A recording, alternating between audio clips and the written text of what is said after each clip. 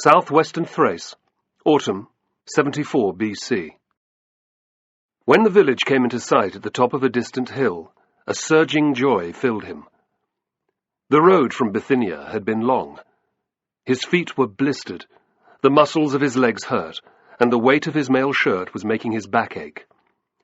The chill wind snapped around his ears, and he cursed himself for not buying a fur cap in the settlement he'd passed through 2 days prior. He had always made do with a felt liner and, when necessary, a bronze helmet, rather than a typical Thracian foxskin alopicus. But in this bitter weather, maybe warm clothing was more important than war gear. Gods, but he was looking forward to sleeping under the comfort of a roof, out of reach of the elements. The journey from the Roman camp, where he'd been released from service, had taken more than 6 weeks, and winter was fast approaching. It should have been less than half that, but his horse had gone lame only 2 days after he'd left. Since then, riding had been out of the question.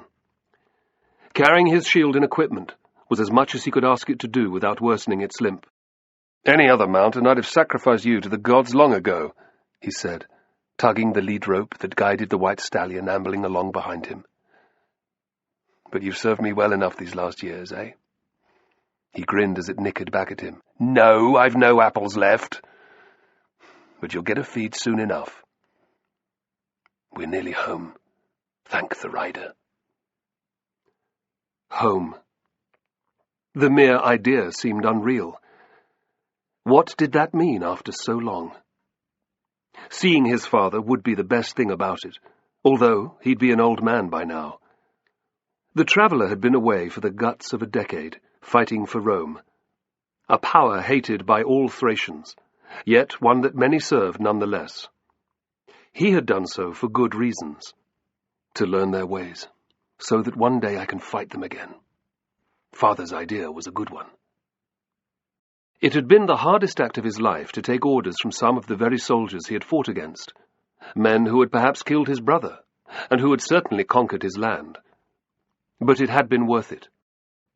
He had learned a wealth of information from those whoresons. How to train men mercilessly, until they fought as one unit.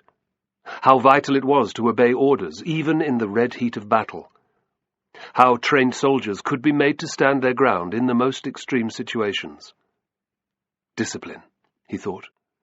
Discipline and organization were two of the most vital keys. It wasn't just the desire to learn their ways that had you leave your village, added his combative side. After its last defeat by the legions, your tribe had been thoroughly cowed. There was no chance of fighting anyone, least of all Rome.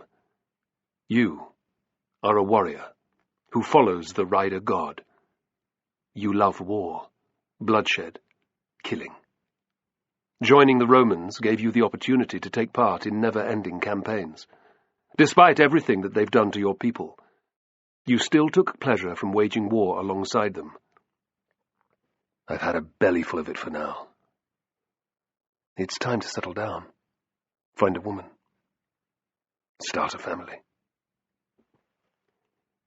He smiled. Once, he would have scorned such ideas. Now, they were appealing. During his service with the legions, he'd seen things that would turn a man's hair grey. He'd become used to them. In the red heat of battle, he had acted in much the same way. But sacking undefended camps and villages, and seeing women raped and children killed, were not things that sat especially well with him. Planning how to take the fight to Rome will do me for a while.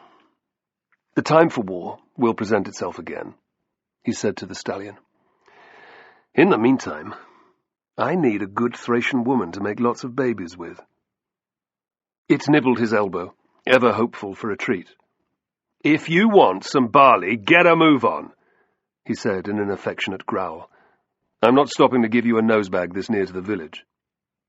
Above him, and to his left, something scraped off rock, and he cursed silently for letting his attention lapse. Just because he'd encountered no one on the rough track that day didn't mean that it was safe. Yet the gods had smiled on him for the whole journey from Bithynia. This was a time when most Thracians avoided the bitter weather in favour of oiling and storing their weapons in preparation for the following campaigning season. For a lone traveller, this was the best time to travel. I've done well not to have run into any bandits thus far. These ones are damn close to my village. Let there not be too many of them. Pretending to stretch his shoulders and roll his neck, he stole a quick glance to either side. 3 men, maybe 4, were watching him from their hiding places on the rocky slopes that bordered the rough track. Unsurprisingly for Thrace, they seemed to be armed with javelins. He eyed the tinned bronze helmet that hung from the pack on the stallion's rump, and decided against making a grab for it. Few peltasts could hit a man in the head. As for his shield, well, he could reach that while their first javelins were still in the air. If he was hit, his mail shirt would probably protect him. Trying to untie his thrusting spear would take too much time. He'd carry the fight to them with his seeker, the curved Thracian blade that hung from his gilded belt. They were acceptable odds, he decided, as long as the brigands weren't expert shots. Great rider, watch over me with a ready sword. I know you're there, he called out. You might as well show yourselves. There was a burst of harsh laughter. About 30 paces away, one of the bandits stood up. Merciless eyes regarded the traveller from a narrow face pitted with scars. His embroidered woolen cloak swung open, revealing a threadbare thigh-length tunic. A greasy foxskin cap perched atop his head. He had scrawny legs, and his tall calfskin boots had seen better days. In his left hand, he carried a typical pelter, or crescent-shaped shield, and behind it, a spare javelin. In his right, another light spear was cocked and ready to throw. No armour, and apart from his javelins, only a dagger in his belt, noted the traveller. Good. His friends will be no better armed. There's a fine stallion you have there, said the thug. A pity that it's lame. It is. If it wasn't, you shitbags wouldn't have seen me for dust. But it is. So you're on foot. And alone, sneered a second voice. The traveller looked up. The speaker was older than the first man, with a lined visage and greying hair. His hemp-woven clothing was equally ragged, but there was a fierce hunger in his brooding gaze. For all his poverty, his round shield was well made, and the javelin in his right fist looked to have seen good use. This was the most dangerous one, the leader. You want the stallion, I suppose, the traveller said. Ha! A third man stood up. He was larger than either of his companions.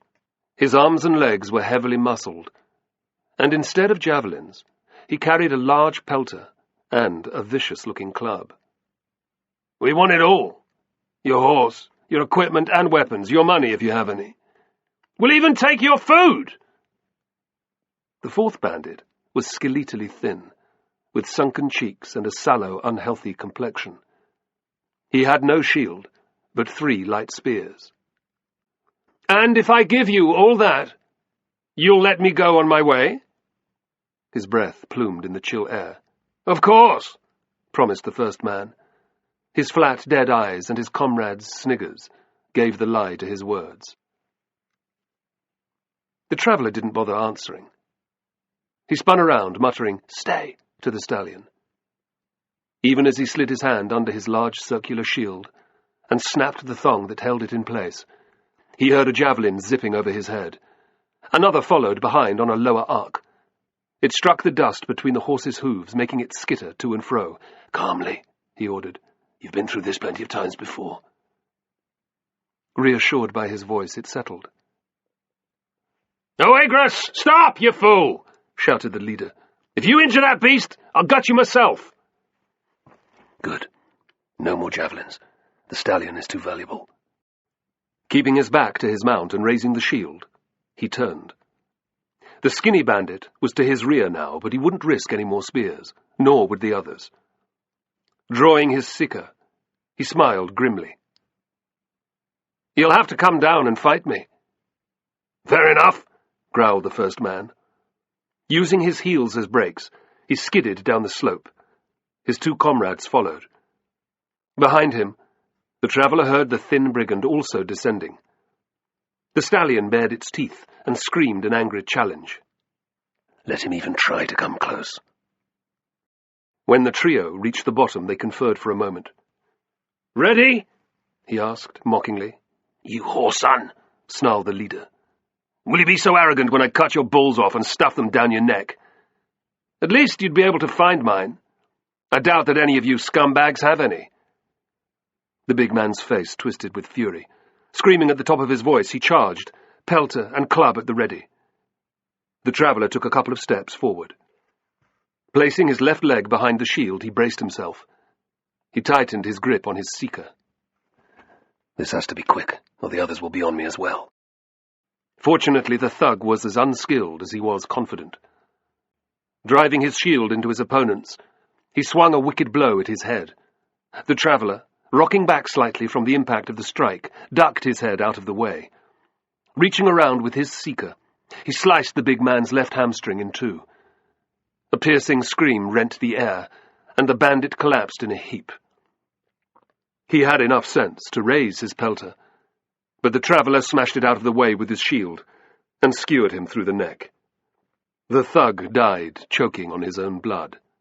He tugged the blade free and kicked the corpse onto its back. "Who's next?" The leader hissed an order at the skinny man before he and the cap-wearing bandit split up. Like crabs, they scuttled out to either side of their victim.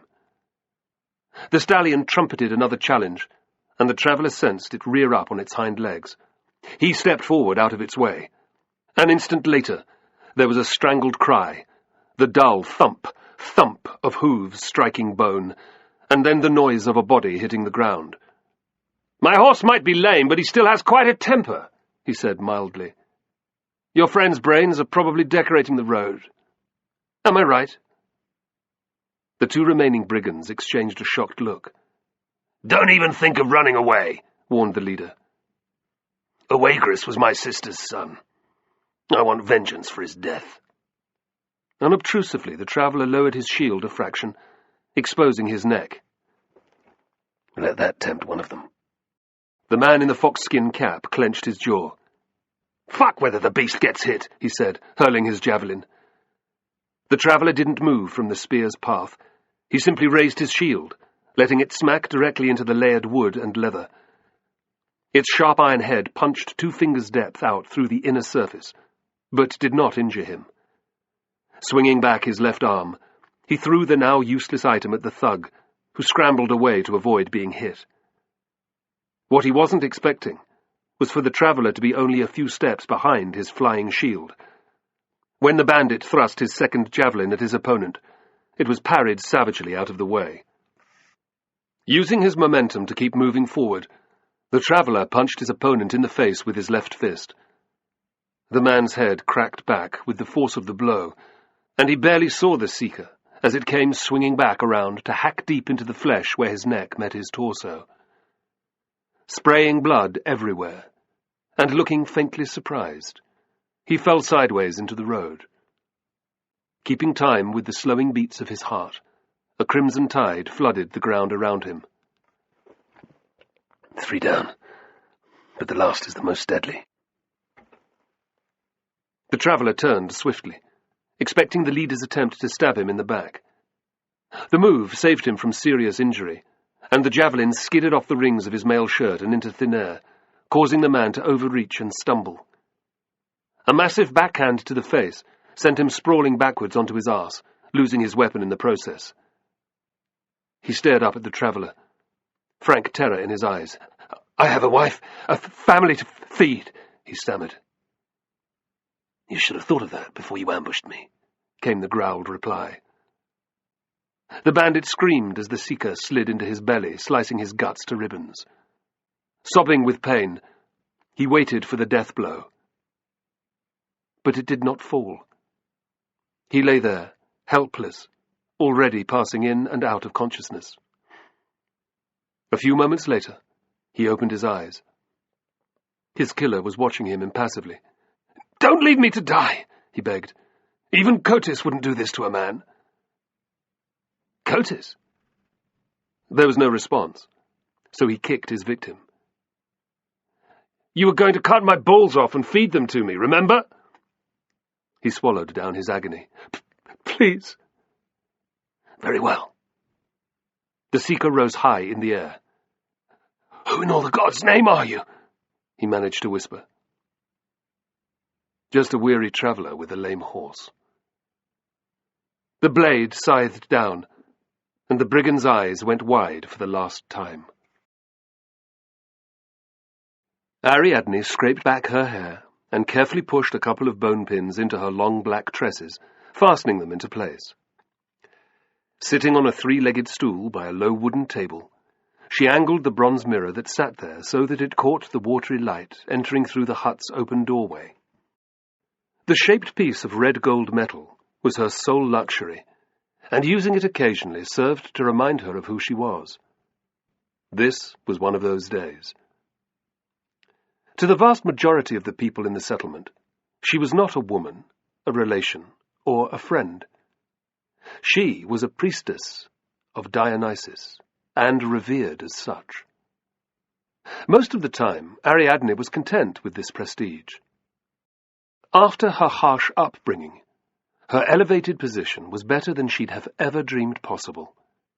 But it didn't mean that she didn't have needs or desires. What's wrong with wanting a man? A husband? Her lips pursed. Currently, the only person showing interest in her was Cotis, the king of the Maidi tribe. Unsurprisingly, his interest had put paid to any other potential suitors. Those who crossed Cotis tended to end up dead, or so the rumour went. Not that there had been any before that, she reflected bitterly. Men with the courage to court a priestess were rare beasts indeed. Ariadne did not want or appreciate Cotis's lecherous advances, but felt powerless to stop them.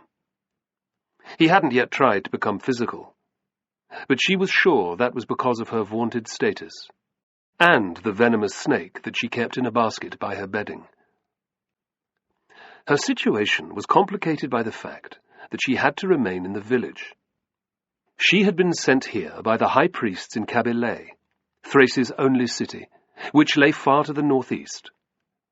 Extraordinary circumstances notwithstanding, hers was an appointment for life.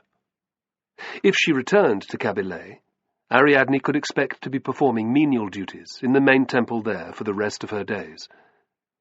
There was no question either of returning to her family. While she loved her mother and prayed for her every day, Ariadne harboured two feelings for her father. Hate was the first, and loathing was the second. Her emotions stemmed from her brutal childhood. Ariadne's existence had consisted of beatings, humiliation, and worse, all at the hands of her father. A warrior of the Odrysai tribe, he had despised her because she, his only child, was not male. During the long years of misery, her sole means of escape had been praying to Dionysus, the god of intoxication and ritual ecstasy. It was only when communing with him that she'd felt some inner peace, a state of affairs that still prevailed. To this day, Ariadne believed that Dionysus had helped her to survive the unending abuse. Other than through marriage, the concept of escaping her father had never entered Ariadne's mind. There had been simply nowhere for her to go. Then, on her 13th birthday, things had changed utterly. In a remarkable intervention, Ariadne's downtrodden mother had persuaded her father to allow her attend the Dionysian temple in Kabyle as a prospective candidate for the priesthood. Once there, her burning determination had impressed the priests and allowed her to remain.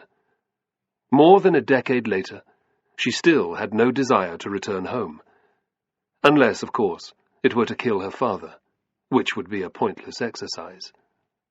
While Ariadne's position as a priestess elevated her above that of ordinary women, a patricide could expect but one fate. No, her best option was to weather out Cotys's attentions. Dionysus, let some doe-eyed beauty catch his eye soon, and establish herself here. It had been a mere 6 months since she'd arrived at this, the main Maidi settlement. Not long at all. Ariadne's chin lifted. There was another option, of course. If Cotys were deposed, a better man could take his place. She'd been here long enough to sense the seething discontent with his rule. Rhesus, the previous king, and Andriscus, his son, weren't especially missed, but Spartacus, the noble who might have replaced them, had been a popular figure. They were careful not to do it within earshot of Cotys's bodyguards, but plenty of warriors spoke nostalgically of Spartacus and his 2 sons, of whom one had been killed in battle against the Romans, and the other had gone to serve the conquerors as a mercenary and never returned. If only someone would step forward and harness the simmering rage against Cotys, thought Ariadne. A short, sharp fight and the bastard would be gone forever. Not for the first time, she cursed the fact that she'd been born a woman. No one would follow me. She studied the familiar reflection in the bronze mirror before her. A heart-shaped face, with a straight nose and high cheekbones, framed by long black ringlets of hair, a determined chin, creamy white skin, most unsuited to the blazing sun that bathed Thrace every summer. A swirling design of dots tattooed on both her forearms, slim but muscular shoulders, small breasts. What does Cotys see in me? She wondered. I'm no beauty. Striking, perhaps, but not pretty. As ever, the same answer entered Ariadne's head. He sees my wild spirit, and, being a king, wants it for his own. It was the same fieriness that had often got her in trouble during her training, and which had also helped her to become a priestess sooner than might have been expected. Ariadne valued her tempestuous nature greatly. Because of it, she could enter the Maenad trances easily, and reach the zone where one might encounter Dionysus and know his wishes. My spirit belongs to no man, Ariadne thought fiercely, only to the god. Standing, she moved to her simple bed, a blanket covering a thick layer of straw in one corner of the hut. It was the same as that used by everyone in the settlement. Thracians were known for their austerity, and she was no different. Ariadne donned her dark red woolen cloak. In addition to marking her position in life, it served as her cover at night. Picking up the wicker basket that lay at the bed's foot, she put it to her ear. Not a sound. She wasn't surprised. The snake within did not like the chilly autumn weather, and it was as much as she could do to rouse it occasionally from its torpor and wrap it around her neck before performing a rite at the temple. Thankfully, this simple tactic was enough to inspire awe in the villagers' minds. To Ariadne, however, the serpent was but a tool in maintaining her air of mystery. She respected the creature, indeed feared it a little, but she'd been exhaustively trained to handle it and its kind in Kabyle. With the basket under one arm, she headed outside. Like most of the others in the settlement, her one-roomed rectangular hut had been constructed using a lattice of woven branches over which a thick layer of mud had been laid. Its saddle roof was covered with a mixture of straw and mud, with a gap at one end to let out smoke from the fire. To the hut's rear stood part of the rampart that ran around Cotys's living quarters. It was a defence within the circular settlement's outer wall, reinforcing the king's elevated position and serving against treachery from within. Other huts lay to either side, each surrounded by a palisade that kept in their owners' livestock. The dwellings followed the winding paths that divided the sprawling village. Like the regular dung heaps and mounds of refuse, they had evolved over centuries of inhabitation. Ariadne was eternally grateful that her hut was a reasonable distance from any of these necessary but stinking piles. She followed the lane towards the centre of the settlement, acknowledging the respectful greetings of those she met with a grave smile or a nod Women with babes at the breast and the old asked for her blessing or advice, while all but the boldest of the warriors tended to avoid her gaze. Children tended to fall into two camps, those who were terrified of her, and those who asked to see her snake. There were far more of the former than the latter. There was little to leaven the loneliness of Ariadne's existence. She forced a melancholy away. The god would send her a man, if he saw fit, and if he didn't, she would continue to serve him faithfully, as she had promised during her initiation. The crowd in front of her parted, revealing a group of richly dressed warriors. Ariadne's heart sank. It wasn't just the men's swagger that told her who they were. Their red long-sleeved tunics with vertical white stripes, elaborate bronze helmets, and silver-inlaid greaves shouted stature and importance. So too did their well-made javelins, kopis swords, and long curved daggers. Ariadne mouthed a silent curse.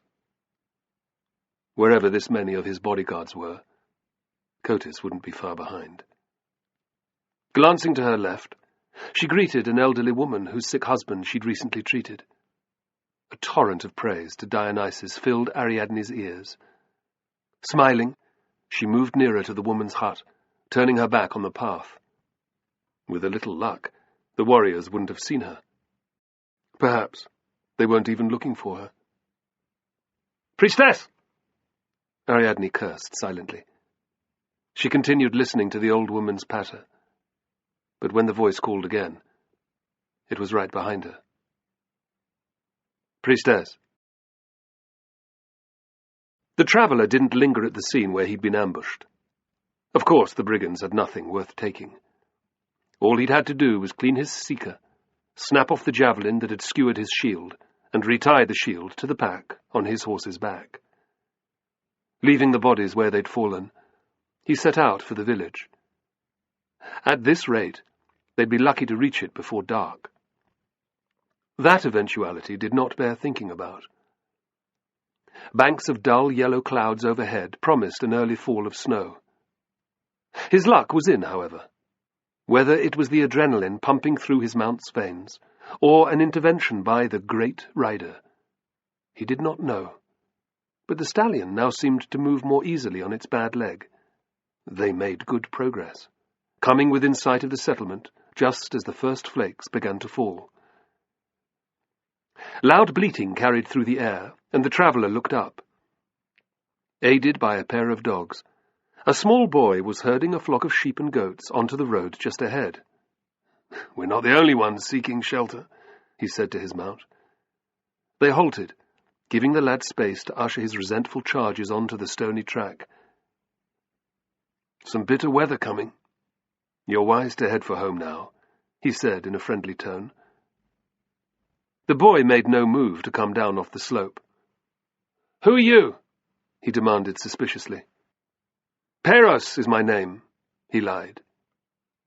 Even this close to his home, he did not yet feel like revealing his true identity. "I've never heard of you," came the dismissive reply. "You were probably still crawling around on a bearskin rug at your mother's feet when I left the village." Some of the wariness left the boy's eyes. "Maybe." He began urging the last of the sheep and goats onto the road with sharp cries and waves of his arms. The dogs darted to and fro, ensuring that there were no stragglers. The traveller watched. And when the entire flock was safely down, he began to walk alongside the young shepherd. "I wonder what I can find out." "How's Rhesus?" he asked. "Rhesus the old king?" "Yes." "He's been gone these 4 years. A plague took him." "His son, Andriscus, should be king then." The boy threw him a scornful look. "You really have been away." "Andriscus is dead too." He glanced around warily before whispering. "Murdered, like Spartacus." He saw the flash of horror in the traveller's eyes. "I know it was terrible. My father says that the great rider will punish Cotis eventually, but for now we have to live with him. Cotis killed Spartacus." Yes, replied the lad, spitting. And now he's the king. A nod. I see. A silence fell, which the boy did not dare break. He wouldn't admit it, but the grim traveller scared him. A moment later the man halted. You go on. He gestured at his stallion. I mustn't make him walk too long on his bad leg. I'll see you in the village. With a relieved nod, the boy began chivying the flock along the road again. The traveller waited until he was some distance away before closing his eyes. Guilt nipped at his conscience. If only I had been here, things might have been different. He didn't let the feeling linger, or they might not. I, too, might have been slain. Father's decision to send me away was a good one. Somehow he knew that Spartacus also would not have changed what had transpired. It was impossible to deny his sadness at the news of his father's murder, however. He thought of Spartacus, as he'd last seen him. Strong, straight-backed, healthy. Rest well. All he'd wanted was to come home, for his service with his most hated enemies to end. To hear that his father was dead was bad enough. But if it was true that he had been murdered, there would be no warm homecoming, no rest. Yet to think of turning away from the settlement and retracing his steps was not an option. Vengeance had to be obtained. His honour demanded it. Besides, where would he go? Back into service with the legions? Absolutely not. It was time to return, no matter what reception awaited him. I do not question your will, great rider. Instead, I ask you to protect me as you have always done, and to help me punish my father's killer. The fact that this meant slaying a king did not weaken his resolve. Come on, he said to the stallion. Let's find you a stable and some food. Ariadne turned slowly. Polis. What a surprise. She made no attempt to keep the ice from her voice. Polis might be Cotys's champion, but he was also an arrogant bully who abused his position of authority. The king wishes to talk with you, drawled Polis. Despite the veneer of courtesy, this was an order. How dare he? Ariadne forced her face to remain calm. But we spoke only yesterday. Polis's thin lips twisted in a travesty of a smile. Everything about him, from his striking good looks to his long black hair and oiled muscles, smacked of self-importance. Nonetheless, he desires the pleasure of your company once more. Ariadne did not miss the short but deliberate delay in his delivery. Judging by the other warriors' chuckles, neither had they. Filthy bastard, she thought. Just like your master. When? Why, now, he replied in a surprised tone. Where is the king? Polis waved languidly over his shoulder. In the central meeting area. Where all the people can see him. I'll be there in a moment. Cotys sent us to accompany you to his side at once, said Polis, frowning. He may well have done, but I am busy. Ariadne indicated the fawning old woman. Can't you see? Polis's face flushed with annoyance. Are the king's wishes more important than the work of the god Dionysus? Asked Ariadne, lifting the basket's lid. No, of course not, Polis answered, retreating. Good. Ariadne turned her back on him. Angry muttering broke out behind her. I don't know what you should say to the king. Tell him that we can't find her. Tell him that she's in a trance. Make up something, snapped Polis. Ariadne heard feet scurrying off and allowed herself a small smile. Soon, however, her conversation with the old woman petered out. It wasn't surprising. Having the king's champion a few steps away, no doubt staring daggers at both of them, would intimidate anyone. Murmuring a blessing on the crone, Ariadne glanced at Polis. "I'm ready." With poor grace, he beckoned her into the midst of his warriors. They closed ranks smartly, and Polis led the way forward, bawling at anyone foolish enough to get in his way. It didn't take long to reach the large open area which formed the settlement's centre. The space was roughly circular in shape and fringed by dozens of huts. Crowds of women gossiped as they carried their washing back from the river. A ragtag assortment of children played or fought with each other in the dirt, while skinny mongrels leapt excitedly around them, filling the air with shrill barks. Smoke trickled from the roof of a smithy off to one side. The clang of a hammer on an anvil could be heard from within. Several men waited outside, damaged weapons in hand. There were wooden stalls selling metalwork, hides, and essential supplies such as grain, pottery, and salt. A miserable inn, and 3 temples, one each to Dionysus, the rider god, and the mother goddess. That was it. Like their fellow Thracians, the Maidi were not a race that depended on trade for a living. Their territory was poor in natural resources. Farming provided little more than a subsistence living, so they had evolved into fighters, whose sole purpose of existence was to make war, either in their own land or abroad. The people visible proved this point. They were mostly powerfully built warriors. The majority were red or brown-haired, with dark complexions. Varying in age from stripling to greybeard, all had the same confident manner. Clad in pleated, short-sleeved tunics that ranged in colour from red and green to brown or cream, they wore sandals or leather shoes with upturned toes. Many wore the ubiquitous alopicus, the pointed foxskin cap with long flaps to cover the ears. Richer individuals sported bronze or gold torques around their necks. A sword or a dagger, often both, hung from every man's belt or baldric. They stood around in groups, bragging of their exploits and planning hunting trips. Polis and his men attracted the attention of everyone in the vicinity.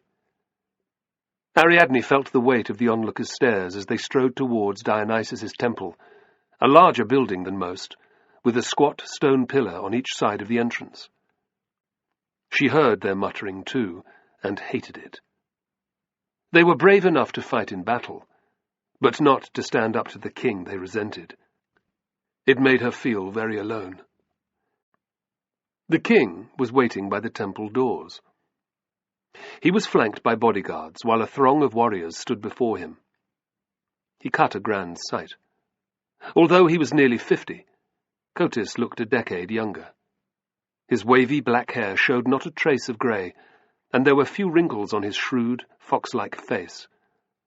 Over his purple, knee-length tunic, Cotis wore a composite iron corselet with gold fittings, and twin pectorals of the same precious metal. Layered linen terriges protected his groin, and greaves inlaid with silver covered his lower legs.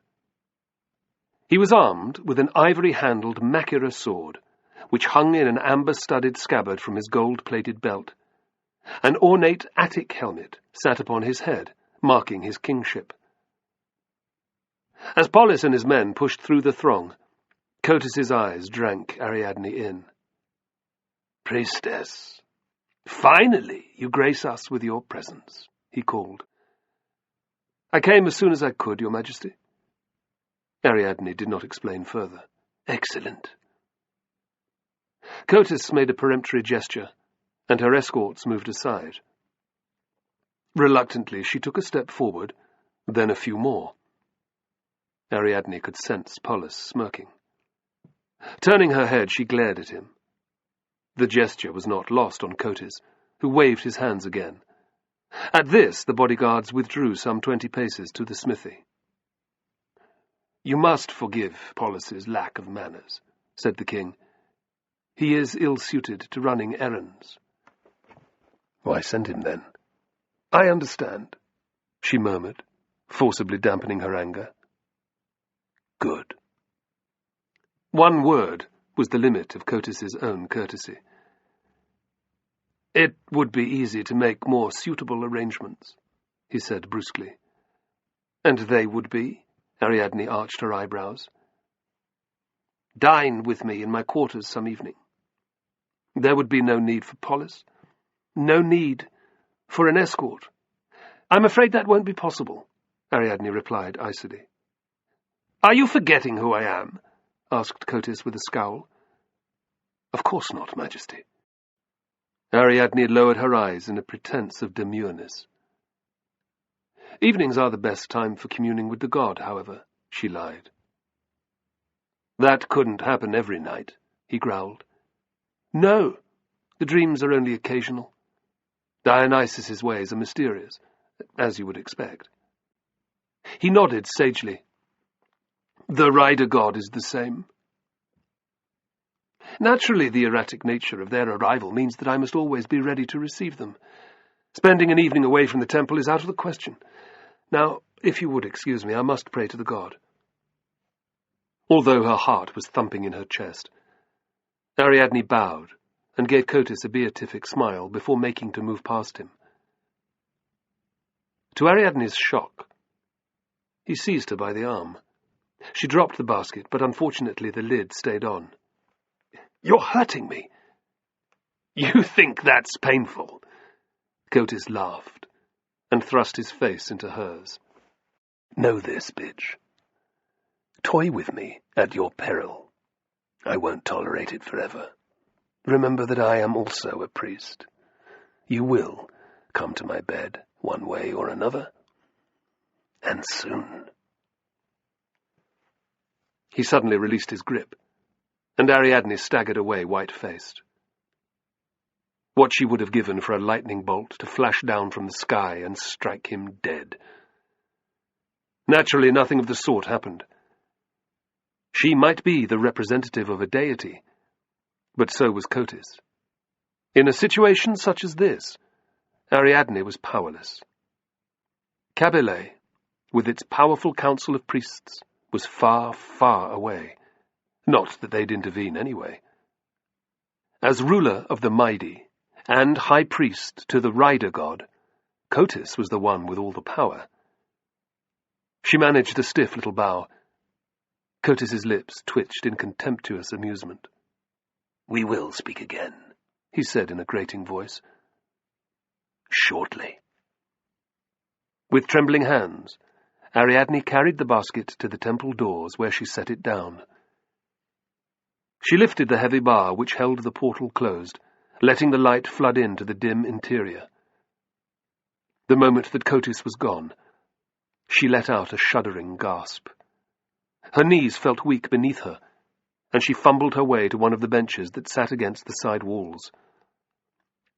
Closing her eyes, Ariadne inhaled deeply and held it as she counted her heartbeat. At the count of 4, she let the air out gradually. Dionysus, help me, she begged. Please. She continued to take slow breaths. A vague sense of calm crept over her at last, and some of the tension left her shoulders. A lingering fear remained in Ariadne's belly, however.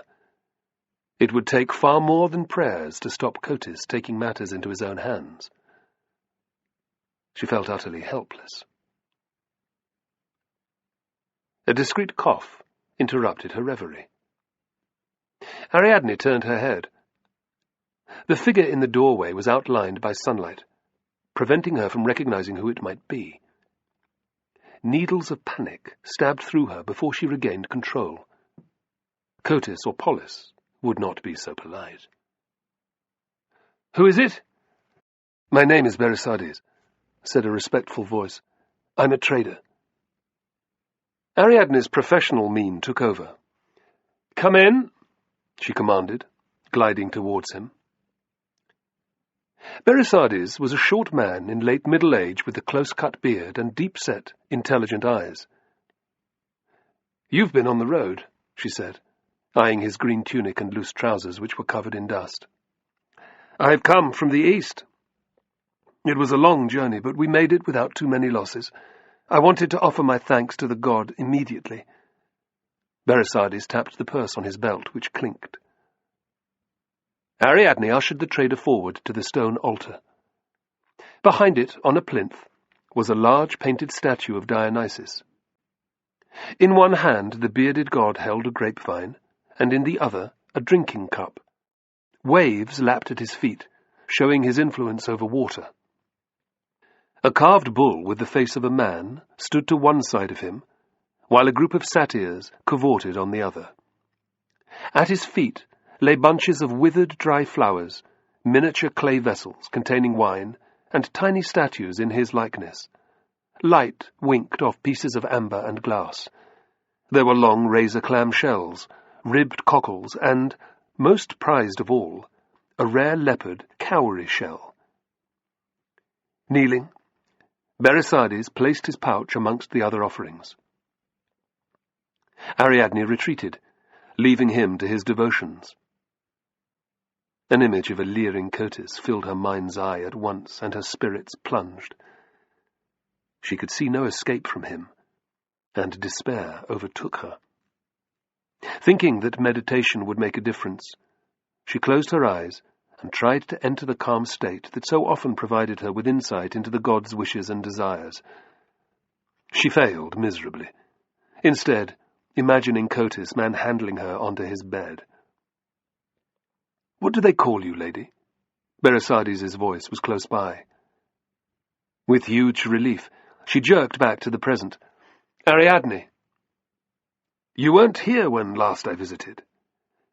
"No, I arrived here 6 months ago." He nodded.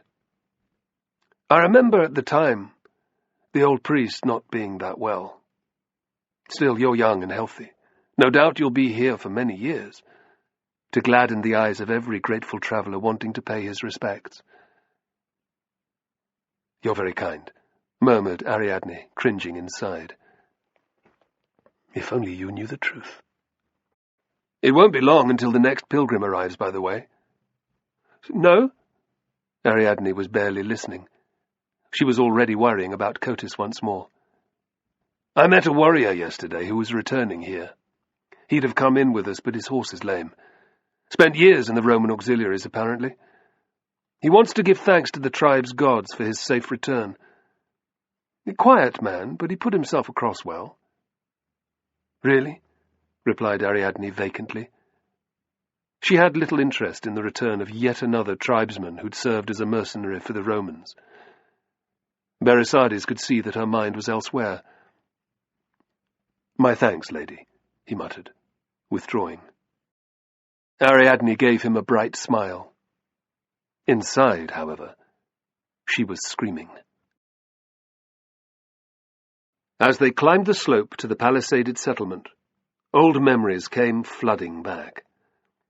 Hot summer days, swimming with other boys in the fast-flowing river that ran past one side of the village, herding the sturdy horses that served as mounts for the wealthier warriors, hunting for deer, boar, and wolves as a youth among the peaks that towered overhead, being blooded as a warrior after killing his first man at 16, kneeling in the sacred grove at the top of a nearby mountain, praying to the rider god for guidance.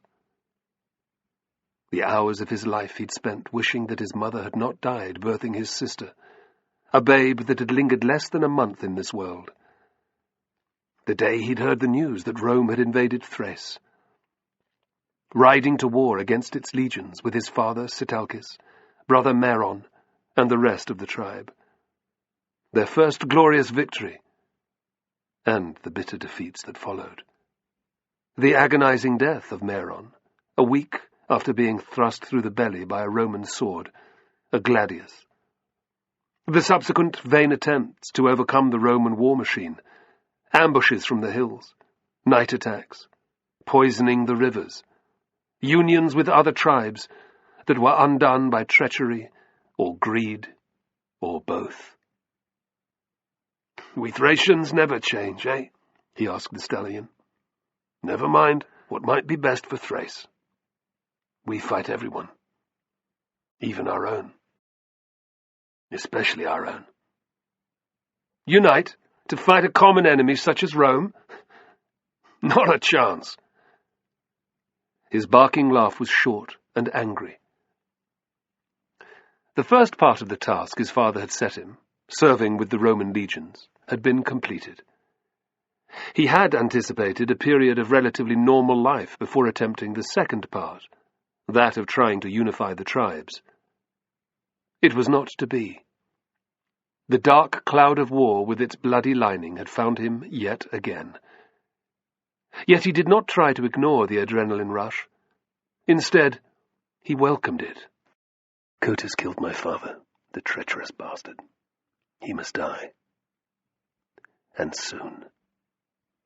Used to both his soliloquies and his silences, the horse plodded on behind him. 2 sentries, armed with shields and javelins, stood by the walled settlement's large gates. They peered at him through jaundiced eyes, muttering to each other as he approached. Few travellers arrived at this late hour, in such bad weather. Even fewer possessed a mail shirt or tinned helmet. Although the newcomer's stallion was lame, it was of fine quality. It was also white, the colour prized by kings. "Halt!" He came to a stop, raising his left hand in a peaceful gesture. "Just let me in without too many questions." "It's an evil evening," he said mildly. "After paying respects to the rider god, it's one to spend by the fire with a cup of wine." "You speak our tongue?" asked the older guard in surprise. "Well, of course," he laughed. "I'm a Maidi, like you." "Is that so? I wouldn't recognize you from a dog turd," snarled the second sentry. "Me neither," his comrade added in a slightly more civil tone. "Maybe so, but I was born and raised in this village." He frowned at their scowls. "Is this the best welcome I can expect after nearly a decade away?" He was about to say that his name was Peros, but the first guard spoke first. "Who are you?" He peered at the newcomer's arms, noticing for the first time the spatters of blood, and then back at his face. "Wait a moment. I know you." "Spartacus?" "Shit." "That's right," he replied curtly, caressing the hilt of his sword. An incredulous grin split the older man's face. "By all the gods, why didn't you say? I'm Lycurgus. Sitalkes and I rode together." He threw a warning look at the other guard. "I remember you," said Spartacus with an amiable nod. The stare he gave the second sentry was far less friendly. Mortified, the warrior took a sudden interest in the dirt between his feet. "Things have changed since you left home," said Lycurgus unhappily. "Your father, I know." Spartacus cut in harshly. "He's dead." "Yes." He couldn't help himself. "Died in suspicious circumstances, I hear." Lycurgus glanced at his companion. "Neither of us had anything to do with it." "Polis is the one you want to talk to." "Polis? The king's chief bodyguard." The distaste in Lycurgus's voice was clear. "What about Gitas, Suthis, and Medokos? Are they still alive?" he asked casually. "Oh, yes. They've fallen from favour, but they keep their noses clean, so Cotus leaves them be." Aware of the dangerous undercurrent to their conversation, Lycurgus licked his lips. "Are you—" Spartacus acted as if he hadn't heard. "I'm tired. I've been on the road for weeks. All I want is some hot food in my belly and a drink with my old friends. The king can wait until tomorrow. He doesn't need to know that I've returned until then." "By which time, God's willing, it will be too late. Now that these two know my identity, I've got to act at once. Gitas and the others will help." "That's not too much to ask, is it?" "Oh, of course not," stammered Lycurgus. He glared at his companion. "We won't say a word to anyone." "Not a soul," warned Spartacus. Hearing the sudden chill in his voice, the two guards nodded fearfully. "Good."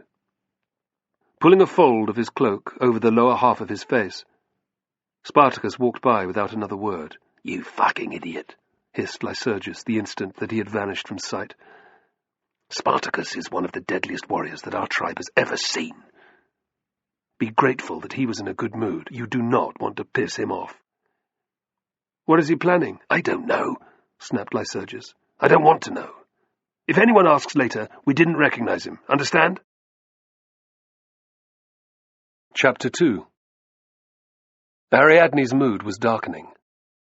The usual ritual of burning incense and meditation had brought her nothing but a sequence of fractured, distressing images. Most of them featured Cotys, naked on a bed.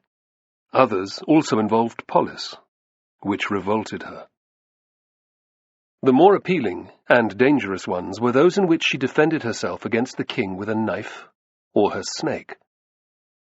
What use is there in killing him? She wondered hopelessly. I'd have to flee the settlement to avoid being killed by his bodyguards. Where would I go then? Cabile? Ariadne could think of nowhere else, but she dismissed the notion out of hand. The priests in the city would not shelter a regicide. She was trapped, alone, with no one to help her. Cloaked by misery, she shut up the temple and headed for her hut. The sky was full of clouds threatening snow, and she wanted to gain the safety of her door before it started falling heavily. The settlement wasn't dangerous for most, but Cotys could easily have set some of his warriors to lie in wait for her. As she hurried towards the alleyway that led home, Ariadne saw a man entering by the main gate. She'd never seen him before, but his slow, self-assured carriage attracted her attention.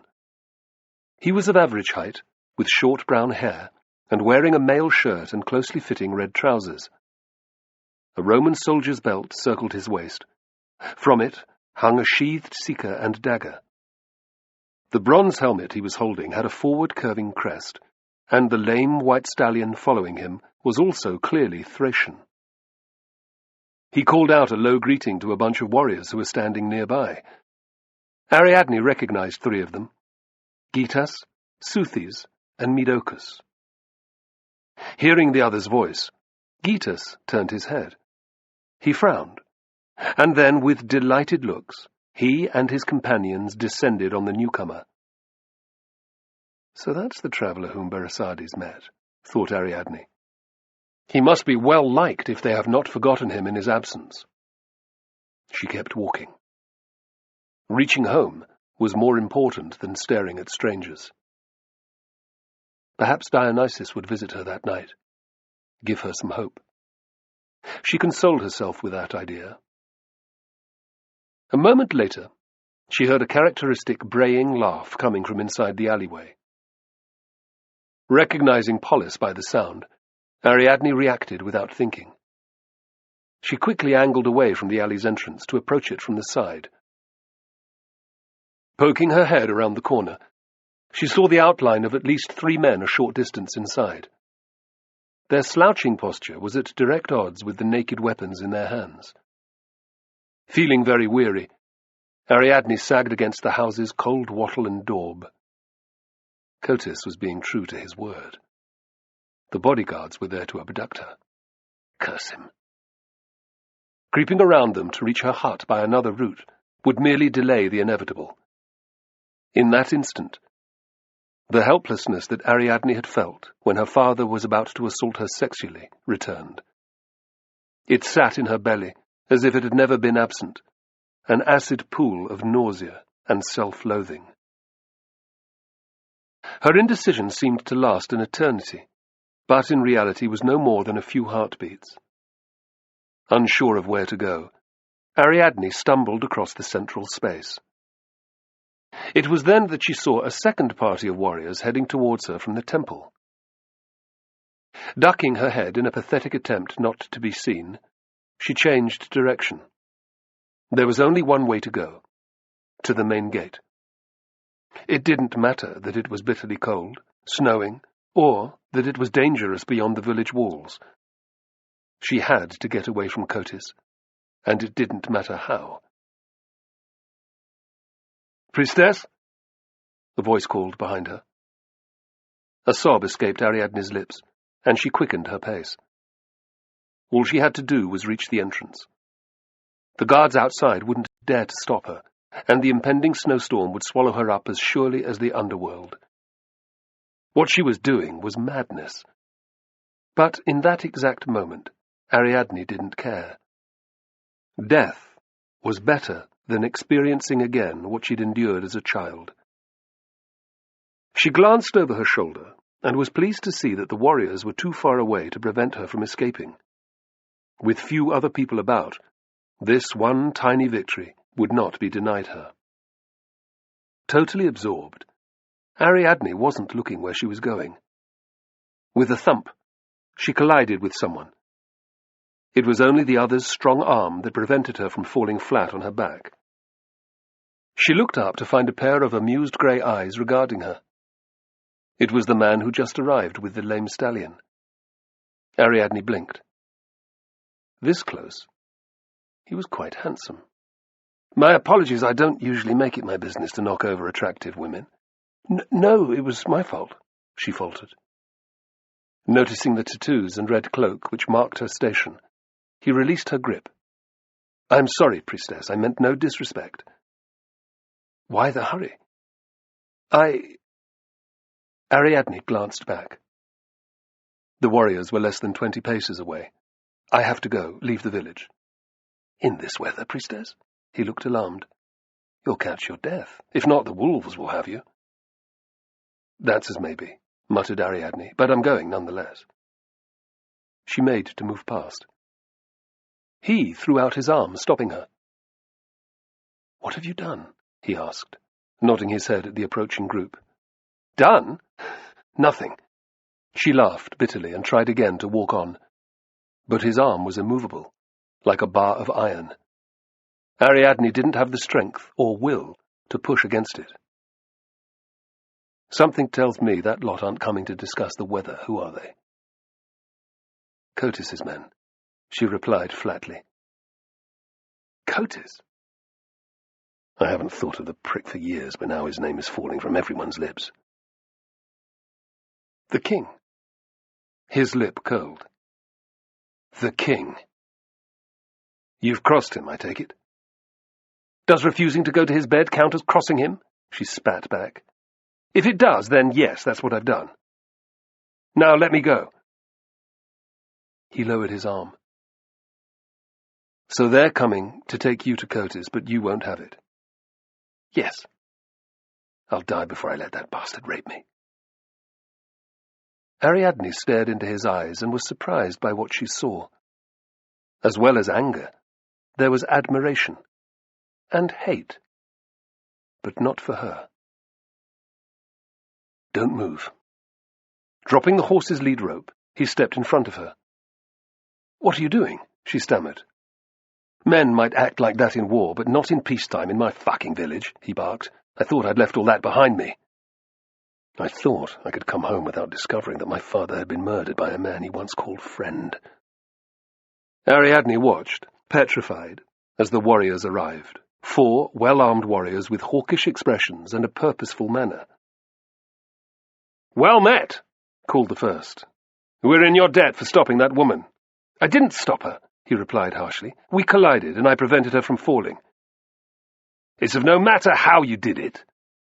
Revealing rows of rotten teeth, the warrior's leer was more snarl than smile. "She'd have escaped but for you. We're grateful. Now, step aside." "Why? What's she done?" "None of your damn business," growled the warrior. "She's a priestess, hardly a common criminal. Not the type of person to manhandle either, unless you want to anger a god. Don't you agree?"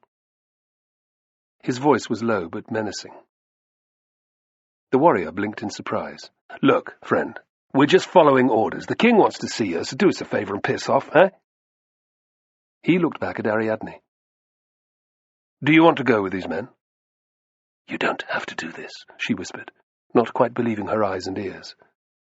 He didn't acknowledge what she'd said. Yes or no? Ariadne looked at the quartet of bodyguards and shuddered. "Well?" "No," she heard herself say. Instantly, guilt tore at her. "Why have you involved him, too?" He shrugged, carelessly. "You heard. She's not going." "What's your name, fool?" hissed the lead warrior, raising his spear. "I like to know the name of a man before I kill him." He ignored the demand. Drawing his sword, he pointed it straight at the man's face. "Ready to die, because that's what is going to happen next." Even in the poor light, it was possible to see the warrior turn pale. He glanced at his companions, who also looked far from happy. "Shall we get this over with?" he snarled, taking a step towards them. Ariadne couldn't believe her eyes. The bodyguard's confidence shrank like a bladder pricked with a knife. "We've got no quarrel with you," he mumbled.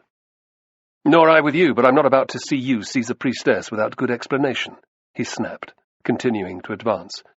"It was my understanding that we held such people in great veneration, that we didn't treat them like runaway slaves." Lifting his spear point into the air, the warrior backed away. His companions did the same. "This isn't going to end here," muttered the first man. "I'd be disappointed if it was." He watched as they vanished into the gloom. "I wish you hadn't done that.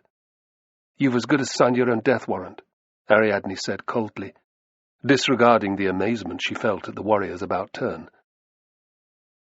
"A simple thank you would suffice," he replied in a mild voice. "I don't want another's death on my conscience," she said, colouring. "My fate is mine to decide, not yours," he growled. "What kind of a man would I be if I just let a group of thugs carry off a priestess?" It was a rash move all the same. Oh, thank the rider that none of them recognized me. "A wise one," she snapped. "Got quite the temper, haven't you? Well, seeing as you don't want my help, I'll leave you to it. The gate's still open." He picked up the lead rope and clicked his tongue at his horse. "Come on! Let's get you stabling and some food. And better company if we can find it." "Wait," said Ariadne, hating her fear which had resurged at the prospect of him leaving. He raised an eyebrow which made him even more attractive. "It was noble of you to intervene. Thank you." "You're welcome." Was there anything else? He made to move off again. "The king's men won't leave it at that, you know. They act as they please." "I can tell. But they'll have to find me first. The settlement is a big place to search for one man."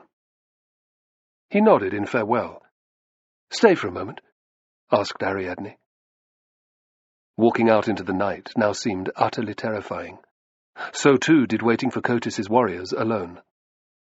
"I was going to until you decided to be rude." "I'm sorry," she replied, her voice catching. "I didn't want to see you hurt, that's all." "Your concern is endearing," he said in a gentler tone. "But let me worry about things like that." "Very well." Ariadne felt embarrassed, but she continued regardless. "Please, accompany me home. I have a small shed where you could stable your horse." "Is it far?" He gestured at the stallion. "As you've probably seen, he's lame. It's no more than a couple of 100 paces." "Follow me." With her heart thumping in her chest, Ariadne led the way. By now it was completely dark, and the alleys had emptied of people. Only the occasional dog skittered by, giving them a wide berth. She caught him checking every shadow, and was relieved when he eventually relaxed a little. Ariadne was also pleased to see no lurking shapes near her house. Polis and his men were still in the alleyway, or, more likely, had returned with their cheated comrades to the king. Filling a bucket of water from the nearby well, she left him settling the horse in the lean-to. She hurried inside, noticing as she lit an oil lamp that her hands were shaking. Trying to regain her composure, she sat down on the three-legged stool. Had her situation improved in any way? In reality, she had just exchanged one set of dangers for another. He might be a fearsome warrior, but he couldn't fight all of Cotis's men and expect to win. Despite her pessimism, Ariadne could not deny the spark of pleasure that glowed in her heart. He had been under no obligation to step in.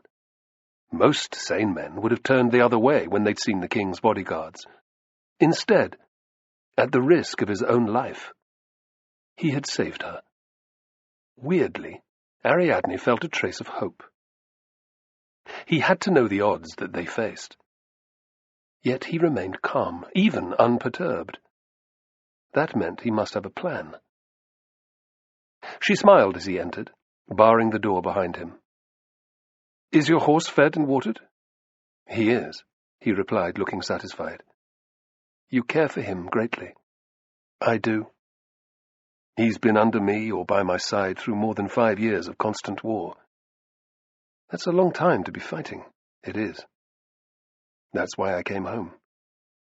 To hang up my sword and settle down for a while. Instead, I've done the complete opposite." His lips twisted wryly. "To be honest, I'm not that surprised. The rider has a habit of doing this to me, and he knows best." "Nonetheless, I'm sorry," said Ariadne, feeling even worse. "We've covered this ground already," he said in a reproving voice. "It was my decision to intervene."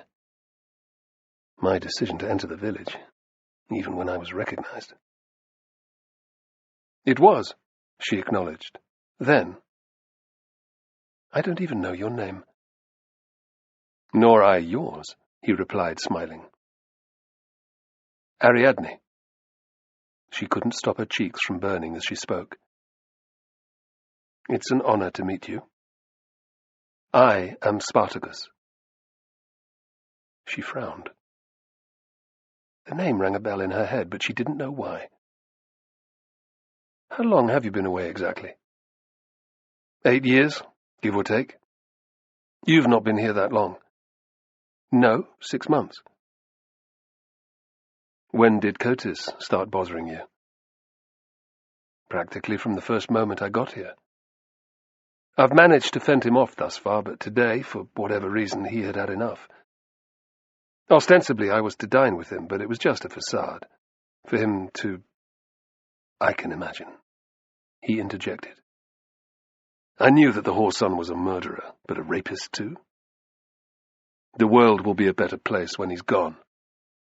And if the rider wills it, my blade will end his stinking life." "So the rumors are true, then?"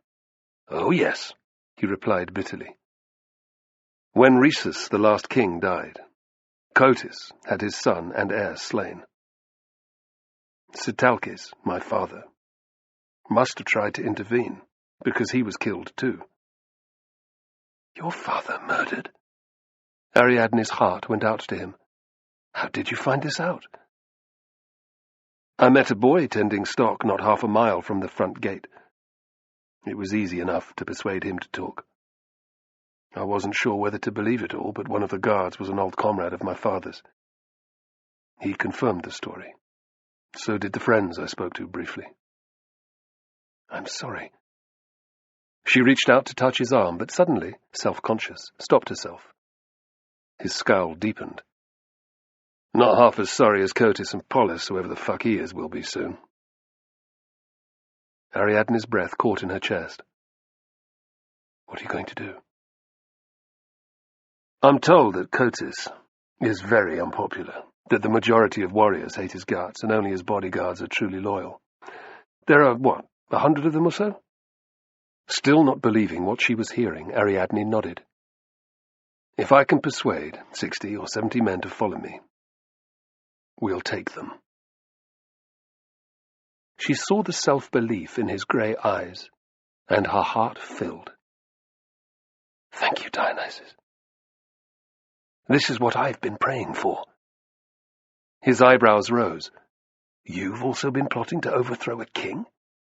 "What of it?" she retorted. "He's nothing but a tyrant." "Feisty, aren't you?" He gave her an approving look, and her stomach fluttered. "So, you will help?" "In whatever way I can.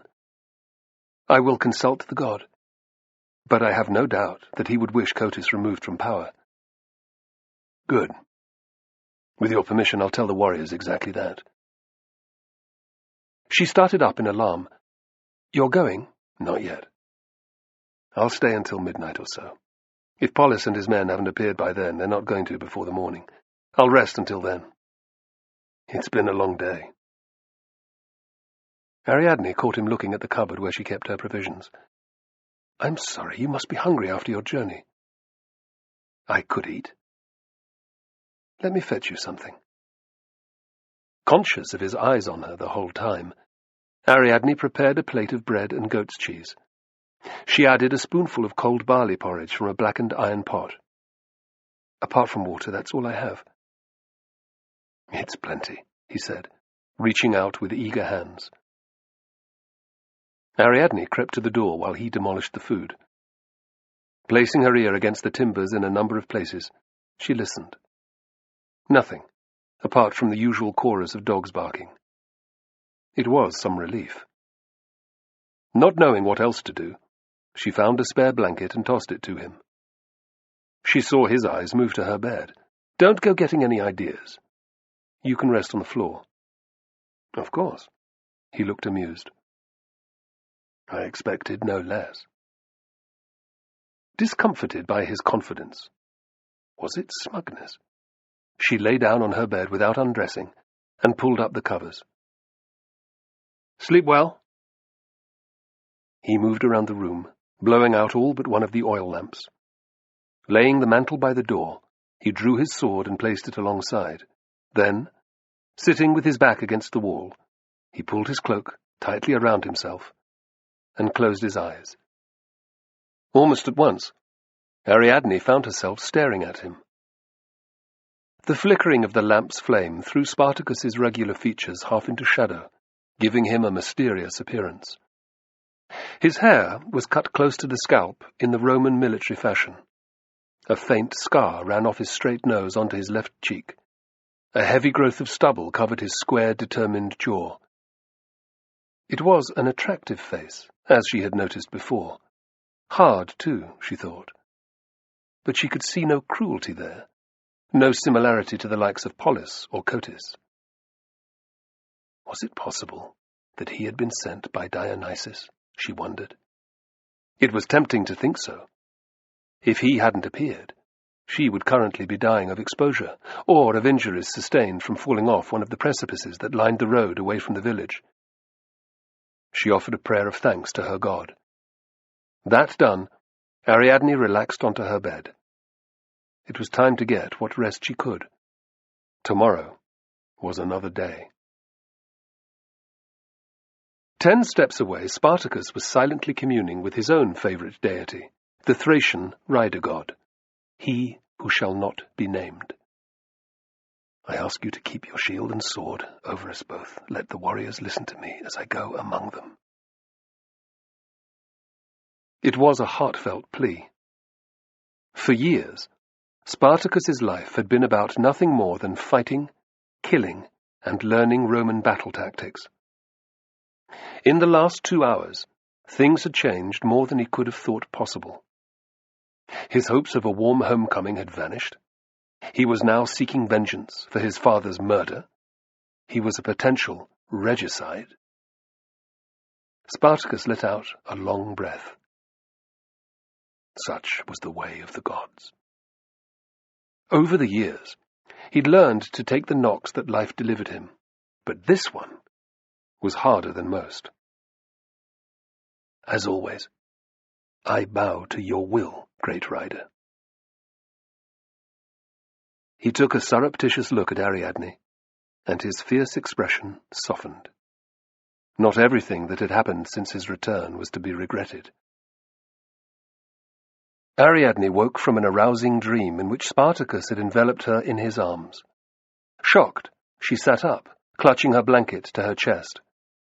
He was by the door, sheathing his sword. "Good sleep?" I think so," she muttered, hating her crimson cheeks and racing pulse. "You're beautiful." Startled, she glanced at him. "What did you say?" "You heard. The best-looking woman I've ever seen in this village, if I may say so." "You made a habit of comparing them, then?" she asked, using sarcasm to cover her embarrassment. "Of course," he said, grinning. "Every man does." Disarmed by his honesty and more pleased than she'd ever let on, Ariadne pointed at the door. "Did you hear something?" "No, nothing." "It's time for me to go." Reality came crashing back, and her stomach clenched into a painful knot. "I see. How will I know what has happened?" "You'll hear the fighting. It will soon be obvious who won." Terror constricted Ariadne's throat.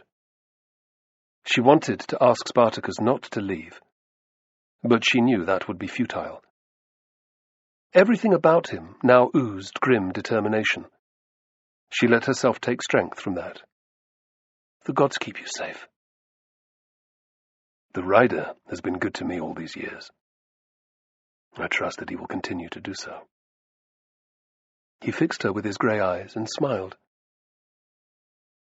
"Afterwards, I would like to get to know you better." For a moment, Ariadne's tongue wouldn't move. "I would like that too," she managed. "If things go against me—" "Don't say that," she whispered. Images of Cotis filled her head.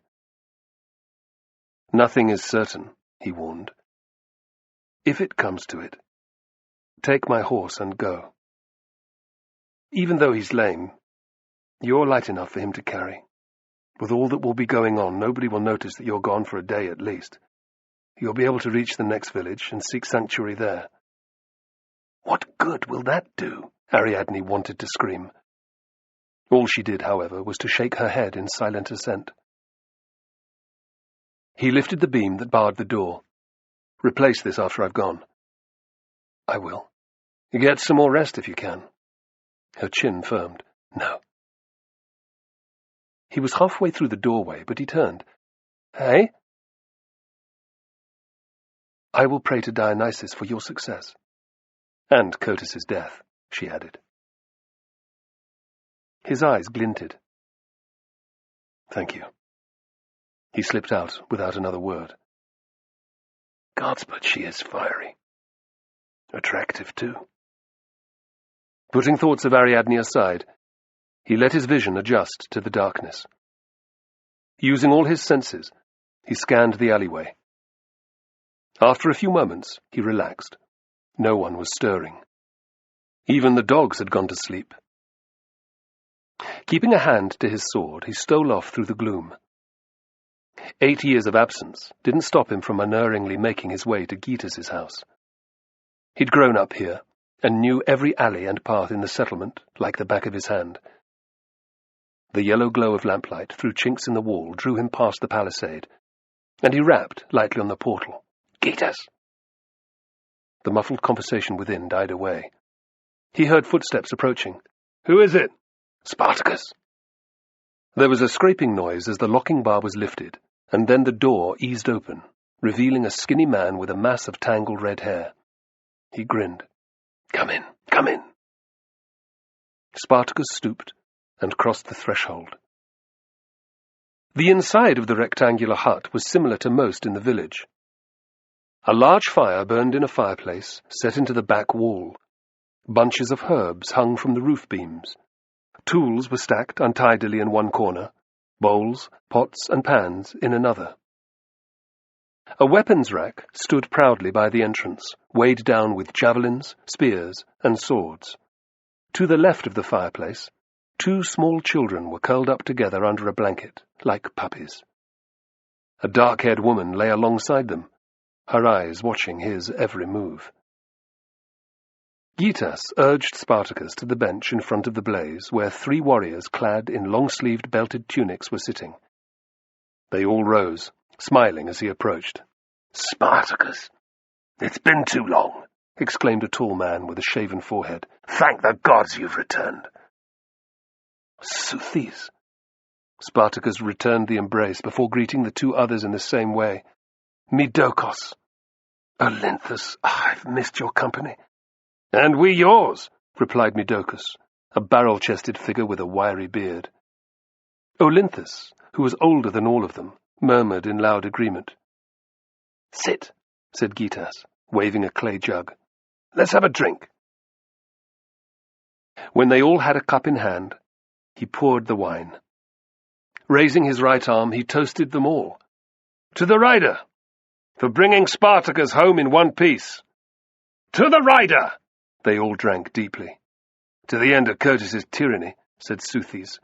"May he be rotting in hell very soon." "Polis, too," added Gitas. "And plenty of the other scumbags who follow at their heels," snarled Midokos. They threw back the wine. Gitas poured everyone refills. "Let's be clear," warned Spartacus. "What we're talking about places all of our lives in great danger." His eyes flashed to the woman and the children. "You understand me?" "We know the dangers, Spartacus," said Gitas fiercely, "and we still want to be part of it." "Good. I need to talk to every warrior that you three regard as trustworthy." "How many do you think that is?" He scanned their faces intently. Everything hinged on the rough poll he'd asked them to conduct earlier. "Let there be enough, great rider, or we are all dead men." "I had 19 men say yes," said Gitas. 16, added Seuthes. 12. Midokos looked annoyed. "One of them delayed me for at least an hour. He insisted on drinking in your honor." Spartacus smiled. "You did well." He glanced at Olynthus, who had always been slightly aloof. It was probably because of the hunting injury that had left him with a permanent limp in his right leg. Aware that Olynthus's peer group often poked fun at him, Spartacus had always made him welcome, including him in all their boyhood exploits. Nonetheless, he knew Olynthus less well than the others. 20. Delighted, Spartacus punched him lightly on the arm. 67 warriors. Including us, I make it 72. That's good enough odds for me. He clenched his fists, which were hidden in his lap. "How about the rest of you? When do you think we should do it?" asked Gitas by way of answer. Spartacus grinned. "Always the hasty one, Gitas." He eyed the others.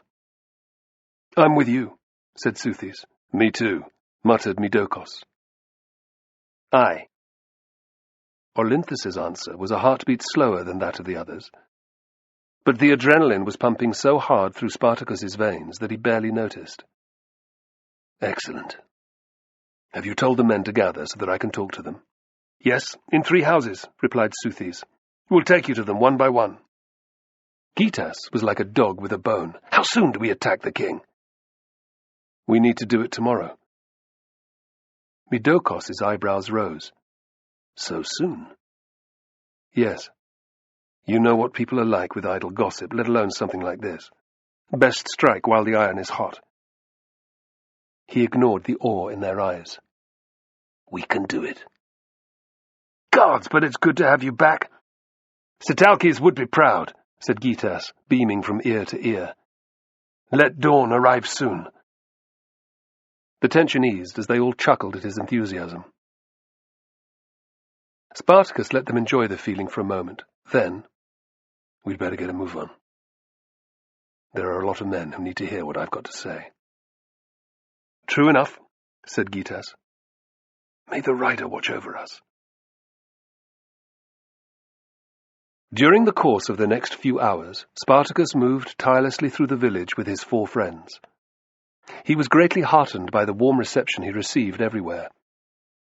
The level of discontent with Cotys's rule proved to be huge, and his words fell on fertile ground. Men fondly remembered his father and brother, and lamented both their deaths, especially that of Spartacus, who had been poisoned at a feast held by Cotys. They apologized for not avenging Spartacus's death, and were happy to swear undying loyalty to Spartacus. Every single one promised to send the king, Polis, and the rest of his followers to oblivion in a variety of unpleasant ways. To a man, the warriors seemed to love Spartacus's plan of storming the royal compound at dawn, when most of the bodyguards would be asleep. "The simple plans are the best," he promised them all. "There's nothing that can go wrong." When he was done, Spartacus considered returning to Ariadne's house to sleep. The idea appealed, but he put it aside. There was no point endangering her even more than he had done already. By telling so many warriors of his plan, he had opened himself up to betrayal. Yet there was no other way of doing it. If he did nothing, Cotys would hear of his presence in the village by the next day. There was no way that the king would not act. Spartacus steeled his resolve. All will go well, it has to. By sunset tomorrow, I will be the new ruler of the Mighty. It scarcely seemed possible. Although the idea had crossed his mind during his time away, it hadn't ever been something that he had thought would come to pass. Rhesus, the previous king, and Andriscus, his son, had been popular and courageous men. He scowled. They're gone now, like father. Cotys must pay for that with his life. If achieving that end brings me the kingship, so be it. I'll make a better leader than the dog who currently sits on the throne. I will be able to lead the tribe against Rome all the sooner. Another pleasing thought crossed his mind. What of Ariadne? A smile spread across his face. We shall see. He walked quietly back to Gaitus's house, bidding farewell to the others one by one. Safely indoors, his friend handed him a spare blanket. Spartacus nodded his thanks. He lay down without undressing, making sure that his sword was to hand. Gaitus crept under the covers with his wife, who was now mercifully asleep. Spartacus closed his eyes. So much had happened that day that he expected to lie awake until the appointed hour, which was when Gaitus's cockerel started to crow. Apparently it was annoyingly reliable, beginning its morning chorus an hour before sunrise each day. Spartacus was more weary than he'd realized, however. Lying back, he sank into a dreamless slumber. He woke to the sound of splintering wood. Long years of combat experience sent him leaping up, tugging at his sword. Too little sleep, and the fact that he stumbled as he rose, meant that Spartacus had no time to draw his blade successfully. Half a dozen men came charging through the remains of the door, clubs in hand.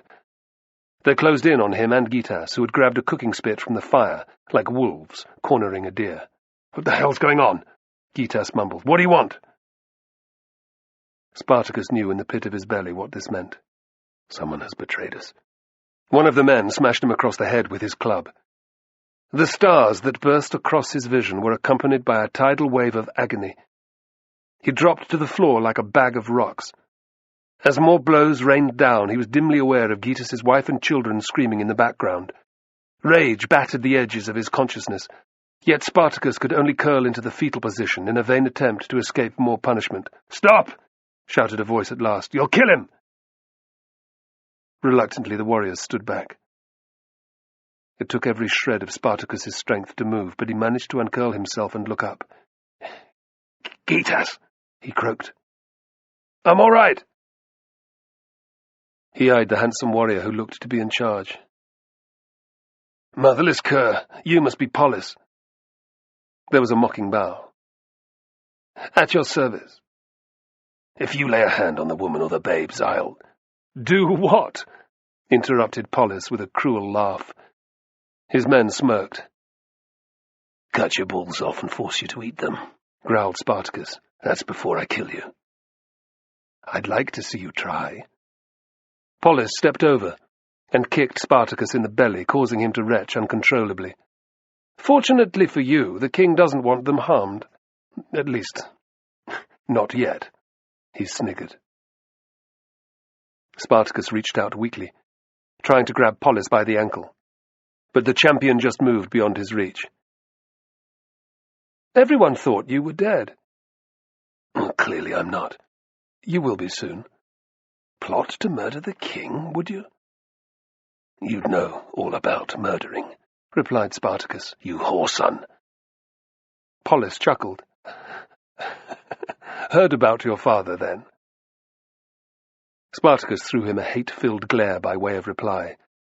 Who's the rat? Who told you? Polis glanced at his men. Shall I tell him, or let him stew in his juices for a while? Leave it until he sees who it is, suggested one warrior cruelly. I'd like to see the expression on his face when he realizes. Good idea, purred Polis. Fuck you all, whispered Spartacus. Now he remembered the delay before Olynthus had replied to his question. Olynthus. He was the traitor for sure. What are you going to do with them? Asked Getus's wife in a trembling voice. What do you think? Polis sneered. These two, and the other prick who is responsible, will be tied up in front of the whole tribe and tortured. When Cotys is happy that all the conspirators have been identified, he'll have their throats cut. The remainder will simply be executed. Screaming with rage, she threw herself at Polis, but the warrior guarding her stuck out his foot. Getus's wife tripped and went sprawling to the floor, coming to rest beside Spartacus. She did not try to get up, even when the children began to wail. Silent sobs racked her thin frame. Impotent fury filled Spartacus. Ariadne? So it was you who stood up for her by the gate. I thought it might have been, snarled Polis. Once the day's proceedings have finished, Cotys is throwing a celebratory feast. He'll bed her after that. She's to be his new wife. Spartacus's face contorted with fury, and he tried to get up. A heavy blow from a club knocked him back to the floor. He was barely aware of being picked up and carried outside. Outside, a crowd had gathered. Their faces were unhappy, but none dared intervene. They'll have attacked Seuthes and Medocus's huts at the same time, thought Spartacus bitterly. Then the blackness took him. When Ariadne awoke, she looked straight at the spot where Spartacus had sat. Disappointment at his absence and guilt for feeling like that filled her. Sharp realization sank home a moment later, as she stared at the daylight streaming in through the chinks in the roof. It was nearly full day. She had overslept. Cursing, she jumped up and padded to the door. Why had the fighting not woken her? She was a light sleeper at the best of times. Maybe there was no fighting. Could they have been betrayed? The thought made Ariadne feel sick to the pit of her stomach. Please, no. Throwing her cloak around her shoulders, and picking up the basket that contained her snake, she unlocked the door and stepped outside. Unusually, the alleyway was deserted, but Ariadne could hear the swelling noise of a crowd from the central meeting area. Cold sweat ran down her back as she walked slowly towards the sound. Her feet felt as heavy as lead. Something had gone wrong. Spartacus had failed.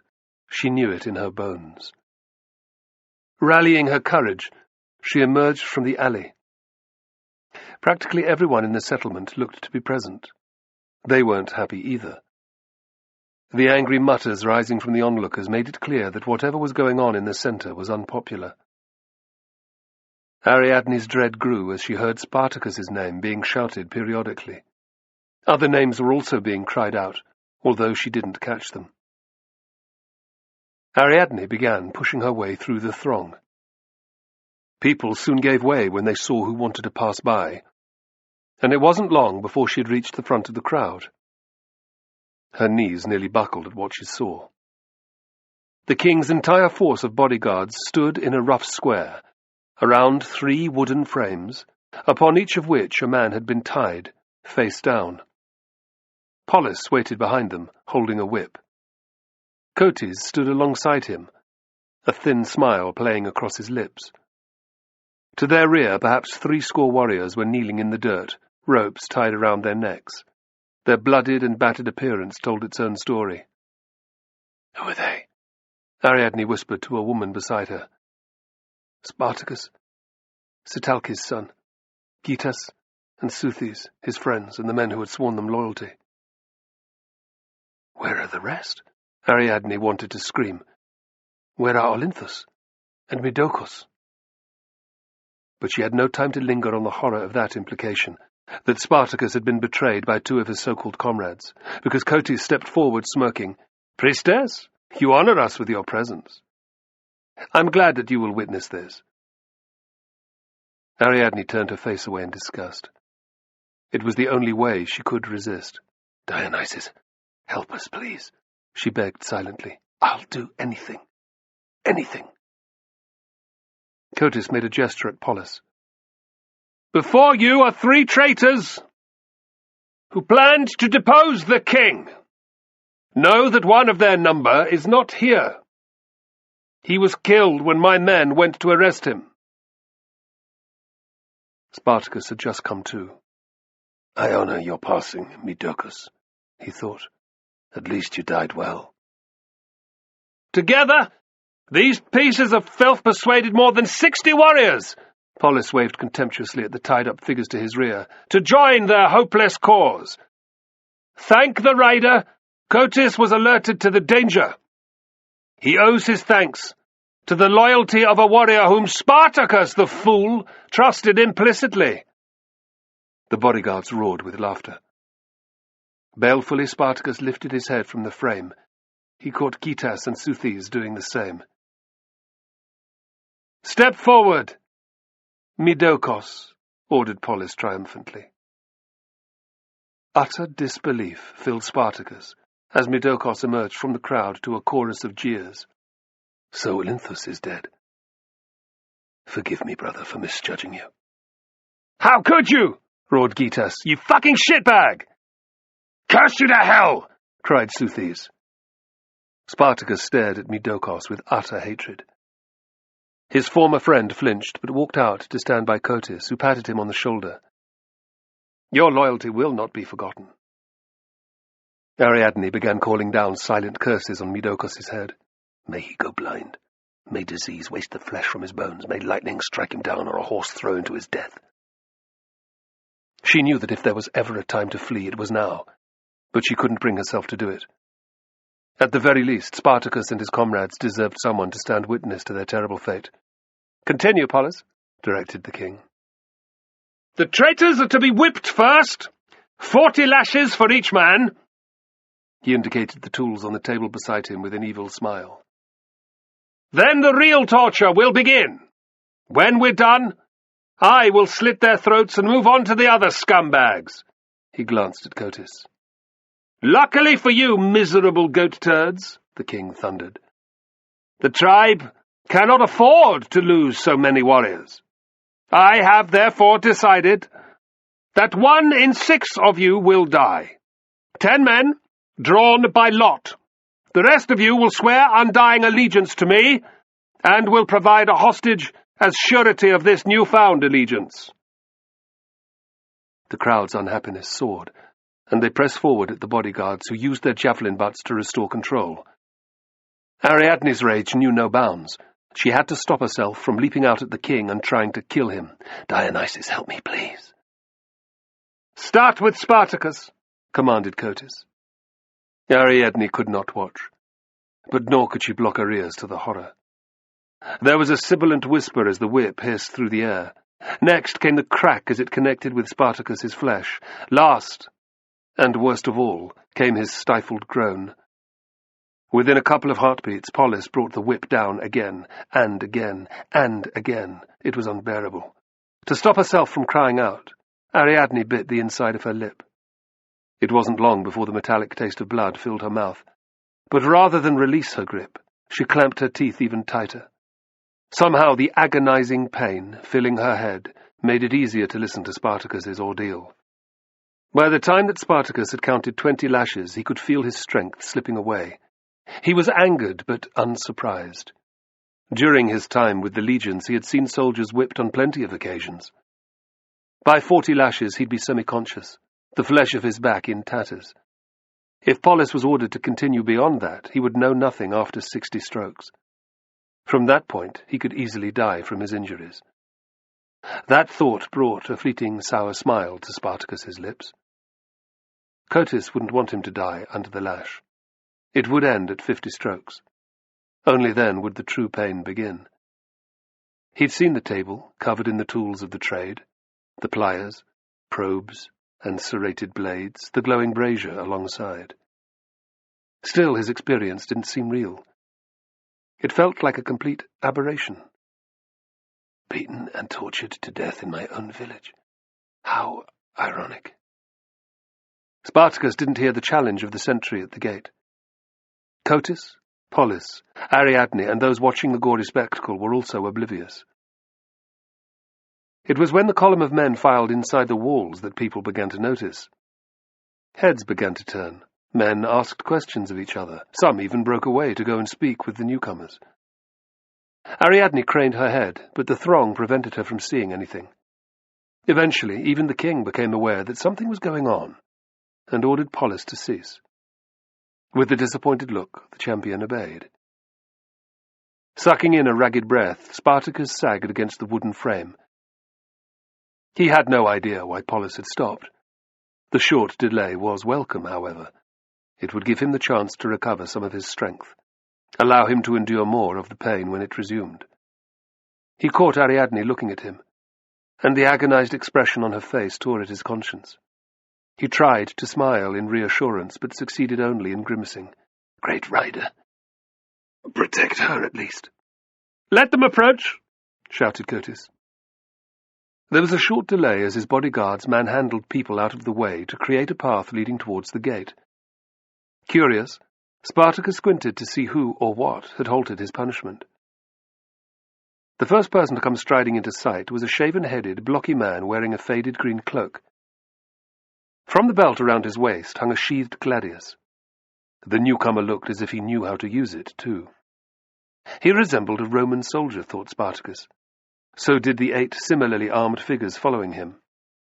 Hard-faced, their limbs laced with scars, they had to be veteran legionaries. The men in ragged clothes who stumbled along behind and who were chained to each other's necks were a different matter. Even the smallest child could see that they were slaves. They were of different nationalities.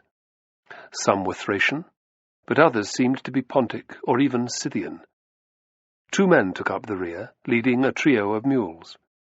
Slave trader scum, thought Spartacus savagely. Men like these, human vultures, had followed in the wake of every army he had ever served in. They usually brought prisoners captured by the legionaries, but they weren't above abducting anyone weak or foolish enough to come within their grasp. Men, women, children, they took them all.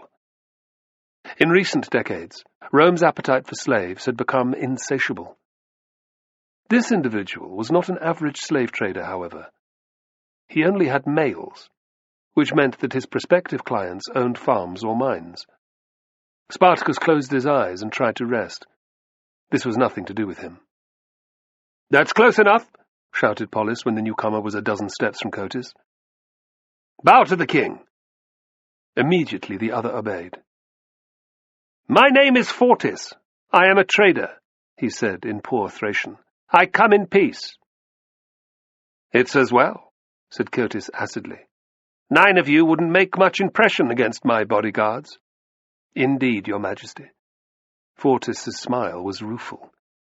"Why are you here?" "My master in Italy has sent me in search of slaves, your majesty." "I can see that. Agricultural slaves and the like, eh?" "No, your majesty."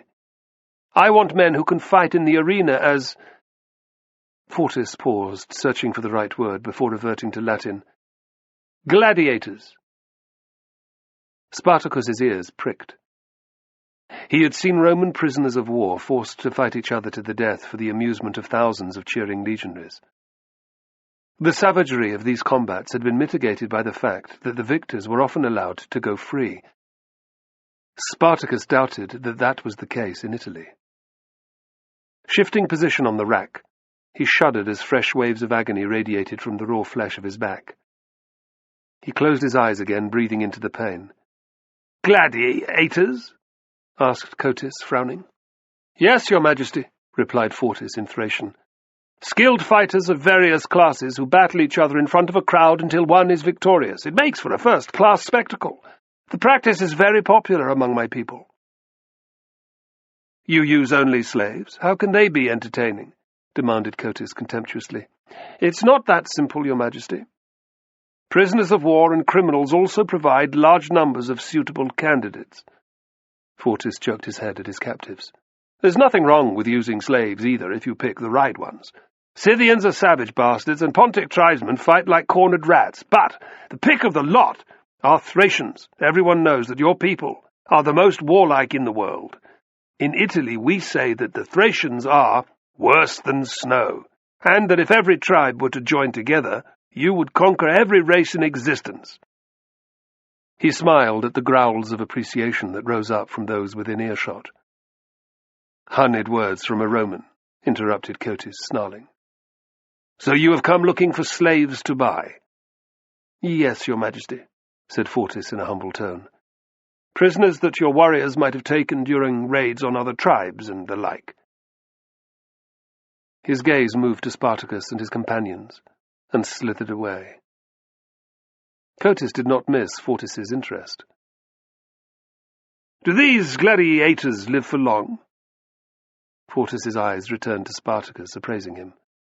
Then he glanced at Seuthes and Gitas, and gave a tiny snort of contempt. No, Your Majesty. Only a fraction survive for more than a year. The rest are soon defeated, wounded and humiliated in the arena. They are executed in front of a crowd, baying for their blood. When it's over, their bodies are dragged outside. Each corpse has its throat slit to make sure that none are playing dead before being thrown on the communal refuse heap. Ariadne could not help herself. A tiny gasp of horror left her lips. You don't like the idea of that, eh? Asked Cotis, rounding on her like a striking snake. She said nothing, which told him everything he wanted to know.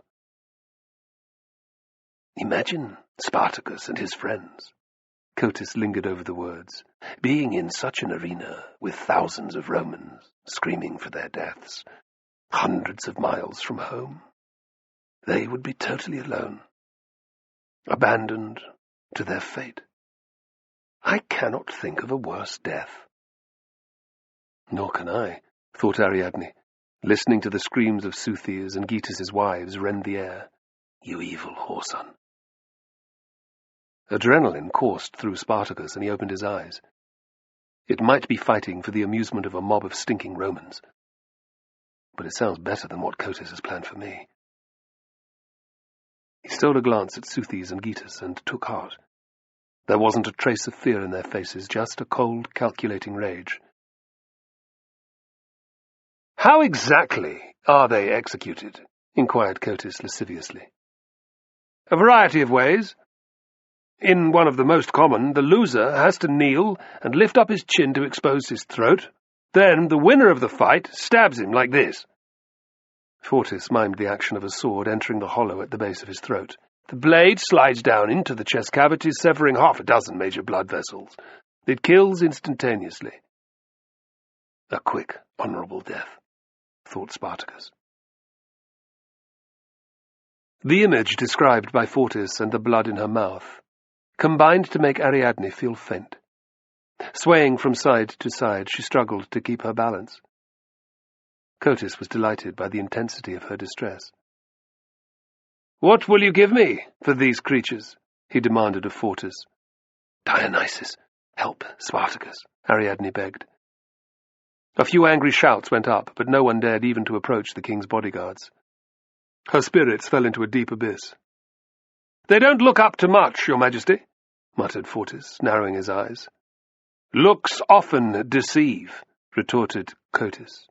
"Spartacus, the first one, has just returned from years of service with your legions, so he must have some skill. In his youth he was one of the tribe's best warriors. The others are tough men too, veterans of many campaigns." "Really, Your Majesty?" said Fortis in a disinterested voice. "Don't fuck with me!" Cotis's face was purple with rage. "Remember that you and your men are only here by my grace! One click of my fingers and my warriors will carve new assholes for you all!" He glanced at the nearest bodyguards, who grinned and fingered their weapons. "Forgive me, Your Majesty," said Fortis quickly. "I meant no offence." Cotis's scowl eased a fraction. Spartacus is the perfect type of material you're after. So are his two friends. Indeed, Your Majesty, agreed Fortis. He cast a sly look at the king. And the rest? They're not for sale, just these three. To Ariadne's surprise, a tiny ray of hope shone down into the pit of her despair. Could some good be wrenched from this situation? May I ask why? They were plotting to overthrow me. Fortis didn't look surprised. What will you take for them, Your Majesty? 1,000 pieces of silver? You've got balls, I'll give you that. Do you really think that I'd give these lumps of dog shit away free? Of course not, Your Majesty, replied Fortis smoothly. How does 1,500 sound? It's 2,500 or nothing. I know as well as you that Thracian slaves are worth double the price of every other race. Fortis didn't even blink. He gestured at Spartacus and the others. May I be my guest? Fortunately for you, only the first one has been beaten. He's escaped lightly, too. My champion was just getting warmed up when you arrived. Spartacus lifted his head from the wooden frame and gave Fortis a baleful stare as he approached. The trader ignored him, instead studying his back. Your Majesty is correct. There's no lasting damage. He moved on to examine the two others, prodding their muscles and examining their teeth as he would a horse. He made an approving noise at Southes' shaved forehead. So your enemy can't grab you by the hair at close quarters, eh? Southes glowered, but did not reply. Fortis glanced at the king. It's a fair price, Your Majesty, he admitted.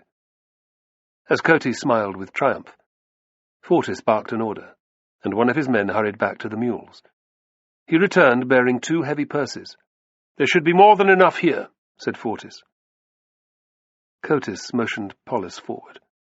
Without ceremony, the champion upended the leather bags onto the ground and with the help of another warrior began counting the silver coins that tumbled out. It's all there, Polis growled eventually.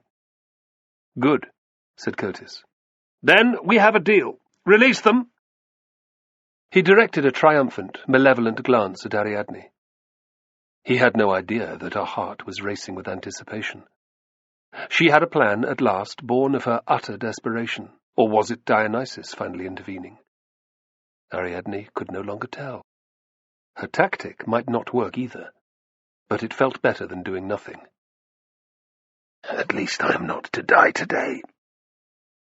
Spartacus summoned the reserves of his strength. When the last of his bonds were cut away, he was able to stand, knees locked, rather than simply fall to the ground. What about Ariadne? His eyes wandered to where she stood. He took heart. Inexplicably, her expression was no longer distraught, but determined. She will survive somehow. Get over here, barked Fortis. You're mine now. Spartacus and his friends shuffled towards him and allowed the trader's men to fasten iron collars around their necks. These would be attached to the other slaves by a chain. Their indignity was completed by the fetters placed around their ankles. They left no chance of escaping. This leads to the arena. At least there I'll have a fighting chance of survival, Spartacus told himself. That fate was infinitely preferable to the one on offer from Cotis. His heart wrenched again with guilt. What would happen to Ariadne? Determination would only carry her so far. Have you any other men like these, Your Majesty? Asked Fortis. It's the wrong time of year for prisoners, Cotis snapped. It's best to come in the summer, when we're raiding other tribes. I told my master that, Your Majesty, said Fortis, but he wouldn't listen.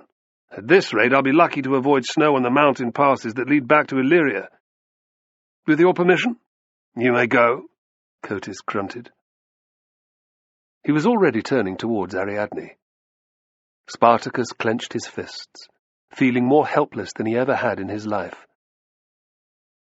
She was utterly terrified, but Ariadne knew that she had to act now. Rolling the blood clots to the side of her mouth, she began to speak in her harshest voice. As his faithful priestess, I call upon Dionysus, the powerful, almighty, the god of intoxication and mania, to witness my curse upon the king of the Maidi. A hushed silence fell over the watching villagers. Polis and the other bodyguards gave each other nervous looks. Even Fortis and his men stopped what they were doing. Cotis's face went white, but he dared not stop her. "No one loves a tyrant or a murderer, Cotis. I curse you to an early, violent death. I curse you to die slowly and painfully, with an enemy's blade buried deep in your guts." Ariadne paused, relishing her power. Dionysus had returned to her. "Your final moments will be filled with agony. And when your miserable soul leaves your body, the gates of the warrior's paradise will be closed to you. Instead, Dionysus's Maenads will carry you below to the underworld. There, for all eternity, they will rip off pieces of your flesh and present them to the god." Delighting in Cotis's shocked expression, she spat the gobbets of blood in his face. "Finally, I mark you as one of Dionysus's chosen ones." There were loud, reverential gasps from the onlookers. Most people looked petrified, as if they had seen a divine apparition. The king's eyes were filled with living horror. He stood mutely, with trails of scarlet running down his cheeks as Ariadne walked towards Spartacus. "I am this man's wife. I am following him into captivity," she announced, in a loud, authoritative voice. "His wife?" roared Polis, moving to block her way. "That's right. We exchanged our vows last night," lied Ariadne. She gripped the fabric of her cloak until her fists hurt. "Let me pass." "We also consummated the marriage," croaked Spartacus. "After so many years on campaign, I couldn't wait any longer." Ariadne's cheeks flamed as the bystanders roared with laughter. Cotis glared, humiliated anew, and Ariadne dared to feel a scintilla of hope. No king would want a woman who had given her virginity to another. "It is Dionysus's wish that I should go with Spartacus into exile," she shouted. "Dionysus! Dionysus! Dionysus!" The villagers' thunderous roar of agreement drowned out all other sound. Visibly furious, Polis stood aside. Ariadne hurried to stand with Spartacus. Fortis shrugged. He wasn't about to argue with the mouthpiece of a god or hundreds of angry Thracians. One more mouth to feed shouldn't matter. "Are you sure you want to do this?" asked Spartacus in an undertone. "Look at my alternative." With a tiny jerk of her head, Ariadne indicated Cotis. "I understand. We will travel to Italy and see what fate awaits us there," she intoned, trying to ignore the new fears that clutched at her. Part of Ariadne was pleased, however. "I can stay with him, for now at least." Spartacus was glad too. "This way, you won't be left alone." Chapter 3. Capua, Italy. "Show me again, Pacius," ordered Carbo, offering the gladius. Refusing to accept it, the doorman, a big Samnite with a mass of curly black hair, looked uneasily over his shoulder towards the open doors of the tablinum, the main reception area. "We should stop, young master. It was one thing, play fighting with wooden swords when you were a boy, but you're 16 now and nearly a man. I'm not supposed to use a real blade unless your father orders me to. If he catches me showing you how to use one of his own weapons—" "He won't," declared Carbo briskly. "He'll be gone all day. Mother won't be back for hours either, and the only other people about are the kitchen slaves. I've given them a coin each to keep their mouths shut. Stop worrying. Our secret is safe." "If you're sure," said Pacius unhappily. "I am," Carbo snapped. Pacius didn't know the reason for Carbo's father's absence. Jovian's financial situation was desperate. Carbo had learned that things had recently come to a head when Jovian hadn't been able to pay the previous quarter's arrears on his loan. They were now at risk of losing their farm, their home here in Capua, and all of their property, slaves included. Carbo only knew of the drama facing the family because he'd eavesdropped on part of his parents' worried conversation the night before. Jovian was pinning all his hopes on securing a stay of execution today. Furious at his own powerlessness, Carbo shoved the sword forward again, hilt first. "Take it!" Unable to protest further, Pacius took a firm hold of the bone hand grip. "Grasp it so. Remember, it takes real force to stick it in a man's belly. Like this." He thrust his right arm forward in a powerful, calculated manner and pulled it back to his side. He repeated the move several times. "Clear?" "Yes, I think so." "Let me see you do it," said Pacius, handing the gladius back. With grim concentration, Carbo held the sword close to his right side. With a grunt, he copied Pacius's move, imagining that he was sinking the iron blade into the guts of a Pontic warrior or a Cilician pirate. Along with the former Marian leader, Sertorius, in Iberia. These were Rome's main enemies. Better still, he imagined, would be to bury it in the flesh of his father's largest creditor, whoever he was. "Like that?" Pacius pursed his lips in approval. "That's better. Do it again." Carbo obeyed eagerly, plunging the weapon back and forth in a flurry of blows. "Slow it down. Conserve your energy. Striking your opponent in the belly once should be enough to put him down. There are few men who'll stay standing after half their guts have been sliced apart." Contorting his face in mock agony, Pacius clutched at his abdomen and mimed falling to the ground.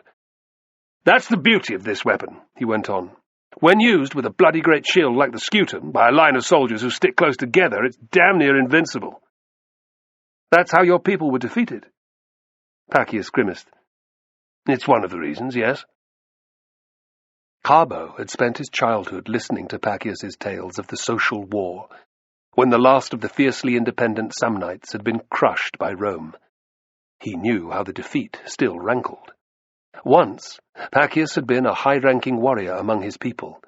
Now he was but a slave. When they'd lived on the family's farm, a dozen miles from Capua, he'd been the foreman. After the move to the city, he'd assumed the role of doorman and guard. Pacius was also the person to whom Carbo went with his problems, and he cursed himself for bringing up old, painful history. "I want to learn how to use a shield, too," he said, changing the subject. "Go and fetch one." Pacius started to argue again, but thought better of it. Muttering under his breath, he disappeared into the tablinum again. Carbo dipped a hand into the fountain that graced the centre of the small courtyard.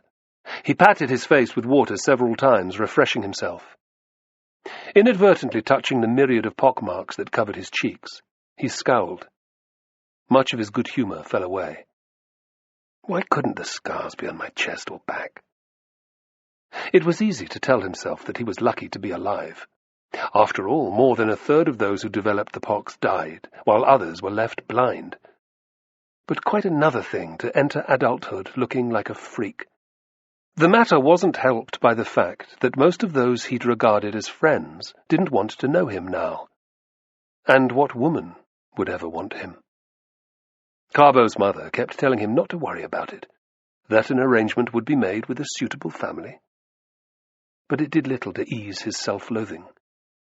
While some of his peers were already sleeping with willing girls, merchants' daughters and the like, Carbo found it hard even to skulk into a brothel and choose a prostitute. Apart from using his hand, his only other form of sexual release had been to bed his father's female slaves. 2 or 3 of them were passably good-looking. In their lowly position, they could not refuse Carbo when he'd ordered them to his bed. During the months since his recovery from the pox, he'd used this power a number of times. The sex had been a real release, but he had found it hard to ignore their poorly concealed revulsion at his appearance. What Carbo really wanted was for someone to accept him as he was. He blinked. "Stop thinking about yourself. Father's problems are far more important." "There you are!" he cried, glad to be distracted from concerns over his father. The Samnite was carrying a scutum that Jovian had used during his military service years before. Carbo reached out an eager hand. Pacius didn't give it to him. "Steady," he warned. "Knowing everything about your arms and equipment is just as important as learning how to use them." "He knows best." Carbo nodded reluctantly. "Very well."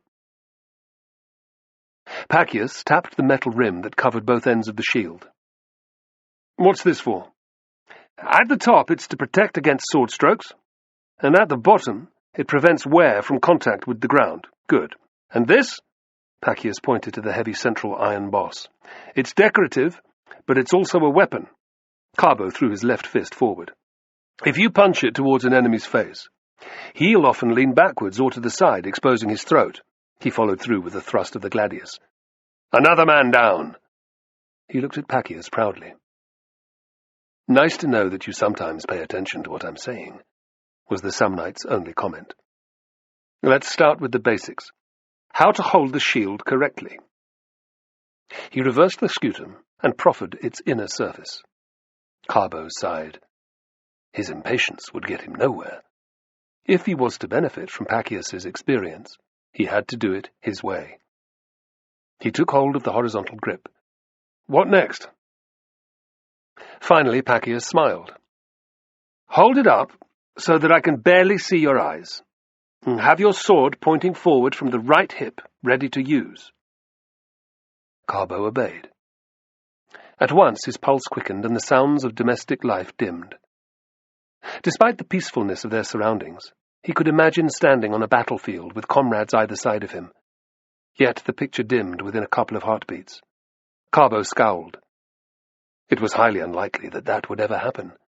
Since they'd moved to the city 4 years before, his father had maintained that the best career for him to follow was not working the land, which is what their ancestors had done for generations, or joining the army, Carbo's dream, but politics. The days of citizen farmers are gone. The cut-price grain from Latifundia and from Sicily and Egypt has seen to that. Jovian regularly lamented the changes in agriculture that had seen family farms all but obliterated by vast estates owned by the nobility. Your mother's brother, Alphinus Varus, on the other hand, is making a name for himself in Rome. He's a new man. But look at him, one of the foremost lawyers in Rome. He is fond of you, too. And with the gods' help, he might take you under his wing. A lawyer, thought Carbo bitterly. He couldn't think of anything worse.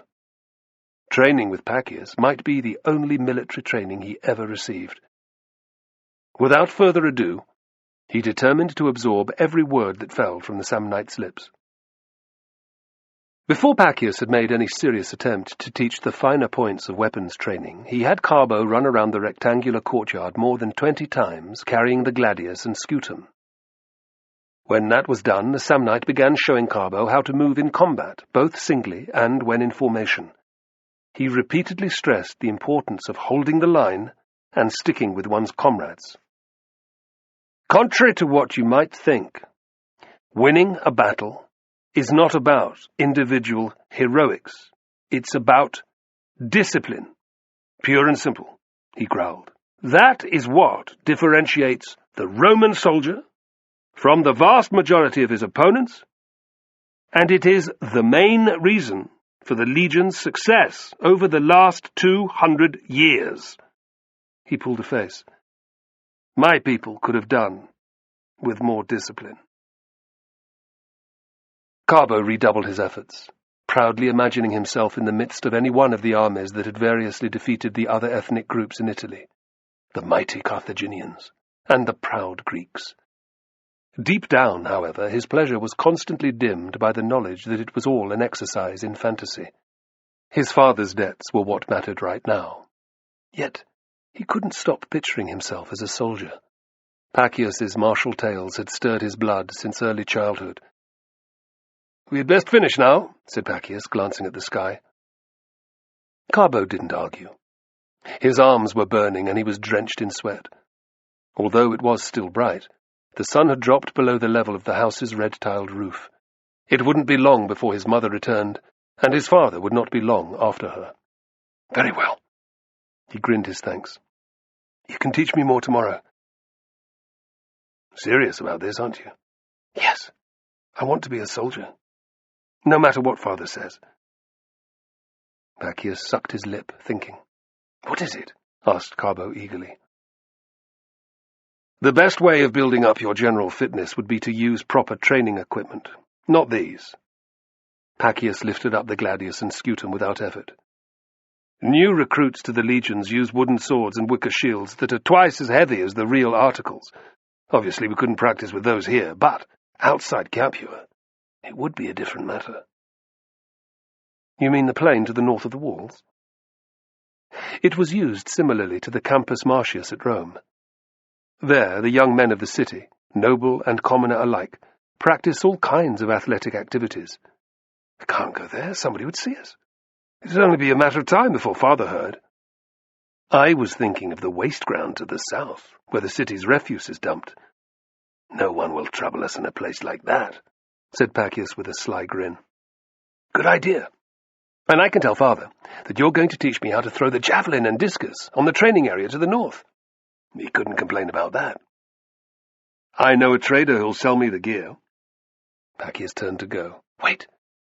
Carbo hesitated. Thank you. It's nothing. Wait until tomorrow, Pacius warned. You might not feel the same way after an hour at the Palus. I will, vowed Carbo. This goes far beyond your duty as a slave. Well, the Samnite coughed. I've been looking after you all these years. It seems stupid to stop now. Taken aback by the unexpected thickness in his throat, Carbo nodded. Good. Tomorrow morning, then. Tomorrow morning, agreed Pacius. He walked off without another word.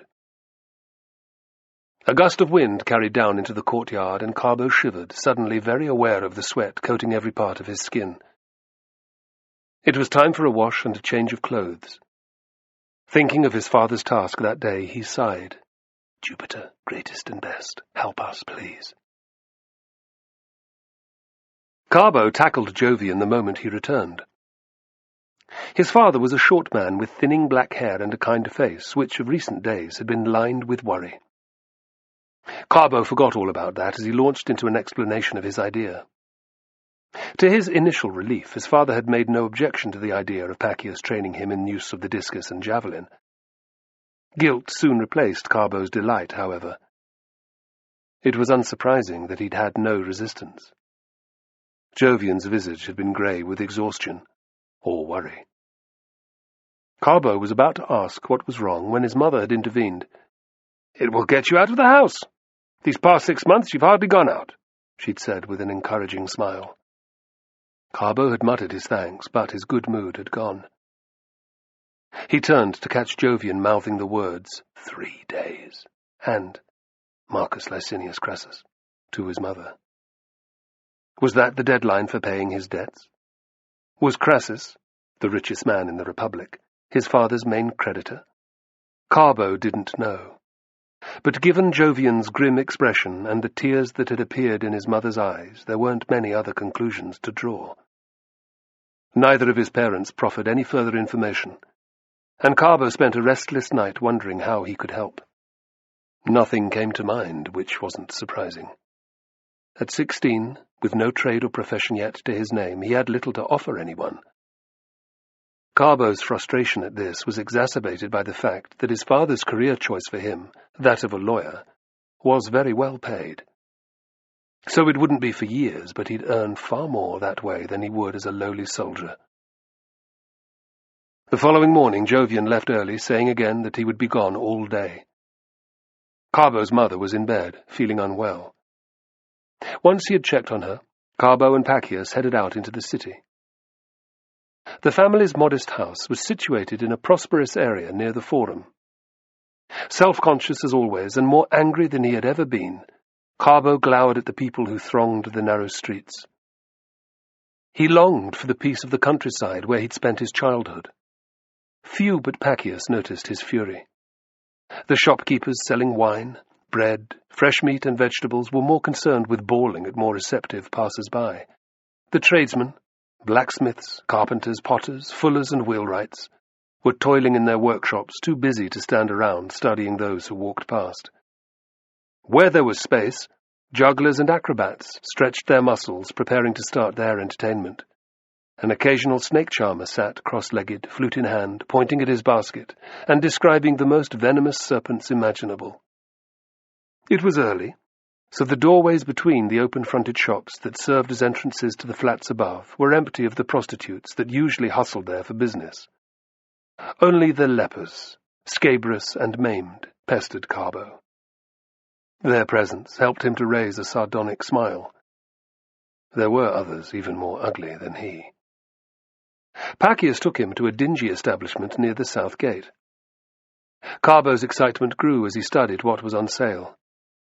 Rather than the usual foodstuffs, ironware, or domestic goods, this place sold weapons. Wooden racks outside held swords by the dozen, mostly gladii. Carbo also spotted the distinctive curve of at least one Thracian seeker, and beside it several Gaulish longswords. Bundles of javelins and thrusting spears were propped against the shop's walls. Shields of various sizes and shapes were stacked carelessly alongside. Clutching the money given to him by Carbo, Pacius went inside to talk to the grizzled proprietor. He emerged a moment later with two large wicker shields. Under one arm, he bore a pair of wooden gladii. "We can hardly bring them back to the house," said Carbo. "Father will realize what's going on." "It's all arranged. For a nominal fee, we can leave the equipment at the shop and pick it up each morning." Pacius's ingenuity brought a grin to Carbo's face.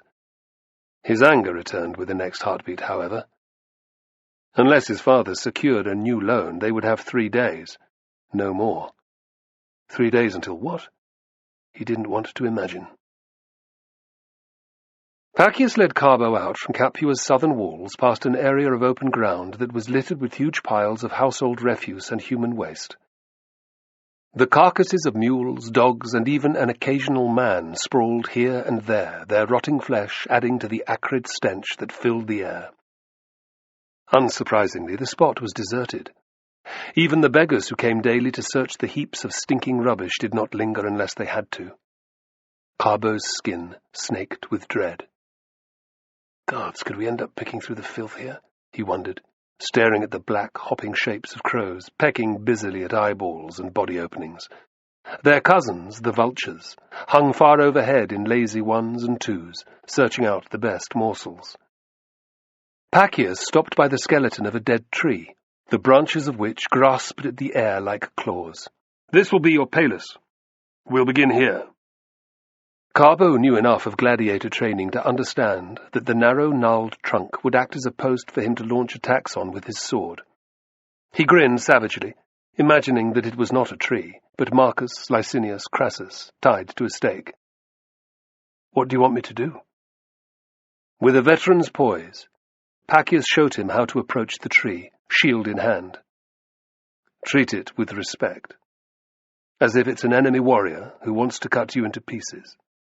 Move lightly on the balls of your feet. Position your head low, so that only your eyes are visible, and keep your sword close to your side. When you're near enough, thrust for the belly or the heart. He pointed at a blackened opening in the center of the trunk, where some disease had eaten away the tree's core. Pull back, hack the right side, and then the left. Keep doing that until I tell you to stop. Copying what Pacius had done, Carbo padded confidently towards the palus. As soon as he could, he stabbed the gladius into the hole. His arm jarred under the impact of healthy wood, and he pulled the heavy blade back.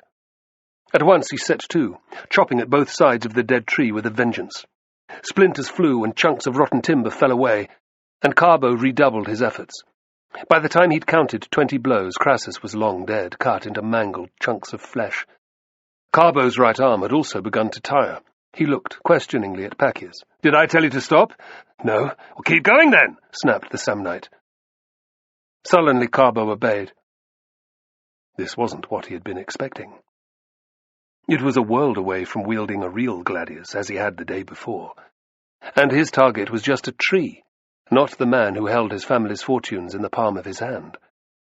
Soon every fibre of muscle in his arm was screaming for rest, and the air was catching raggedly at the back of his throat with each breath. His remaining pride, such as it was, wouldn't let him glance at Pacius. "That's enough!" Gasping with relief, he let the gladius fall. Without warning, Pacius jumped forward and drove his shield against Carbo's. He stumbled backwards away from his weapon.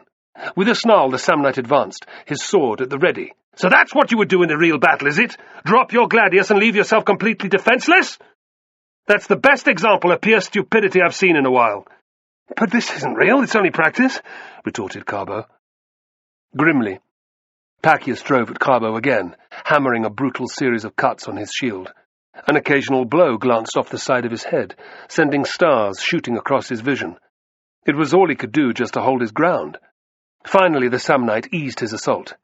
"Do you understand now why you never drop your weapon?" he demanded. "Yes," muttered Carbo resentfully. To his relief, Pacius did not belabor the point. "Go and pick it up. We'll come back to the Palus later. It's time to start building up your general fitness." He saw Carbo's questioning look and laughed. "See that tree?" he asked, pointing into the distance. Carbo squinted, making out a lone beach about half a mile away. "Yes?" "I want you to run there and back again." There was a slight pause. 5 times, carrying your gladius and shield, without stopping. Carbo wanted to tell Pacius where he could shove his wooden sword. "I'm here to learn." He nodded firmly. "Go on then. What are you waiting for?" Beginning to realize what he had let himself in for, Carbo took off at a fast trot. Several hours passed, during which the Samnite allowed Carbo 3 breaks. Brief affairs to allow him to catch his breath, swallow a mouthful of water, and nothing more. After his 5-mile run, Pacius had set him to attacking the Palus again, although at a slower pace. Press-ups, stretches, and more running followed. After that, there had been yet more work with the sword and shield. When the Samnite declared at last that they had done enough for the day, Carbo was on the point of collapse. He was damned if he'd admit to that, however. "How was I?" he asked, boldly. Pacius stared at him askance. "Looking for praise on your first day? Don't bother. You'd have been killed in the initial moments of any battle." Carbo glowered. Pacius clapped him on the back. "Don't lose heart. I could say the same of any raw recruit. To be fair, you showed a lot more passion than most." Carbo grinned. This was high praise indeed. Then his smile faded. "Has father succeeded?" "What is it?" asked the Samnite. "You've been preoccupied all day." "It's nothing," replied Carbo grimly. Pacius's eyebrows rose. "I can't tell him." Carbo glanced at the sun. "We'd better head back." "No point raising your parents' suspicions," agreed the Samnite. Carbo grunted in agreement, but his mind was already fixed upon finding out what was going on with his father. He couldn't bear not knowing any longer. They trudged back in silence. Soon they had joined the last part of the Via Appia before it entered the city. As always, the road was choked with traffic travelling in both directions. Sturdy carts full of hay or root vegetables creaked along, drawn by pairs of impassive oxen. Farmers walked alongside, using murmured encouragements and, intermittently, their whips. Merchants strode in front of their wagons, which were laden with trading goods, red Samian ware, amphorae containing wine or olive oil, and bales of cloth. Next were the bodyguards, groups of unshaven, dangerous-looking men carrying spears, clubs, and the occasional sword. It was their job to protect the merchandise rumbling along the road before them. A column of slaves, each attached to the next by a neck chain, shuffled along behind their owner and his armed henchmen. Official messengers on horseback distastefully picked their way through flocks of sheep being driven to slaughter. A party of legionaries marched by, their shields slapping gently off their backs. They bawled a rowdy chorus which their optio chose studiously to ignore. Impotent fury filled Carbo. That was the kind of comradeship he longed for but would never have. Crazy ideas filled his mind. Maybe he should just run away and join the army. His conscience instantly reined him in. You can't desert your family while it's in such dire straits. Carbo was desperate to help in some way, and a legionary's yearly pay would be nowhere near enough to cover his father's debts. In frustration, he kicked a loose stone along the road's paved surface. It skittered away and struck the fetlock of a nervous horse in front. Rearing up in panic, it almost unseated its rider, a florid-faced man in early middle age. Curses filled the air, and Carbo quickly took an interest in the landscape off to his right. Pity that wasn't Crassus. A pity he didn't fall off and break his neck. Fortunate that you weren't seen, eh? Murmured Pacius as the man regained control of his mount. I'd say he would have shown you the business end of his whip. Sure you don't want to tell me what's going on? Carbo shook his head. He couldn't bear the idea of Pacius having a new master, of never seeing him again. The Samnite shrugged. Suit yourself. They passed under the massive archway that formed Capua's southern entrance. There were several other such gates in the tall stone walls that ringed the city. The defences hadn't been used since the Second War with Carthage, when the local politicians had foolishly decided to defect to Hannibal's cause. The punishment meted out by Rome had been severe. To this very day, the city was directly ruled by a praetor, and its inhabitants had not yet regained the civic rights accorded to the rest of Italy's population. Civic rights? Thought Carbo resentfully. Will I even have any of those soon? Soon after, they'd reached his family home. They had barely entered the atrium when the summons rang out. Carbo!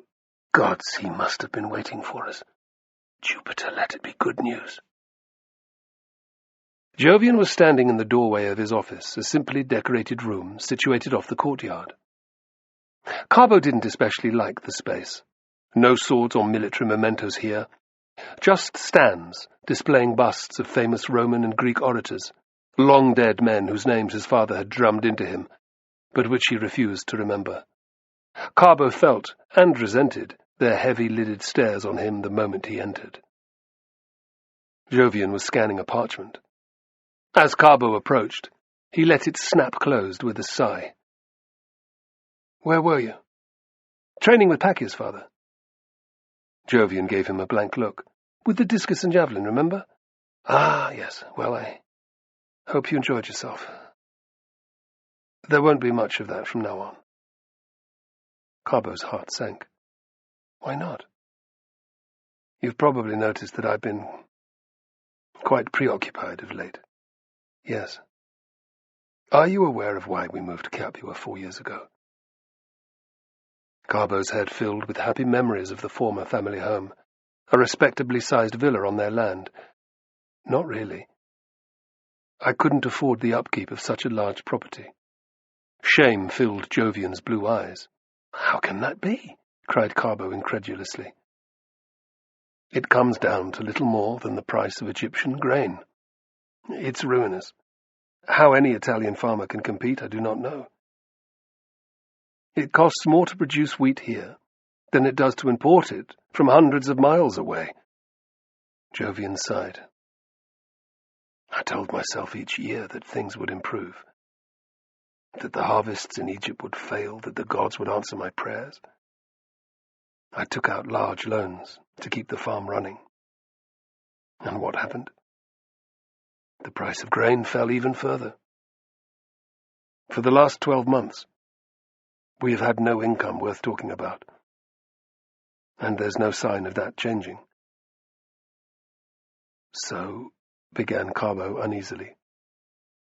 We are ruined, Carbo. Ruined. My biggest creditor is a politician in Rome. Marcus Licinius Crassus. You've heard of him? Yes. I heard correctly then.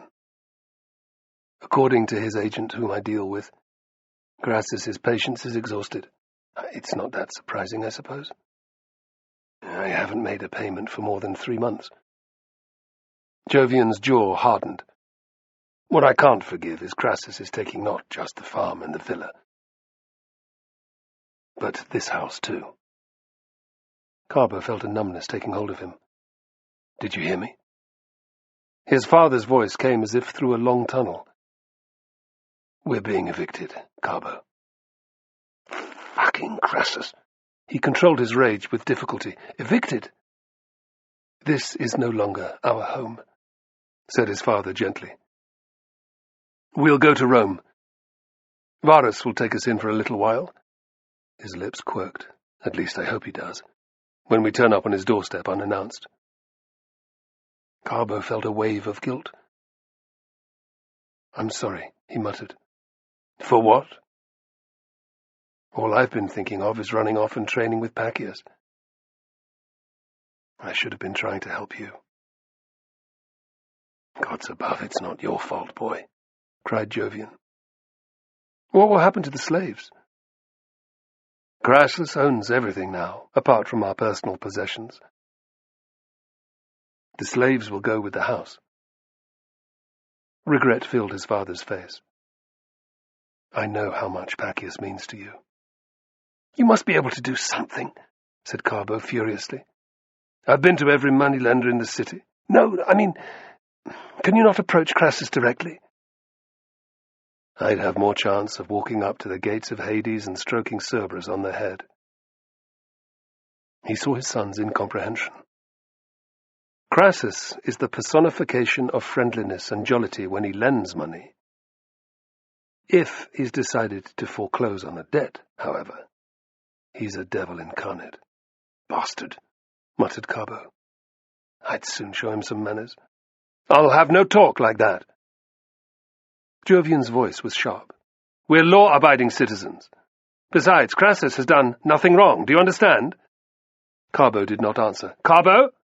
Yes, father, he said, biting down on his resentment. Go on, then, ordered Jovian wearily. Pack your things. We have to quit the house tomorrow. And it's a long journey to Rome. Carbo stamped off to his room, where he thumped his fists into his pillow until they hurt. He couldn't believe it. His world had just been turned upside down. From now on, he and his family would exist on the charity of his uncle. Could anything be worse? Varus was kind enough in his own way, but he was pompous and had a tendency to be overbearing. Carbo could already imagine his patronizing tone and the years of interminably boring lessons he'd have to sit through to become a lawyer.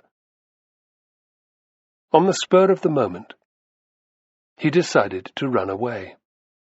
He had his own savings, a little stash of denarii that sat in a clay pot under his bed. They would secure him a room of his own somewhere in Capua and give him enough to live on while he looked for work. What kind of work, Carbo wasn't sure, but the idea was far more appealing than trudging in penury to Rome. I'm better than that. Amidst all the uncertainty, one thing was certain in his mind. One day, somehow, he would be revenged on Crassus. Chapter 4. Several weeks later, the Illyrian coast. The sun was still climbing in the sky when the column reached the busy harbour. Most of the craft visible were broad-beamed merchant vessels or simple fishing smacks, but at the end of the stone quay was the unmistakable sharp-prowed outline of a Roman trireme. Unsurprisingly, it occupied the best mooring spot and fully half of the area for unloading goods. Yet the warship's presence caused no rancour. In the eyes of the traders and seamen swarming about the area, it was welcome. Even the rumour of its existence would help to deter the rapacious Cilician corsairs who infested the local waters. Without the trireme's protection, they regularly ran the risk of losing their goods, slaves, and even their lives through piracy. Seagulls swooped and dived overhead, their beady eyes fixed on the catch being brought ashore by the local fishermen. They ignored the file of men that had just arrived. In turn, Fortis, the figure in charge, paid the screeching birds little heed. His only interest was in finding a ship that would carry his party to Italy. Fortis scrutinized his 15 captives with a practiced eye. He would have loved to be taking more over the Adriatic, but a lifetime in the slave trade had taught him not to be greedy. 15 was enough. Thracians, Scythians, and Pontic tribesmen were excellent gladiator material, but, by all the gods, they were slippery as eels, untrustworthy, dangerous. Consequently, every one of the new slaves had chains around his neck, but also encircling his wrists and ankles. Fortis's 8 guards were all tough ex-soldiers. If he ordered it, they would slit a man's throat or toss him overboard without even blinking. Remembering the last time that he'd had to order a guard to do exactly that, Fortis grimaced. Such losses were unfortunate, but they still happened periodically. Over the years, he'd seen numerous men abandon all reason when they realized at last the dreadful fate that awaited them. Sometimes it was when they crossed the mountains from Thrace into Illyria, and at others it was when the glistening Adriatic filled the western horizon. More often, it was when they had to embark and sail for Italy. Not this trip, though. So far, the men he'd bought during their journey had remained reasonably calm and given little trouble. Just the short sea passage remained. With that accomplished, a swift crossing of the Apennines would bring them to the Ludus, the gladiator school in Capua. There, Lentulus Batiatus, the Lanista, would be waiting. A trainer who accepted only the best. Fortis sighed. Batiatus was the sole reason that they'd had to drag their asses halfway to Asia Minor in their search for suitable gladiator material. Most Lanistae were happy buying slaves off the block in their local market in Italy. Not Batiatus. Thinking of the heavy purse he'd get when they returned, Fortis relaxed. His hard work would have been worthwhile. For all that Batiatus was an exacting master, he paid well. Fortis's gaze flickered again over the men he'd bought and abducted in the previous 2 months. There was a quartet of Scythians, bearded, tattooed savages whom he'd kept apart from day one. That hadn't stopped them from trying to converse with each other in their guttural tongue at every opportunity. Of course, Fortis had seen it all before. They didn't plot murder and escape any longer, at least not with each other. The particularly savage beating of the last one he'd caught whispering had kept the bastards silent for days now. Fortis had bought the 3 Pontic tribesmen from a lank-haired trader on the Illyrian border with Thrace. Renegades who'd been part of Mithridates' army, apparently, and captured by Thracians fighting for Rome. Fortis didn't know the truth of that story, nor did he care. The scars on the warriors' chests and arms, and their combative manner, spoke volumes. They were fighters, and that was what Batiatus wanted. He studied the 8 remaining men.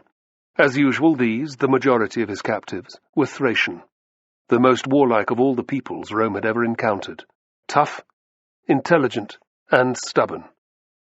Natural warriors, they were excellent at both ambushes and face-to-face combat, always prepared to fight to the death. Bitter enemies. It was fortunate, thought Fortis, that the majority of Thracians had ended up as subjects of Rome. Now they provided much of the fodder for the gladiatorial games. When the largest of the Thracians, a warrior with black hair, noticed Fortis looking, he glared back. Fortis affected not to notice. A beating at this stage would serve little purpose. It was important not to crush all of the slave's spirit. If the fool learned to curb his temper, he would survive the first weeks of savage training. A man with any brains at all could last 12 months in the Ludus. If the Thracian was lucky, as well as smart, he might make it to 3 years, when he'd be entitled to the rudis, the wooden sword that symbolized freedom. And if the gods smiled upon him, he would reach the benchmark of 5 years as a gladiator, and be granted his manumission. The black-haired man looked strong enough to do that, Fortis concluded. So did the short, muscular warrior with swirling tattoos on his chest. And the rest? He idly scanned the group.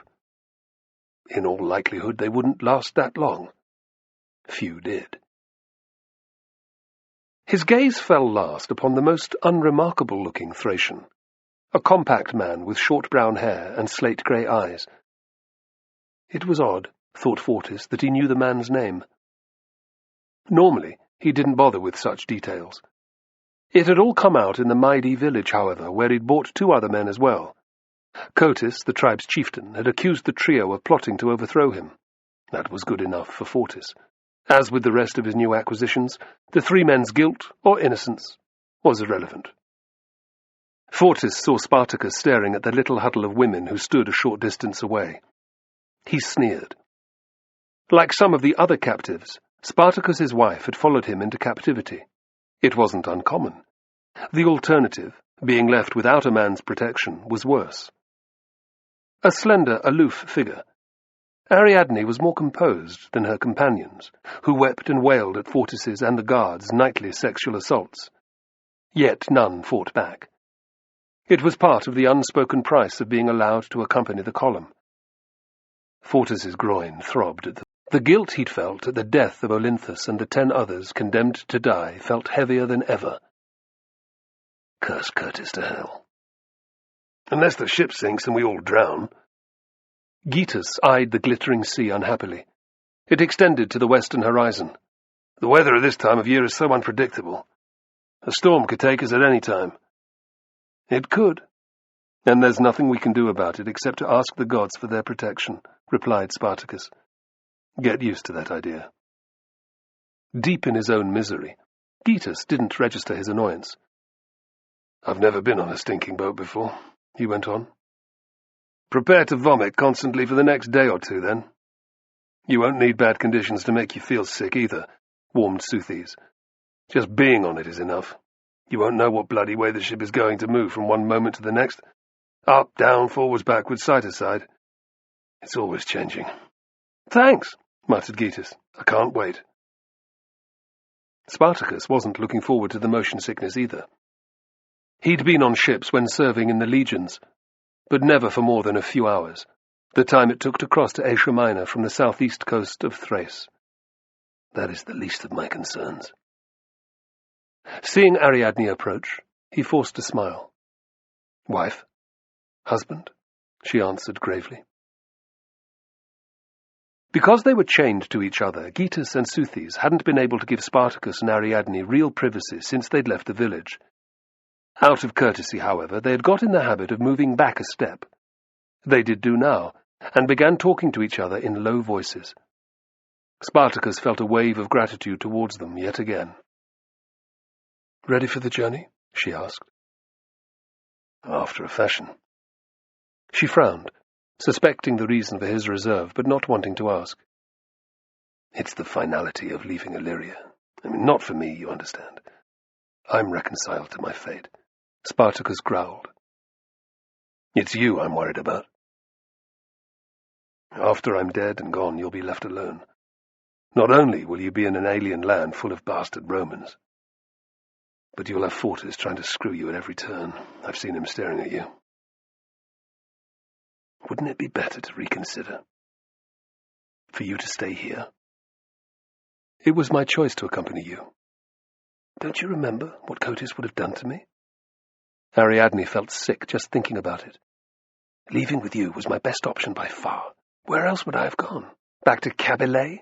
And the crusty old priests there? Or to my bastard of a father? And as for Fortis, pah! The whoreson will get a face full of snake if he tries anything. No. My place is here, by your side. Hoping that her bravado was convincing, Ariadne reached out and squeezed his arm. It's what Dionysus would want. She lied. He shot her an intense glance. Have you seen this? No, not as such. Her sigh was full of not wholly feigned regret. But I cannot believe that the god would want me to have stayed there for Cotis to abuse. What would be the point in that? At least this way I can carry his word back to Italy. His religion has been suppressed there for generations. I will be a new emissary for him.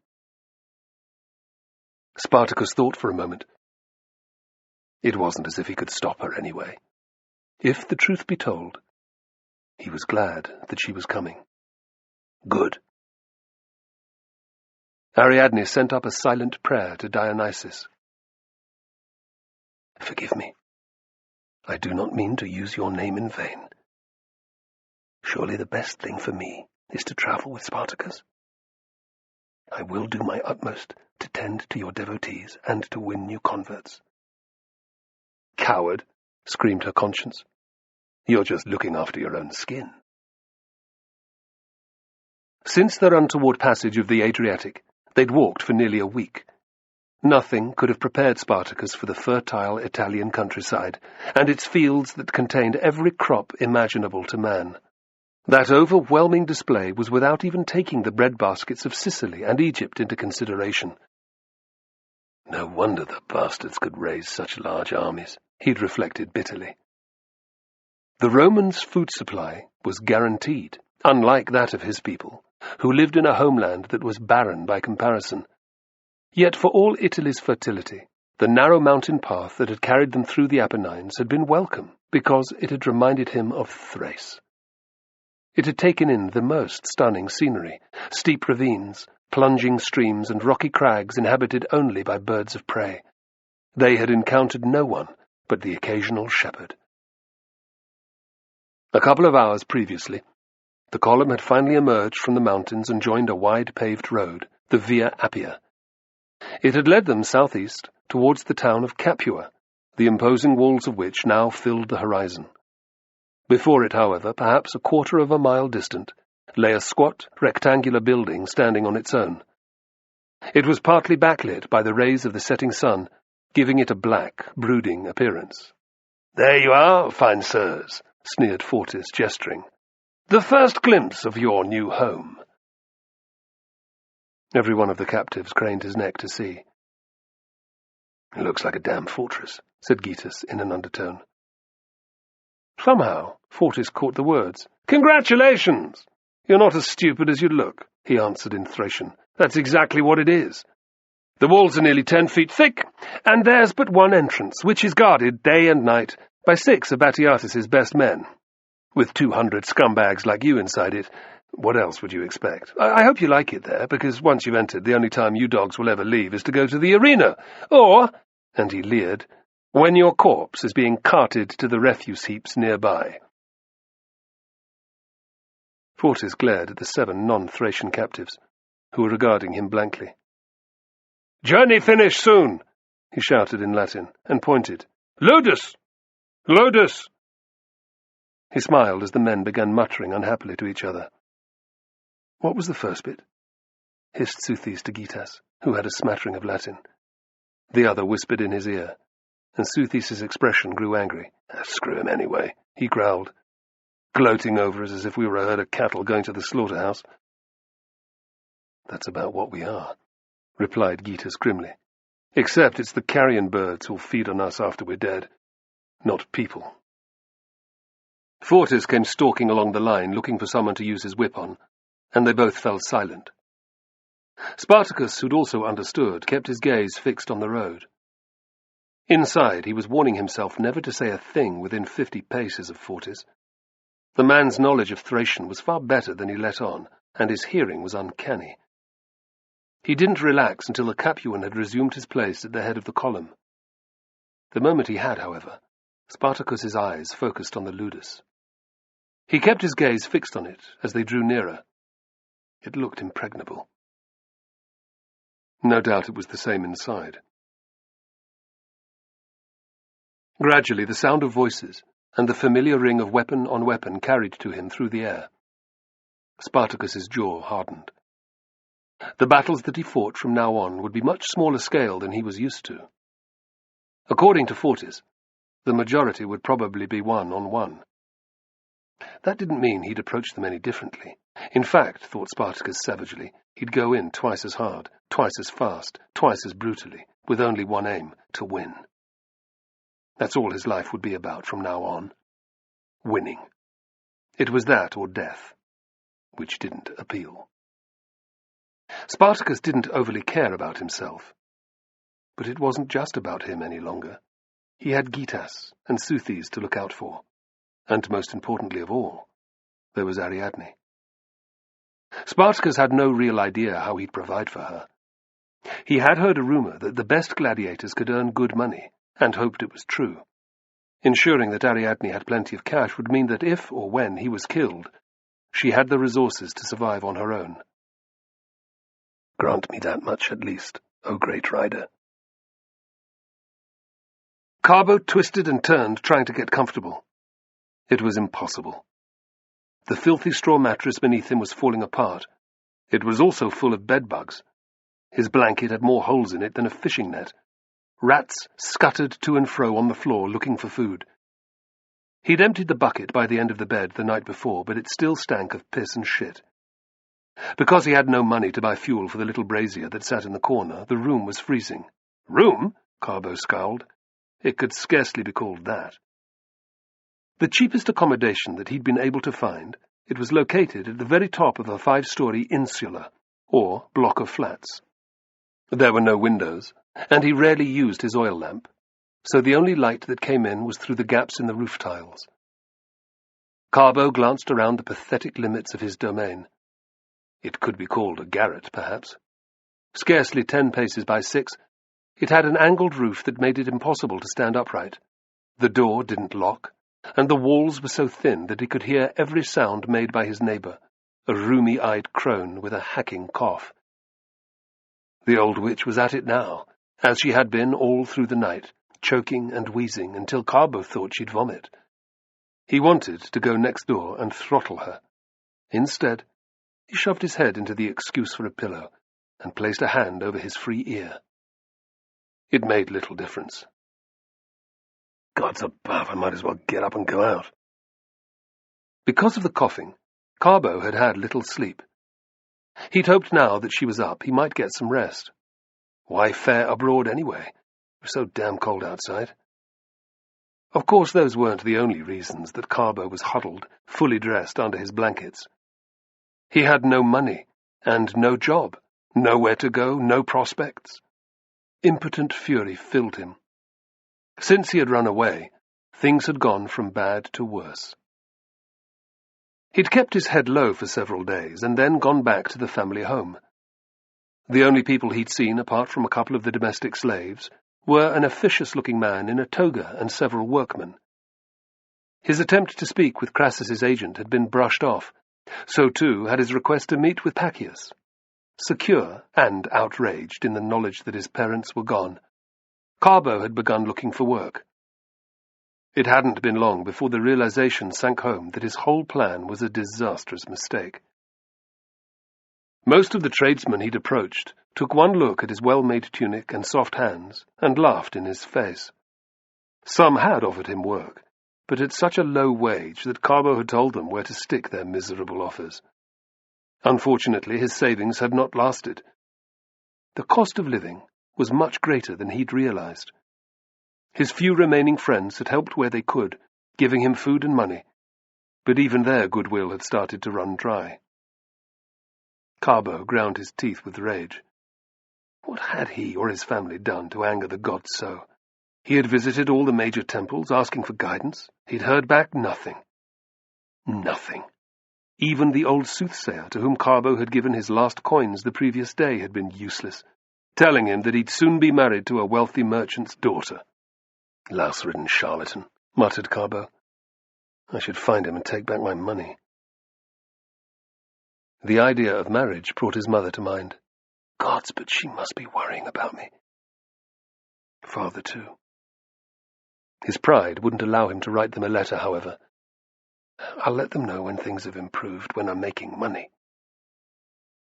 A new storm of coughing overtook the crone next door, and he gave up any pretense of trying to rest. Anything was better than this torture. Getting up, he fastened his cloak at one shoulder with the last valuable item he possessed, a silver brooch given him by his mother the year before when he had taken the toga. Carbo ran his fingers over it, and silently asked Jupiter and Fortuna for help. Feeling a fraction better, he headed for the stairs. Perhaps his luck would change today. Perhaps the gods would help him at last. If not, maybe he could find a way to join the army. That at least would be better than returning in shame to his family in Rome. His belly grumbled, reminding him that he'd hardly eaten in 3 days. Carbo's mind raced. Maybe he could steal a loaf from the bakery next door. All eyes were upon the column from the moment they passed under the stone archway and into the large colonnaded courtyard beyond. They had to be.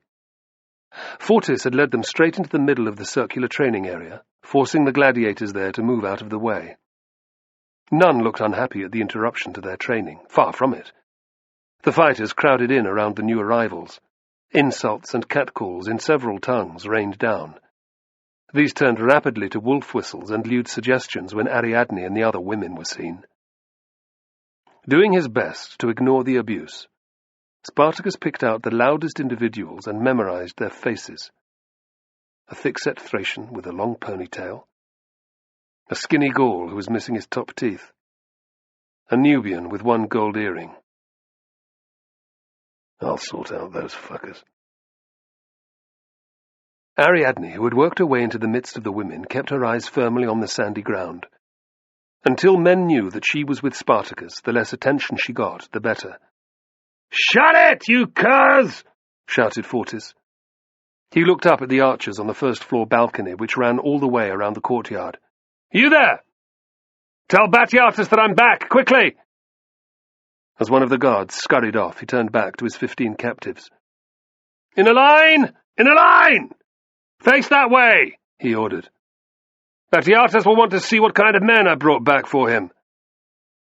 Spartacus, Scetas, and Seuthes had been near the head of the column, so they found themselves on the left of the line. While they waited for Batiatus, the thronging gladiators took their opportunity, jeering and throwing mocking comments at all and sundry. "Hey, new boy!" Instead of reacting, Spartacus scanned the dozens of hard faces arrayed before him. They were Gauls, Thracians, and Germans for the most part, but there was also a smattering of Greeks, Egyptians, and Nubians. There were 3 basic types of gladiator that he could see. Thracians like himself, dressed in little more than a loincloth and wide leather belt, with the typical crested helmet to protect their heads. Lucky ones among them wore greaves. All carried wooden versions of the Seeker. Mixed among his countrymen were dozens of shaggy-haired, bare-chested Gauls in belted trousers. Clutching wooden spears or long swords, they looked every bit as fierce as he'd heard. There were men he didn't recognize, too, in triple-crested helmets, and with simple metal plates protecting their chests. "New boy! I'm talking to you!" Spartacus felt Scetas nudge him. It's that big fucker on the left with the scar right through his mouth. Spartacus's eyes flickered sideways, taking in a blocky Gaul with long blonde hair. His face had been ruined by a sword cut that would have killed most men. The result was an ugly purple cicatrice that ran from just under his right eye to the left side of his chin. Miraculously passing his nose, it had split his lips in 2. Someone had stitched them back together, but, thought Spartacus, they hadn't done a very good job. When the brute talked, one half of his face moved independently to the other. "Are you talking to me?" snapped Spartacus. "That's right," growled the Gaul. He licked his ruined lips. "I'll see you in the baths later. You can suck me off." There was a burst of ribald laughter, and Fortis smiled. Spartacus waited until the noise had died down a little. "Suck off an ugly son of a bitch like you? You should be so lucky." He laughed. "Because we've just met, I'll be nice. Next time you even look at me, though, I'll send you to fucking Hades, understand?" Stung by the roars of laughter that met Spartacus's riposte, the Gaul took a step forward. "You dirty Thracian bastard," he hissed. Fortis moved into his path, whip raised high. "Get back!" he bawled. As the Gaul sullenly obeyed, he rounded on Spartacus. "Unless you're asked to speak, keep your stinking mouth shut!" Flecks of his spittle flew to land on Spartacus's cheeks, who had the sense not to wipe them off. "Fortis, you have returned!" The voice was not loud, but its authority cut through the noise. "Welcome." Fortis's evil expression vanished as he turned. "Thank you, sir." He bowed to the short, portly man who had appeared on the balcony above. "Having a little trouble with the new recruits?" Batius's eyes were already dancing along the captives, appraising them. Spartacus deliberately didn't meet the Lanister's gaze. Instinctively his comrades copied him. No point attracting Batiatus's attentions this early. "Not at all, sir, just a few of the usual wisecracks. You know what it's like."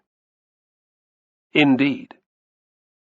Reaching the end of the line, Batiatus regarded the Capuan. "Your journey was successful?" "I think so, sir, yes. I didn't have to pay the moon and stars for any of these scumbags. But they're all tough men, who look able to handle themselves. I'm optimistic that you'll agree with my choices." "Tell me about them." Spartacus scanned the watching gladiators sidelong as Fortis began exalting each of his purchases. Where were the leaders, the men he'd come up against sooner rather than later? Not far from the scarred man who'd shouted at him, he spotted another Gaul, an immense figure with bulging muscles and an arrogant look smeared across his broad, handsome face. That bastard's one. I hope he's not as skillful as he's big. Spartacus slid his gaze onwards. A moment later it stopped on a broken-nosed German, a figure almost as large as the haughty Gaul. He didn't look that remarkable, but the two men who stood at each of his shoulders told a different story. He's a leader. They're his bodyguards. Spartacus didn't spot any more like the first pair he'd picked, but he knew there'd be plenty of fighters who fancied themselves as superior to him, a lowly new arrival. Fortis finished his descriptions. Of course we won't know until they have to fight, but you appear to have done well, Batiatus pronounced. Thank you, sir. The Capuan grinned. Get them to take the oath, then take off their chains and get them settled in. No point in wasting any more training time than necessary, eh? With a pleased nod, Batiatus disappeared from view. So, the whoreson lives in the ludus? Whispered Gitas. Seems like it, replied Spartacus, eyeing the rest of the first story. The armory and the infirmary look to be up there too. We poor shitbags get to stay down here. With a jerk of his head, he indicated the lines of cells that ran under three sides of the portico. Listen to me, you miserable sacks of shit, bellowed Fortis. It's time for you to swear your allegiance to your new familiar. The gladiators you see all around you. He repeated his words in Thracian and Greek. Understand? One of the Scythians, a man with a thick black beard, moved forward a step. What if we refuse take oath? Fortis clicked his fingers, and an archer on the balcony lifted his bow. Your journey comes to an end. Here and now. Clear? The Scythian grunted and stepped back. Anyone else? No? Fortis sniggered. I didn't think so. Repeat after me, then. The words of the Sacramentum Gladiatorum. The most sacred oath that any of you wretched excuses for men will ever take. A silence fell over the ludus. Glancing around, Spartacus realized that the assembled fighters respected what Fortis was about to say. All of them had been through the same ritual. In the brutal world of the ludus, it gave their lives a purpose. Will you swear to endure being burned and being bound in chains? There was a heartbeat's delay. Yes, muttered the 15 men. Do you vow to accept being beaten and flogged? Yes. Do you commit yourself to Batiatus, body and soul, asking nothing in return? Will you swear to meet your death by sword, spear, here Fortis paused, or in any other way that the Lanista sees fit? There was no response. Ariadne stiffened. She'd had no idea quite how powerful the gladiator's oath was. She could not see Spartacus grinding his teeth. Body and soul. Answer me! If you don't, the bowman above will start to loose. On the count of 3, shouted Fortis. 1! Spartacus glanced at Gitas and Suthis. Pointless dying over a few words, eh? He hissed. They both gave him a tight nod. 2! roared Fortis. Yes! cried the 15 men. Louder! Yes! Good. Welcome to our familia. Fortis's smile reminded Spartacus of a wolf's snarl. Reaching into his tunic, he pulled out a chain upon which hung a set of keys. Time to set you arse bandits free! Free! Ha ha ha ha! Laughing at his own joke, he began unlocking the iron ring that sat around each man's neck. When he reached Spartacus, their eyes met. I'll kill you one day, thought Spartacus. Out loud, he said quietly, Where do we sleep? Have a look around. Some of the cells are empty. It's first come, first served, the Capuan growled. When do we get fed? asked Gitas. "First thing in the morning, and when training finishes in about half an hour. It's a good diet, too." Fortis saw their interest and chuckled. "Barley porridge twice a day, and as much water as you can drink." Protested Soothes. "Yes?" Fortis's tone was silky smooth, but his eyes were full of venom. Soothes looked away. "Get as much rest as you can. Tomorrow the trainers will decide which of you will fight for each of them," Fortis advised. He scowled at their incomprehension. "You stupid bastards better start learning some Latin, or you just won't get on. This once I'll explain. There are 3 basic types of gladiator: the Gaul, the Samnite, and," he broke off to spit on the ground, "the Thracian." With that, he moved on to the next man.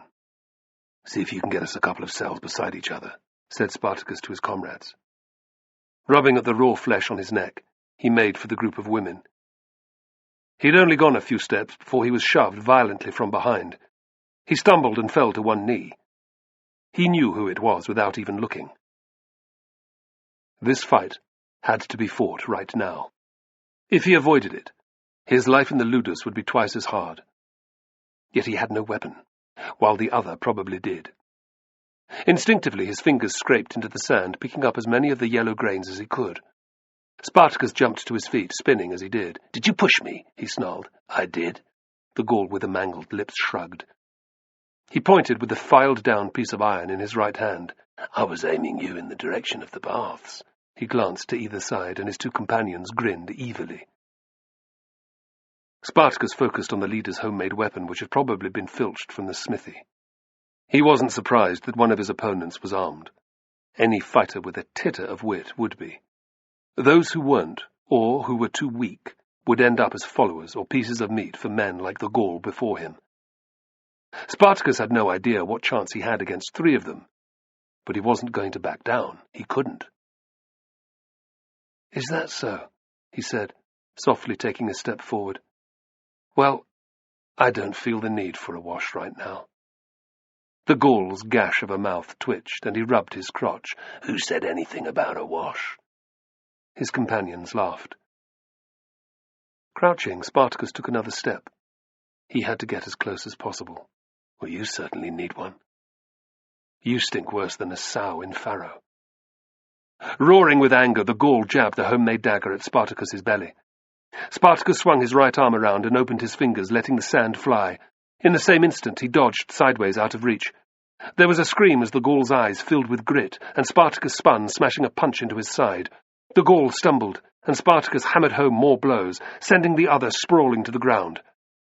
Sensing movement behind him, he half-turned, but a fist collided with the side of his head. Stars burst across Spartacus's vision, and 1,000 needles of pain lanced into his brain. His knees buckled, and it was only with a supreme effort that he managed not to topple on top of the Gaul. Someone grabbed at his arms from behind, trying to pinion them to his sides. He snapped his head back, catching his assailant on the bridge of his nose. Spartacus felt the crunch of breaking cartilage and heard the man scream and fall away. Desperately he glanced to either side. Where was the 3rd motherless cur? Too late. He saw a blur of movement coming at him from the left. The glitter of metal in the figure's hand told Spartacus that he was in mortal danger. Too late. Too slowly. He tried to get out the way. He steeled himself for the agonizing sting as the dagger slid into his flesh. By some miracle, however, the blow never landed. Instead, Soothes came leaping through the air, knocking the 3rd Gaul backwards. Even as Soothes rained a flurry of blows upon the man's face and midriff, Spartacus was looking for the scarred Gaul and his other companion. To his utter relief, Gitas was giving the 2nd man short shrift, while his original attacker was still cursing and trying to clear his eyes of sand. Quickly, Spartacus scooped up the sharpened piece of iron which was lying by his feet. A sideways glance at the archers told him that although they had noticed the fight, they were not going to intervene. Yet. No doubt this was a daily occurrence, he thought. "Don't kill them, but make a decent racket," he hissed. "I'm going to the baths." Without waiting for Gitas or Soothes to reply, Spartacus ran in behind the Gaul. Grabbing his right arm, he twisted it up behind his back. He touched the homemade dagger to the other's throat. "Walk," he ordered. "Walk! Or I'll stick this in so far that it comes out the other side of your fucking neck." The Gaul did as he was told. walking stiff-legged in the direction he'd pointed a few heartbeats earlier. "What are you going to do?" he growled. Spartacus jabbed the iron into the Gaul's skin until blood ran down his neck. "Shut your trap!" Behind him, he heard his comrades screaming abuse as they kicked and spat on the other two tribesmen. Spartacus grinned with satisfaction. The archer's attention was now completely on that brawl. Just what he wanted. "Move it! Faster!" he hissed. Seeing steam coming out of a pair of latticed windows, Spartacus aimed for the nearest doorway. He bundled the Gaul inside and out of sight of the guards. The warm room they'd entered was square and tiled from ceiling to floor. Colourful depictions of fish, sea monsters, and Neptune covered the walls. A low bench ran around the room. It was covered with bundles of clothing, left there by the gladiators who were in the baths through the door opposite. The air was laced with the thick, pungent smell of aromatic oils. The only other occupant of the room was a half-dressed, dark-skinned, short man with black hair. He goggled in surprise at the pair's dramatic entrance. "Good," thought Spartacus. "I want a witness to spread the word." "So this is where you were going to take me, eh?" Tense with fear, the Gaul nodded. "To suck you off?" He spat out the words. "Yes." "Well, that isn't going to happen, is it?" Spartacus wrenched the Gaul's arm up under his shoulder blade, causing him to moan in pain. "No!" "Sadly, I don't have the time to make you suffer. This will have to do, you fucking shitbag." Pulling back the piece of iron, Spartacus plunged it into the Gaul's neck with all his strength. There was a loud choking sound, and blood spurted all over Spartacus's hand. He jerked free the iron, and a tide of red followed it, jetting sideways onto the floor. Making a strangled attempt to speak, the Gaul tottered forward 1 or 2 steps before crashing to the tiles face first. A lake of scarlet rapidly began to form around his twitching body. "Who are you?" Still gripping the bloody weapon, Spartacus pinned the dark-skinned man with his stare. "Restio is my name. I'm from Iberia." "I see. Well, I am Spartacus the Thracian. In case you hadn't realized, I've just arrived, and this is my answer to anyone who wants to fuck with me." He pointed at the Gaul. "Make damn sure that you tell every man in the Ludus what you've seen. Do you understand?" "Yes." "Not a word to Fortis, or any of the guards, though. I wouldn't want you to end up the same way as this idiot." "My lips are sealed." "We understand each other, then." Wiping the iron clean on the Gaul's tunic, Spartacus shoved it into the waistband of his undergarment and sauntered outside. Whistling a tuneless ditty, he glanced up at the balcony. The guards above were showing no real interest in what was going on. He could not see Fortis either. Good. That probably means I got away with it. Next, he looked for Gitas and Southes. They were talking loudly to Ariadne. What they were really doing, of course, was protecting her until he got back. She started forward at the sight of him, but he signalled to her to wait. "Where are the 2 Gauls?" "They crawled off into whatever shithole they call home," replied Southes with a savage grin. "One had a broken arm, and I added a few cracked ribs to the smashed nose you gave the other," interjected Gitas. "What about the ugly one?" "He'll be staying in the baths until someone drags him out of there." Ariadne's eyes filled with horror. "Is he—" "Dead, yes," replied Spartacus harshly. "It was the only way. If I'd let him live, everyone in the damn place would regard me, us," and he indicated Gitas and Southes, "as soft targets. This way they know that we are most definitely not." Ariadne nodded. Killing the Gaul had more than one purpose. Spartacus wouldn't be able to watch over her all the time.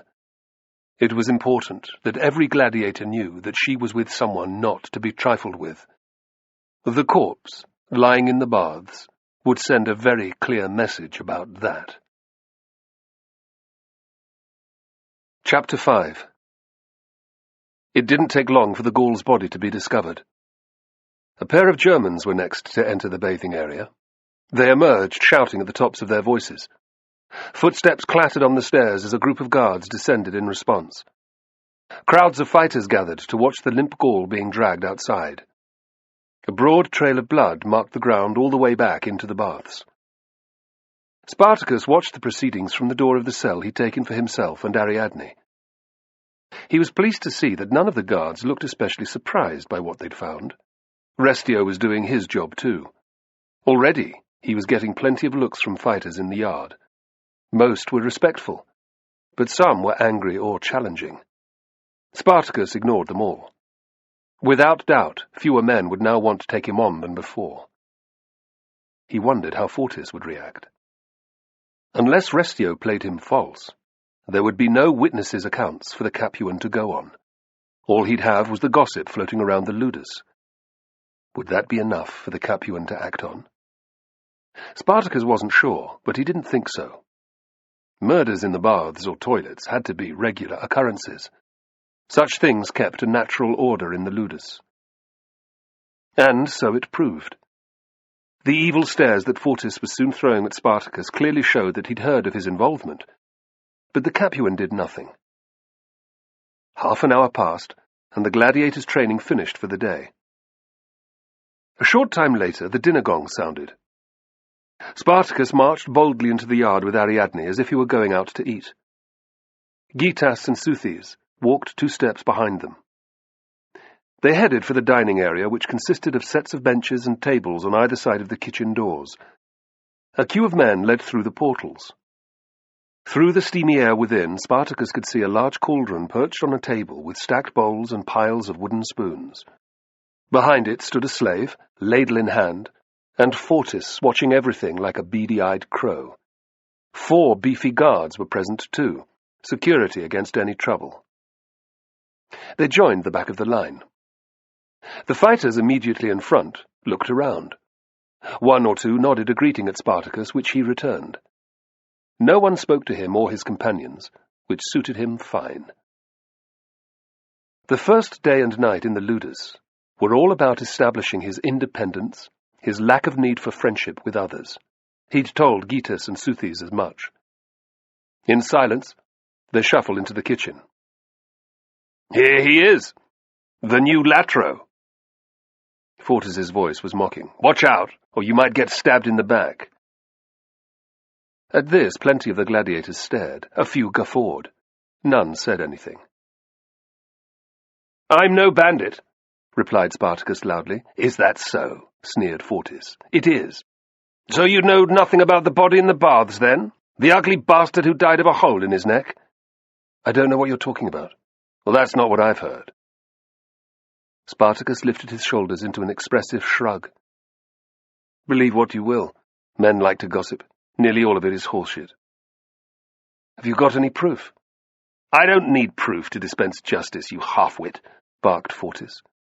"Let's just say that any man who can best that brute of a Gaul must be a good fighter. I'll expect great things from you in the arena." "Curse him." Spartacus hadn't considered the eventuality that the Capuan would do nothing, even if he knew. Fortis wasn't finished with him.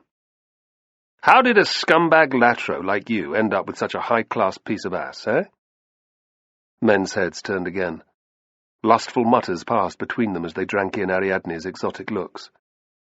"I am a warrior of the Maidi tribe, and Ariadne is my wife," said Spartacus with a calm smile. Inside, though, he was now raging. He wanted to leap on the Capuan and smash his teeth down his throat. But he kept his peace. He'd kill Fortis. Of that there was little doubt. But the 4 guards would slay him in turn. A stupid way to die.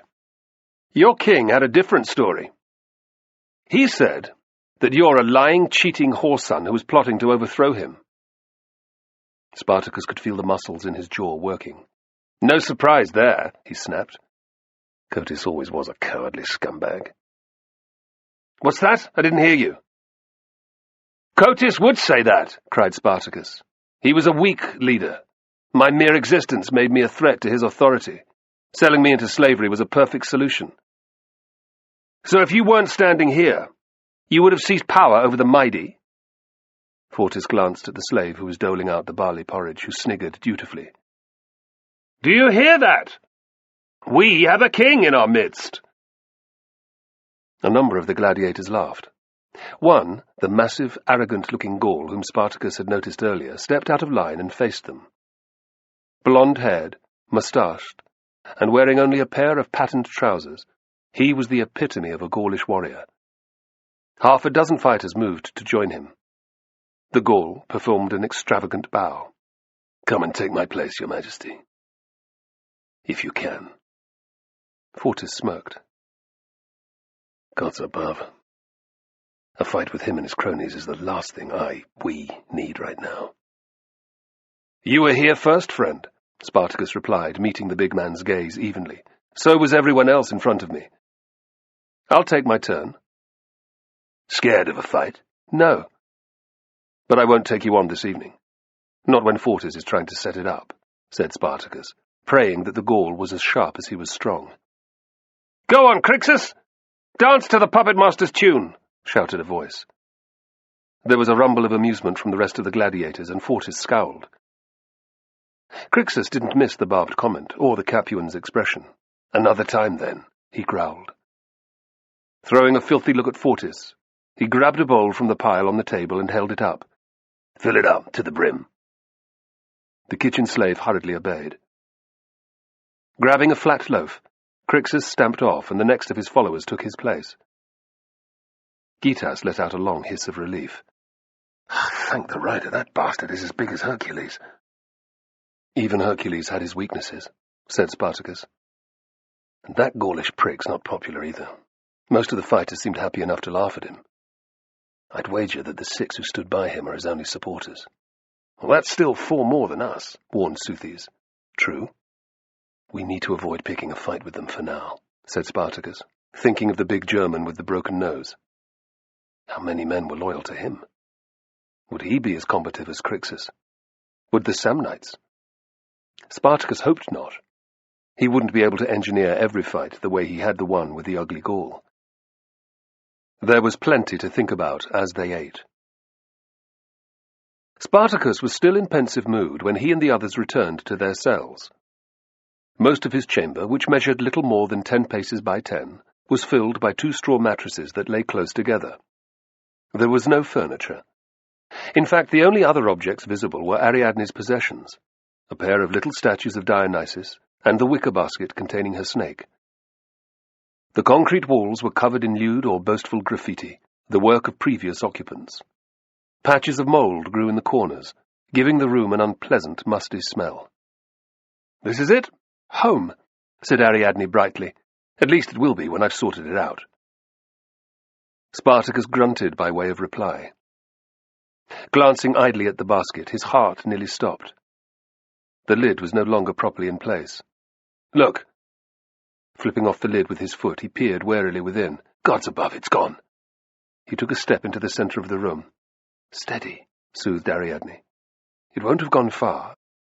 Unless—" And her gaze moved to the gap under the door's bottom edge. "Dionysus, do not let it have gone outside," she whispered. "I need it to protect me." Spartacus wasn't listening. He peeled off his tunic and dangled it from his left fist. Lifting the first mattress with great care, he peered underneath. Nothing. He pulled the straw-filled sack to the far side of the room, where he leaned it against the wall. Returning, he raised the corner of the second mattress. "There it is!" cried Ariadne, pointing at a lithe, coiled shape. "Let me get it." But Spartacus was there before her. Heaving the mattress out of the way, he tossed his tunic over the serpent and leaped over to grasp it behind its head. "Gotcha!" he hissed. "What are you doing? You hate the thing!" Ariadne lifted the basket so that he could drop the snake inside. Spartacus waited until she'd secured the lid again. "I do. But there's nothing like confronting your fear. If you think the devil's behind you, turn around and face him, as they say." He wiped his brow and grinned. "You could have been bitten. Let me pick it up next time," Ariadne snapped, irritated that he'd had the temerity to touch her most sacred possession. She was also scared of what might have happened. "Next time? If you'd secured the basket properly in the first place, we wouldn't even be having this conversation," he needled back. "Oh, leave me alone," Ariadne retorted, flushing with anger and embarrassment. Seeing her mood, Spartacus chose to ignore her. The bad feeling between them lingered in the air like a bad smell, and they retired in silence. Spartacus blew out the oil light and lay down beside Ariadne. They were close enough to touch, but neither did so. Neither spoke either. After a few moments, Spartacus turned over and inadvertently brushed his leg against hers. She turned on him before he could say a word of apology. "This marriage is a convenient pretense, you understand? Don't get any ideas." She saw his lips twitch in the half-light. "I touched you by mistake. And I never thought our marriage would be otherwise." Ariadne was furious to feel cheated that he hadn't put up more of an argument. "I'm acting like a child," she thought. But she couldn't bring herself to apologize. The last man to touch her had been her father. Damn him to hell.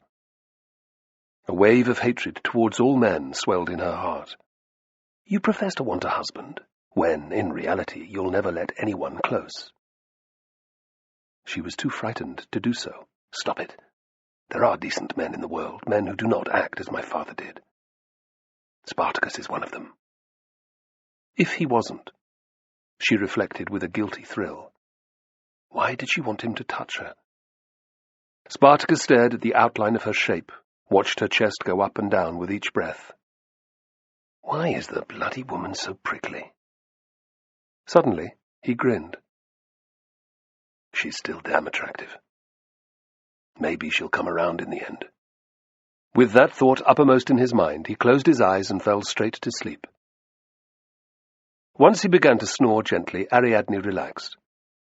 The moon came out from behind the clouds that had masked it previously, and the cell filled with the gentle yellow light. Spartacus did not stir, and Ariadne was shocked to find herself surreptitiously studying him. Guilty pleasure filled her at what she saw.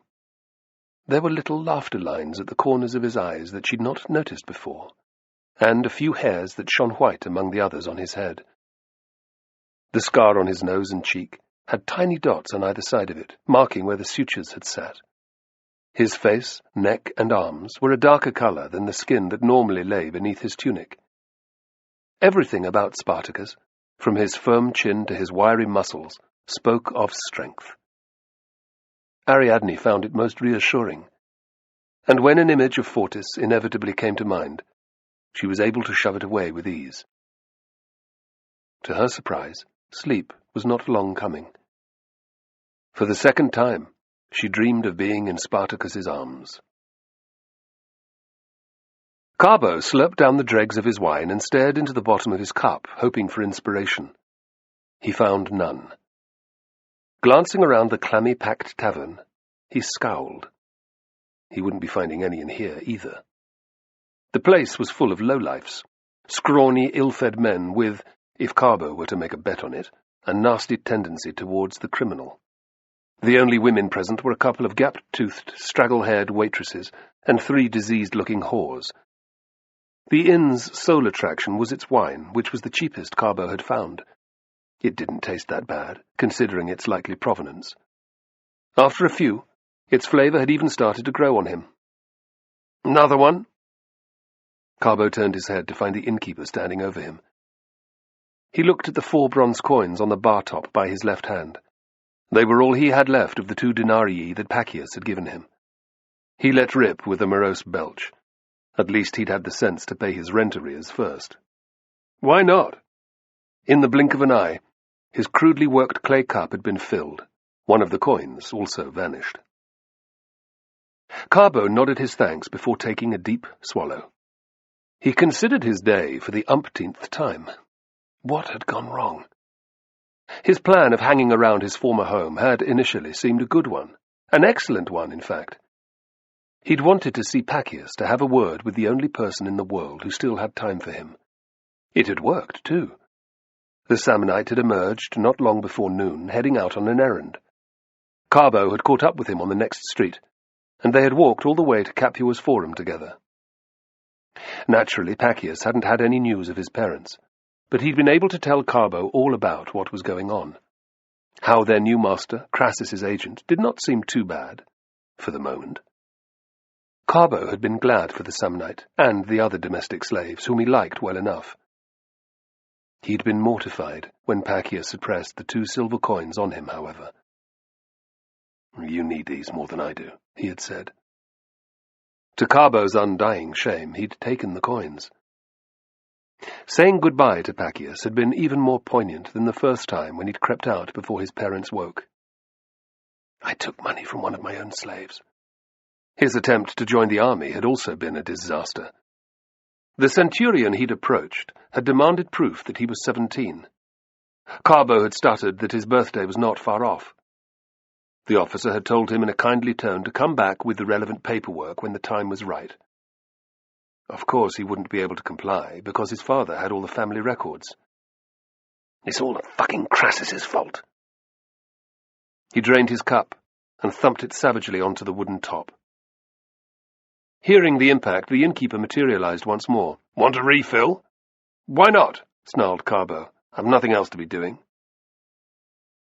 An instant later, he had another full cup of wine and only 2 coins. Soon after, it was 1 coin, and then none. Carbo was destitute once more. Before he had time to dwell on that miserable detail, one of the prostitutes sidled over and tried to sit on his knee. Carbo waved her away irritably. Even if I wanted to, I can't afford it. You've got this, she purred, poking at the brooch on his cloak with a cracked, dirty fingernail. I'll screw you every night for a week for it, maybe even 2 weeks if you're man enough. She cackled at her own joke. That piece is worth more than your life, you diseased bitch, Carbo growled. Leave me alone. Her expression soured. Who said I'd fuck you anyway? Those scars would put anyone off. Carbo raised the back of his hand to her, and she stepped back, curling her lip. But it was a Pyrrhic victory. The moment that the whore had reached her friends, she began jeering and pointing at him. Shame you're not a man, or I'd give you a damn good hiding, he growled, making an obscene gesture. They hissed with fury. Getting unsteadily to his feet, Carbo made for the door. When would his luck change, he wondered bitterly. Making any kind of money seemed impossible. Pulling open the door, he stumbled outside. The blast of cold air that hit him restored some of his senses. I'll feel better after a good night's sleep. Trying to keep that thought uppermost, Carbo wove off into the narrow, unpaved alley. Despite the near-complete darkness, he knew his way back to the insula atop which his garret perched. It wasn't far. A moment later, the prostitute whom Carbo had rejected came hurrying out of the inn. She was accompanied by an unsavoury-looking man. Both came skulking after him. The first thing Carbo knew about it was when a heavy blow struck the back of his head. The explosion of light that burst across his eyes was accompanied by a tidal wave of pain, and he dropped like a sack of grain. Landing face first in the muck, Carbo was all too aware of its foul stench and taste, but he was too weak to do anything about it, or about the fingers that were already rifling under his tunic for a purse. Bastards! Don't waste your time, said a shrill female voice. He's got no money, just the brooch I told you about. It's still worth checking, growled the man. You never know what you might find. Carbo felt himself being rolled over, and a hand pawing at his left shoulder. No, no, he mumbled as the fabric ripped. His reward for speaking was a blow across the face that smacked his head back down into the reeking blend of mud and human waste. Light-headed, half-stunned, Carbo's strength deserted him. Shall I cut his throat? You might as well, answered the woman, in case he saw us coming after him. I know who you are, and I'll kill you if I get half a chance, Carbo wanted to say, but his attempt came out as an unintelligible mumble.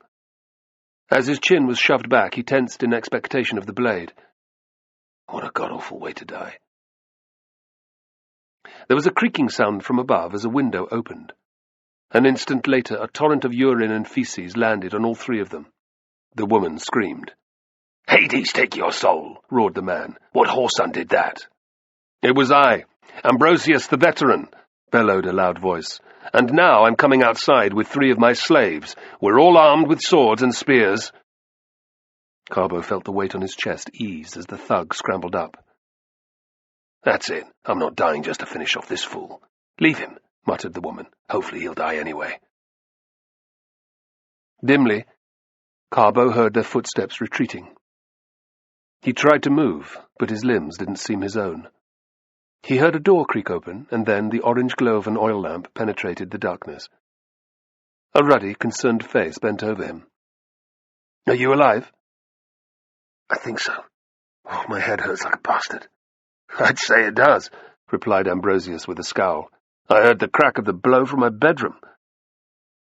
Carbo tried to sit up, but Ambrosius pressed him back down again. Wait.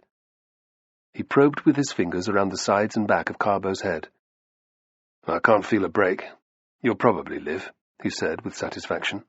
Grab my hand. Carbo obeyed, and felt himself being pulled upright. The mud made a wet, sucking sound as it released him, and his nostrils were again filled with the rank odour of everything that made it into such a glutinous morass. He didn't care. They took my brooch. It was the only valuable I had. He made to move after the thieves. I have to get it back. Ambrosius's strong arm blocked his way. I wouldn't. Be grateful that you don't have a gaping smile around the base of your neck. His slave nodded in mute agreement. Reality crashed back down on Carbo. Better to be covered in shit and breathing than to be dead. Very well. Thank you for your help. Don't mention it. Ambrosius wrinkled his nose and stepped back a little. Gods, but you stink. You've got baths at home? Carbo's pride rallied. Yes, he lied. Good. You'll understand if I don't accompany you, said Ambrosius. And as for my slave, well, I only have the one. Looking shamefaced, he fell silent. It's all right. You did more than most people would ever do, coming out onto the street in the middle of the night. I can find my own way back. To what? He thought furiously. Here. Ambrosius shoved forward the oil lamp and his rusty gladius. You'll have more chance of making it with these. But I insist. If you wish, return them to me in the morning. My door is the one by the butcher's. As you know, Ambrosius is my name. Thank you, said Carbo simply, accepting both lamp and sword. I will come back tomorrow. Excellent. My wife won't have any reason to complain if I bring you in for a cup of wine, then. Leaving Ambrosius and his slave to return indoors, Carbo trudged off. The end of his all-too-brief contact with a decent person fueled the flames of his anger to new heights. Now he had to return to his garret, where no one cared if he lived or died, where the crone would keep him awake all night with her coughing. It wasn't even as if he could wash before climbing into his bed. The insula had no running water, so he'd have to lie in his own filth until the morning, when it was safe to go out and the public baths were open. Carbo wished for the pair who had attacked him to appear before him. I'd cut them both to pieces. Of course, nothing happened. He kept walking. Then, in the flickering light cast by his oil lamp, something caught his eye. He stopped and peered at the plastered wall to his left. On it, someone had scratched a series of crude drawings. Carbo leaned closer, making out a pair of small, almost childlike figures fighting each other and, on either side, sets of cursive characters. He read the gladiators' names and the boasts about them. Hilaris the Thracian, never defeated, victor in 15 fights, and Attilius the Samnite, strongest of his tribe, and killer of 4 men. Hope and a little excitement stirred deep in Carbo's heart. Here was one path left for him to follow. It might be that taken by the lowest of the low, by criminals, prisoners of war, and slaves. Yet, occasionally, it was taken by a citizen. He could become an auctoratus, a contracted gladiator. If he succeeded, the financial rewards could be very great indeed. The thought made Carbo's lips twitch. Despite all that had happened that day, this seemed like a sign from the gods. Spartacus was woken before dawn by the cold. His blanket had slipped off in the night. Pulling it up to his chin, he trained his ear to the early morning sounds entering from outside. The strident crowing of a cock in the Ludus's vegetable garden, which he'd seen outside the thick walls, the rattle of a sword tip along the window bars of the gladiators' cells, Fortis's nasal tone rousing them from sleep, the slap of men's feet on bare concrete floors, throats being cleared, the distinctive noise of spitting, And from beyond the ludus, where Capua's market sprawled, the hum of normal life, the rival cries of bakers, butchers, and other tradesmen. From the nearby Via Appia came the shouted greetings of travellers, the creak of cartwheels mixed with the lowing of oxen, and the ill-tempered braying of mules. It was very ordinary, and very similar to Thrace. Spartacus hated it, loathed it. Freedom was so near, he thought bitterly, and so far. A world away. Who'd have imagined that after years of service to the Romans, he'd end up as the lowest of the low? A fucking gladiator. He thought of Cotis and grimaced. At least I'm alive. Clack, clack, clack. Right on cue, Fortis's weapon dragged along the bars of the cell's window. The metallic sound of a key unlocking the door followed. "Stop ploughing your woman, Latro! Get out here while the porridge is nice and hot." Filthy Roman bastard. Spartacus's whisper was reflex. "Did you hear me, Latro?" "I hear you." He sat up. "Good. Today we'll see what kind of fighter you are to become." Fortis moved on. Spartacus scowled. "About last night," Ariadne began. He glanced at her, and saw the desire for reconciliation in her eyes. "I shouldn't have snapped at you," he said. "Although I'd caught the creature, I was still feeling jumpy. I'm the one who should be apologizing. It's my snake, and my responsibility to make sure that it stays in the basket." She paused, looking awkward. "So I'm sorry." "Let's forget about it and move on." "Fine." Feeling better, she smiled. "You look much better like that than with a frown on your face." "He likes me." Delighted, but also embarrassed, Ariadne floundered about for what to say. "What type of fighter do you think they'll pick you for?" she blurted. "Thracian, I'd assume," replied Spartacus, climbing to his feet. "I'll soon find out." "What will you do with the day?" "The first thing will be to clean this room properly. Only the gods know when that last happened," Ariadne said disapprovingly. "Then I want to find something that will serve as an altar for my statues. If I have a chance, I'll also sound out the women who already live in the ludus, learn about how life works here. Stay safe. Keep away from the toilets and baths unless you're with plenty of other women," he warned. "Don't worry." She pointed to the basket. "That's going everywhere with me." "Good." She nodded. "Be careful." Her sudden thaw made him grin. "I will." Pushing open the door, he was gone. Discomfited, Ariadne was grateful that he hadn't seen the rising blush in her cheeks. The new arrivals had barely finished their porridge when, accompanied by Fortis, the trainers who supervised the different classes of fighters came looking for them. The three middle-aged, hard-faced men were each armed with a club, a whip, or both. All were former gladiators who'd earned their freedom the hard way, by winning the rudis. Forced out into the yard to a chorus of jeers from the other inmates, the 15 men were lined up side by side. Spartacus, Gitas, and Seuthes found themselves at the far end, away from Fortis, who began at once.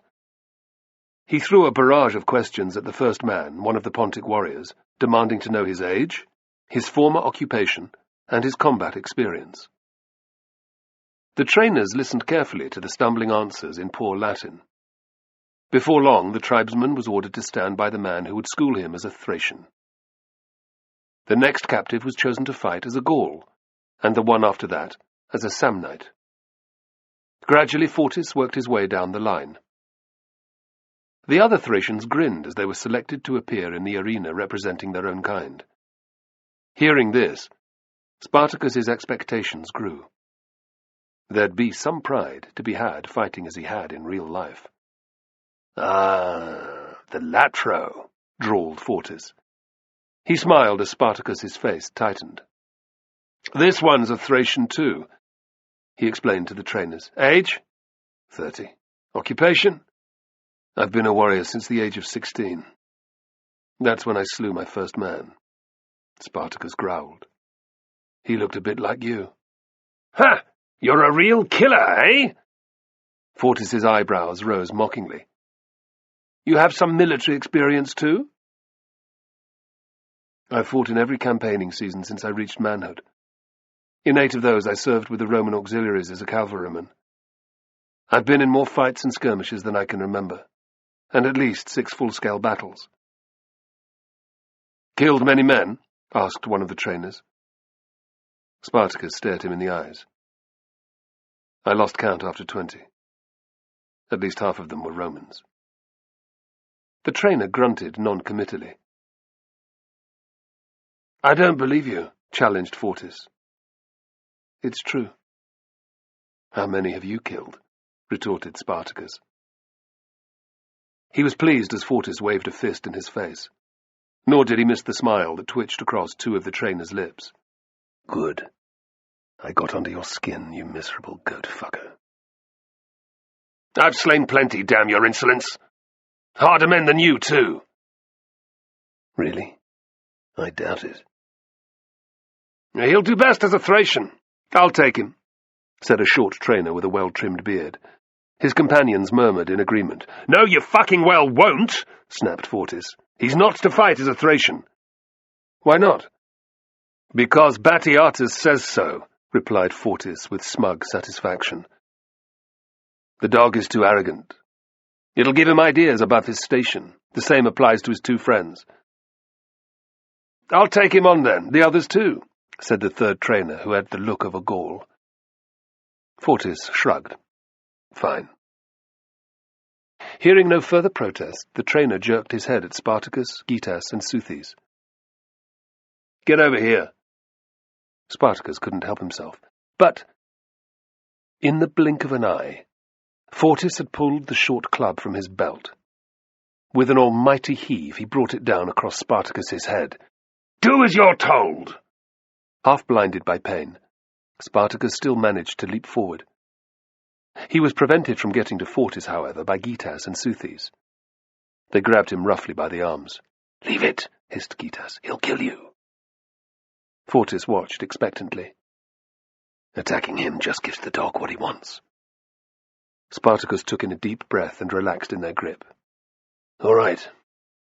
I'll fight as a Gaul. You listen to your friends, that's good. Fortis couldn't quite hide his disappointment, however. Keep doing that, and you might survive. He glanced at the trainers.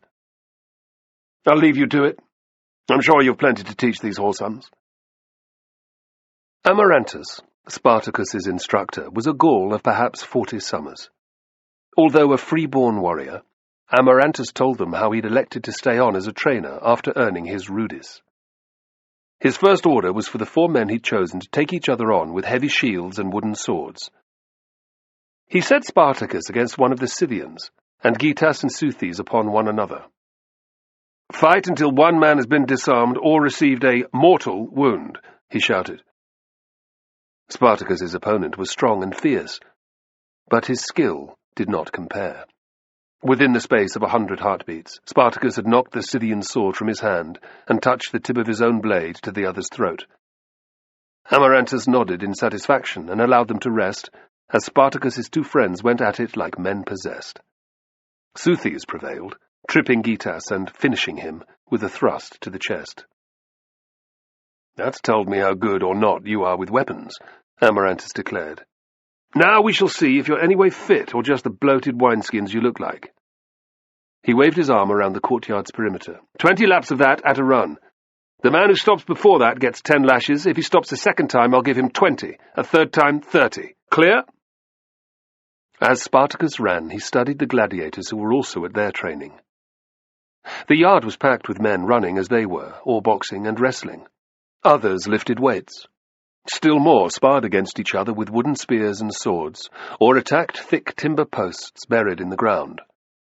One unfortunate was being lashed by his irate trainer while his companions watched.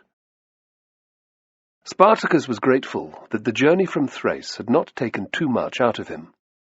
Although the food hadn't been the best quality, he'd lost little weight or condition. 20 laps was well within his capability, and that of Gitas and Seuthes too. As it turned out, the Scythian was fit as well. Amarantus gave a satisfied grunt as they rejoined him, their faces dripping with sweat. Carbo had reached his insula without further problems. He'd had a fleeting sensation of sweet revenge when his tread on the creaking floorboards had woken the crone. It had soon vanished during the coughing that followed, but Carbo had been too tired, and his head had hurt too much to curse his neighbour. Uncaring of the layer of semi-liquid filth that coated his hair, back and legs, he'd eased onto his mattress and pulled up the ragged blanket. A few heartbeats later, he'd fallen asleep. Mercifully, he had had no dreams. Waking to the chill of another grey dawn, Carbo had lain with a throbbing headache, wondering if becoming a gladiator was the wisest choice. He'd wrestled with the option for an age, worried that he would not be tough enough for the brutal world of the ludus. But Carbo could think of no other path to follow. Eventually, the bad smell coating every part of him had prompted him into action. At the public baths, 2 streets over, he'd managed to catch the entrance price from a kindly old man. Carbo had never enjoyed washing himself so much, or felt so grateful that he had grown up with the luxury of running water in his house. Once he was clean, the problem of his soiled tunic and undergarment, Lycium, became far more pressing. Wearing the drying cloth furnished by the bath's attendant, Carbo had ventured onto the street, where he washed his clothes in the public fountain that sat alongside the bathing house. Donning his soaking wet garments, he had glowered at the passers-by's laughter. Next, he'd gone to Ambrosius's door, where he had returned the lamp and gladius to the same slave who had helped save him the previous night. Refusing the invitation to go in and meet the veteran, Carbo had headed straight for the city's ludus, which lay outside the walls to the north. Now that he'd reached its gates, his courage was threatening to desert him. Carbo stood, mutely, staring at the thick metal strips that crisscrossed the timber doors and the tall ramparts above. The ludus looked and felt like a prison. From within, he could hear shouts and the dull clash of weapons. It was quite daunting. "What do you want?" Carbo focused on the guard, a swarthy man carrying a spear and shield. A battered helmet concealed much of his face, making the demand even more intimidating. "I've come to offer my services as an auctoratus." "You? An auctoratus?" The 3 words conveyed endless contempt. Carbo held his stare. "Yes." "Can you use a sword or spear?" "A sword, yes." "Is that right?" sneered the guard. "Yes, it damn well is, you cheeky bastard," snapped Carbo. For all his failures, he was far above this creature on the social ladder. "I demand to see the Lanista." The guard blinked at his determination. "What do I care if you want to get yourself killed?" He rapped on the timbers with his knuckles. "Open up!" With a loud creaking noise, one of the gates began to open. Carbo's stomach twisted, but he stood his ground. "Stay with me, Jupiter, greatest and best." Chapter 6. With a loud creaking sound, the ludus's main gate opened. This was enough to attract most gladiators' attention. The trainers, Amarantus among them, were not immune either. A guard came stumping in, followed by a tall figure in a once fine tunic. The moment that they were both inside, the gate swung shut with a heavy clang. "Someone looking for fighters?" wondered Gitas. "No," answered Spartacus. "He's only a boy. He can't be more than 18. Look at the way he carries himself. He must be from a good family." "His clothes are soaking wet," noted Spartacus. "That's odd." The young man was led upstairs to Batiatus's quarters. Rival theories about his reason for visiting the ludus rippled through the assembled gladiators. "Back to work!" cried Amarantus. "Get a move on, you lazy scumbags. We haven't got all day." "Attention!" Fortis's voice cracked through the air like a whiplash. Spartacus looked up to see the Capuan on the balcony beside the man who'd been escorted upstairs. The youth was sallow-skinned, with a thin, pock-marked face. "This young gentleman goes by the name of Carbo," announced Fortis. "He has asked Batiatus if he can enter the ludus as an auctoratus. "He looks as if he's still on his mother's tit," bellowed a fighter. "The prick's far too scrawny," cried another. "He'd snap in two if you hit him hard enough." A rumble of amusement rose from the yard, and Carbo flushed with anger. "Why is he here? Has he screwed his father's mistress?" asked Crixus. A murmur of interest replaced the gladiator's laughter. It was rare, but not unheard of, for a citizen to join their number as a paid contractee. Some joined for the thrill of it, the taste of danger that they might never experience otherwise. Most, however, entered the ludus under a cloud. Sometimes it was because they had broken the law in some way, but often it was the likes of gambling debts that drove them through the gate. Above them, Fortis smirked. "It wasn't that, or so he says. I didn't like to ask further." "What was it, then?" cried Crixus. "Lost all your money on chariot racing?" Carbo's temper flared. "It's none of your damn business." "A sensitive issue, is it?" retorted Crixus, glowering back. "Piss off," Carbo replied.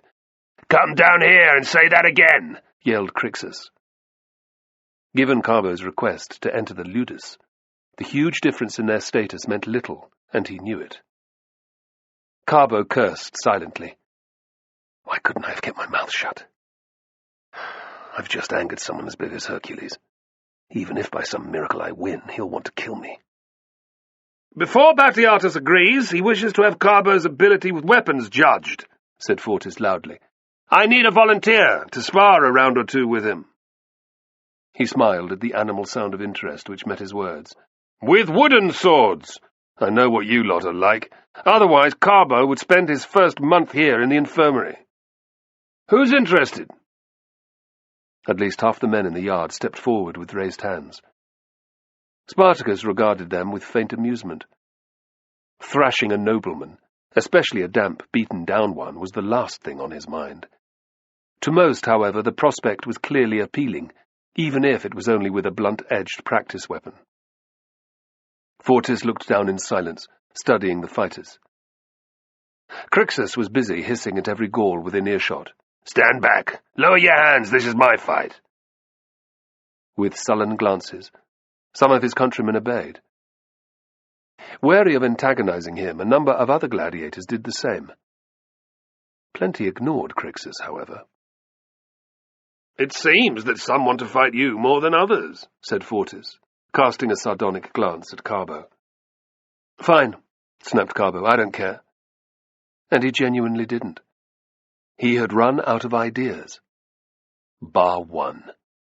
To pass the entrance test here. "In that case," said Fortis, his tone silky smooth, "you won't mind if—" His gaze fell on Crixus before moving on. He pointed to Spartacus. "A fellow newcomer, as yet untested in the arena, has the honor of welcoming you to the ludus." Carbo eyed the Thracian. Despite Fortis's deprecating comments, he was compactly built and looked expert at handling himself. His guts churned. "Let's get it over with," he said, trying to sound confident. Spartacus could sense Crixus's rage from 20 paces away. Anger surged through his own veins. Fortis had done this deliberately, not to see Carbo beaten, but to set the Gaul against him, as if he wasn't already, after what had happened the previous night. He set his jaw. There was nothing to be done about it for now. "Where do I go?" "Follow me," directed Amarantus. He headed for the roped-off square in the centre of the courtyard. Already fighters were standing 3 and 4 deep around it. Spartacus and his comrades followed, so did the Scythian. They shoved their way through the throng right up to the waist-high ropes which formed the area's perimeter. "In you go," said Amarantus, lifting the rope. As Spartacus entered the square, he felt a tickling thrill of anticipation. A fight was still a fight. "Hold back, Carbo!" shouted a voice. "The boy looks unremarkable, but he wouldn't have walked in here if he couldn't handle himself." Glancing around, Spartacus recognized Restio, who had seen him kill the Gaul. "So he's a bet-maker too." "What odds?" asked a German. 20 to 1 against. "That's well worth a gamble." The German's grin was feral. Put me down for 5 denarii. A clamour of voices rained down, placing even larger wagers on the newcomer. Restio's business was only interrupted by the arrival of Fortis and Carbo in the square. The Capuan had 2 practice swords under one arm. Ordering Carbo to shed his tunic and sandals, he made the pair stand 10 paces apart. Spartacus stared hard at Carbo, who, surprisingly, held his gaze. The onlookers were eyeing the Roman's well-muscled chest and upper arms. "Sure you should have given me such long odds?" asked the German. "Compared to Spartacus, he looks like a plucked chicken," retorted Restio with aplomb. "Just wait and see." Next, Fortis tossed each man a weapon. To Spartacus a gladius, and to Carbo a seeker. Spartacus gripped his blade like a lover, and wishing that he'd been given the other sword. Unused to the wooden seeker's weight, Carbo hefted his to and fro. A damn shame that I didn't have more lessons from Pacius. "Helmets and shields!" Fortis bellowed. There was a short delay before 2 slaves appeared. One carried a scutum, while the other bore a small, square shield and a distinctive Phrygian helmet. The first headed for Spartacus, and the other to Carbo. They handed over their items and scurried to safety. Fortis looked up at the balcony where Batiatus was now waiting. An expectant hush fell over the courtyard. "The bout will last until one man is either disarmed or acknowledges defeat," said the Lannister. "Begin." Fortis scrambled out of the way, and Spartacus moved forward at a trot. By now, Ariadne had heard what was going on. Using a bench to stand on, she peered out of the cell window. "Let it be over quickly," she prayed. "Keep Spartacus from harm."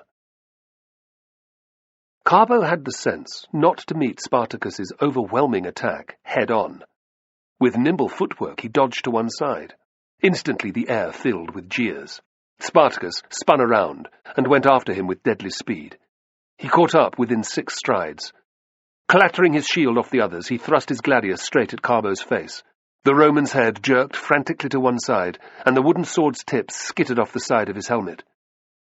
Carbo's lightning-fast response caught everyone off guard, Spartacus most of all. Even as Carbo reeled backwards, he thrust around the side of his shield, driving the point of his weapon into Spartacus's bare midriff. The Thracian doubled over with pain. He had the wits to pull close his shield and shuffle backwards. But even so, Carbo was on him like a dog on a rat. He rained down a flurry of blows, aiming for Spartacus's head. "Maybe I can win this." "No," whispered Ariadne in horror. It was easy to imagine that the bout was real. A few men began cheering for Carbo. "What odds will you give me on the Roman now?" demanded a Samnite. Restio recovered his bet-maker's poise fast. "The rookie's wasting his time. Everyone knows that Thracian's skulls are incredibly thick. Spartacus probably doesn't even know that Carbo's hitting him." He smiled as the men around him roared with laughter. Spartacus heard none of the exchange. He was concentrating on recovering the breath that had been driven from his lungs by Carbo's first blow. The moment that the young Roman's attack slowed, he'd strike like a snake, fast and lethal. End this charade for once and for all.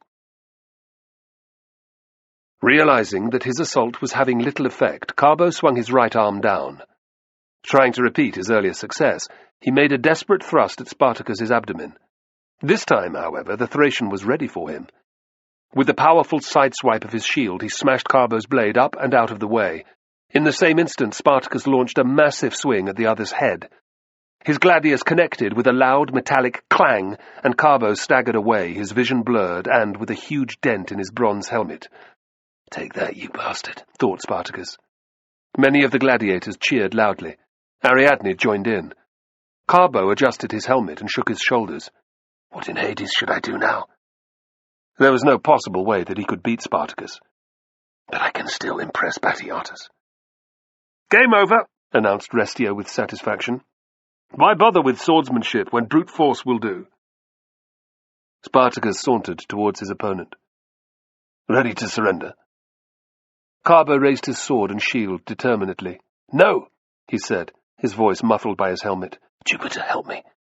Don't be stupid, growled Spartacus in a low voice. Piss off! Carbo didn't back away either, nor did he drop his weapon.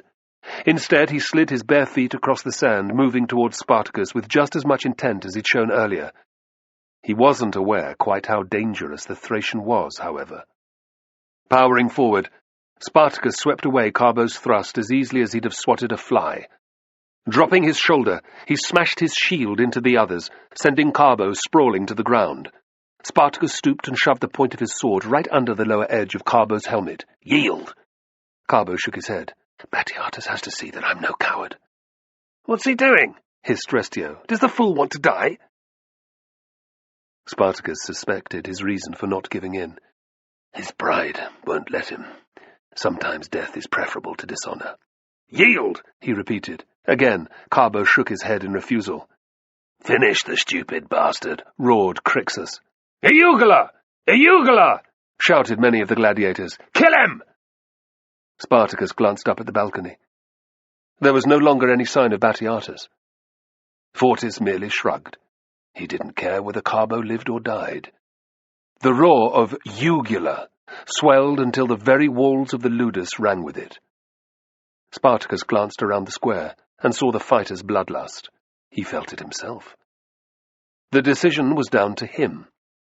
His strength and the proximity of the strike meant that even with a wooden sword, Carbo ran a real risk of dying.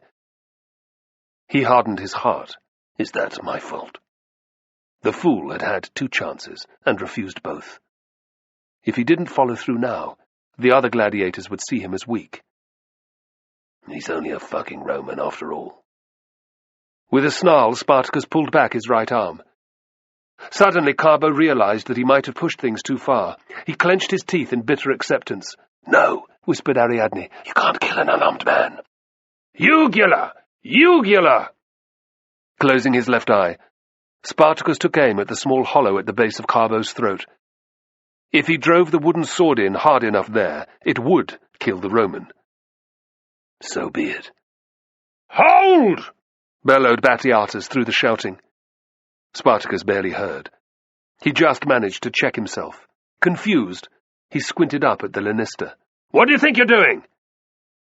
He won't give in, replied Spartacus, and Fortis didn't say not to. Batiatus rounded on the Capuan. Idiot! I step away from the balcony for a moment and this is what happens? Why didn't you end the fight? Carbo fought well enough for a tyro. He might be inexperienced, but he's no good to me as a damn corpse, eh? No, sir, muttered Fortis. He shot a vengeful look at Spartacus. Step away from him, ordered Batiatus. Spartacus did as he was told. Ariadne felt a wave of relief. The Roman would live. She glanced at Spartacus again, feeling awe and a little fear. Gods, but he is a tough bastard. Slowly the Roman sat up. Thank you, Jupiter. I didn't expect you to fight so well, Carbo. But your inexperience was also obvious. You have a lot to learn, said the Lanista. The first thing should be that if you go into a fight looking to die, you'll probably succeed. He smiled at the guffaws this produced. Carbo nodded wearily. With an effort, he took off his helmet. Return tomorrow. You'll be paid your joining fee and you can start training at once. My lawyer will have drawn up the contract by then. Batiatus turned and was gone. The entertainment is over! Back to your training! Fortis shouted. He threw another venomous stare at Spartacus, but the Thracian ignored him. Carbo's voice broke into his reverie. You were going to kill me? Well, of course I was, idiot. What do you expect me to do when you wouldn't give in? Try to talk you out of it? Carbo flushed. No. There's no mercy in this world. You were foolish not to yield when I knocked you over, said Spartacus harshly, feeling a trace of remorse. He's only a boy. I see that now. I was trying to...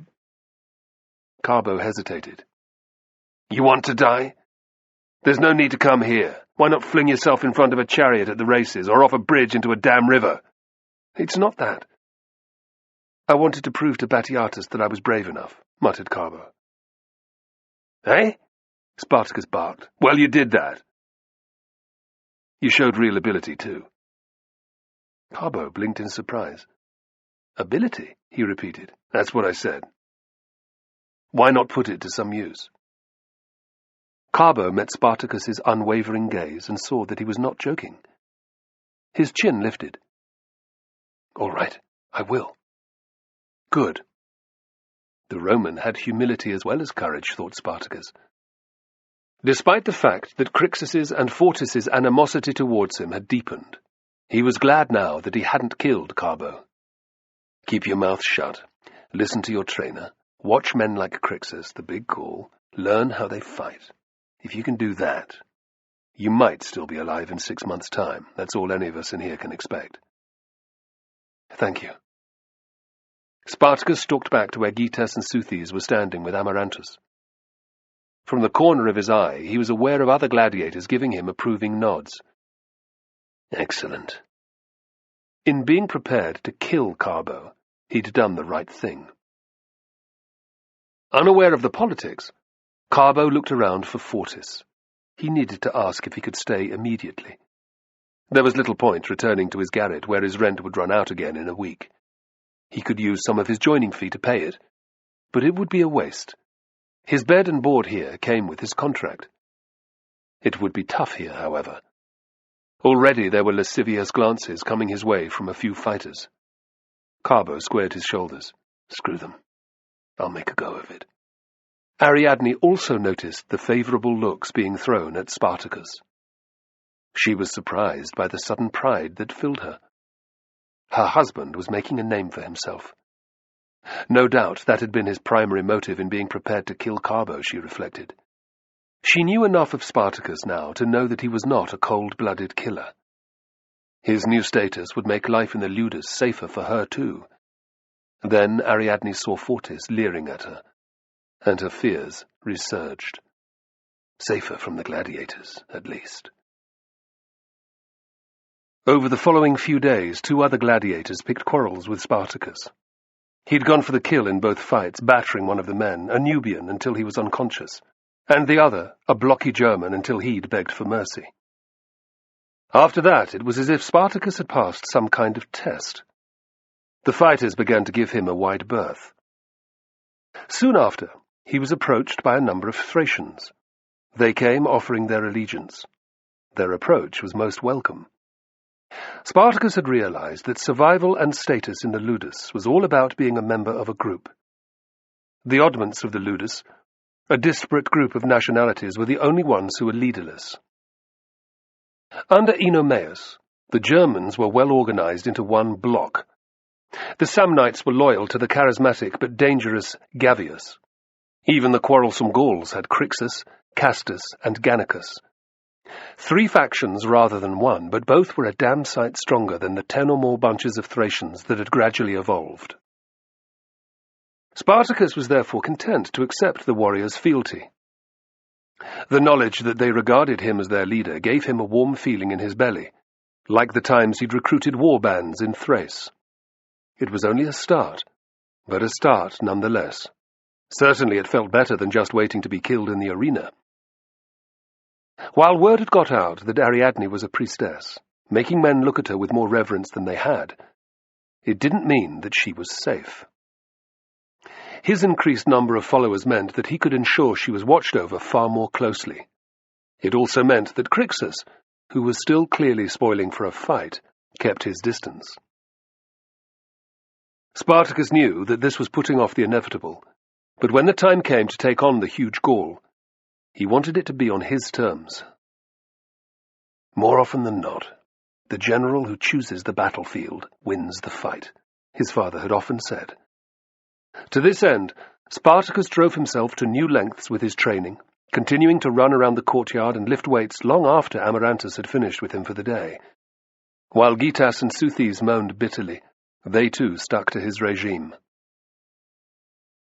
One evening Spartacus was actually glad to call an end to his exercise. Thanks to the dark, threatening clouds filling the sky, it was growing dark earlier than normal. A bitter autumn wind was whipping down into the yard, penetrating his tunic with ease. The sweat that coated his body was being cooled, even as it formed. Spartacus didn't want to catch a chill for the sake of a few extra laps. "Let's call it a day," he said. Thank the rider, said Gitas, purple-faced. I thought you'd never say that. To the baths? Asked Soothis. Where else? Spartacus led the way. As they neared the doors to the bathing area, he saw Carbo skulking in the shadows under the walkway. The young Roman was living in the ludus, but Spartacus hadn't seen where. A quick glance told him that Carbo wasn't faring well. He had a black eye, a cut to his lower lip, and his tunic had been ripped off his right shoulder. The flesh underneath was badly bruised. Poor bastard. Come here. Carbo looked around in surprise. Me? Yes. Carbo limped out into the yard in obvious pain. What is it? He rubbed at the dark rings under his eyes with one hand. The other stayed inside his tunic. Not getting much sleep? It's tough here, hey? I'm not complaining, Carbo replied curtly. I know you're not. The fact is, though, that you're being picked on by men who are bigger and tougher than you. Carbo's eyes glittered, and he revealed a hand that had been residing in his tunic. In his fingers he gripped a length of iron. The next whoreson who comes near me will get this stuck in his chest. You'll get yourself killed, boy. Spartacus stepped closer. Why don't you throw your lot in with me? Distrust twisted Carbo's scarred features. Why would you ask me that? Because we need good fighters. Leave the boy his pride. Spartacus grinned wryly and lifted his tunic to reveal the mark left by Carbo's sword. And you're definitely one of those. Carbo felt his worries ease a fraction. This hard man had some respect for him after all. I'd be pleased to join you. Good. Come into the baths, get yourself cleaned up. You can bunk in with Gitas and Soothis for the moment. He saw Carbo's suspicion. Neither of them will touch you. They're not like that. A gusty sigh of relief left Carbo's lips. He'd been sleeping, more accurately, dozing, in Restio's cell. While the Iberian had not attempted any sexual assaults, as others had, Carbo didn't trust him at all. He wasn't sure of Spartacus either, but this was a better offer than he'd had from anyone else. Thanks. A tiny, secretive smile twitched across Spartacus's lips as they entered the baths. Another one enters the fold. Gods above, get off me! Spartacus muttered. He sat bolt upright. Ripping off his thick woolen tunic, he threw it to the floor. He saw nothing. With an oath, he leapt across to the furthest corner of the cell where he checked the wicker basket. It was securely closed. Spartacus mouthed another savage curse. What are you doing? He didn't answer. Ariadne opened one eye and then the other. Gods, but he looks good naked. What is it? Nothing. Go back to sleep, he muttered, returning to his mattress. The tension in his voice alarmed her. Spartacus? He wouldn't look at her. Was it a dream? The slightest of nods. A nightmare? She asked intuitively. I suppose it's probably nothing. Tell me, maybe I can make some sense of it. Silence. Ariadne waited. Finally, turning his head, Spartacus met her gaze. You're worried? Yes, it was awful. Her eyebrows arched into a silent question. You won't leave it alone until you find out, will you? He asked. I'm starting to know what you're like. Is that so? Ariadne's smile faded as she glanced at the basket. You dreamed of a serpent? He gave her a startled look. Yes. What was it doing? Spartacus's hands rose to his neck and lower jaw, encircling them. The damn thing was coiled up here. It was looking me in the eyes. And you thought that it was my snake? Well, have you forgotten the other night? He asked testily.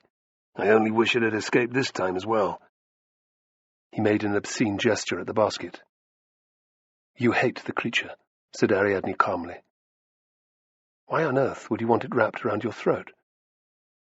Because then my dream wouldn't have meant a thing.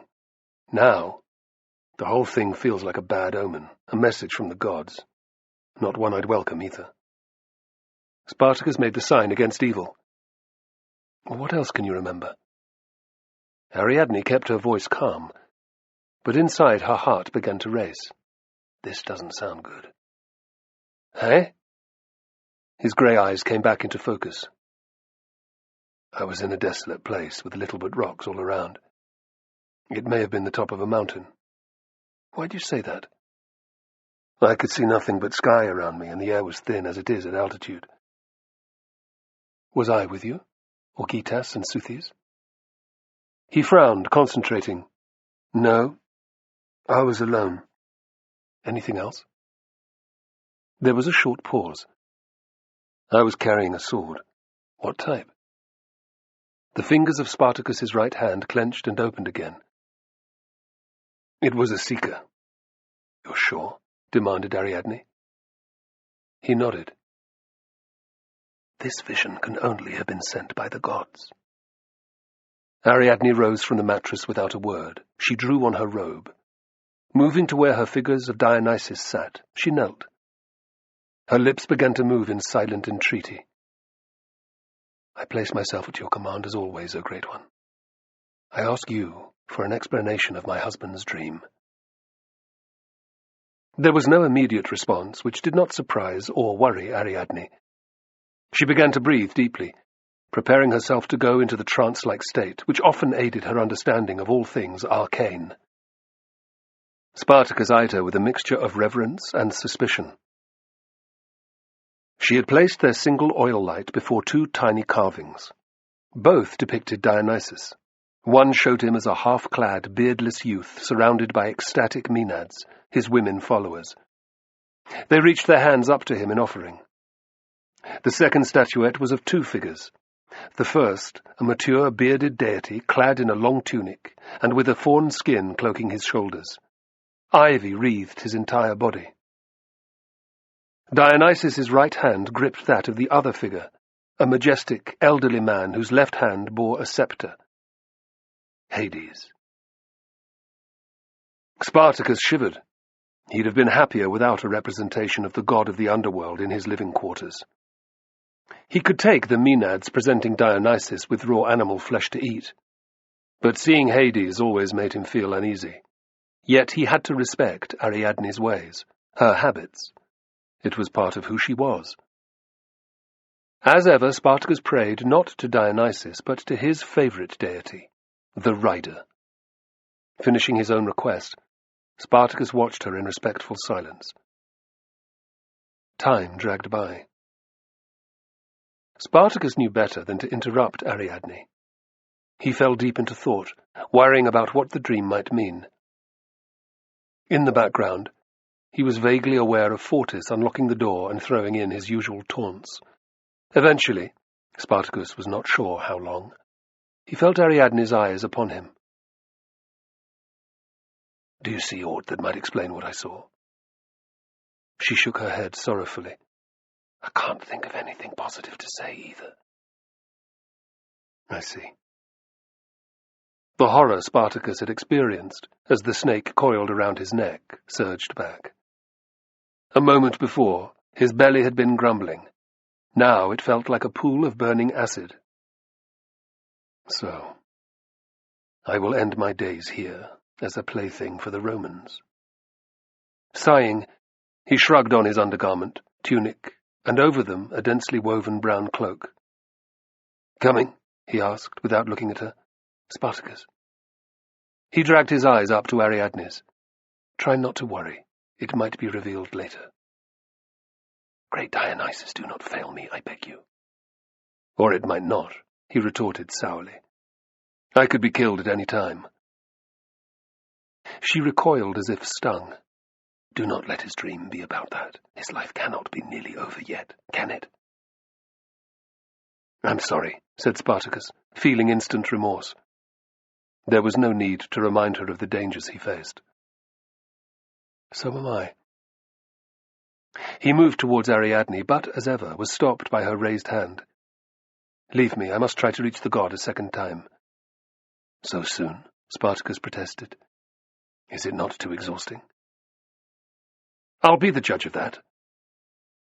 Her retort was far sterner than Ariadne had meant it to be, but she needed it to retain control. I have to discover something positive to lift his spirits.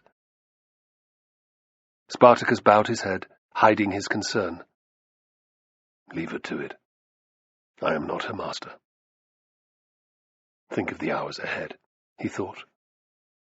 Convincing himself that his bad dream would be forgotten by sunset, Spartacus headed for the door.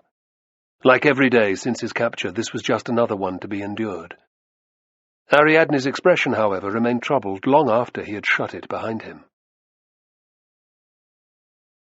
Spartacus hadn't forgotten the snake by the day's end, but he'd managed not to dwell on it too much.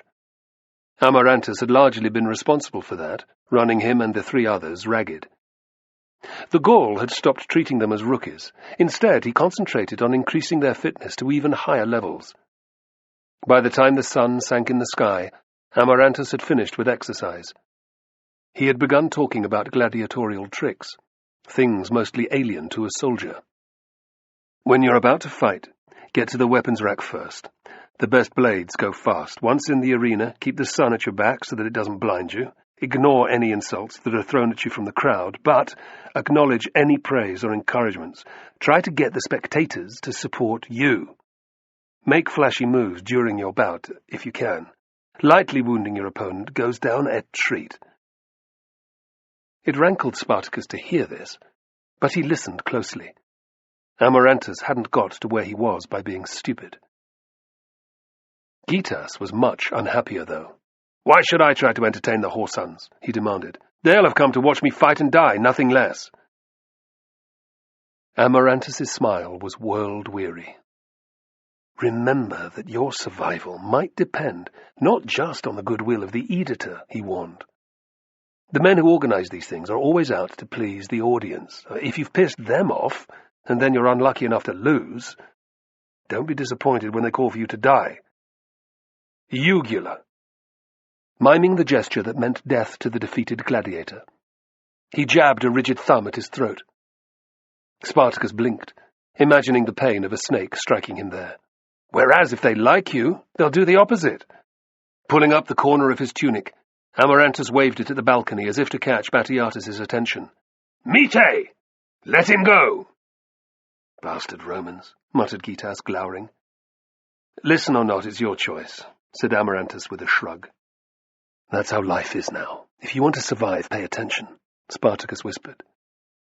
Think how stupid it would be to die because you refused to take in one piece of advice. It'd be like not thinking out your tactics before fighting a battle. Gitas gave him a tight, angry nod. Amarantus's lesson came to an end soon after, and he dismissed them. Other trainers were doing the same. All over the yard, men were tugging off their sweat-drenched helmets, drinking from waterskins, and doing stretches to loosen their weary muscles. Idle banter, boasts, and fabricated stories filled the air. A mobile food vendor who'd been allowed in worked his way around the gladiators, hawking spiced sausages, roasted cuts of meat, and small round loaves of fresh bread. Already there was a queue for the baths. It was the quietest time of the day, when Fortis was either absent or closeted with Batiatus, talking business. Even the guards were more relaxed, talking in 2s and 3s on the balcony. During this period, another group of Thracians approached Spartacus. He and his companions immediately prepared for a fight. Instead of wanting to quarrel, however, the warriors asked to join with him. Pleased, Spartacus accepted. Now he could call on nearly 30 men. It wasn't nearly as many fighters as Oenomaus commanded, but it was approaching the size of the other factions in the Ludus. Spartacus glanced around the yard, catching several other gladiators glowering at him, clearly unhappy that his position had grown stronger. Crixus in particular looked most unhappy. I can't let down my guard even a fraction, Spartacus thought. Despite his newfound followers, it wouldn't be that hard to kill him. Irritated that his good mood had not lasted, Spartacus headed for his cell. Ariadne's guarded expression jumped out at him as he entered. I've tried all day, I could see nothing, she said softly. I'm sorry. Blinking away images of the snake around his neck, Spartacus nodded. Thank you for trying. Stay with me, great rider. One afternoon, after training had finished, Carbo headed for the quarters he shared with Gitas and Southes. The exercises that day had been particularly savage, and he wanted nothing more than to lie down for a while. The two Thracians were busy talking to Spartacus, but Carbo wasn't worried about entering the cell. Every fighter in the Ludus now knew which faction he was in, and they left him alone. To pick a fight with him meant taking on every man who followed Spartacus. He was immensely grateful for this security, without which he would surely have already been raped several times. Wiping the sweat from his brow, he flopped down on the straw padding that was his bed. Previously, Carbo would have scorned such scratchy bedding, but now it felt like the height of luxury. He closed his eyes and soon dozed off. Sometime later, a sound woke him. He jerked upright, reaching for the piece of iron that served as his self-defense weapon. Instead of anyone threatening, however, he saw a young female slave clutching a bucket in the doorway. Her free hand rose to her mouth. "Sorry. I was coming in to take out the slops. I didn't know there was anyone here." Ducking her head, she made to leave. "Wait!" She glanced around at him shyly. Surprise filled Carbo that she did not react to his scarred appearance. He studied her features with great interest. "Are you Greek?" She nodded. It was usual for Greek women to wear their hair up. This girl didn't. Instead, her long black tresses fell around her face to her shoulders, concealing her from the world. She was very striking, possessing a delicately boned, round face. Her fearful brown eyes regarded him from under slightly arched eyebrows. Her typical Greek nose was not too straight, and he thought he could spot a dimple in her left cheek. Carbo's groin throbbed as his gaze dropped lower, taking in the swell of her breasts beneath the coarse fabric of her dress. "I haven't seen you before. Have you been here long?" "No, only 2 days. That must be why I haven't noticed you." Her eyes rose to his. "I know who you are." "Eh?" "You're Carbo, the Octoratus, one of Spartacus's men." "How'd you know that?" There was a careless shrug. "Everybody knows you." Carbo's pride soared. He found her immensely attractive. "What's your name?" "Chloris." "Your Latin is good," he said awkwardly. "Yes, I had a private tutor." She hesitated, then added, "Before." "Before you were enslaved?" "Yes." "My father was a wealthy merchant in Athens. After my mother died, he began taking me on his voyages to buy goods." She smiled ruefully. "He took me on one too many." "Pirates?"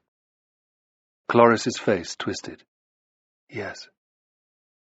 Father was killed in the initial attack, and I was taken prisoner. Sold in Delphi to a Roman slave trader who took me to Capua, where Fortis bought me." Carbo shook his head at life's randomness. "In another life, we might have met socially when you visited Italy." "Chloris!" She startled at the summons. I better go." "Who's calling you?" "Amidst. He's one of the Thracians." "I know who he is. One of Spartacus's best warriors." "Is he your—" "Yes. I need someone to protect me in here." Carbo scowled as she left the cell. He'd lost all desire to rest. Chapter 7. The nightmare became part of Spartacus's life, recurring every week or so. For all that he did his best not to dwell on it, he was unable to dismiss it from his mind entirely.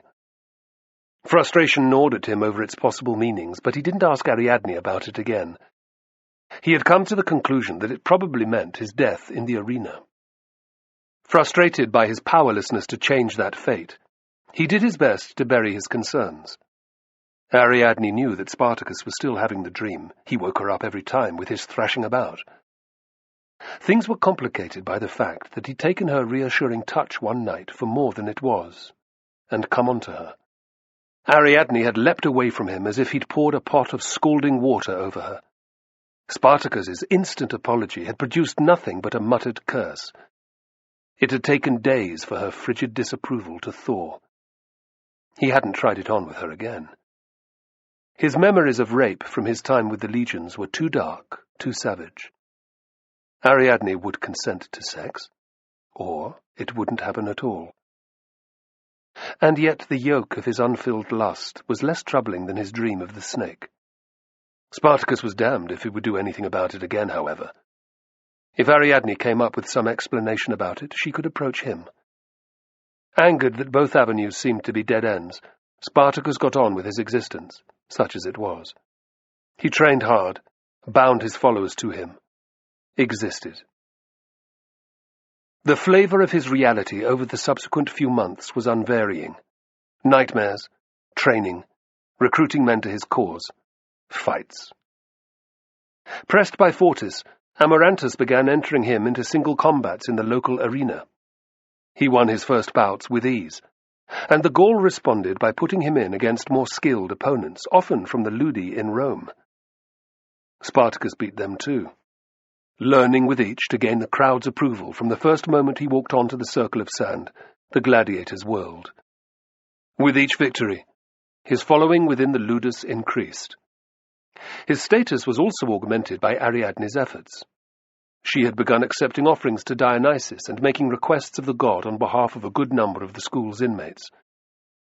Spartacus's successes made it inevitable that he would eventually be forced into a contest to the death. His opponent was a strapping German who belonged to another Linister. The fight had been hard, but Spartacus had prevailed. Fortis's hope that he died in the arena had been firmly set aside by Batiatus, who was delighted by his new fighter's success and the amount of money he'd won as a result. The sea change in Spartacus's situation was made evident by the size of the purse he was thrown afterwards, and by Batiatus's approving looks. Instead of feeling pleased, he felt increased resentment towards the Linister. "I'm no prize bull to be paraded whenever you choose." His anger was fueled to new heights by his abiding memory of the whole episode, which was not burying his blade in his opponent's throat, but the bloodthirsty roar of the crowd that had followed. While he knew intimately the adrenaline thrill of killing a man, and a primitive part of him took pleasure in the sensation, Spartacus loathed the way random people could pay to watch him commit the act and enjoy that feeling vicariously. Let the whoresons come down onto the sand and do it for themselves, he had thought savagely. I'll wager that few could actually shove a sword into another's flesh the way that I can. His eyes had drifted to the guards. The way that I could kill every one of you. From that moment, Spartacus's troubling vision of the snake had been interspersed with the regular dream about freedom. For all that it seemed impossible, the idea would not go away. Carbo's life had definitely improved. He had won his first 2 fights, and with them small sums of money which he carefully salted away. These steps encouraged him hugely. If the gods kept him safe from injury or death, he would save until he had a decent amount of cash to send to his father. Sometimes he dreamed of gaining retribution on Crassus. It was pure fantasy, but enjoyable nonetheless. Carbo found dealing with his attraction to Chloris more troubling. He couldn't stop himself eyeing her up at every opportunity, and resenting Amitokos, her strapping lover.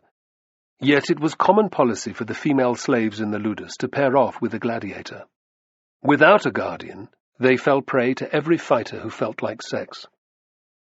Unsurprisingly, Batiatus cared not a jot about such violations. If the woman became pregnant, 9 months later he would have either a boy child who could be reared as a gladiator, or a girl who could be sold in the slave market when she was old enough. Knowing this did not ease Carbo's frustration. He'd tried talking to Chloris, but Amitokos kept a close eye on her, and he'd been lucky to avoid a beating from the Thracian on one occasion. Carbo wasn't sure, but there was something about the way that Chloris slyly returned his stares which told him not to give up all hope. While Amitokos was around, however, nothing much would happen. The warrior was tough, fast, and had won more than 6 fights in the arena, including one mortal bout. All Carbo could do in answer to that was to apply himself mercilessly to his training and pray to the gods. Despite his frustrations, he found the martial life rewarding. More so, he was sure, than he'd have found training to be a lawyer. If he couldn't be a soldier, then he'd be a gladiator, and a damn good one. Late one night, a messenger came to see Batiatus. Albinus, one of the most senior politicians in Capua, was playing host to no less than Marcus Licinius Crassus, a praetor who was reportedly the richest man in Rome. Apparently, Crassus had expressed an interest in visiting Batiatus's ludus. Keen to impress, Albinus had offered the Lanista a huge sum of money to stage a special fight in the school during Crassus's visit. The gossip went that it would be a combat to the death. Naturally, both gladiators were to be picked from within their number. The next morning, every part of the yard was filled with huddles of anxious, muttering fighters. The same question fell from everyone's lips. Who would the 2 men be? Batiatus, Fortis, and the senior trainers strolled through the yard as the gladiators ate their breakfast. Most men picked morosely at their porridge while they cast furtive glances at the group. Spartacus, refusing to be intimidated, made it his business to eat every last scrap in his bowl, while conducting a loud conversation with Gitas, Seuthes, and Carbo. In between the casual glances he was taking over his shoulder, Spartacus eyed the young Roman sidelong. Under his protection, Carbo's zest for life had returned. He was becoming a skilled fighter. He seemed to be loyal, too. How strange to have a Roman following me. "Do you really think Crassus is coming here?" asked Carbo. "Sounds like it," replied Spartacus. Carbo swore. "I'd love to have a few moments alone with him." "What do you care about the prick? Have you met him?" "No." Quickly Carbo told his story. "I'm not surprised you'd want to give him a good seeing to." Spartacus thought of Cotis. "What I'd do to you, you whoreson." Carbo sighed. "Not that I'll ever get a chance for revenge." "You won't," Spartacus growled. "And nor shall I. Get used to it." Catching the sharp tone in the Thracian's voice, Carbo fell silent. "I'd still love to thrash Crassus within a whisker of his life." Fortis began to call out names. He did not pick any rookies, Spartacus noted. This clash had to impress, and therefore experienced gladiators would fit the bill better. It wasn't long before the Capuan had picked out 5 men, 2 Germans, a pair of Thracians, and a Gaul. Spartacus also saw that the most successful fighters, individuals such as Enomaus and Crixus, had not been selected. Batiatus wanted to put on a good show, but he wasn't going to lose one of his best gladiators. Do I qualify as one of those yet? Spartacus wondered. He had nowhere near the stature of someone like Crixus, who had more than 30 victories to his name. Those chosen stood miserably near Batiatus and Fortis. "Are these sufficient, master?"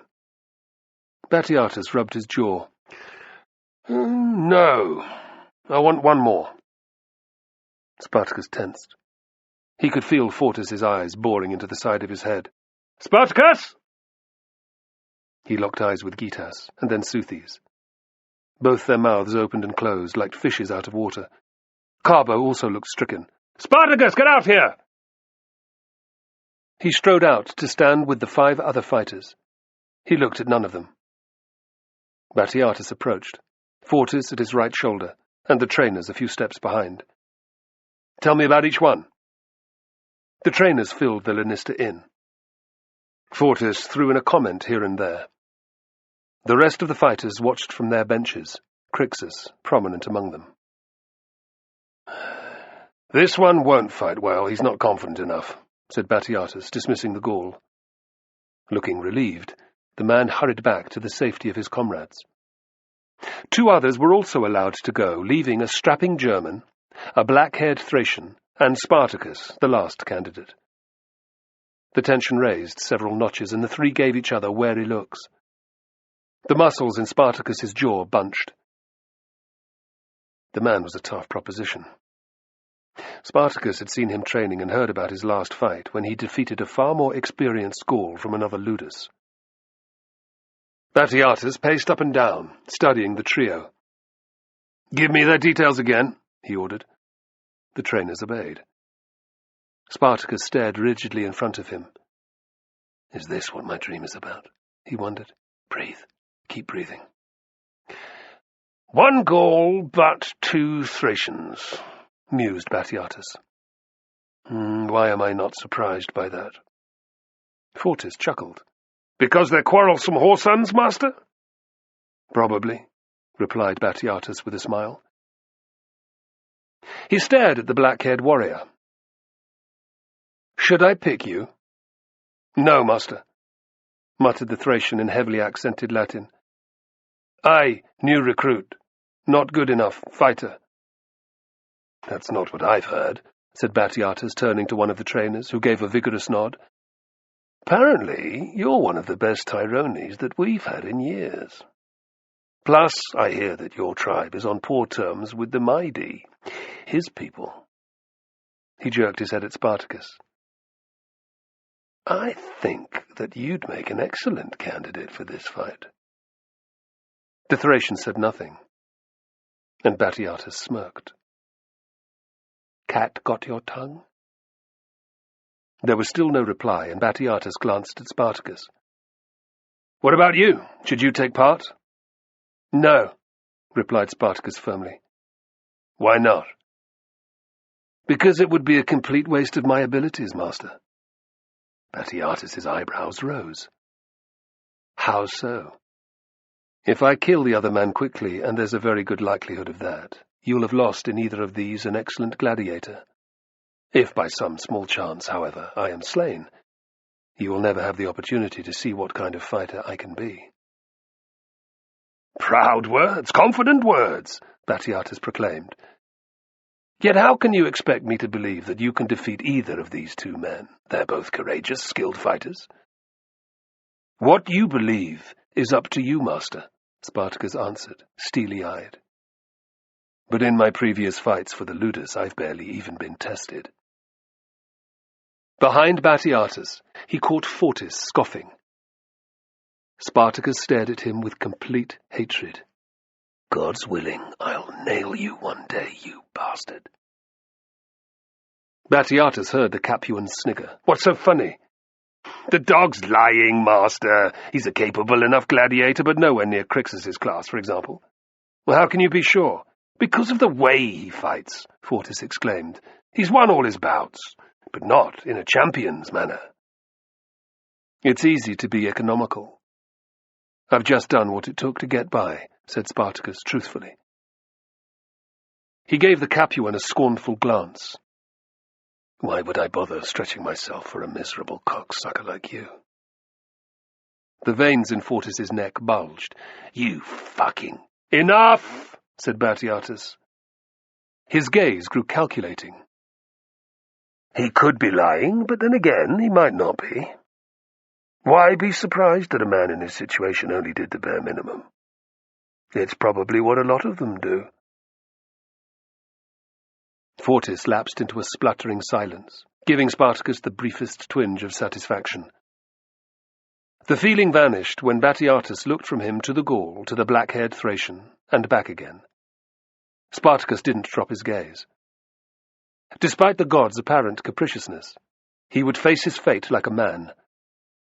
At the same time, it was hard not to feel that this was what his dream about the snake had portended.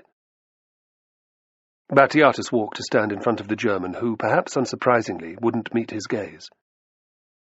That was enough for the Lannister. "Piss off!" he barked. "Coward!" As the German obeyed, Batiatus's attention shot back to the black-haired Thracian. "You'll do," he pronounced. "In fact, I think you will be a worthy adversary for Spartacus." The man nodded jerkily. Spartacus waited to be dismissed. "Just because the snake was around my neck doesn't mean that I couldn't kill it," he told himself. "Yes, I would need the rider's help, but it wouldn't be impossible. "Go on then, get yourself ready," snarled Fortis at the black-haired Thracian. "The fight starts at midday." As the warrior sloped away, Batiatus's cold eyes returned to Spartacus. "If you survive this bout, you had best impress me from now on. If I'm not happy, I'll set up a fight with Crixus, to the death. I don't give a damn about how much money you've made me so far. Understood?" "Yes." Somehow Spartacus knew that the mocking laugh he could hear was that of Crixus. "Insolent arsewipe! Yes, master!" growled Fortis. Spartacus gritted his teeth. "Yes, master." "Good. Now piss off before you test Batiatus's goodwill even more." His goodwill, thought Spartacus sourly. He kept his mouth shut, however. Backchat could earn him a flogging, and that was the last thing he needed. He'd have to be on top form to defeat the black-haired warrior. Shortly before Albinus was to arrive with his prestigious guest, the fighters were forced to return to their quarters. While it didn't come as a surprise to Carbo, why give nearly 200 dangerous men access to nobility? The order infuriated him. Once he was in his cell, there was no possible way he could harm Crassus. The gladiators were also angered by the move, but Fortis had been expecting their response. Deploying all the guards armed with bows, he ordered everyone into their quarters. The more reluctant individuals were encouraged with strokes of his whip. A torrent of abuse rained down on the Capuan as he locked door after door. Objects, coins, cups, and oil lamps were hurled from the cell windows. The insults and missile throwing made no difference. Within a quarter of an hour, the courtyard had been emptied. The semicircular seating area which filled one end of the yard now looked immense. It could comfortably hold 500 people. Being the only people to occupy it would reinforce the extravagance of Albinus's gesture to his guest, thought Carbo. Batiatus knew how to throw a grand spectacle. Yet Capua's arena was even more impressive. The huge circular edifice was constructed from great slabs of stone, decorated with statues of the gods, and towered over the neighboring residential buildings. Carbo didn't know how many citizens packed in to see the gladiator contests, but it must be several thousand. During the frequent visits he'd made there, Carbo had never imagined that one day he would actually fight on the circle of sand within. But that day was fast approaching. His training was nearly over. Carbo was looking forward to it. His time as a wet-behind-the-ears tyro was nearly over. Soon Spartacus and the black-haired Thracian appeared. Carbo studied them both closely, nervously. Spartacus had only a single greave against the other's two, but that was of little consequence, for his mail shirt and scutum offered a great deal more protection than his opponent's helmet, manica, and small square shield. The pair threw each other wary glances while their trainers muttered in their ears. Fortis stood in the background, observing. There was no sign of Batiatus. He wouldn't emerge until the important visitors arrived. Carbo's stomach twisted with tension. Since Spartacus had taken him under his wing, he'd spent plenty of time watching him train. He was good. Damn good. But so was the other Thracian. Carbo felt guilty that his concern stemmed only partly from his regard for Spartacus. If the black-haired warrior proved victorious, Carbo stood every chance of losing the protection he'd enjoyed in the previous few months. If that happened, life would become just as dangerous as it was in the arena. Carbo had no desire to return to the life he'd endured during the dark days after he'd first entered the Ludus. Spartacus had to win. Batiatus appeared the moment that Albinus and his party arrived. He was dressed in his best toga, his hair pomaded. His profuse, unctuous welcome turned Spartacus's stomach. He studied Albinus, a self-satisfied, stout man with a pompous air, and his guest, Crassus, who was as broad-shouldered as his host was fat. A faintly supercilious expression was fixed on Crassus's handsome face. He took his seat in the centre of the front row, the most prestigious place, with poor grace, complaining about the hard stone. Batiatus apologized and hissed a command at Fortis, who returned a moment later with a plump cushion. This seemed to mollify Crassus somewhat. With pursed lips he sat down. Albinus, looking worried, took a place beside him. He was joined by Batiatus, while the rest of the party, low-ranking officials and bodyguards, went to sit on the top row of seats. Carbo couldn't stop staring at Crassus. He looks just as arrogant as I thought he would. Prick. Spartacus was also eyeing him. That son of a whore looks as if he hasn't had a shit in a week. He pulled his gaze away before the politician noticed. Don't lose focus. Stay calm. Spartacus recalled how the icy look had melted from Ariadne's face when she'd heard he'd been picked for this fight. He remembered what she'd said, hung on to it. This is not what your dream is about. It can't be. Not being an organized mewness, there was none of the usual pomp of the public spectacle. No group of trumpeters to march around the arena playing for all they were worth. No slave-carried platforms with painted statues of the gods being honored that day. No possession of the prizes on offer to the victors, palm branches and leather purses full of cash borne aloft on silver platters. When Spartacus and his opponent made their way, fully armed, to stand before Batiatus and the others, a solitary trumpet sounded. In Carbo's mind, this made the contest more ordinary, but far more chilling. It was now that Batiatus came into his own. He waxed lyrical, describing the black-haired Thracian in glowing terms. He paid particular attention to his victories thus far. At a sign from Fortis, the Thracian raised his arms and turned a circle, so that Albinus and Crassus could admire his muscular physique. The Lanista did the same for Spartacus. The gladiators whistled and cheered for both men at the tops of their voices. The noise mingled in an ear-shredding crescendo that filled the ludus. Watching from their cell, Ariadne's breath caught in her chest. Despite herself, she admired Spartacus's body, but this was the last situation she'd have chosen to see it exhibited. Would you prefer him in your bed, then? She shoved away the disquieting thought. With the preliminaries over, Fortis moved out onto the sand. He would act as the summa rudis, the referee for the bout. He ordered the two fighters to stand 15 paces apart before looking to Batiatus. The Lanista nodded, and Fortis signalled to the trumpeter. A short series of notes rang out, and the Capuan stepped out of the way. Spartacus didn't barrel forward as he had in his fight against Carbo. Instead, he shuffled towards the warrior, his bare feet silent upon the sand. Moving with the grace of a dancer, his opponent did the same. Spartacus wasn't prepared at all for the warrior's speed and skill. When he was no more than half a dozen steps away, he suddenly broke into a sprint. Darting forward like a wolf closing in on a deer, he thrust his seeker straight at Spartacus's face. Spartacus had no time to raise his scutum. Desperately, he wrenched his head to the side. The warrior's blade whistled past, missing his left cheek by a whisker length. Spartacus roared with anger, but his opponent was already gone, using his momentum to deftly spin off, out of harm's way. The movement brought the warrior around behind him. Spartacus turned to meet the next attack, another wicked stab at his face, which he managed to parry with his scutum. His riposte, a lunge that would have spitted the warrior through and through, met only thin air. Panting, they separated from each other. Crassus leaned over and whispered in Albinus's ear. When he'd finished, the portly politician gave Batiatus a pleased nod. An impressive start. Thank you, sir, gushed the Lanista. Out on the sand, and oblivious to their audience, Spartacus and the warrior circled warily around one another.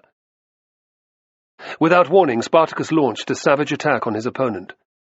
Using a 1-2 technique of punching forward with his shield boss, followed by a brutal thrust of his gladius, he drove the warrior backwards across the arena. His opponent had no option but to retreat. No one could stand against such an overwhelming assault. Spartacus's tactic worked. Before long, one of the warrior's feet slipped, and he stumbled backwards, falling on his backside. Spartacus yelled in triumph. Drawing back his gladius, he prepared to run the defenseless warrior through. He gave no thought to Batiatus or Crassus, and whether they wanted him to kill the other so fast. He'd gone into battle mode, when all that mattered was finishing one's opponent as quickly as possible. But the fight wasn't over. In desperation, the warrior raised his left arm. Swinging his shield around like a discus, he smashed its metal-rimmed edge into Spartacus's right knee. The impact made Spartacus stagger. Roaring in pain, he dropped the point of his sword, giving his opponent a chance.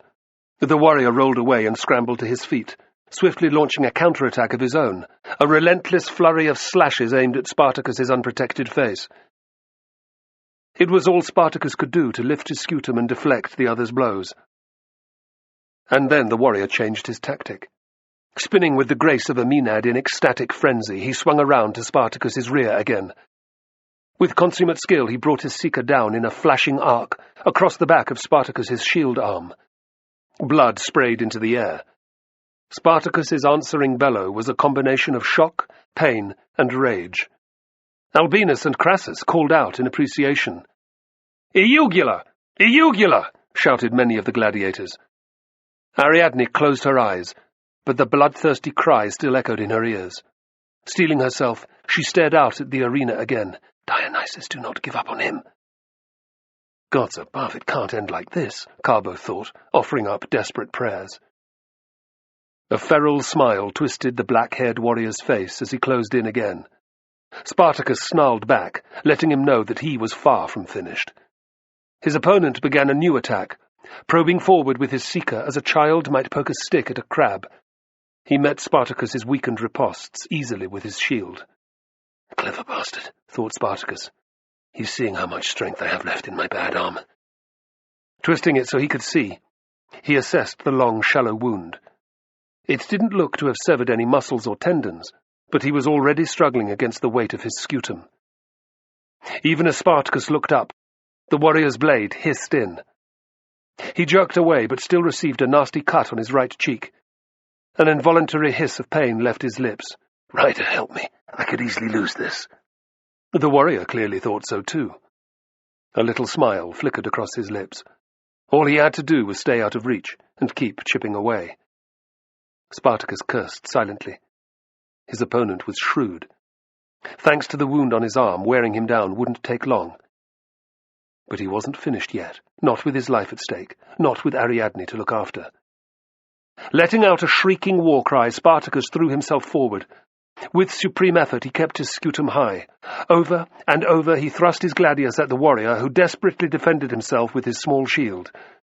It was a risky plan, but Spartacus didn't have long before his strength really began to fail. As his sword struck the warrior's shield for the 7th or 8th time, the blade drove through the leather covering. It splintered the wood beneath to emerge on the other side. The warrior goggled, amazed that he hadn't been gutted.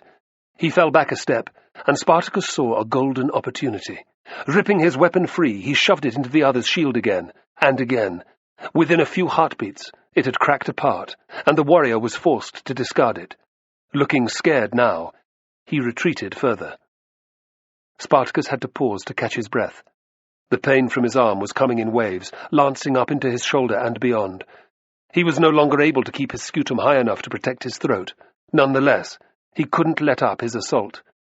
Clenching his jaw, he went at the warrior like a wild beast. His gladius's thrusts were so savage that his opponent had no chance to strike at his neck. It took every scrap of skill that the warrior possessed just to avoid Spartacus's long iron blade.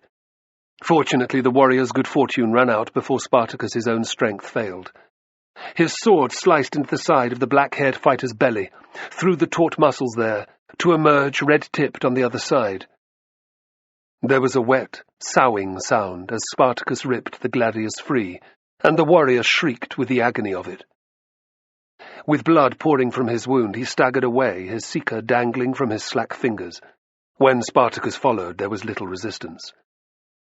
2 massive overhand blows, and the warrior had dropped his weapon.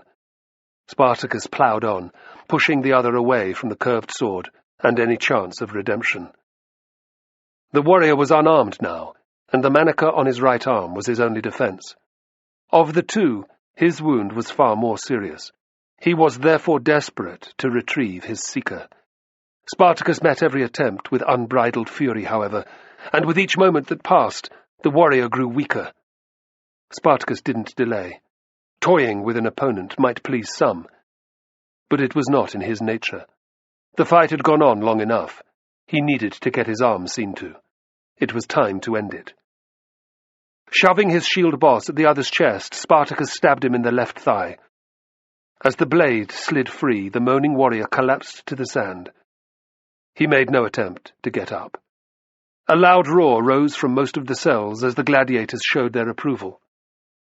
Ariadne closed her eyes and sagged with relief against the bars of the window. "Thank all the gods," thought Carbo. Looking down at his opponent, defenseless and bleeding, Spartacus felt cold to the marrow of his bones. The warrior was one of his own, and he was about to kill him, at the behest of those he hated, Romans. At this moment, this is the way it has to be, he told himself fiercely. He glanced at Batiatus, who turned with a questioning look to Albinus and Crassus. "Do you still wish this to be a mortal bout?" "Have I said otherwise?" asked Crassus in an acid tone. Batiatus coloured. "No." "Then the loser must die." "It is as my revered guest says," said Albinus pompously. "It's also what I paid you a fortune for," he added in an undertone. "Of course, sir." Batiatus swiftly regained his poise. "It would be my honour to ask Crassus if he wishes to make the gesture." Crassus's tongue flickered over his lips like that of a snake. "Very well." Looking at Spartacus, he jabbed the thumb of his right hand at his own throat. "Jugula!" he ordered. At once the cry was repeated by the incarcerated gladiators. Feet hammered on the floor of the cells, spoons clattered off the window bars. The din was incredible. Spartacus wasn't surprised that the Ludus' inmates approved of his victory. Their bloodlust had been roused by the fight's intensity, and now the black-haired warrior had to pay the price, as he would have if the situation had been reversed. "Get up," he ordered. Groaning, the black-haired fighter managed to sit up. Fiddling with the knot, he undid his chin-strap and tugged off his helmet. It fell unnoticed to the ground. Another effort brought him onto his knees. Spartacus inclined his head in respect. "You fought well. It was a close contest, but the rider chose to help me, not you." "He did," replied the warrior, grunting with pain. He lifted his head up, exposing his throat. "Make it swift." "I will," Spartacus promised. He looked up at the sky. "I offer this man's life to you, great rider." Without delay he took aim and thrust his gladius down into the hollow at the base of the warrior's neck. The man's eyes opened wide with shock as the sharp iron slid through his skin and the soft tissues beneath. An instant later he was dead. Driven with immense force, the blade had sliced apart the major vessels around the base of his heart. With a smooth movement, Spartacus pulled out the gladius. A thick, graceful arc of blood sprayed through the air as the warrior's corpse fell limply to one side. It pumped out for a short time, creating a large red stain around the motionless corpse. Crassus began to clap slowly in appreciation. Batiatus, Fortis, and the rest of those watching joined in.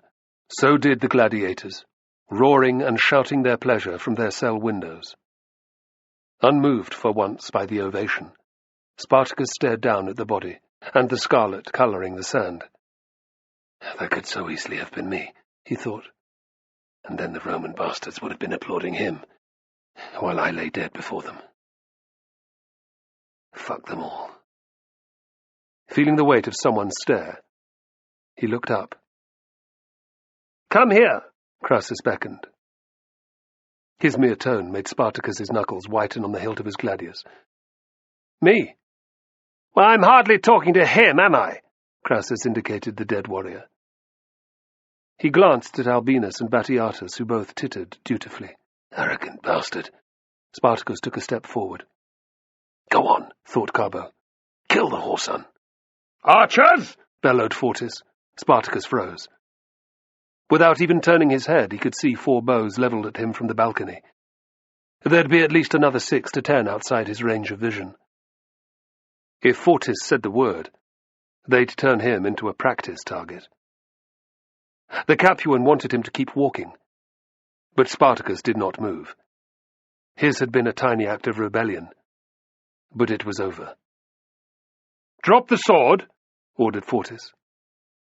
"What, this?" Spartacus raised the weapon. He was pleased to see Batiatus flinch slightly.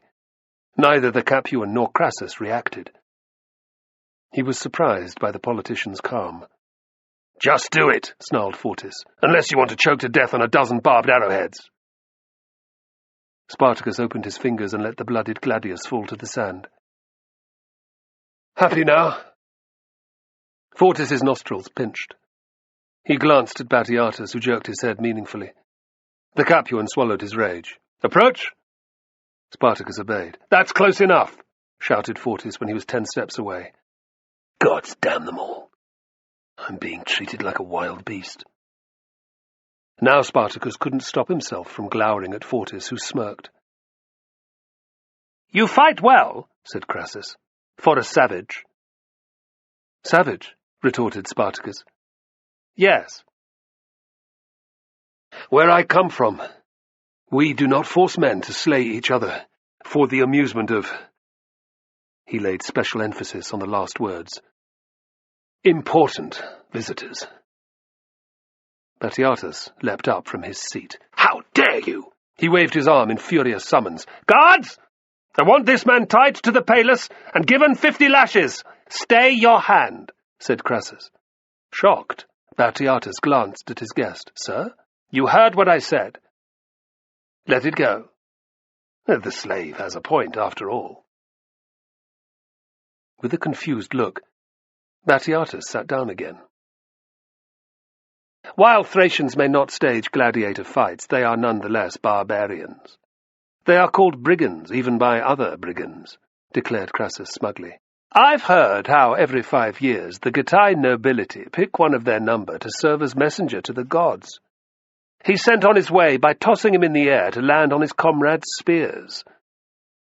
As Batiatus and Albinus tutted in horror, Crassus smiled. "And the Triballi regarded as normal for sons to sacrifice their fathers to the gods. Scarcely the acts of civilized people, eh?" Spartacus scowled. "Am I not right?" "You are," Spartacus admitted reluctantly.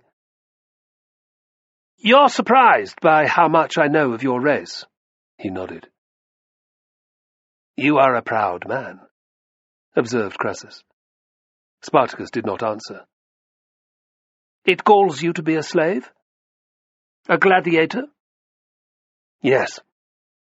He'd said it before he could stop himself. "Of course it does." Spartacus threw Fortis a filthy stare. The Capuan's lip curled in response. "I shouldn't be here." "That's what every man says," interjected Batiatus. Albinus and Fortis laughed. "Whoresons," thought Spartacus. Crassus smiled politely at the joke, but his attention remained on Spartacus. "How did it happen?" Spartacus blinked in surprise that the other should ask. "I returned to my village after fighting with the legions." "You fought for Rome?" "Yes, for 8 years. Upon reaching home, I discovered that the rightful heir to the throne had been murdered by the man who now calls himself King of the Maedi. And so had my father. I immediately made plans to overthrow the usurper. But I was betrayed." "By whom?" "A friend." "Well, it's no surprise that you are bitter." "And what would you have done if you had achieved your aim?" Spartacus hesitated, holding Crassus's gaze and wondering if he should keep silent. But he was too angry to stop. "After putting Cotys and his henchmen to death, I would have made plans to lead my tribe against Rome again." Crassus arched an eyebrow. "And what would have been your aim?" "To drive the legions off our lands. Forever." "Forever?" "Yes." "You must know little of Rome and its history," said Crassus, with an amused look. "Even if you had succeeded, our armies would have returned in vengeance. They always do. You have led legionaries into war? Demanded Spartacus. For the first time, Crassus's self-assurance faltered. Not abroad. Where then? Against my own people in a civil war. Well, it's no surprise you did that, thought Carbo savagely. You have no mercy. And you thought that I was the savage?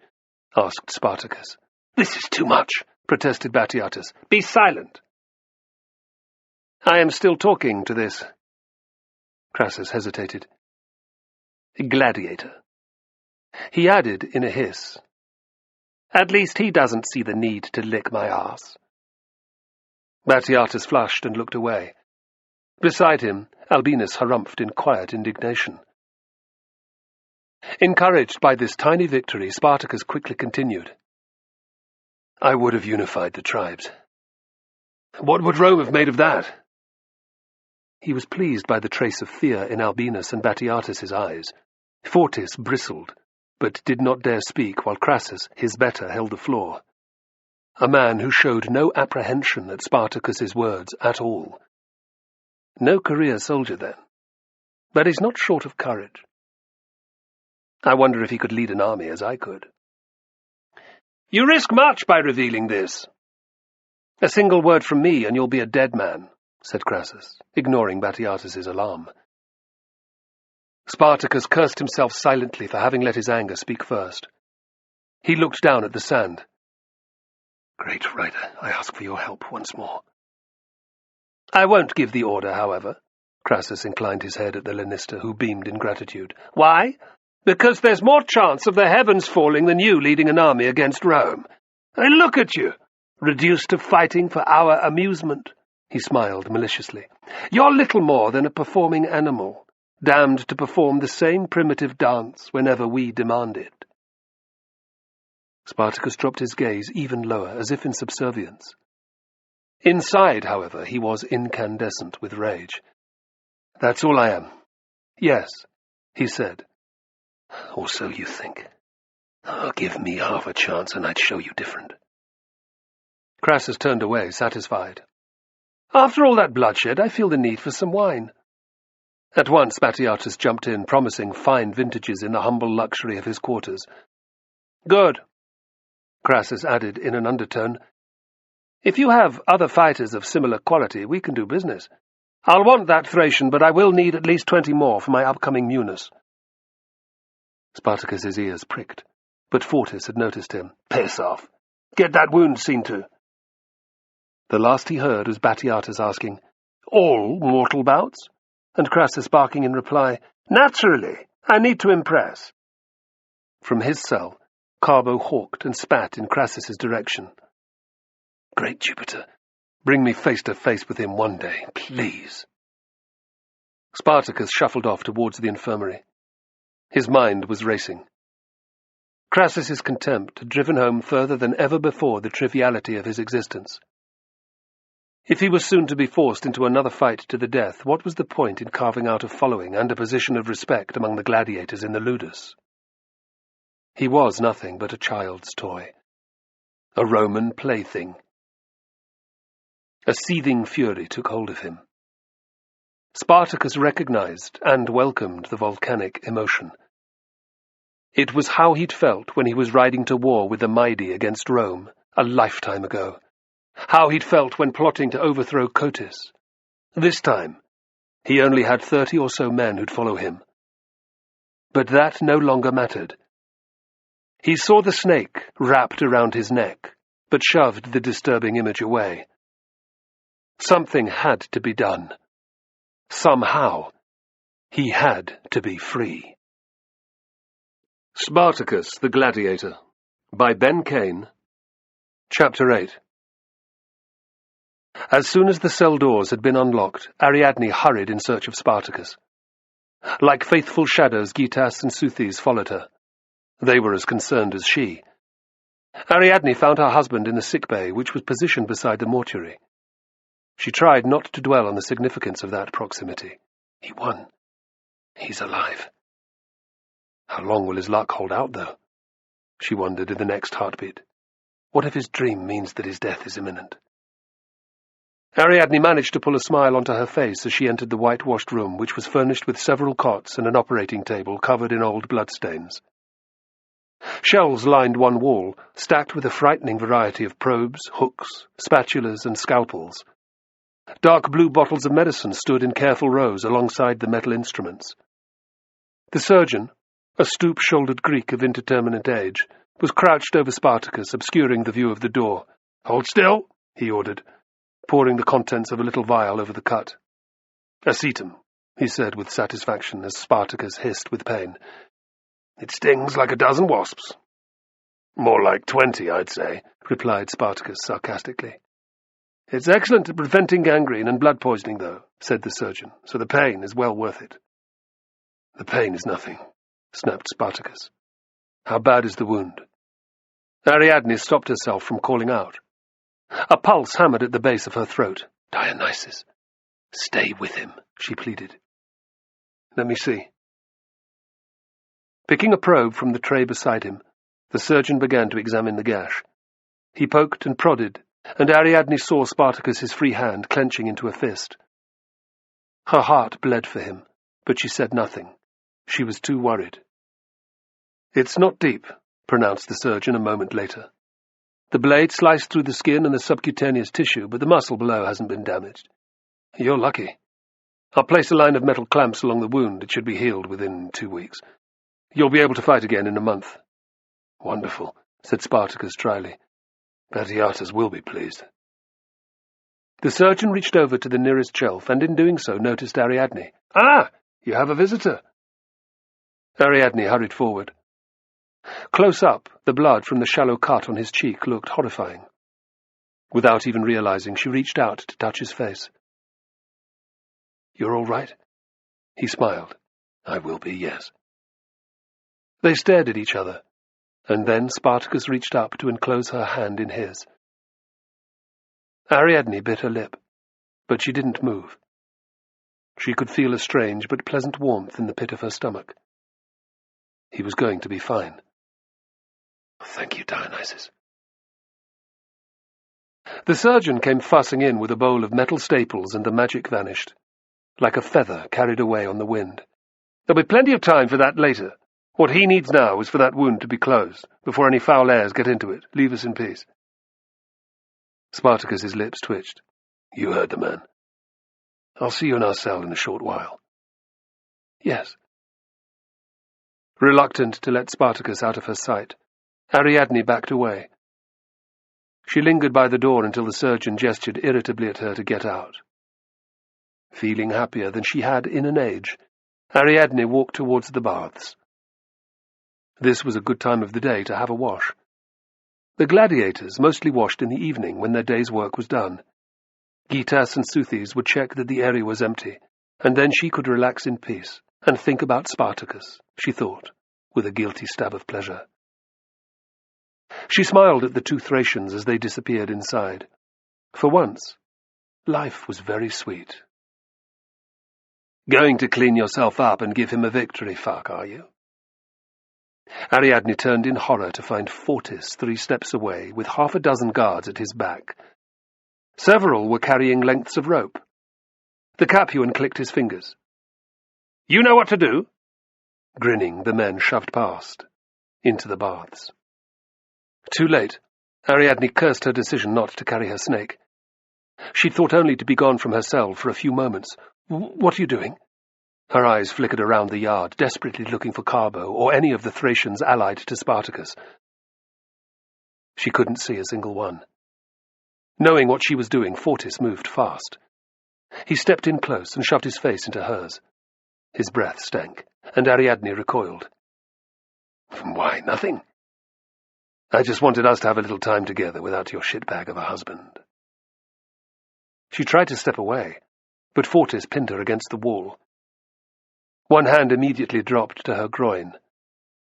Letting out a sigh of lust, he cupped her crotch with his palm. "Sweet," he breathed into her ear.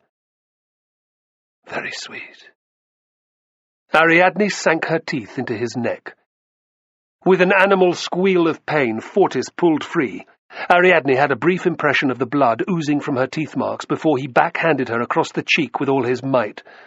Half stunned, she felt her knees give way beneath her, but then Fortis threw an arm around her shoulders and hauled her bodily inside the door, shoving it closed with his foot.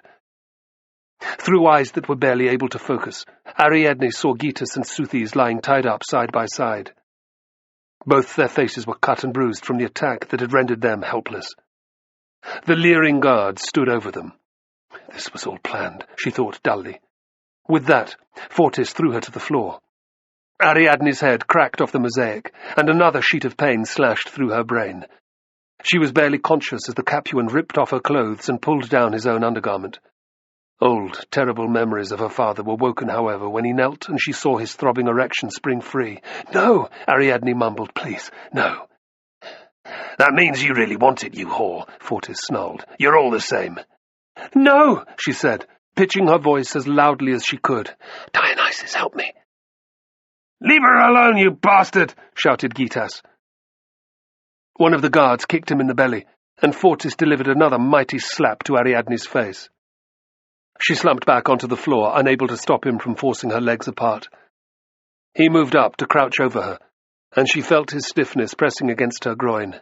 "I've been waiting for this moment since I clapped eyes on you." With that, he leaned down to kiss her on the lips. Ariadne closed her eyes as the Capuan forced his tongue into her mouth. She tried with all her willpower to bite off the probing piece of flesh, but there was no power in her jaws. A heartbeat later, the magnitude of her ordeal was amplified 1,000-fold when Fortis shoved his pelvis forward and tried to enter her. Nausea and revulsion washed over Ariadne in a great tide, as it had so many times in her childhood. All at once, she felt an overwhelming need to vomit. She gagged. Fortis recoiled, and then she was sick all over her front. Little spatters of puke flew up to cover his face. "I wish you'd drown in it, you cocksucker." Fortis used the arm of his tunic to wipe off the worst of the gobbets before leering down at her. "You dirty bitch! That's only whetted my appetite." With a deep grunt, he pushed himself inside her and began to thrust to and fro. Ariadne gasped with the shock and pain of it. She wasn't surprised when she looked up again to see her father's face instead of Fortis's. She saw the same lust twisting his features, the same glitter in his cold, dead eyes, heard the same animal noises of pleasure leaving his lips. "I hate you," she hissed. "I always did, and I always will." "Huh?" She blinked. Fortis had reappeared. "I called down a curse on your miserable head," she breathed. "May Dionysus's Maenads stalk your every footstep. The moment that you stumble, they will swarm all over you and rend your flesh to shreds. Nothing will be left of you but a grinning skull and a jumble of gnawed bones." Ariadne saw the fear mushroom in Fortis's eyes, felt him shrivel inside her, and somehow she dragged a manic laugh from the bottom of her lungs. "Call yourself a man? You're nothing but a limp-pricked pig." This time it was Fortis's turn to recoil. Ariadne's reprieve lasted no more than a heartbeat, however. He drew back his right arm to strike her again. She closed her eyes and steeled herself against the pain that would follow. "Fortis!" Ariadne felt the Capuan tense. His blow did not fall. "Fortis, where are you, damn it? Crassus is about to leave. We still have much to discuss." Batiatus sounded irritated. Fortis grabbed Ariadne's chin and forced her to look at him. "You're in luck, you whore. Next time you won't be so fortunate, and don't think that there won't be a next time. I'll be watching you, from dawn till dusk. Spartacus and his pathetic rabble can't watch over you every moment of every day. A gag in your mouth will stop you from spewing your poison. If you should choke to death on your vomit while I fuck you, no one would be better pleased than I." "Fortis!" yelled Batiatus. "I'm coming, master!" Adjusting his clothing, the Capuan got to his feet. He glared at the guards. "Untie those two. Follow me out when you hear me move off with Batiatus." With a final, malevolent look at Ariadne, he was gone. Overcome by her pain, her shame, and her terror, Ariadne lapsed into the oblivion that had been threatening to overcome her. When Ariadne awoke, her head felt as if someone was pounding a pair of lump hammers off it. A thin, thready pulse beat off the back of her eyelids. She opened her eyes, and a wave of nausea swept through her. She retched, and at once someone, the surgeon, rolled her onto her side, placing the cold lip of a vessel to her lips. Let it out, let it all out. After a moment, it was clear that there was little left in Ariadne's stomach to come up. The bowl was taken away, and she was moved onto her back again. "Spartacus," she croaked. "I'm here," he said gently. Her eyes swiveled, finding him only a step away, right behind the surgeon. "Thank the gods," she whispered. His smile was supposed to be reassuring, but the worry was etched clearly on his face as he turned to the Greek. "Well, I couldn't feel any breaks in her skull, but it's far too early to say if there's been any lasting damage," muttered the surgeon. "She needs to stay in bed for at least a day and a night." "Lasting damage?" thought Ariadne in amazement. There was a fuzzy edge to her vision, and her headache was excruciating, but she could feel her strength beginning to return. "How long was I unconscious?" "Long enough. Fortis is an animal," replied the surgeon savagely. He handed Spartacus a glass phial. "She must take a sip of this every hour. Call for me if there's any deterioration in her condition. I'll check on her later." He disappeared from view. "Gods!" Ariadne finally recognized the interior of their cell. "You carried me in here." "Yes. After Gitas came screaming for me like a madman. He told me what had happened." Shame coated Spartacus's every feature, and he hung his head. "I am sorry. I failed you. I should have been there." "You were having your arm seen to," she chided. "How were you to know that Fortis would attack me then? Gitas or Suthis aren't to blame either." Panic seized her. "You haven't done something to them, have you?" Spartacus's sheer fury twisted his good looks into something bestial, something primeval. It was truly terrifying. "Not yet," he grated. "But they will pay, have no fear of that." "No." Forcing away her weakness, Ariadne took his arm. "You must not. They were only following your orders, to check the baths before I went in. Fortis sent in 6 men to tie them up while he attacked me." "So what?" he spat. "They should still have protected you." "Gitas and Suthis are not gods. They're men, just like you. They're also your most loyal followers, and they are your friends." Seeing him flinch, Ariadne gentled her voice. "Knowing they failed will make them both twice as determined not to make the same mistake again." He nodded slowly. "They've sworn to die rather than let anything happen to you ever again." "Forgive them, then," she urged. "I have to forgive myself for what happened." Spartacus let out a heavy sigh. "So I suppose I can give the fools a second chance." His brows lowered. "As for that bastard Fortis, he will die screaming for his mother. Soon. Good. I want to watch him suffer too, but—" "I know." Regret replaced the fury. "There can be no quick revenge. He'll be waiting for that, just like he'll be looking for another opportunity to—" Spartacus's jaw clenched. "Did he actually—" he asked without looking at her. Gitas and Suthis couldn't see, but they heard. Emotion closed Ariadne's throat, but she wrenched it open. Spartacus deserved to know. He did, briefly. "The goat-fucking, yellow-livered, spineless son of a whore!" The veins in Spartacus's neck bulged dangerously. "I'll cut off his prick and feed it to him. I'm alive." "I'll recover," she murmured, forgetting for a moment her own pain. "It's not as if it hasn't happened to me before." His jaw dropped. "Who? When? How?" She couldn't look at him. "My father. All through my childhood. It only stopped when I went to train in Kabylie."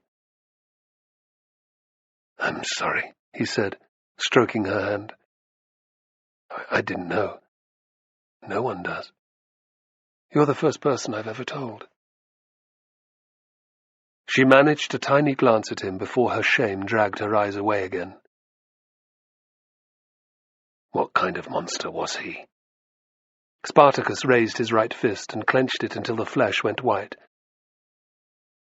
If the bastard was here, I'd make him pay. His gaze flickered back to Ariadne. He took in some of the suffering in her eyes. Let's not talk about him, or Fortis. No, she whispered. Just hold my hand, please. Of course. He squeezed her fingers. Reassured, she closed her eyes. Spartacus watched over her as she slipped into a deep sleep. Alone with his thoughts again, he fantasized about killing Fortis and Ariadne's father. Despite his overwhelming desire for revenge, he knew that murdering the Capuan would prove far more difficult than it would have previously. He'd take great care from now on never to be without protection. Yet Spartacus was more concerned about Fortis making further attempts to rape Ariadne. He made a silent oath to the rider. That couldn't happen. Wouldn't happen. Even as he swore, Spartacus felt doubt gnawing away in his gut. Although many men were now loyal to him, he wasn't omnipotent. No matter how hard he tried to ensure that Ariadne was guarded, Spartacus couldn't guarantee that a week or a month or a year down the line an opportunity wouldn't arise for the Capuan to strike. And strike he would. Gytas had mentioned his threat to Ariadne. It's not just me that's a piece of meat to be observed fighting and dying, he realized with bitterness. Ariadne is one too.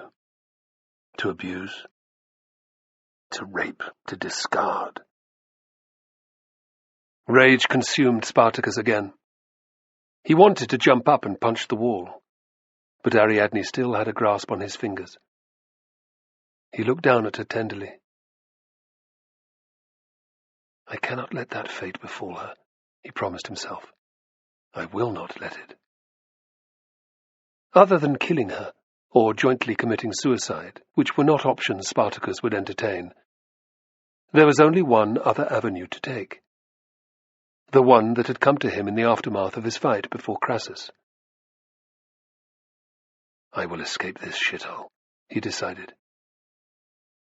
And I'll take Ariadne, and every damn gladiator that will follow me. The Thracians who are sworn to me will definitely come. And with the rider's blessing, more will too.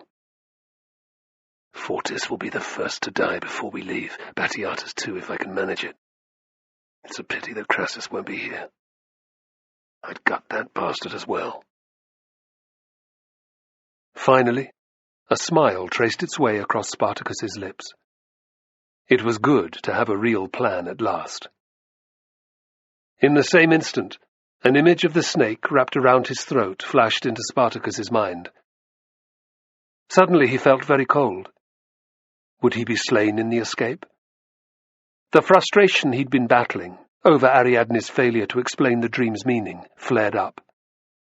The lapse in his resolve was momentary. He shoved out his chest. Death was a better end, and more appealing than waiting for Fortis to make his move. If it came, he would make it a warrior's death. Ariadne would fight too. They would have an end fitting for any Thracian man or woman. Ariadne did not wake again fully until the next morning. Spartacus was immensely relieved that she seemed much better. Even the surgeon was satisfied with her improvement, agreeing to let her sit outside in the warm sunshine rather than stay in bed. I'm not going to hide away, asserted Ariadne. I want that animal Fortis to see that he can't crush my spirit or own my flesh. If you're sure, said Spartacus, impressed by her courage and determination. I am. Gently, he helped her out of the door. Gytas and Southes were already waiting, so was Carbo. They ushered Ariadne to a stool, and the Thracians stood either side of her, bristling like a pair of guard dogs. Carbo smiled at her. trying not to think about how he'd feel if the same had happened to Chloris. Spartacus gave his friends a questioning look. "We will both die before anyone lays a hand on her," swore Gitas. "You'll also hear us bellowing your name," Southes muttered. "No one will harm her," promised Carbo. "I swear it." "Good," said Spartacus, satisfied. "And the other matter we discussed?" Now that he was about to act on his decision, he wanted a final reassurance. Carbo hadn't ever thought of escaping the Ludus. Why would he, when things were going well? But if Spartacus was going to lead, he would have to follow. He was one of the Thracians' men now, for good or ill. If he didn't remain loyal, he'd never be able to hold his head up in pride again. Carbo hated to admit it, but there was also another reason. With Spartacus gone, he would again become easy prey to the predatory fighters who remained in the Ludus. "We're all with you, and so are the others, 32 of us." "To the death," added Gitas. Spartacus's eyes glinted dangerously. "That's what I want to hear." He wasn't totally sure of Carbo yet, but he didn't think that the young Roman was a snitch. "What are you talking about?" asked Ariadne. Spartacus squatted down by her side, and the others moved away so they could talk in private. In a whisper, he explained what he decided the night before. "I'm going to approach the other leaders today." He was pleased by her fierce nod of approval. "We've got to do something," she agreed. "I will ask Dionysus to watch over you." "Thank you." As Spartacus stood, he saw again the snake coiling itself around his neck. "I have to do this, regardless of the cost." "What's wrong?" "Nothing." He was surprised that she'd noticed. "Liar, who will you ask first?" "Enomaus," replied Spartacus instantly. "He has the most followers." "If he throws in his lot with you, others will follow?" she said, probing. "That's my hope, yes. How will you persuade him?" "I'll find a way." Ariadne honed in on the slight uncertainty in his voice. She stared into his eyes long and hard. "Did you dream of the snake again?" He nodded unwillingly. She sees much. For the briefest instant, Ariadne considered lying, telling him that Dionysus had shown her an explanation for his vision. No, she decided. That might anger the god, might make things worse than they already were. "And you think that this could mean your death?" "Our deaths," he answered quietly. Ariadne looked at him. The loud sounds of activity in the yard died away as the world closed in around them. Even Gitas and Southes, who were only a few steps away, seemed less real. "If things go wrong, I can't leave you behind for that fucking jackal. I or one of us will end it for you first." She gripped his hand. "I wouldn't want it any other way. We will stay together in life or death." He smiled grimly. "So be it." Ariadne watched as Spartacus walked off alone. She nodded a welcome as Gitas, Southes, and Carbo resumed their positions. But inside, doubts plagued her. After what had happened the previous day, it was all too easy to presume the worst possible outcome from his dream. "Dionysus, help him," she prayed. "I have ever been your faithful servant. Do not forsake me or my husband now." Spartacus headed straight for Enomaus, who was sitting at a table eating with his men. The certainty he'd felt the night before was still there, but he had no idea if the German, or anyone else for that matter, would agree with him. He'd never spoken to Enomaus, and his plan did border on the lunatic. "Great rider, stay by my side. I ask you to guide my path." Spartacus was a dozen steps from Enomaus when a barrel-chested man with long hair and a bushy beard stood up and blocked his way. Several others moved to join him, their hands reaching into their tunics for hidden weapons. "Stop right there!" growled the first man in poor Latin. "What do you want?" Spartacus raised his hands in peaceful greeting. "Nothing much. Just a word with Enomaus." "Fuck off, he doesn't want to speak to you." Spartacus peered around the other's bulk. "Enomaus!" The German turned his head. "Who called my name?" "I did," answered Spartacus. He glanced at the bearded man blocking his way. "Your polite friend here says that you wouldn't want to talk to me." "Polite? Him?" The corners of Enomaus's lips lifted a fraction. "He's right, though. Why would I bother with the likes of you?" "What I've got to say might interest you." "You're the one who fought before Crassus?" "Yes." "Most men would have succumbed to the wound you took. You did well to win." "Thank you." Enomaus indicated the bench across the table from him. "Take a seat." The men opposite hastily shuffled out of the way. Stepping around the glowering German, Spartacus walked forward. He glanced around as he sat down, checking that none of the guards appeared interested. To his relief, none were even looking in their direction. Fortis was nowhere to be seen either. All the more reason to move fast. "So what do you want?" asked Enomaus bluntly. "He's direct. That's good."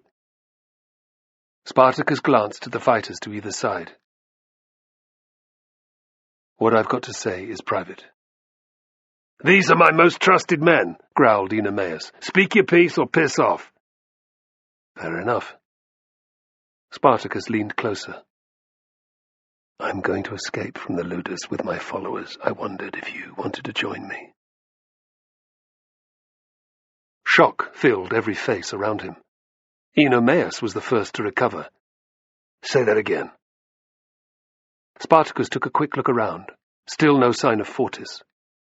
Calmly, he repeated himself. "You don't know me, or what I'm capable of. How can you be sure that I won't just turn around and tell Batiatas what you're planning?" demanded the German. "I can't," replied Spartacus with a careless shrug. "But in my experience, a man who leads more than 50 others is not usually a rat." Enomaus looked pleased. "You're right about that. Go on." Spartacus seized his chance. "There are 200 of us in the Ludus. Batiatas has, 30, 35 guards?" He thumped one hand into the other quietly so that no one would see. "If enough of us took part, there is no way that they could stop us from seizing the armory." Enomaus's gaze flickered to the balcony above. "The guards are well armed. Many men would die before we laid our hands on the weapons." "Probably," retorted Spartacus. "Isn't that better than dying in the arena to the roars of a Roman crowd?" "Some would say not, especially if they have survived a year or two within these walls." Enomaus's eyes were shrewd. "If their woman was under threat from Fortis, of course, they might feel differently. That's not the only reason I want to escape. No, when I killed that warrior yesterday, I saw Batiatas's and Crassus's reactions. To them I was no more than a circus act. Crassus said as much too. Do you not think I know that? We fight.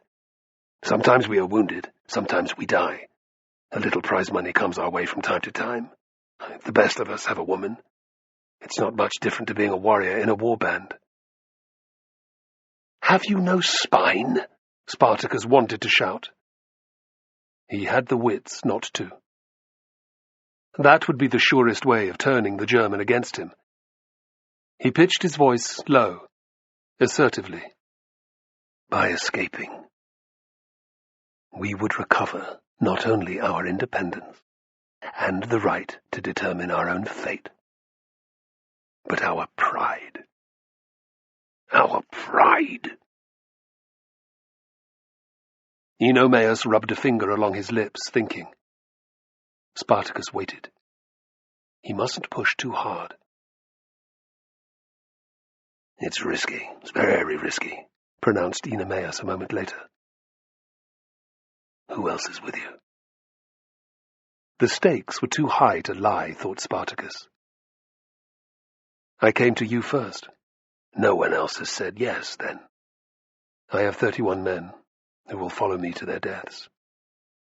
That's certainly what they will do if there are no more of you, replied Eunomaus acerbically. So you won't join me? If you manage to persuade some others, we can talk again. Eunomaus made a gesture of dismissal. Spartacus raised his eyes to the heavens.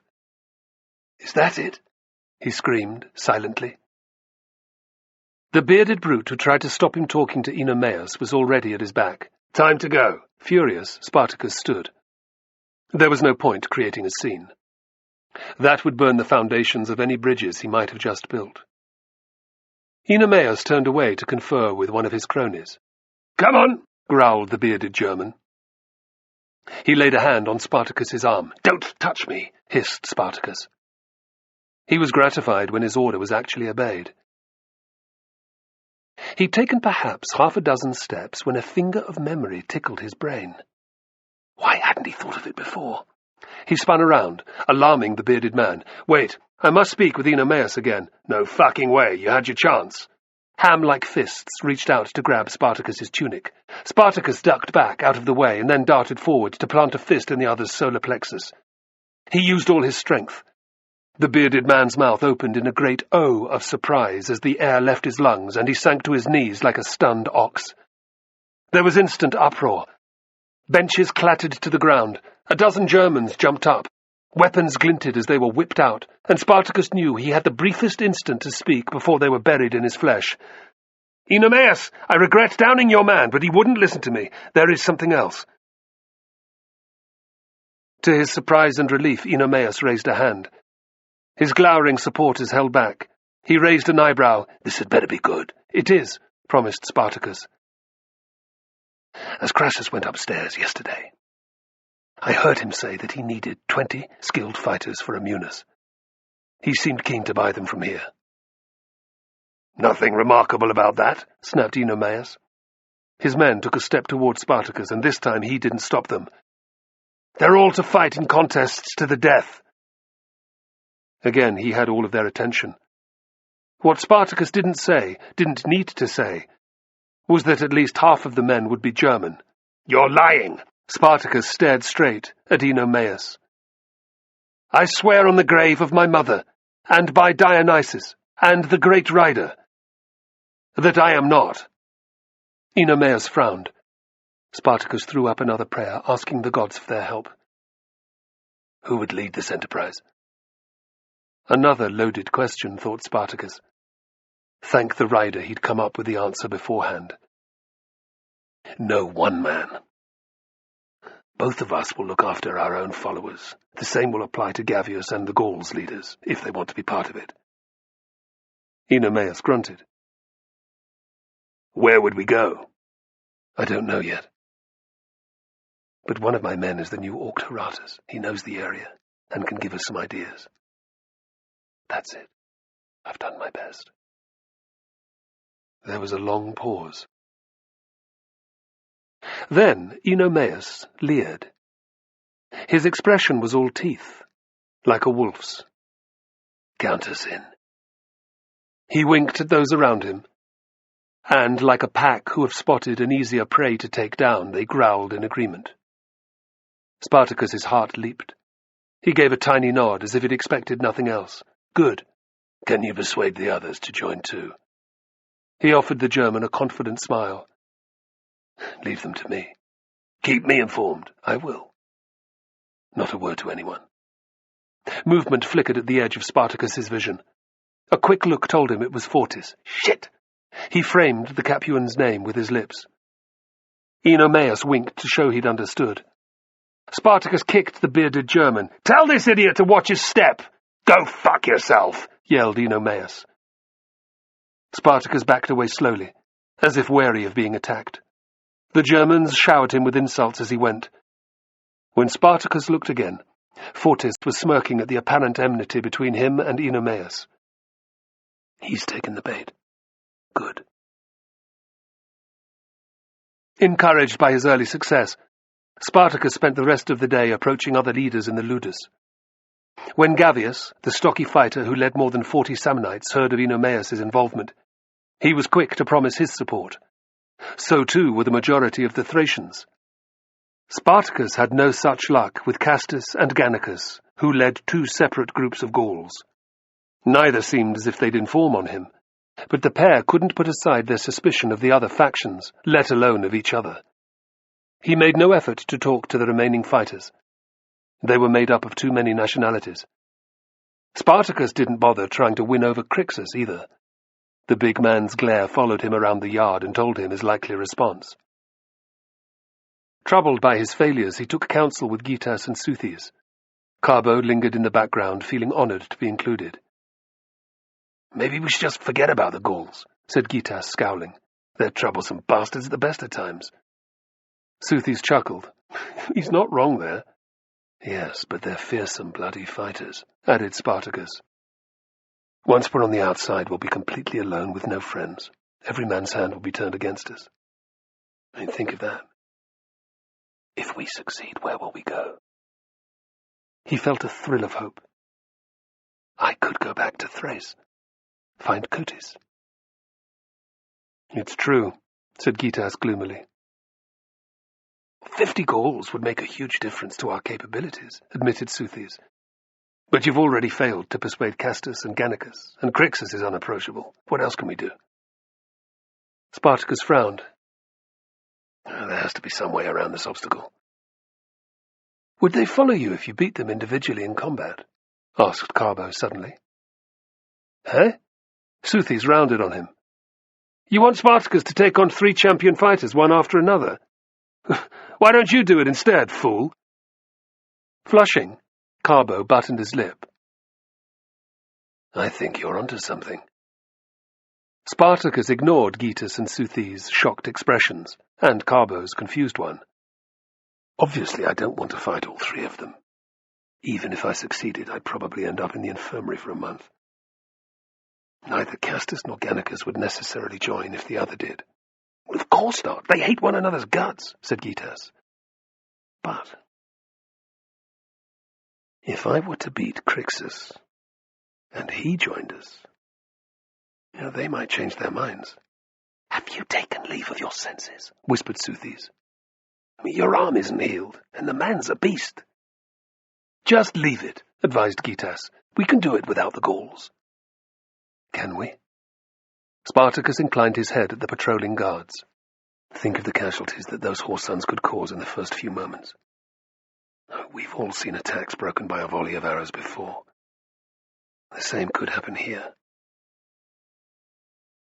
A grim silence descended, and Carbo wished he'd kept his mouth shut. They had all seen the guards practicing in the yard. Most could feather a target with 6 shafts inside 60 heartbeats. If there was ever a time to fight Crixus, it was now, thought Spartacus. Up till now, he'd avoided confrontation because it would have been pointless. Now there was so much to gain. If virtually every man in the Ludus was taking part, they had a much greater chance of success. His gut feeling was that he should do it, and if he admitted it, Spartacus knew it was also because he wanted to be seen as the man who had unified the gladiators. Regardless of what happened once they'd escaped, that would not be forgotten. "What's the worst that can happen? Crixus might break a few of my ribs," he joked. Gytas' mouth opened in protest and shut again. "When?" "In the morning," replied Spartacus, "after a good night's sleep." "But," said Carbo, worried now. "Leave it," warned Seuthes. "I've seen that look in his eyes many times before." "You're risking your life." "And that's my choice," grated Spartacus. Carbo looked down. What if he fails? He thought in anguish. What if Crixus kills him? I'll have no one to protect me. Guilt suffused him for being so selfish. But he couldn't help it. Chapter 9. The following day, Spartacus did not bother with breakfast. Having an empty stomach might give him an advantage over Crixus. Even a tiny detail such as that could tip the balance between failure and success. Before leaving his cell, he'd warmed up and oiled his muscles. He sat with Gitas, Southes, Carbo, and 6 other Thracians watching the Gaul and his cronies shoveling down porridge. "Eat as much as your belly will hold, you pig." Spartacus had been slightly surprised by Ariadne's lack of protest at his decision. Whether it was because of her ordeal at Fortis's hands, he did not know. Whatever the reason, it had been a relief. With thoughts of the escape occupying his every moment, Spartacus had been pleased not to have one more thing to consider. It was bad enough that his dream about the snake had recurred overnight. Unsettled, Spartacus shoved away an image of him being choked to death by Crixus, not the serpent. "Wish me good fortune," he said. The shock etched on all their faces rammed home to Spartacus that they all thought he might fail. His determination redoubled. "Come on," he said, leading the way. There was a rush to join him. Everyone knew his job. They'd already discussed making sure that Crixus's men did not intervene. Feeling the rush of adrenaline and the sweaty palms that accompanied an entrance into battle, Spartacus nodded grimly at Gitas and Southes, who were to guard Ariadne. Then he swaggered over to where Crixus sat. His followers jumped to their feet, but Crixus did not budge from his seat. He glowered at Spartacus. "What the fuck do you want?" "Guide my way, great rider. I've got a proposition for you." Crixus's lip curled. "What makes you think I'd be interested?"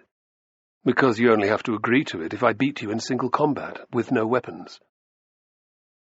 Crixus's grin stretched from ear to ear. "Spit it out." Raising his hands peacefully, Spartacus moved closer. "Many of us are planning to escape from the ludus," he said in a low voice. "I want you to join us." A mixture of emotions flitted Crixus's face. Disbelief, shock, jealousy, anger. "What, with you as leader?" "No." Each fighter follows the man he's loyal to. "Who else is taking part?" Enomaus, Gavius, and nearly all the Thracians, about 120 men. "Castus? Gannicus?" Spartacus shook his head. "Understandable, really," sneered Crixus. "Who'd want to join with a pack of savages?" His men snickered with amusement. "That's what I thought you'd say," replied Spartacus equably. "Would your answer change if I best you in a fight?" "If that happens, I'd follow you into a sewer." Crixus's laugh came from deep in his belly. "I won't ask you to do that. We fight until one man submits, eh?" "That sounds good to me." "I've been looking forward to this for an age," snarled Crixus, standing. He waved his arms. "Get out of the damn way!" As the nearby Gauls scrambled to obey, Spartacus ran straight at Crixus. He'd covered the distance between them in 2 heartbeats. Before Crixus could even react, Spartacus's head smashed into his belly. There was an audible whoosh as all the air left Crixus's lungs. They fell to the sand in a tangle of limbs with Spartacus on top. He scrabbled to get up. Winded or not, Crixus was very dangerous. He was already trying to enfold him in the circle of his great arms. If that happened, the fight would be over.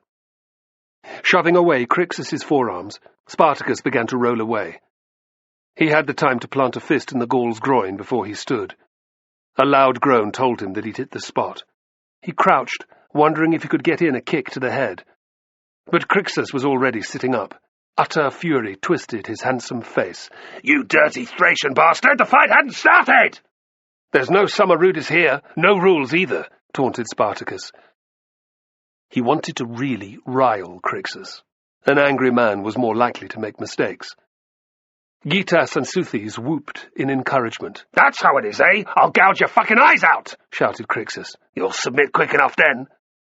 His men roared their approval. "You think? Come and try." Furious, Crixus charged forward like a rampaging wild boar, and they clinched together like 2 lovers.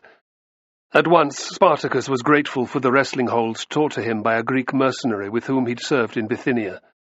Crixus was far stronger than he.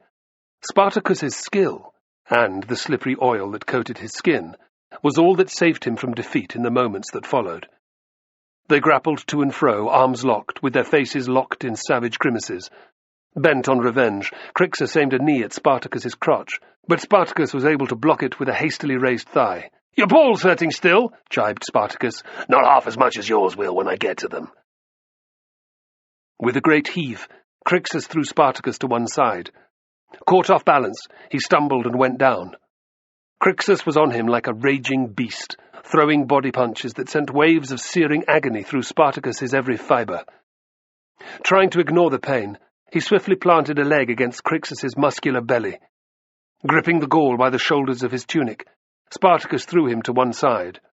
Incredibly, Crixus got up quicker than Spartacus could. Spartacus was on his knees still when the Gaul came barreling in and struck him in the face with one of his enormous fists. Spartacus felt his nose split like an overripe plum, heard the crunch as the tissue within broke. Driven back onto the sand by the force of the blow, he bellowed with the pain of it. Pausing only to kick Spartacus a few times, Crixus leapt on top of him again. His fingers clawed towards Spartacus's face. "I'm going to tear your fucking eyes out of your head!" Spartacus was half-blinded by blood and in complete agony. He also knew that if Crixus locked his thumbs into his eye sockets, the game was up. There had been occasions when he'd used the tactic himself, and it was brutally effective. Spartacus wondered if Crixus would stop once he'd ripped out his eyeballs. Probably not. The thought of living out his life as a blinded cripple, or dying right now, filled him with utter desperation. Drawing up his arms inside those of Crixus, Spartacus whipped them sideways with all the strength in his body. Unprepared for such a move, Crixus toppled down on top of him. Spartacus sank his teeth into the first part of the Gaul's flesh that met his lips. It happened to be his nose. Spartacus bit down as hard as he could, worrying it as a dog does a rat. He was dimly aware of Crixus screaming and raining weakened punches on his unprotected abdomen, but he did not release his grip. "Take that, you bastard!" Somehow cold reason penetrated the red mist that coated Spartacus's consciousness. "If I bite off half his nose, the prick will never join us." He unclamped his jaws, and Crixus reared back, showering him in gore. Spartacus heaved over onto his side and struggled free from the other's grip. There was no resistance.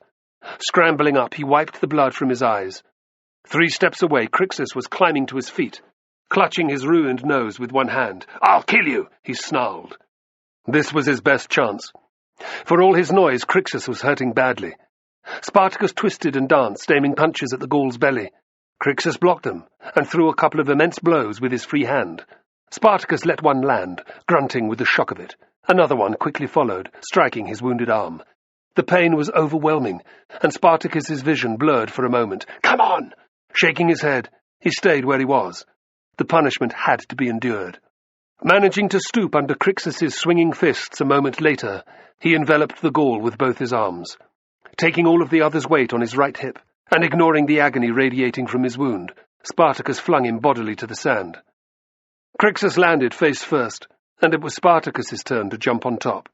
Sitting on the Gaul's back, he shoved his right arm around the other's neck. Grasping his right hand with his left, he took Crixus in a chokehold. As his grip tightened, his arm formed a V shape around the Gaul's windpipe, blocking it entirely. A horrible rattling sound left Crixus's lips, and his arms flailed about, trying to reach Spartacus. His attempts were futile, and it didn't take more than a dozen heartbeats before his great strength began to leave him. The flesh on the back of his neck turned dark red. Spartacus could only imagine what Crixus's face looked like. Still, the Gaul didn't give in. "You stupid, stupid bastard," thought Spartacus. He glanced quickly to either side. The faces of the watching Gauls were aghast, stricken with horror, while those of his men were filled with triumph. "Killing the big ox won't help our cause. Gods above, but he hadn't considered this option. I can't let him live, though. He'll try to kill me the first moment he can." Expertly, Spartacus tightened his hold even further. "Choose your own death, then. I'll have to convince Castus and Gannicus some other way." Then, Crixus's left hand rose weakly into the air, the forefinger extended upward in the appeal for mercy. Spartacus didn't quite believe his eyes, didn't trust Crixus even now. "Do you yield?" he roared. The finger rose a fraction higher before the whole arm flopped back onto the sand. "Let him go!" roared a Gaul. "You've killed him!" yelled another. With great care, Spartacus released his grip around Crixus's neck. The Gaul slumped down and did not move. Great rider, keep him alive. Climbing off, Spartacus rolled his opponent over onto his back. He was shocked by Crixus's appearance. The Gaul's face was a shocking purple colour. A steady stream of blood ran from the dreadful wound on his nose, which was covered in sand. His eyes were glassy, and the whites had turned scarlet. His engorged tongue protruded from fat, sausage-like lips, and there was a reddened ring around his neck, marking where Spartacus's hold had been. "Get some water!" shouted Spartacus. He slapped Crixus across the cheeks. There was no initial response, but a moment later, the Gaul coughed weakly. Spartacus could have cheered. Someone, Spartacus was vaguely surprised that it was Restio, the bet-maker, because he hadn't been present initially, handed him a leather water bag, and he emptied it over Crixus's head. The Gaul's eyes came back into focus. He coughed again and rubbed at his neck. "Damn sore, I'd say," said Spartacus, noticing for the first time that the wound on the back of his right arm was bleeding. "Oh, you should have given in sooner. You're as stubborn as a mule." "I've never lost a fight," said Crixus in wonderment. His voice had a new, gravelly timbre to it. "There's always a first time," replied Spartacus, still trying to gauge what the Gaul's response would be. "I'm not quite sure how I did it." "By being the dirtiest bastard in Italy," retorted Crixus, gingerly touching his nose. "That was the hardest fight I've ever had," said Spartacus. He wasn't sure if it was true, but that wasn't what was important. Getting Crixus to honour his word was. "You're like Hercules himself."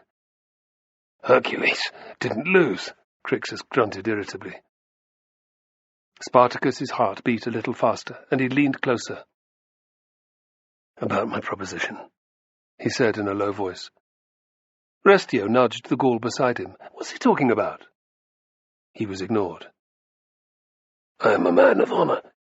I lost the fight. So me and my lot will join you," growled Crixus. "Good." I can't trust him one iota, thought Spartacus, but at least the bastard has agreed to come on board. Sensing the silence, he scanned the yard. Unsurprisingly, all eyes, even those of the guards, were on them. Fortis was only 20 steps or so away. "We're being watched. Act as I do," Spartacus whispered. "That will teach you to insult my people," he yelled. "Watch your mouth in future. Do you hear me?" "I hear you," muttered Crixus furiously. He appeared entirely convincing, and Spartacus jerked his head at his men. "Let's go." He was pleased to notice Fortis, looking furious, turn away and resume his conversation with one of the trainers. With luck, the Capuan would regard the fight as nothing more than a brawl between two of the best gladiators. Now all he had to do was persuade the other Gauls to take part. Preoccupied, Spartacus did not notice Restio scurry away from the crowd. Rather than go to the surgeon to have his injury tended, Spartacus headed straight for the baths. He'd seen Castus and Gannicus heading in there with a bunch of their men. "Carbo, come with me," he ordered when they'd reached the door. "The rest of you stay here."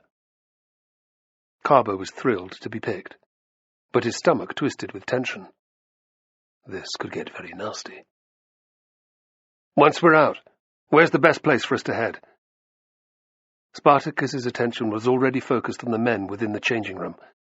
They moved out of his way, and he smiled, aware that with the blood covering much of his face, he must look outlandish.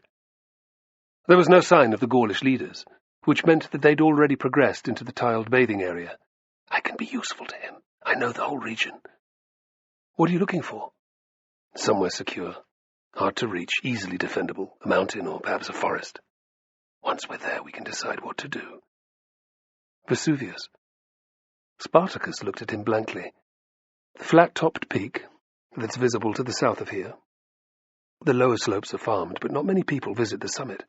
It's supposed to be one of Vulcan's resting places." A memory tugged at Spartacus, but feeling impatient, he took no notice. "It sounds perfect. What about the surrounding countryside?" It's mostly full of latifundia. He saw Spartacus's interest. They'd be easy pickings. Good. Spartacus beckoned him closer. Castus and Gannicus need to be persuaded that joining us would be a good idea. It's your job to sell Vesuvius to them. Think you can do it?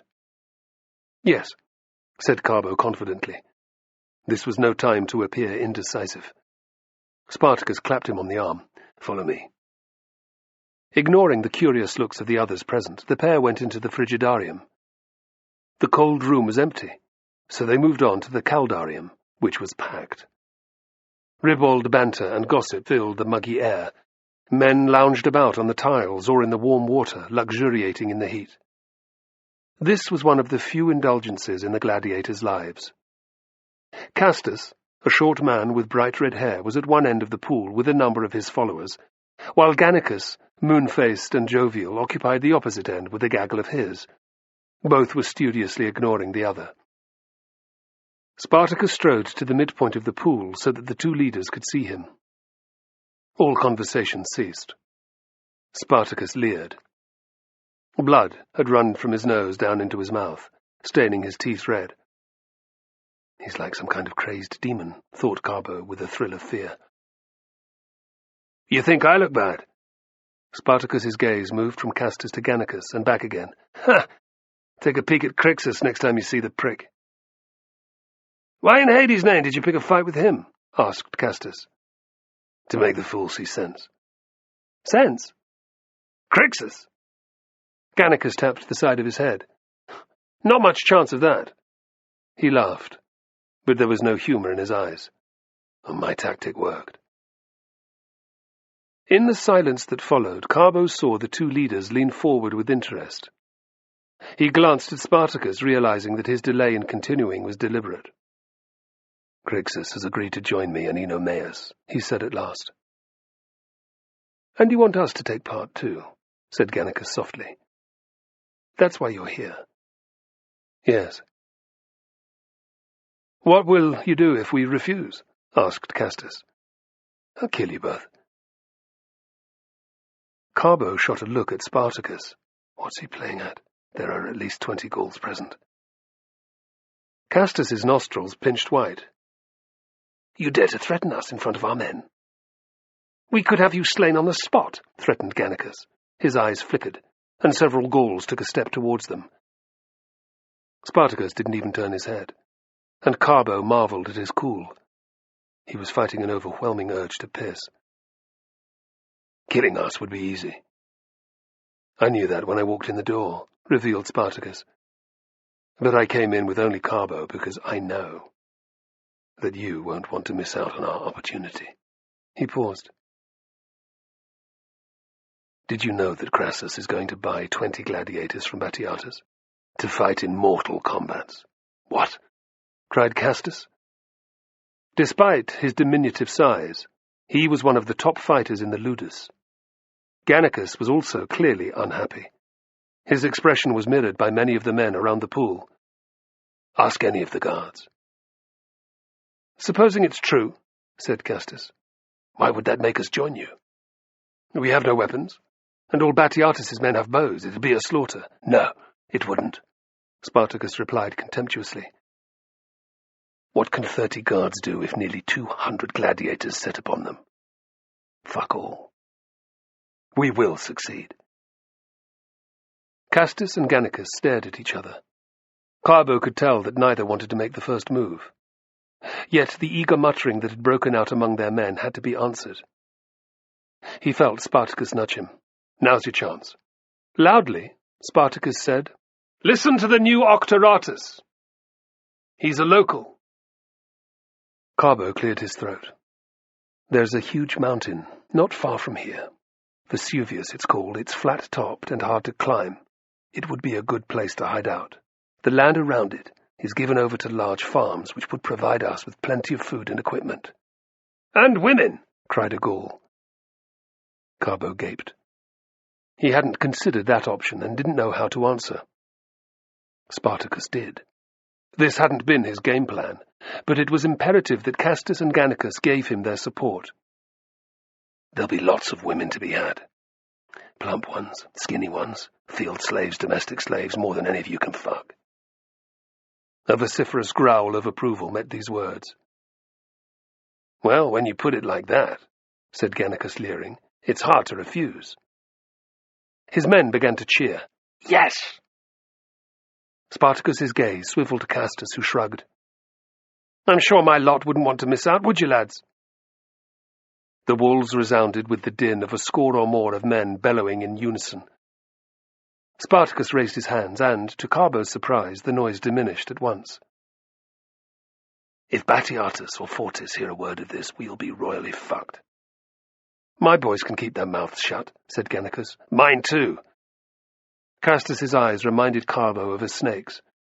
Anyone who doesn't will end up with his throat cut. Excellent. We'll talk later before we're locked in for the night. When do we make our move? Asked Castus. The room went deathly silent. There's no point hanging about, Spartacus replied. Tomorrow or the next day. You move fast, said Castus. It's too dangerous to delay. There's always at least one rat in the grain store. I know what you mean, growled Castus. I vote for tomorrow. Me too, added Gannicus keenly. I'm not going to argue with that. The moment that they hand out the practice weapons, then, answered Spartacus with a tight smile. Thank you, great rider. Carbo waited until they were safely outside before he said anything. You promised them indiscriminate rape. Of course I did. That's barbaric. Spartacus stopped dead in his tracks. You don't have to come along if you don't want to, boy. Carbo's heart pounded. He didn't want to be left behind. No, I'm coming, he muttered. Fine. Next time I want advice on tactics, I'll ask you.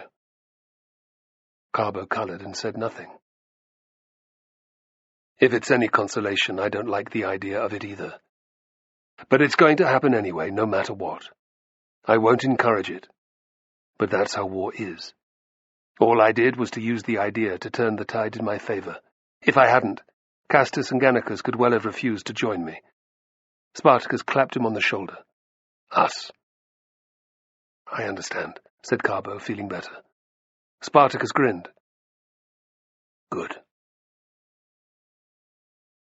The hours that followed were the longest of Spartacus's life. He did not want to be training or running around the yard.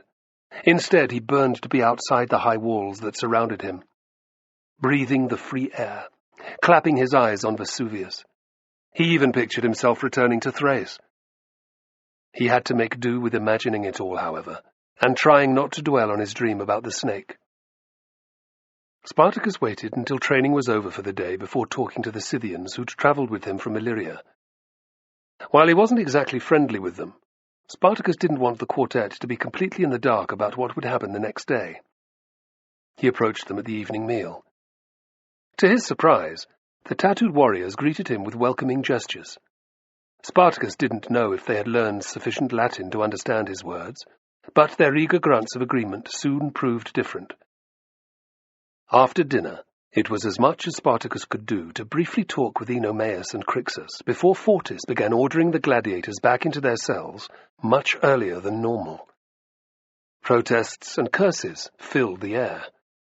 The Capuan's reason, as he screamed repeatedly, was the 3 bodies that had been found in the toilets. Clearly, some men had given Castus and Gannicus cause for concern. The best that Spartacus could manage was a meaningful look in Enomaus, Gavius, and Crixus's direction.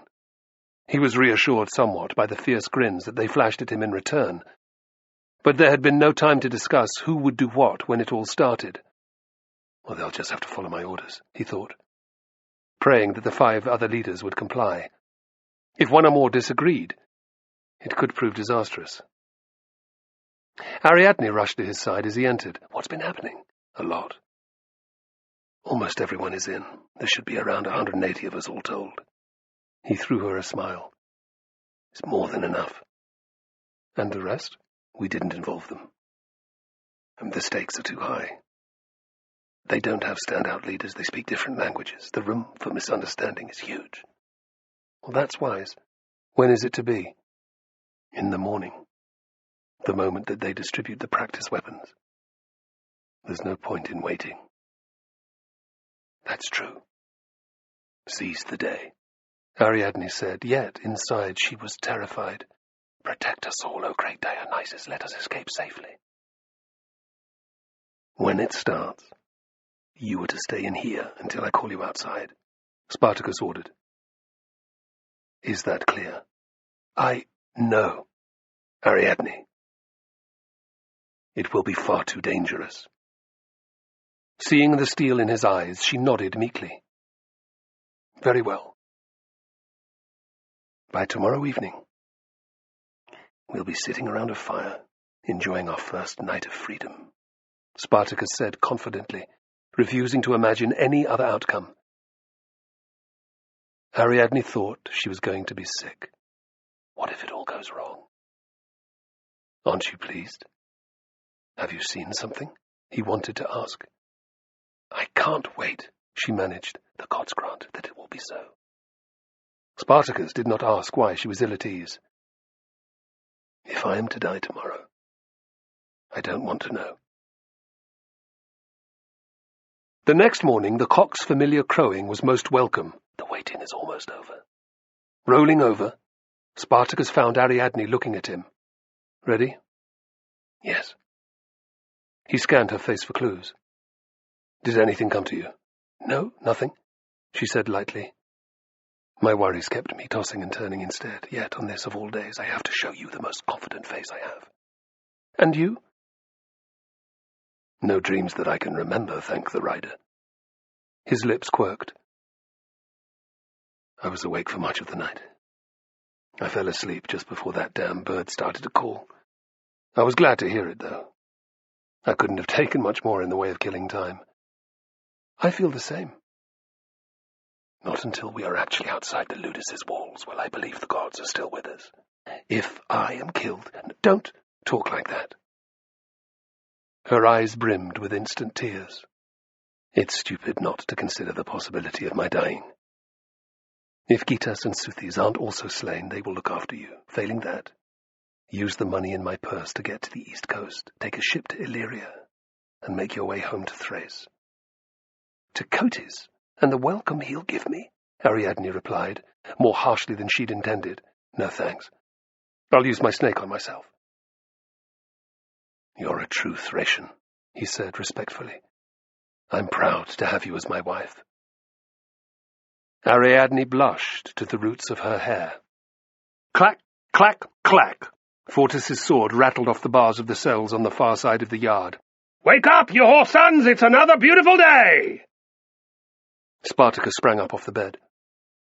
Throwing on his tunic, he waited patiently until the Capuan reached their barred window. Pull your prick out of your woman, Latro. It's time to get up. Ariadne shuddered. The man was vile, less cold-blooded than her snake, but in his own way, as venomous. Spartacus didn't give Fortis the satisfaction of a reply. Have you got my breakfast ready? He shouted. A chorus of laughs rose up from the fighters within earshot. Count yourself lucky that there's any food at all, snapped Fortis. Unlocking the door, he moved on. May the gods watch over you, whispered Ariadne. Thank you. Spartacus gave her a broad smile, which belied his churning stomach. Stay by my side, great rider. Pushing wide the portal, he stepped into the yard. All around him, dozens of other gladiators were emerging from their cells. It was a crisp spring morning. The area of sky framed by the Ludus' high walls was entirely clear of cloud. Spartacus admired it. He had a good feeling in his guts. Hungry? Turning, Spartacus saw Restio leaning against the wall.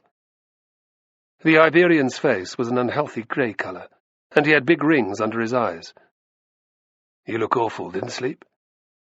Not a wink, Restio muttered. Did you? Not bad, lied Spartacus. Restio was one of the few men who hadn't been told about the escape attempt. Why would you care how I slept? A memory tickled at Spartacus, but Carbo, Gitas, and Suthis joined him, and he put it to one side. Come on, he said to Restio. Some porridge in your belly will make you feel better. Stepping out into the yard proper, Spartacus felt a prickle of unease. The balcony above was lined with guards. He glanced sidelong at Restio, who appeared unconcerned. He wasn't surprised that Carbo hadn't noticed, but Gitas and Southes were already scowling. "It's practically every shitbag Gladiator's employs is up there," hissed Gitas in his ear, "and there are far more men on the gate than normal." Spartacus grunted. "Someone's told Gladiators, or Fortis." They joined the queue for the porridge. Enomaeus was at the end of the line with his closest henchmen. One of them immediately engaged Restio in a conversation about money. Spartacus moved closer to Enomaeus, relieved that the Iberian could no longer hear what he said. "You've seen the extra company we've got?" growled the German. "Yes. What do you think?" "I'm not sure." "There's nothing that we can do right now anyway. Let's eat and see what happens." With a non-committal look, Enomaeus turned his back on them. Spartacus frowned. Were the Germans still with him? Enomaeus's men crowded around him, preventing any further chat. "You've seen Crixus?" "He's over there," said Gitas, jerking his head at the furthest benches. Spartacus was about to leave the queue when something made him look around. Fortis was staring at him with naked aggression. "Something's definitely not right." Rather than make his way over to Crixus, he shuffled forward with the rest. "Look, it's the Latro! Come for some porridge?" cried Fortis.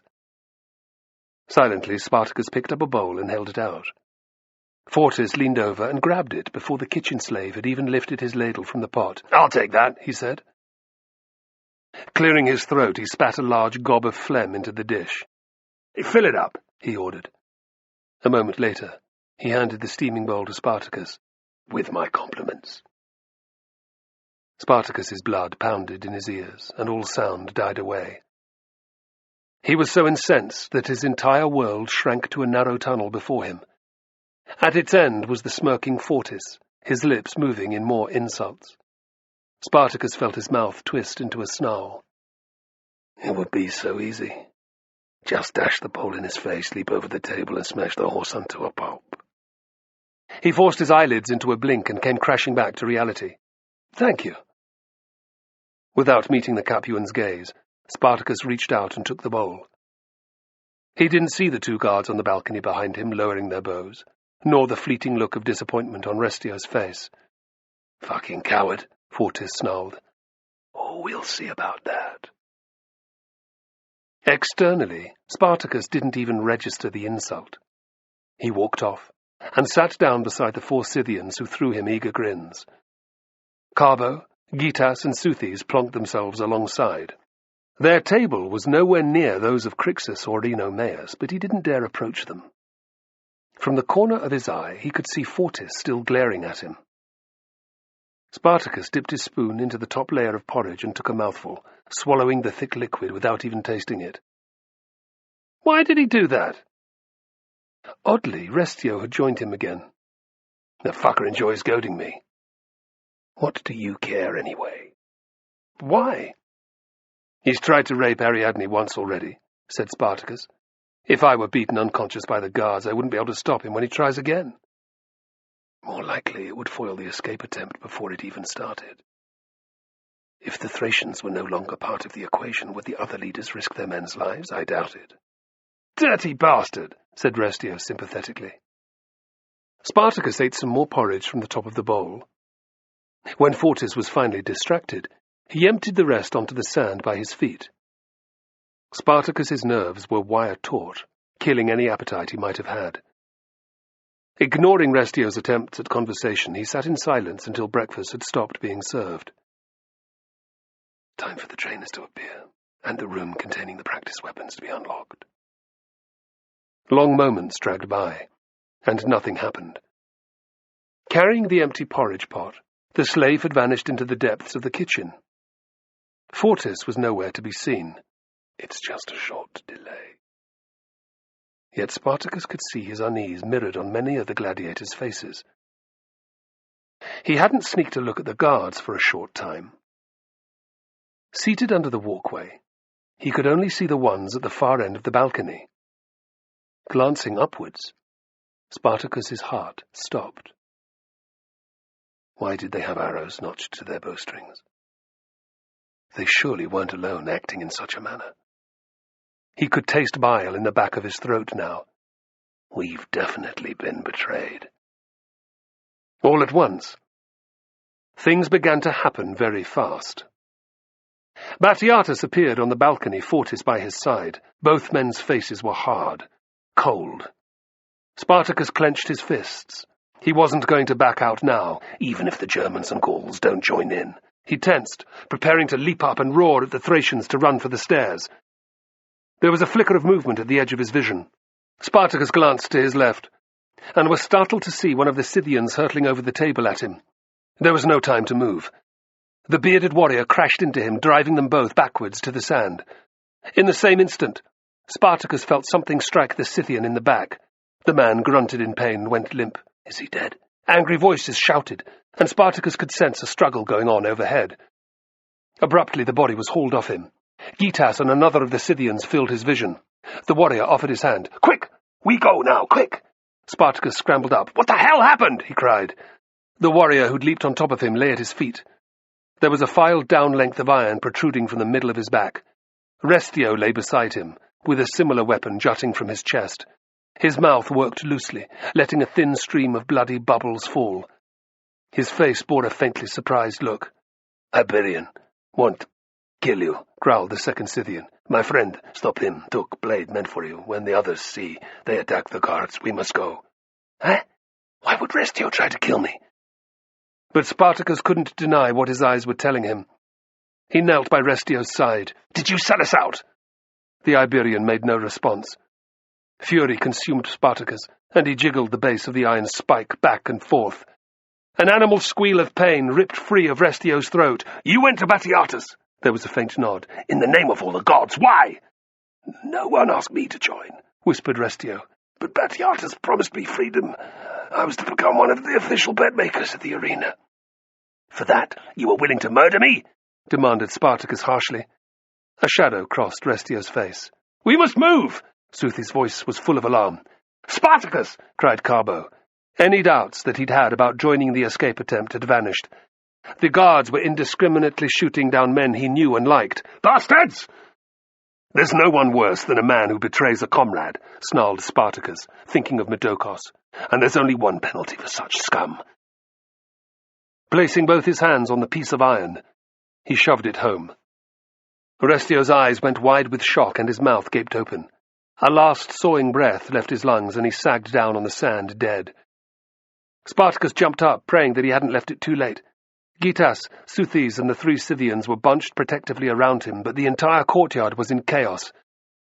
Gladiators ran hither and thither, shouting at each other, and without purpose. Waves of arrows were scudding down from above, striking down men at random. From the cells came the screams of the watching women. "Ariadne!" "Chloris," said Carbo, looking alarmed. "Amatokos will take care of her," barked Spartacus. "Look at the 2 sets of stairs." He was delighted to see Gavius and the 3 Gaulish leaders at the base of one, shoving their warriors upwards to the first floor and the all-important armory. The other was deserted, however. No surprise. My countrymen aren't going to act unless there's someone to lead them. Spartacus's gaze shot to the gate, and horror filled him. There was already a large pile of arrow-riddled bodies heaped before it. The 8 guards there were giving a good account of themselves. With 6 men around him, Enomaeus was standing in the open, screaming encouragement at the rest of his followers. Many of the guards on the balcony were also concentrating their aim on the critical area, so few were prepared to obey. "It's a fucking slaughter. We have to smash open the armory or there's no hope. Follow me!" He bellowed at the men around him. Then, repeating his cry in Thracian, Spartacus darted out from the walkway's protection. He sprinted across the yard towards the second staircase, sensing fighters running to join him. Strangled cries rang out as some fell prey to the guards' arrows. "There he is!" screeched Fortis. "Bring him down!" Gritting his teeth, Spartacus increased his pace. Reaching cover, he felt a heartbeat's relief. He was also encouraged by the set, determined faces that surrounded him. As well as Carbo, Gitas, Southes, and the 3 Scythians, there were about 30 Thracians. "We need to go up, hard and fast. There are enough of us to rush the guards.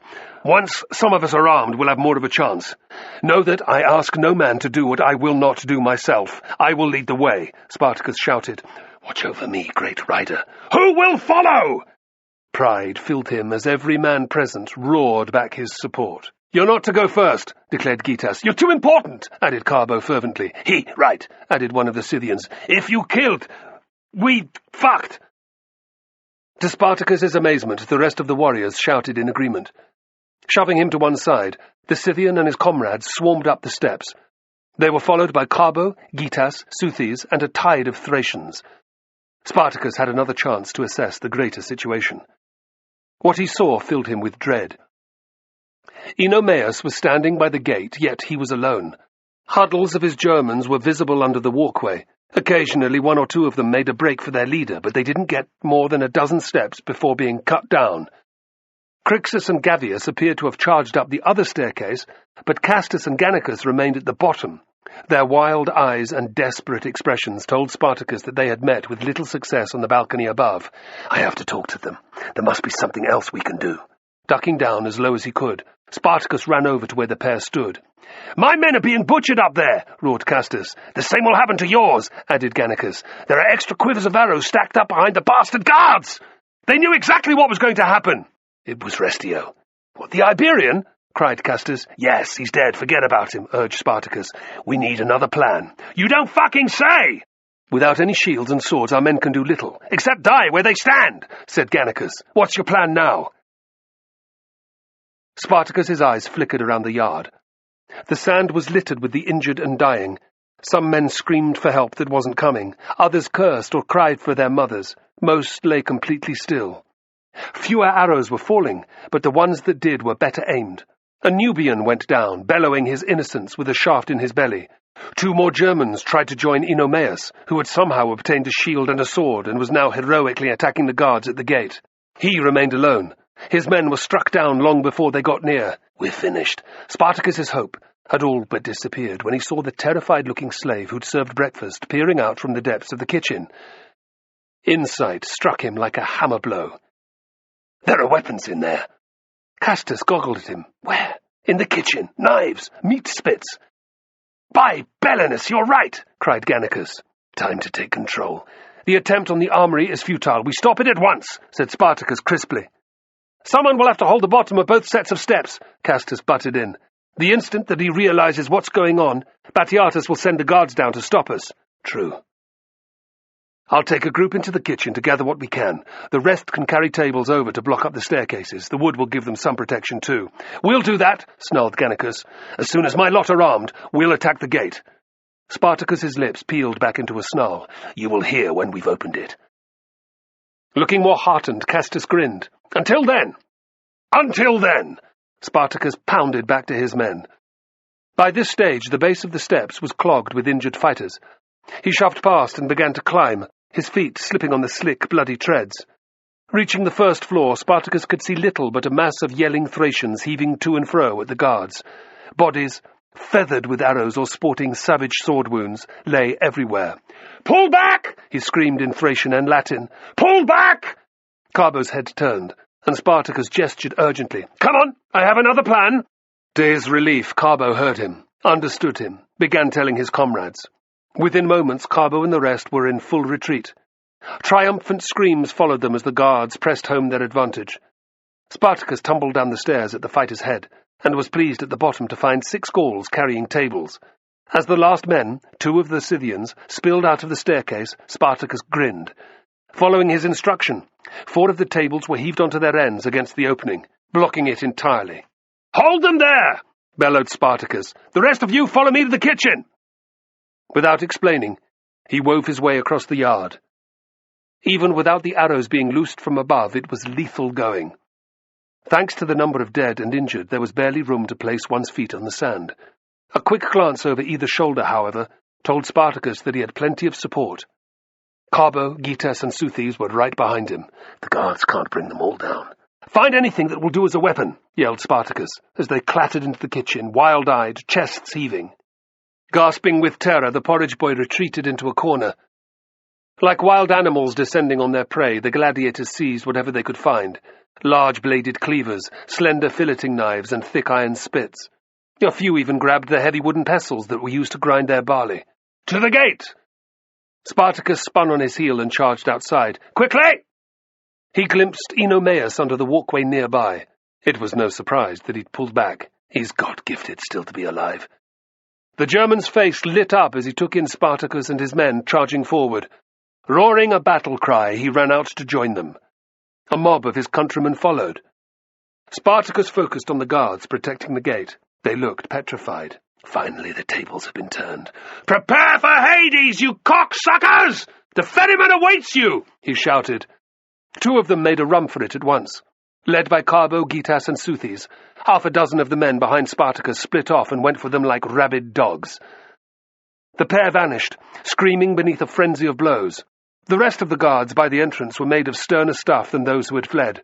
4 of them shuffled in close, holding their shields together, while their companions stood to the rear, loosing arrows in low arcs overhead. Spartacus felt rather than saw several shafts as they hissed past him to sink into fighters behind him. His heart thumped madly in his chest, but he didn't falter. 10 paces from the guards, he raised his cleaver high. His other hand gripped a large, heavy pan. "For Thrace!" he shouted at the top of his voice. "For Thrace!" He couldn't have chosen better words. A threatening, primeval roar, the Titanismos, filled the air around Spartacus as the warriors answered his battle cry. With faces distorted by fury, they smashed en masse into the guards' shield wall.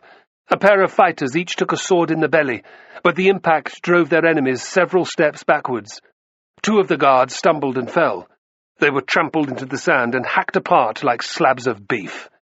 Spartacus was facing one of those who'd kept his feet, a piggy-eyed individual whom he knew and disliked. Panicked, the man made the elementary mistake of swinging his gladius overhand at Spartacus's head. Sparks flew as Spartacus met the blow with his metal pan. "Eat this!" he hissed, slicing the cleaver sideways into the guard's face. The razor-sharp blade opened his flesh with ease. Powered by Spartacus's rage, it smashed his teeth apart, cut off half his tongue, and ripped out of his other cheek. A sheet of blood followed the cleaver, misting the air with tiny red droplets. Uttering an indescribable shriek of pain, the maimed guard collapsed to the ground. "He's finished." Dropping his pan, Spartacus swept up the man's sword. Leaping over the screaming heap, he threw himself at one of the guards with a bow. The terrified archer was desperately trying to notch an arrow to his bowstring. It was the last thing he did. With a smashing blow of his cleaver, Spartacus swept the weapon out of the way. He followed through, stabbing the man in the chest so hard that the gladius pinned him to the gate timbers. Panting, Spartacus looked to either side. He could see no living guards, just a mass of grinning, bloodied gladiators. Gitas was 2 steps away. "Where's Southes?" he wondered. There was no time to look. "Open the gate! Get out onto the street, beyond arrow range! Wait for us there!" Spartacus roared. "Castus! Gannicus! Gavius! Enomaus! The entrance is secured!" Through the din, he heard his call being answered. Good, some of them will get away at least. Whether I or Ariadne will remains to be seen. "Gitas, come with me." Spartacus grabbed one of the Scythians by the arm. "I must fetch my wife. Will you come?" He was gratified by the man's instant nod. "My friend, come too. We protect you," growled the Scythian.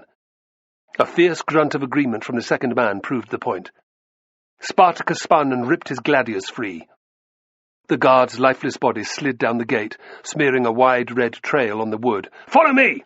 Pushing his way through the throng, he sprinted for his cell. He had never felt such a pressing need for speed. The moment that the men holding the tables at the base of the stairs abandoned their posts, the guards would swarm into the yard. If he, Gitas, and the Scythians didn't rescue Ariadne very fast, they'd all be killed. What made his heart stop was not a tide of guards, however, but the sight of Fortis making his way, sword in hand, towards his cell. "He's going to kill her." "No!" Spartacus screamed, but he was too far away, too far to do anything but watch. Fortis reached the door. Gripping the handle with his left hand, he flipped it open. "Where's your man now, you whore?"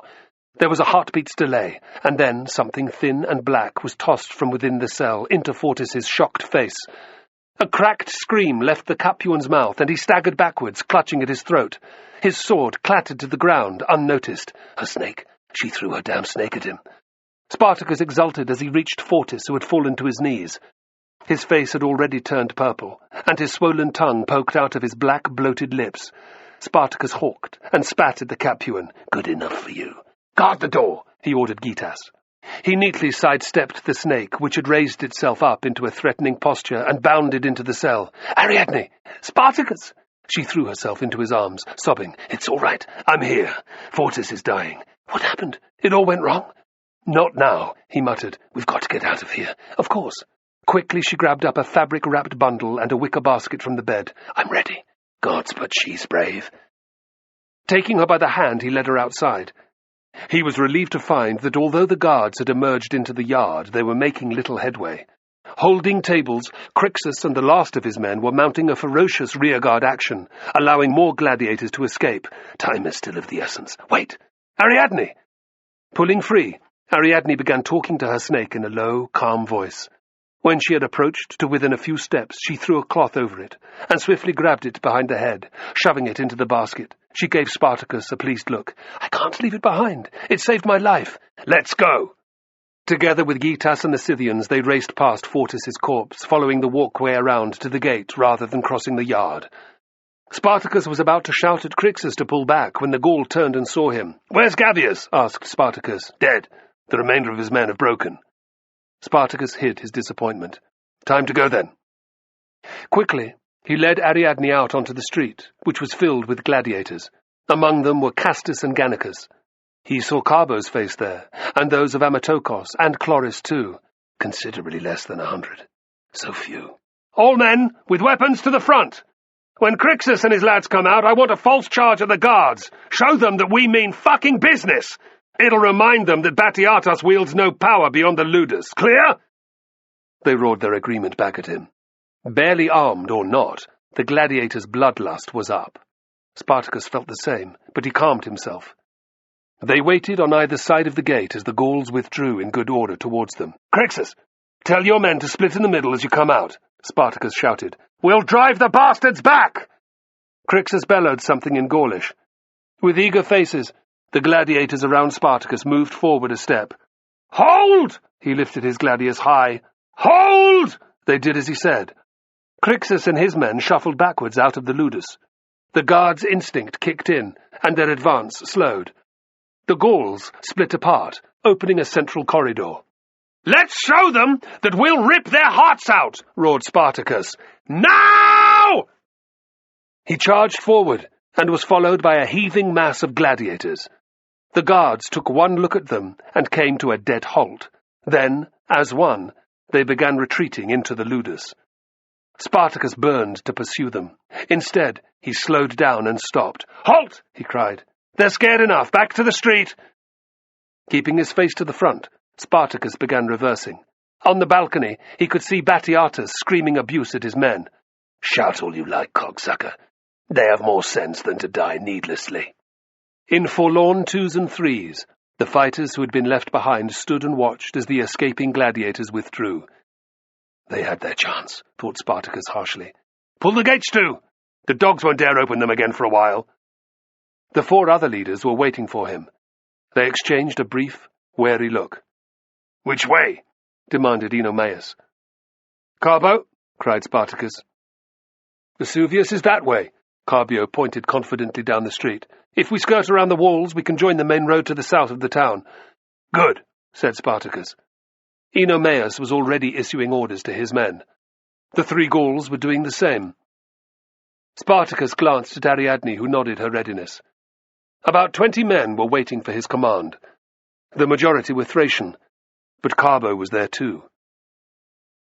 He also spotted at least 1 Greek and a pair of Nubians. Another woman in addition to Chloris, and of course the 2 remaining Scythians. I don't even know their names. His eyes darted around. "Where's Southis?" Gitus's face darkened. He didn't make it. What happened?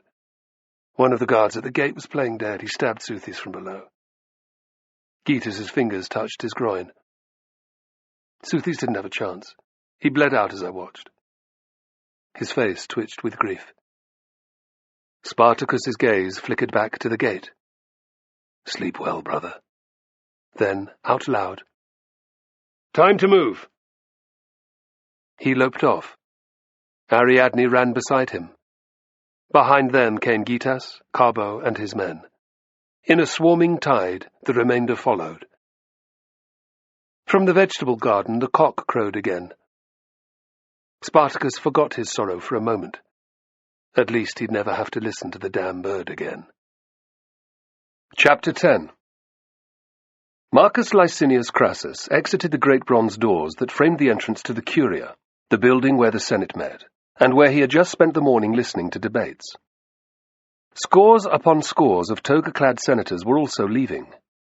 When they saw Crassus, the vast majority were careful to move deferentially out of his way. Many smiled, most murmured a respectful greeting as well.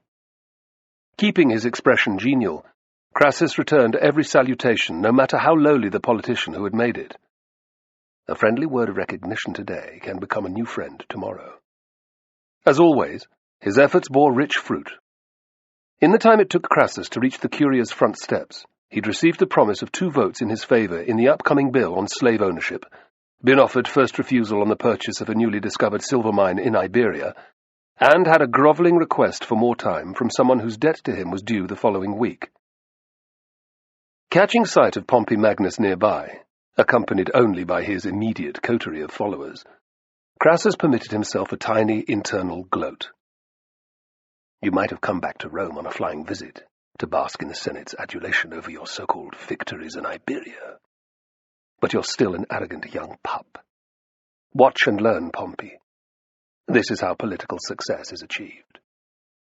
Crassus had been irritated by Pompey from the very time that his star had begun its meteoric rise to prominence.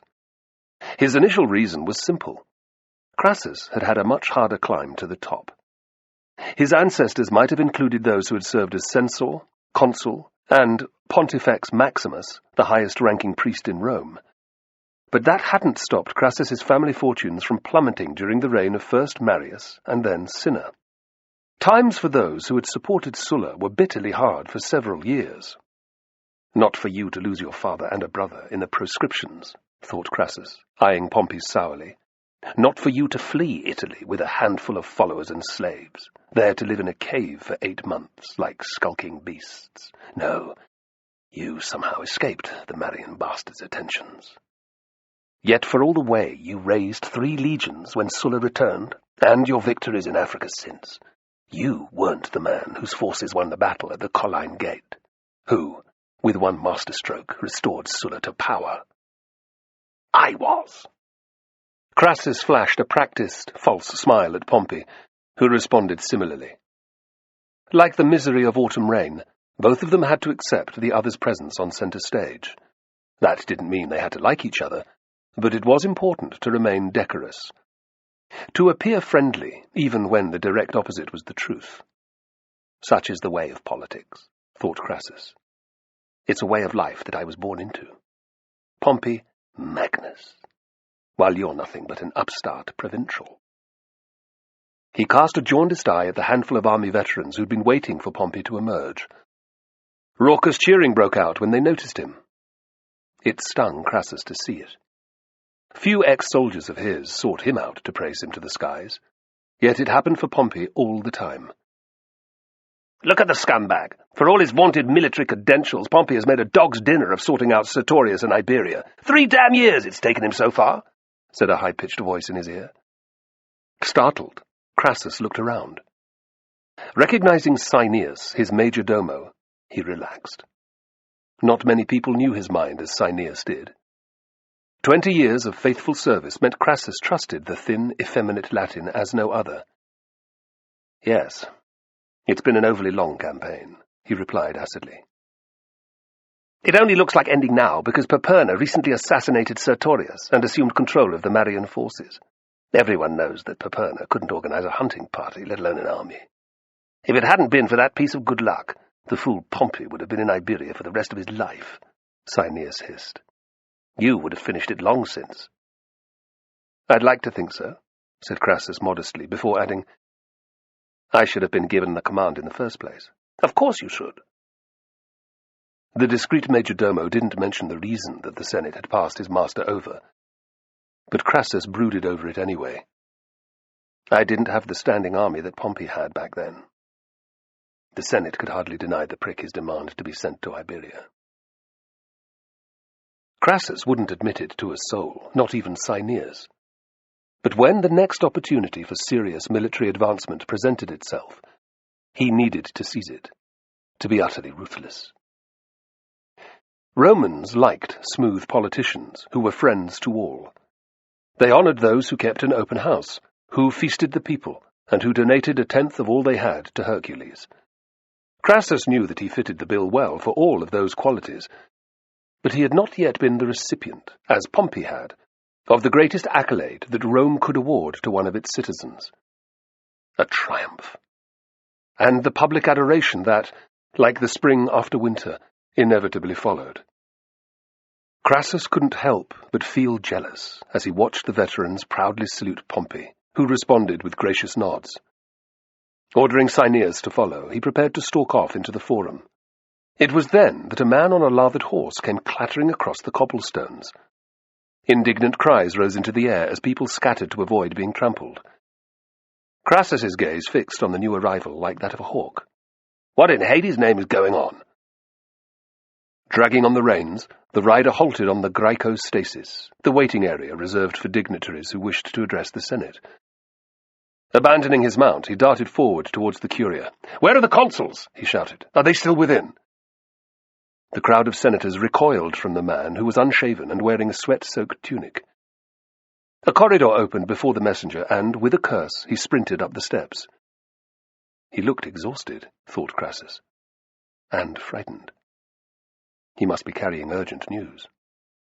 Crassus stepped into the man's path, forcing him to come to a juddering halt. "They are still inside, I believe," he said smoothly. It took a heartbeat for his words to register. Then the other's faded blue eyes took him in. "My thanks, sir," he said, and made to move past. Turning nimbly, Crassus fell in with him. "Where are you from?" "Capua. And you bring important news from there?" "Yes, sir," came the terse reply. "What is it?" The faded blue eyes regarded him again. "I don't suppose it matters if you hear it first. A band of gladiators has broken out of the Ludus in Capua." Crassus's interest soared. "The Ludus? I know it well. Did many escape?" "Only about 70. "Oh, that's of little consequence," declared Crassus in a bluff voice. "Hardly a matter to trouble the consuls of Rome with, is it?" The man gave him a nervous glance, but then his chin firmed. "I'd argue the opposite, sir. Within the day, we, the townspeople of Capua, sent a force of more than 200 men after the bastards. A simple matter to deal with, you'd think. Yet our lads were virtually annihilated. Less than a quarter of them made it home." Crassus sucked in his surprise. "That's remarkable," he said casually. Looking vindicated, the messenger made to go. A finger of recognition tickled at Crassus's memory. "Wait. Do you by any chance know any of the renegades' names?" The man turned. He made the sign against evil. "Apparently the leader is called Spartacus." "Spartacus?" echoed Crassus in real shock. "Yes, sir. He's from Thrace." "Who cares what the whoreson is called?" growled a senator who'd overheard. "Get in there and tell the consuls. They'll soon organize enough troops to go down there and butcher the lot of them."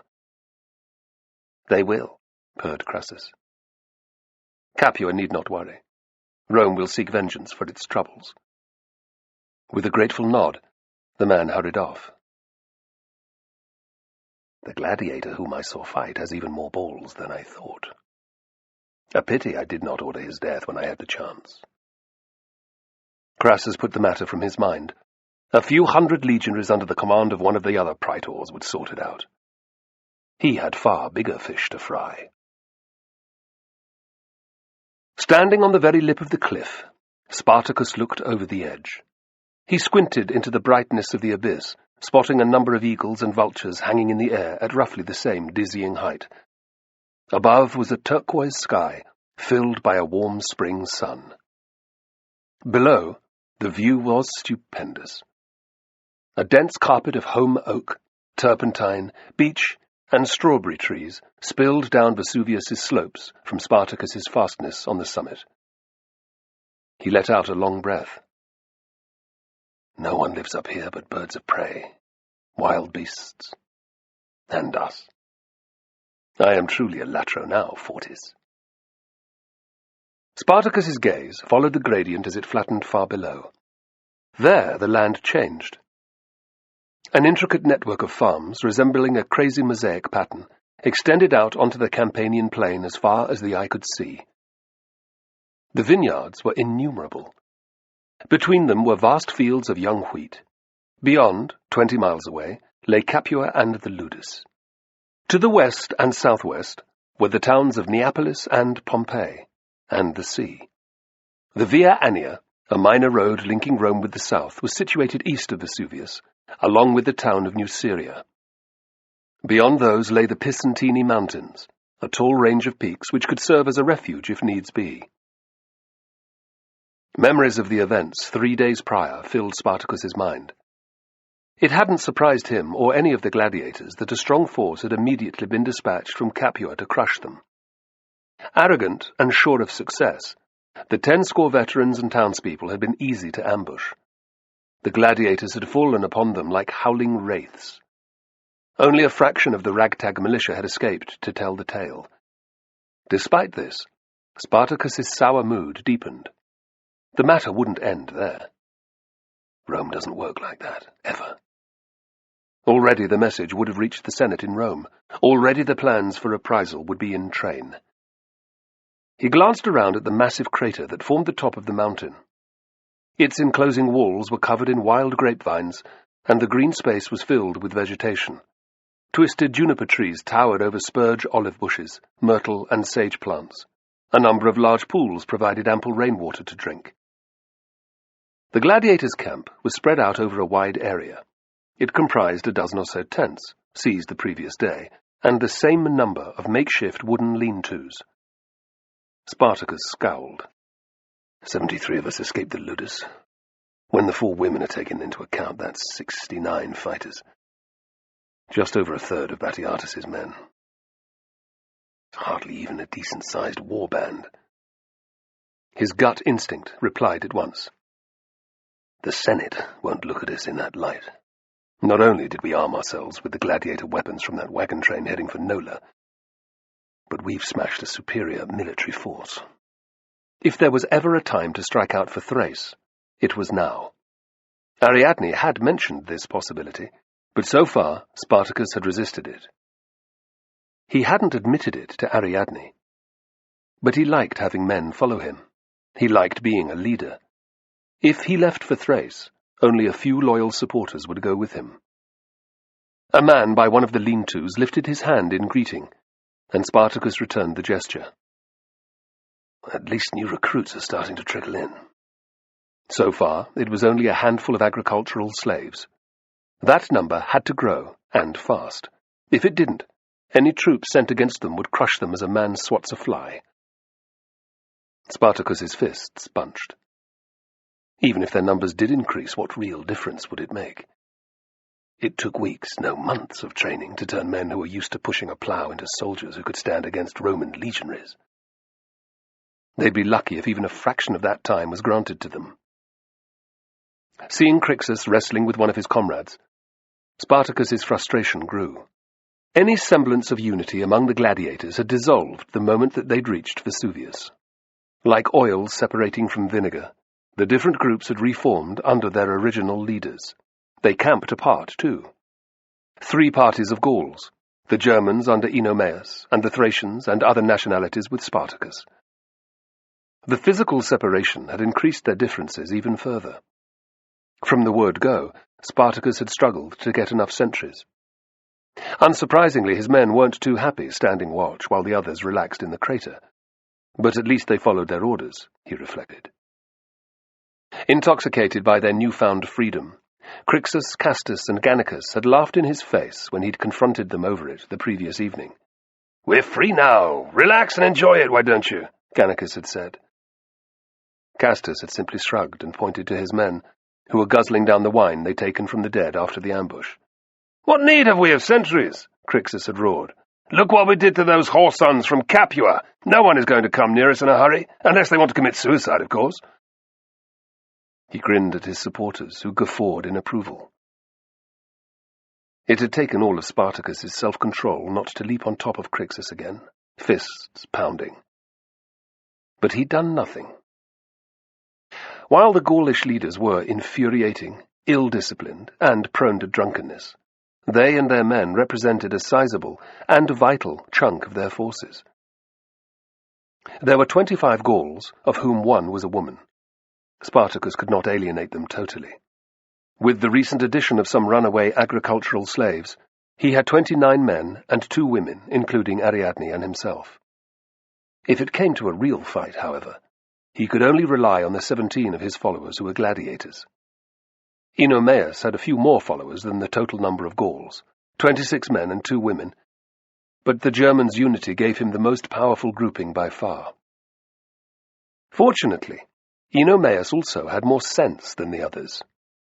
He'd listened to Spartacus's complaints about the sentries, and immediately agreed that his men should share the duty. His goodwill had not extended further, however. When Spartacus had mentioned weapons drill, Enomaus had frowned. We had enough of that in the damn ludus. Spartacus's argument about facing legionaries had met with simple indifference. We'll cross that bridge if we come to it, the German had said. When we come to it. A grim sense of foreboding filled Spartacus, and he turned his eyes back to the Campanian plain. The roads he could see were as small as the ribbons on a doll's dress, but he could still make out the tiny shapes of wagons and oxen. For now. As sure as the wheat ripened at summer's end, one day he'd see the distinctive column of a Roman army marching towards Vesuvius. Even if it only comprised 1,000 men, it would look the same as the one Spartacus had grown used to during the conquest of Thrace. Scouts and skirmishers to the front, cavalry, and then the main body of infantry. The camp surveyors and their equipment, followed by the commander and his bodyguards. More cavalry. The senior officers with their escort. The rear guard. And after them, the raggle-taggle that trailed in the wake of every army since the dawn of time. Whores, traders of every description, soothsayers, shysters, entertainers, and slave traders. Perhaps even the man appointed in Fortis's place, sent by Batiatus to bring back those unfortunate enough to be captured alive. I won't be among them. Nor will Ariadne, Spartacus thought grimly. Death was far more attractive than returning to captivity, especially when it was achieved by hacking apart as many legionaries as he could. While that end appealed, it was impossible to deny that it was futile. Why not just leave? Was this the mountain you dreamed of? Ariadne's voice by his ear made Spartacus jump. You crept up on me, he muttered, a trifle embarrassed. He studied his surroundings more closely. In the adrenaline rush of events since their escape, he hadn't had the leisure to reconsider his dream. Possibly. It's certainly remote enough. And you have a seeker. She tapped the sheathed weapon hanging from his baldric. True. He'd been delighted to find a Thracian sword in the consignment that they'd chanced upon on the road from Capua. You're at altitude? Yes, but I'm not alone. He gestured at the camp below. Not everything about a dream has to be accurate. Spartacus's stomach tightened, and he scanned her face for clues. She spent much of her time praying to Dionysus. Maybe her prayers had been answered at last. Have you gained an understanding of what I saw? He saw the regret flare in Ariadne's eyes, and once again he felt the snake wrapped around his throat. Does it represent the soldiers sent by Rome, or the fate that awaits me if I try to return to Thrace? He lifted his eyes balefully to the heavens. What end have you planned for us, great rider? It might not mean what you think. It's hard to see how it doesn't. Patting his flat belly, Spartacus changed the subject. I've a mind to fill this with meat. Any meat will do. Beef, pork, lamb, even goat. We need supplies, too, particularly blankets and leather for making sandals. I'll round up the men and search out an easy farm to raid. I'll take everyone except Gitas. He will stay here with you. Ariadne knew better than to ask if she could come. As a priestess, her value to the gladiators was incalculable. Besides, She didn't want to see the casual slaughter and rape that would be an integral part of the expedition. Spartacus slipped to Carbo's side as they followed the game trail downwards through the forest. Athias and Taxarsis, the two Scythians, followed him silently, barely moving the thick bushes as they passed.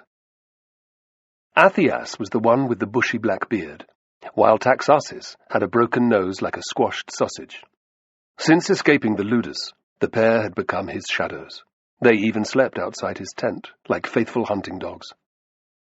Spartacus didn't know why the skilled warriors had chosen to become his bodyguards, but he rested easier because of them. Gitas couldn't do it all on his own. Having to contend first with the fearsome Scythians would make any disgruntled gladiators think twice before trying to kill him. He eyed Carbo sidelong. With all that had been going on since their escape, he hadn't had a chance to talk to the young Roman. This was a chance to gauge Carbo's loyalty once more. Inside the ludus, it hadn't truly been tested, but things were about to change.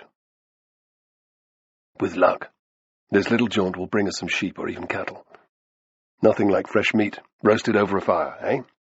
My belly's rumbling already, admitted Carbo. His face clouded. Will anyone be killed? I hope not.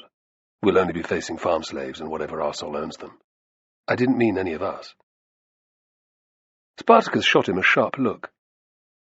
I expect there'll be a few casualties, yes. And don't be surprised when escaped gladiators take their vengeance on some of the people that treated them like animals. I thought you were looking for food. We are, replied Spartacus innocently. And if we happen to kill a Roman or two, it will be an added bonus. That's not right. The words had escaped Carbo's lips before he could stop them. Is it not? Spartacus jabbed a finger into Carbo's chest. Your fucking legions have done far worse to my people. I've watched innumerable settlements being razed to the ground, lost count of the old and infirm who were butchered because they were no use as slaves. Have you ever seen a baby that's been gutted? Or a woman who's been raped so many times that she's lost her mind? Carbo flushed, and had the wits not to reply. He's probably right. If you don't want to be part of it, you can piss off. Carbo's feet stayed on the path. There was a long pause. Well? Demanded Spartacus. I'm staying. And when the time comes to fight, demanded Spartacus in a grating tone, it'll be legionaries who come against us next.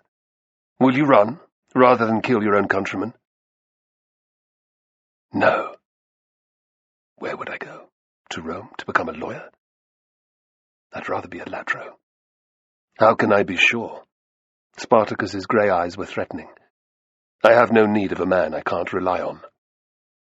You looked out for me in the ludus. No one else did. So I'm loyal to you, said Carbo passionately, even if it means fighting my own kind. Spartacus's anger subsided a fraction. I'll be watching you, he warned. Carbo nodded in grim acceptance. It's no different to the arena. Kill or be killed. That's my only choice. An hour later, Spartacus genuinely felt like a latro. The estate they'd found had seemed perfect. It was typical of the large latifundia in the area. Sprawling fields full of crops and livestock surrounded a yard, farm buildings, and an enormous villa. The gladiators had headed for the latter before bothering with the sheep and cattle. It was unlikely that anyone would come to the owner's aid, but it paid to be cautious. They'd rounded up all visible slaves, too. Spartacus didn't understand it, but some slaves felt an allegiance to their owners. He didn't want anyone running off to spread the news until they were gone. The killing had started soon after they reached the buildings. Hearing the commotion, the owner had emerged from his front door. A stocky man in early middle age with close-cut hair, he'd looked like an army veteran. Taking in the yelling gladiators and his wailing, terrified slaves, he'd plunged back into the villa. A few heartbeats later, he'd emerged at the head of a group of armed retainers.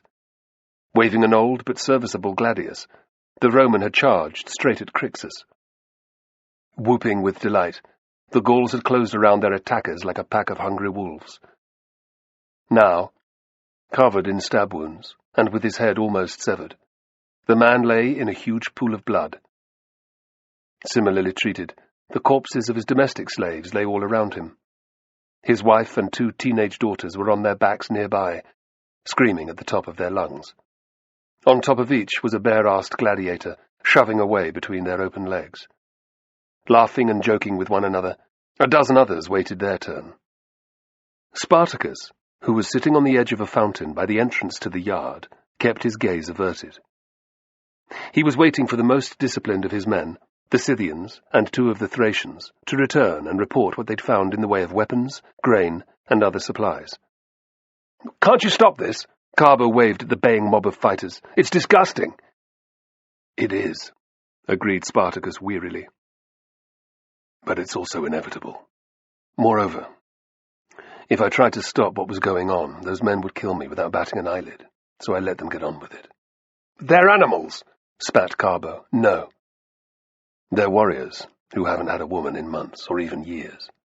Do your precious legionaries act any differently when they sack a town? I doubt it very much." "Legionaries would never carry on in such a sickening manner." Carbo knew the words weren't true as they left his lips. "Believe that if you will." Carbo flushed and fell silent. "Why don't you make yourself useful? Go into the house and search for weapons." With a relieved look, Carbo disappeared. A new set of high-pitched screams reached Spartacus. It was coming from the slave quarters. That's where the other warriors are. Stupid fools, he thought. Carbo had a point. We need more recruits, not enemies. Who will want to join us if our men have raped their womenfolk? Calling for Athias and Taxarsis, he marched towards the wailing sounds. Some discipline had to be maintained. 2 weeks passed without any sign of Roman soldiers. With every day that went by, however, Spartacus's tension grew.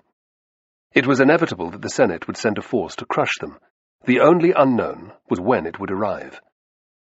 The sands of time were slipping away, and while they did, the other gladiators did nothing to prepare. Together with their leaders, they watched and jeered as Spartacus mercilessly trained his men and a number of the slaves who joined them. Most of his followers were now better armed than their erstwhile comrades. They had Carbo to thank for it. He was the one who had found a large stash of weapons, swords, javelins, spears, and daggers at the villa. The weapons were a major addition to the Thracians' cause, but they still lacked shields and helmets. It would make little difference to the outcome, but it galled Spartacus. His men deserved more. Spartacus also poured energy into instructing Carbo. It was a pleasure to have a pupil so eager to learn. The young Roman appeared to have learned his lesson at the latifundium, and had not mentioned the episode again. It's as well, thought Spartacus, because rapes will happen anyway. Ugly as it is, it's an integral part of war. Carbo's keen attitude also helped to take Spartacus's mind from his concerns. During this time he did not ask Ariadne about his dream either. There was little point. He'd come to the conclusion that the snake symbolized Rome and its legions, and that it was his fate to die in battle against them. Spartacus brooded about it each day as he sat on the lip of the crater, studying the countryside far below. It wasn't the worst fate a man could have. It was better than dying in the arena while thousands of Romans bayed for his blood. His decision to stay had been the right one. He was returning the loyalty of his followers by leading, not abandoning them. His men were also the reason it had been better not to head for Thrace. I cannot desert them. What of Ariadne, though? Troublingly, to this he had no answer. Spartacus was in this spot one morning when, from the corner of his eye, he saw Athias quietly approaching. He didn't turn his head. What is it? Important visitor. Spartacus's focus drifted away from the panorama below. Spit it out, then. A farm slave has come to join us. And he has seen soldiers marching towards mountain. Spartacus spun around. How far from here? A day away, he says. So near. Bring him to me at once. Athias hurried off, returning soon after with a strapping figure in tow. Curious, Spartacus eyed the unarmed newcomer, who was clad in a coarse tunic that was little more than rags. He was young, broad-shouldered, and his skin was burned dark brown from a lifetime working outdoors. His round, pleasant face was marred by an ugly purple scar that ran across his left cheek. "Stop!" Athias ordered when they were 10 steps from Spartacus. Gazing at Spartacus with open curiosity, the slave obeyed. "What's your name?" "Aventianus, master." "There are no masters in this camp, Aventianus. Here we are all equal. Free men." "They said that you treated everyone in this way, but I put it down to rumor, until now." "It is no rumor." "You bring news, I believe?" "Yes." "Yesterday a large force of soldiers—" "How many?" interrupted Spartacus. "About 3,000. Spartacus mouthed a curse. What was I thinking? 80 of us, against that many. The figure might as well be 100,000. Go on. They reached the edge of my master's land by mid-afternoon. The commander, a praetor, asked permission to camp for the night, and my master was happy to oblige. He invited the detachment's senior officers to dine with him. During the evening it was revealed that the troops had been sent by the Senate itself. Their mission is to come to Vesuvius and crush your uprising. Spartacus lifted a hand, stopping Aventianus again. There are men who need to hear this. He glanced at Athias. Fetch the other leaders. Tell them it's urgent. Spartacus was surprised that his dominant emotion was one of relief. The waiting is over. It wasn't long before Athias returned with Enomaus and the 3 Gauls. All 4 men's faces were concerned and angry. The word is already out. What in Tutatis' name is going on? Demanded Crixus. Fill them in on what you've told me so far, Spartacus ordered. As Aventianus obeyed, Crixus began to swear violently under his breath. Enomaus, his face impassive, listened in silence. Castus and Gannicus gave each other sour glances. 3,000 fucking legionaries, spat Enomaus. Any cavalry? No. They'd be useless up here anyway, said Crixus. Do we know their commander's name? Asked Spartacus. Caius Claudius Glaber, replied Aventianus. He's a praetor. I never heard of the prick, Castus growled. His name's irrelevant. Spartacus rubbed a finger along his lips, thinking. Has he any military experience? No. He seemed confident, though. Of course he did, the cocksucker, snarled Castus. He has almost 40 men to every one of ours.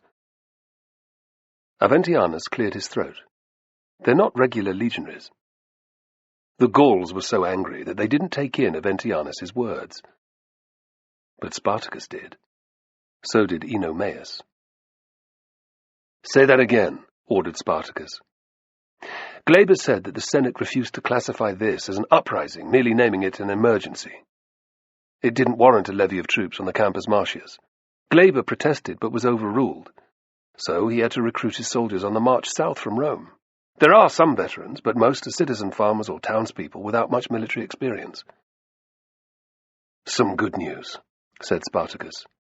Will it make any difference, though? Castus made a contemptuous noise. I imagine that there will be plenty of them to do the job. And at least we can make a glorious end for ourselves, Crixus mimed a savage sword thrust, and then another, one that the gods will have to notice. Castus and Gannicus glowered in silence. I'm sorry, said Aventianus. You have nothing to apologize for, responded Enomaus at once. You have come here to warn us, risking your life of your own accord. It is we who are in your debt. I tried to get others on the farm to join me, but no one would. They said there were too many soldiers. Aventianus hung his head. You are a brave man. Spartacus stepped over and gripped his shoulder. How long did it take you to get here? I ran for about 3 hours. So they will get here by this afternoon, said Spartacus, approximating. Aventianus nodded. It's what Glaber was counting on. That's useful to know. Spartacus pointed north. Leave now. and you could reach your master's property by nightfall. They might not have even noticed your absence. No, protested Aventianus. I came here to join you. We're all going to be killed, advised Spartacus softly. I don't care. Aventianus pointed at the irregular scar on his face. See this? That was made by a hot poker. My punishment for a minor offence 2 years ago. Dying here with you, as a free man, is far more appealing than returning to that. Spartacus threw a meaningful look at the 3 Gauls. Why can't you pricks be like him? In that case, we'd be proud to have you join us. Thank you. You must be tired and hungry, said Spartacus.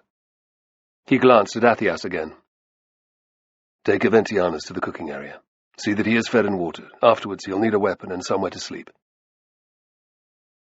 As the pair disappeared, he turned to the others. The news had made his determination resurge with a vengeance. What do you think? I think that we're fucked, snapped Castus. Spartacus bit down on his anger. If you and your men had bothered to do some training, you might not be so damn pessimistic. Eunomaus? It's hard to disagree with Castus, unless we want to find ourselves alone, however. We should keep it to ourselves. I'm not running away, and I'm not about to surrender. I'm here to fight. Crixus bristled. So am I. And me, added Gannicus quickly. I'm glad to hear it, Eunomaus replied. The first thing to do, then, is to come up with a plan of action. Decide on the best way to cause maximum casualties among the horse sons before they overrun us. A cruel smile spread across Castus's face. Sounds appealing. And to me, said Spartacus. Well handled, Eunomaus. I've been giving it some thought. With only one decent path to the summit, it's obvious which way they'll come. I've earmarked a good position at the steepest point. If we stockpile large stones and boulders there, they can be easily rolled down on any attackers. The track is very narrow, added Crixus. And by my reckoning, 3 men with shields standing abreast could hold it against all comers. Shields? Asked Spartacus. I know, we don't have any, but once we've killed a few of the dogs, that will change. Crixus glared at them, daring them to challenge his idea. I was thinking along the same lines, said Spartacus. He didn't say what else was on his mind. How many men will we lose in the process? The 2 Nubians have slings. They can rain down stones on the Romans the moment that they come within range. Smaller rocks can be gathered for the rest of us to throw. Their shields will give the bastards some protection, but will injure plenty of them. They won't be able to do a thing about it.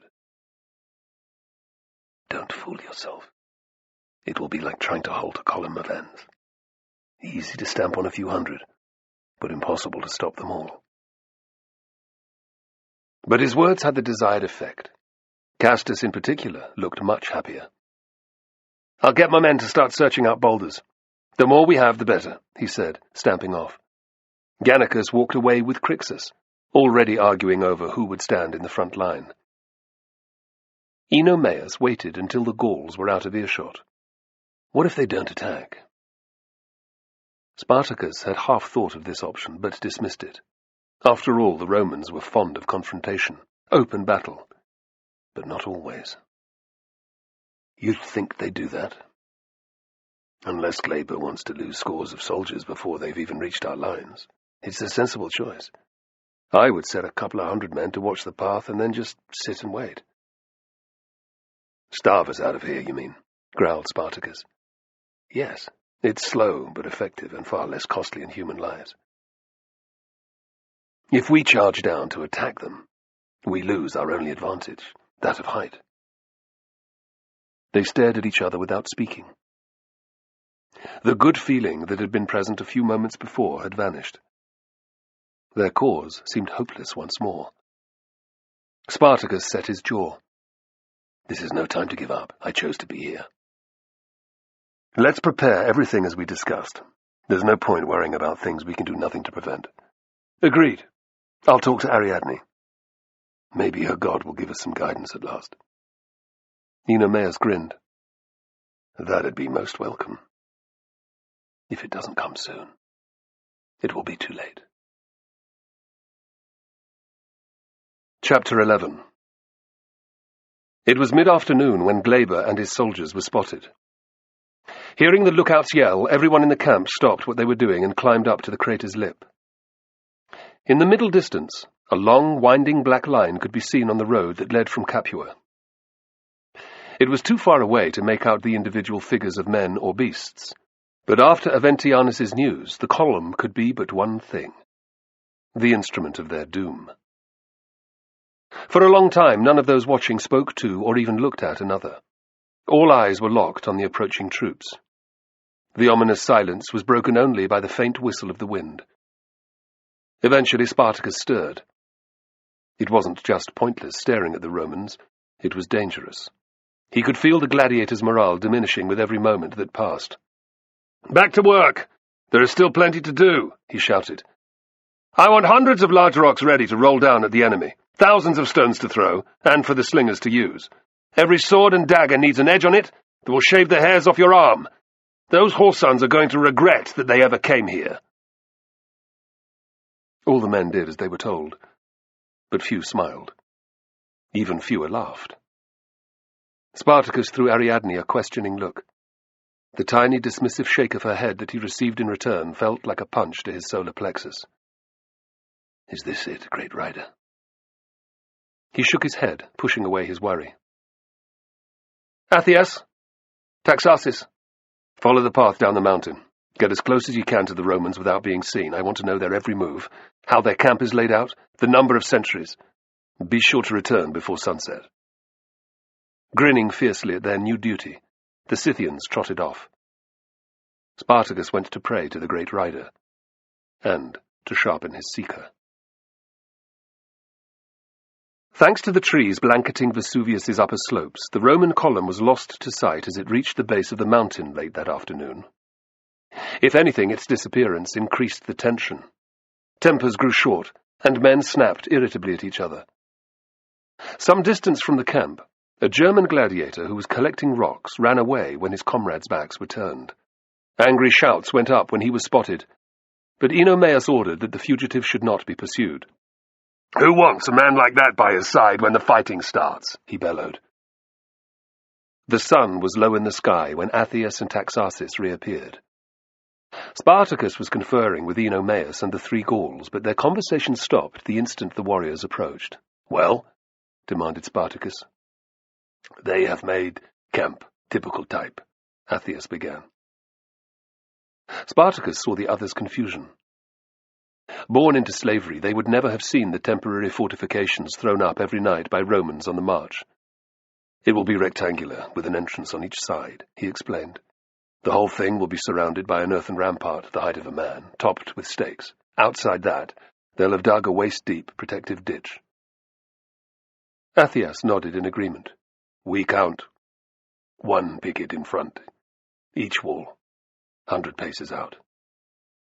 "Is that all? Arrogant bastards," sneered Crixus. "Any activity on the path to the peak?" asked Spartacus, his stomach clenching. "Yes. 300 legionaries, stationed across it, and several small groups marched, good distance up. Mountain, they hid. Both sides of track, no tents." "Sentries, then," grated Gennicus. Spartacus cursed savagely. Oenomaus was right. "Those men are just to prevent us escaping tonight. The sons of whores will attack in the morning, surely?" demanded Crixus. He looked at each man. Something in Spartacus and Oenomaus's expressions made his face harden. "Neither of you think so?" "It makes more sense to lay siege," admitted Spartacus. "They can wait down there in relative comfort until we simply run out of food." "The chicken shit toga-wearing muddlers, goat fuckers!" raged Crixus. He stamped up and down, filling the air with more colourful expletives. When he had regained some control, he fixed the others with his stare. "Like I said, let's choose a hero's death. We'll go down there in the morning and charge their lines. Make an end that will be remembered by slaves forever." Scowling, Castus and Gannicus stared at the ground. "We can do better than that," said Oenomaus. How? Demanded Crixus. Oenomaus had no immediate answer. Spartacus racked his brains. They had no armor and no shields. They were totally outnumbered. Their supplies would be finished within 3 days at most. Maybe their only option was a suicidal attack. He glared at the heavens. Very well. I submit to your will, great rider. Gannicus, are you with me? Asked Crixus. I've nothing better to be doing. Good. And you, Castus? Damn it, why not? Came the snarled response. Count me in too, said Oenomaus harshly. Spartacus? He didn't reply. What a useless way to die. Spartacus! Impatience mixed with anger in Crixus's tone. His eyes dropped from the skies above and caught on the vines that covered the steep slopes of the crater. Suddenly, the bones of an idea began to form in his mind. Are you going to answer my damn question? Not right now. Spartacus walked off, leaving the others open-mouthed behind him. Well, he's fucking lost it, Crixus declared. I knew it would happen. What the hell is he doing? Demanded Castus. This is no time for a stroll.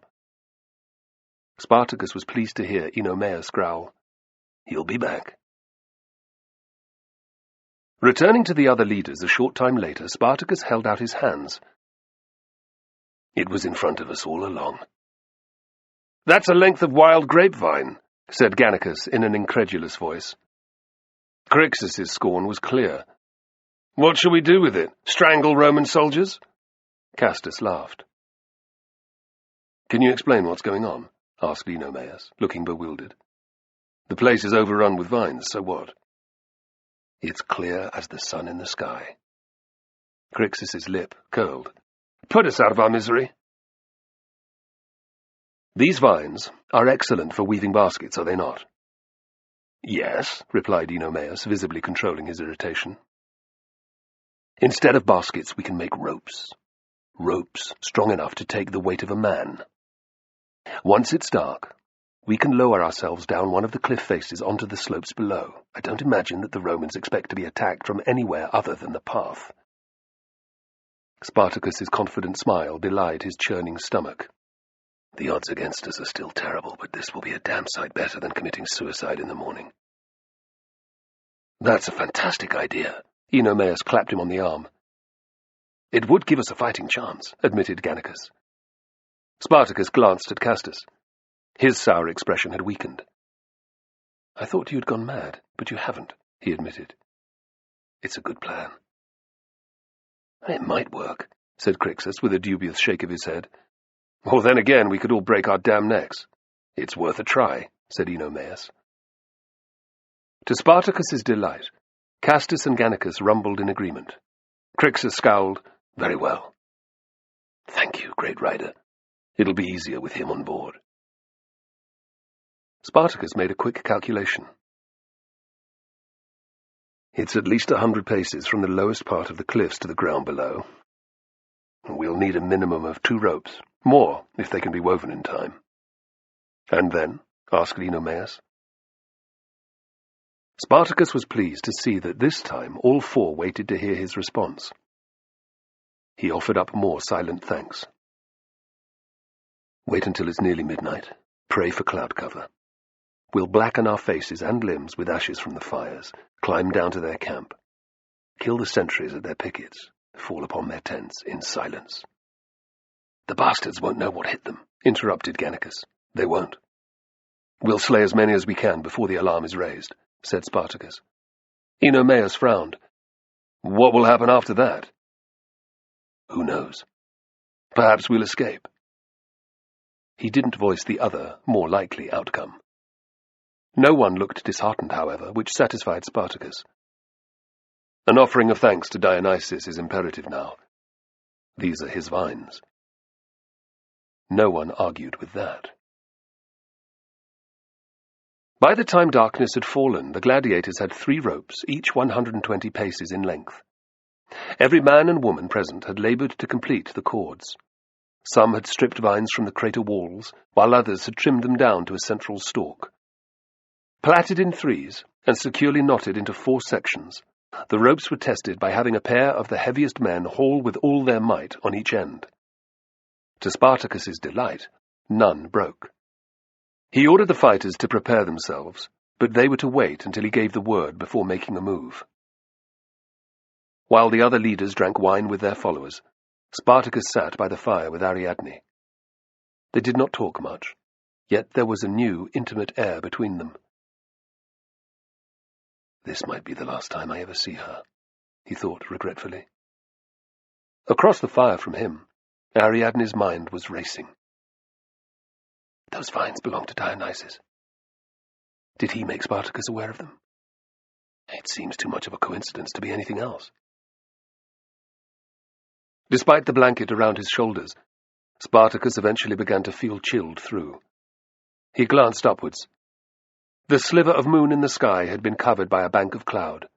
There was little wind. Time to move. I have asked Dionysus to lay a cloak of sleep over their camp. Thank you. He rubbed a final bit of ash onto his arms and stood. By dawn it will be over. I will see you then. He shoved away a pang of uncertainty. Great rider, let it be so. Yes. Ariadne was unwilling to trust her voice further. Come back to me safely. Without another word, he walked off into the darkness. There's the picket, whispered Spartacus, pointing at a huddle of shapes no more than a long javelin throw away. Fierce satisfaction filled him at what they'd achieved thus far. They'd scrambled down the cliff face with little problem. One man had broken his ankle and had been left behind, but the others had moved like eager, silent wraiths, scrambling through the darkness to their present position. 100 paces beyond the Roman sentries lay the southern rampart of Glaber's camp. Spartacus was lying on his belly in the scrub grass, the Scythians to his right, and Gytas and another Thracian to his left. The remainder, including the new recruits, were waiting some distance to their rear.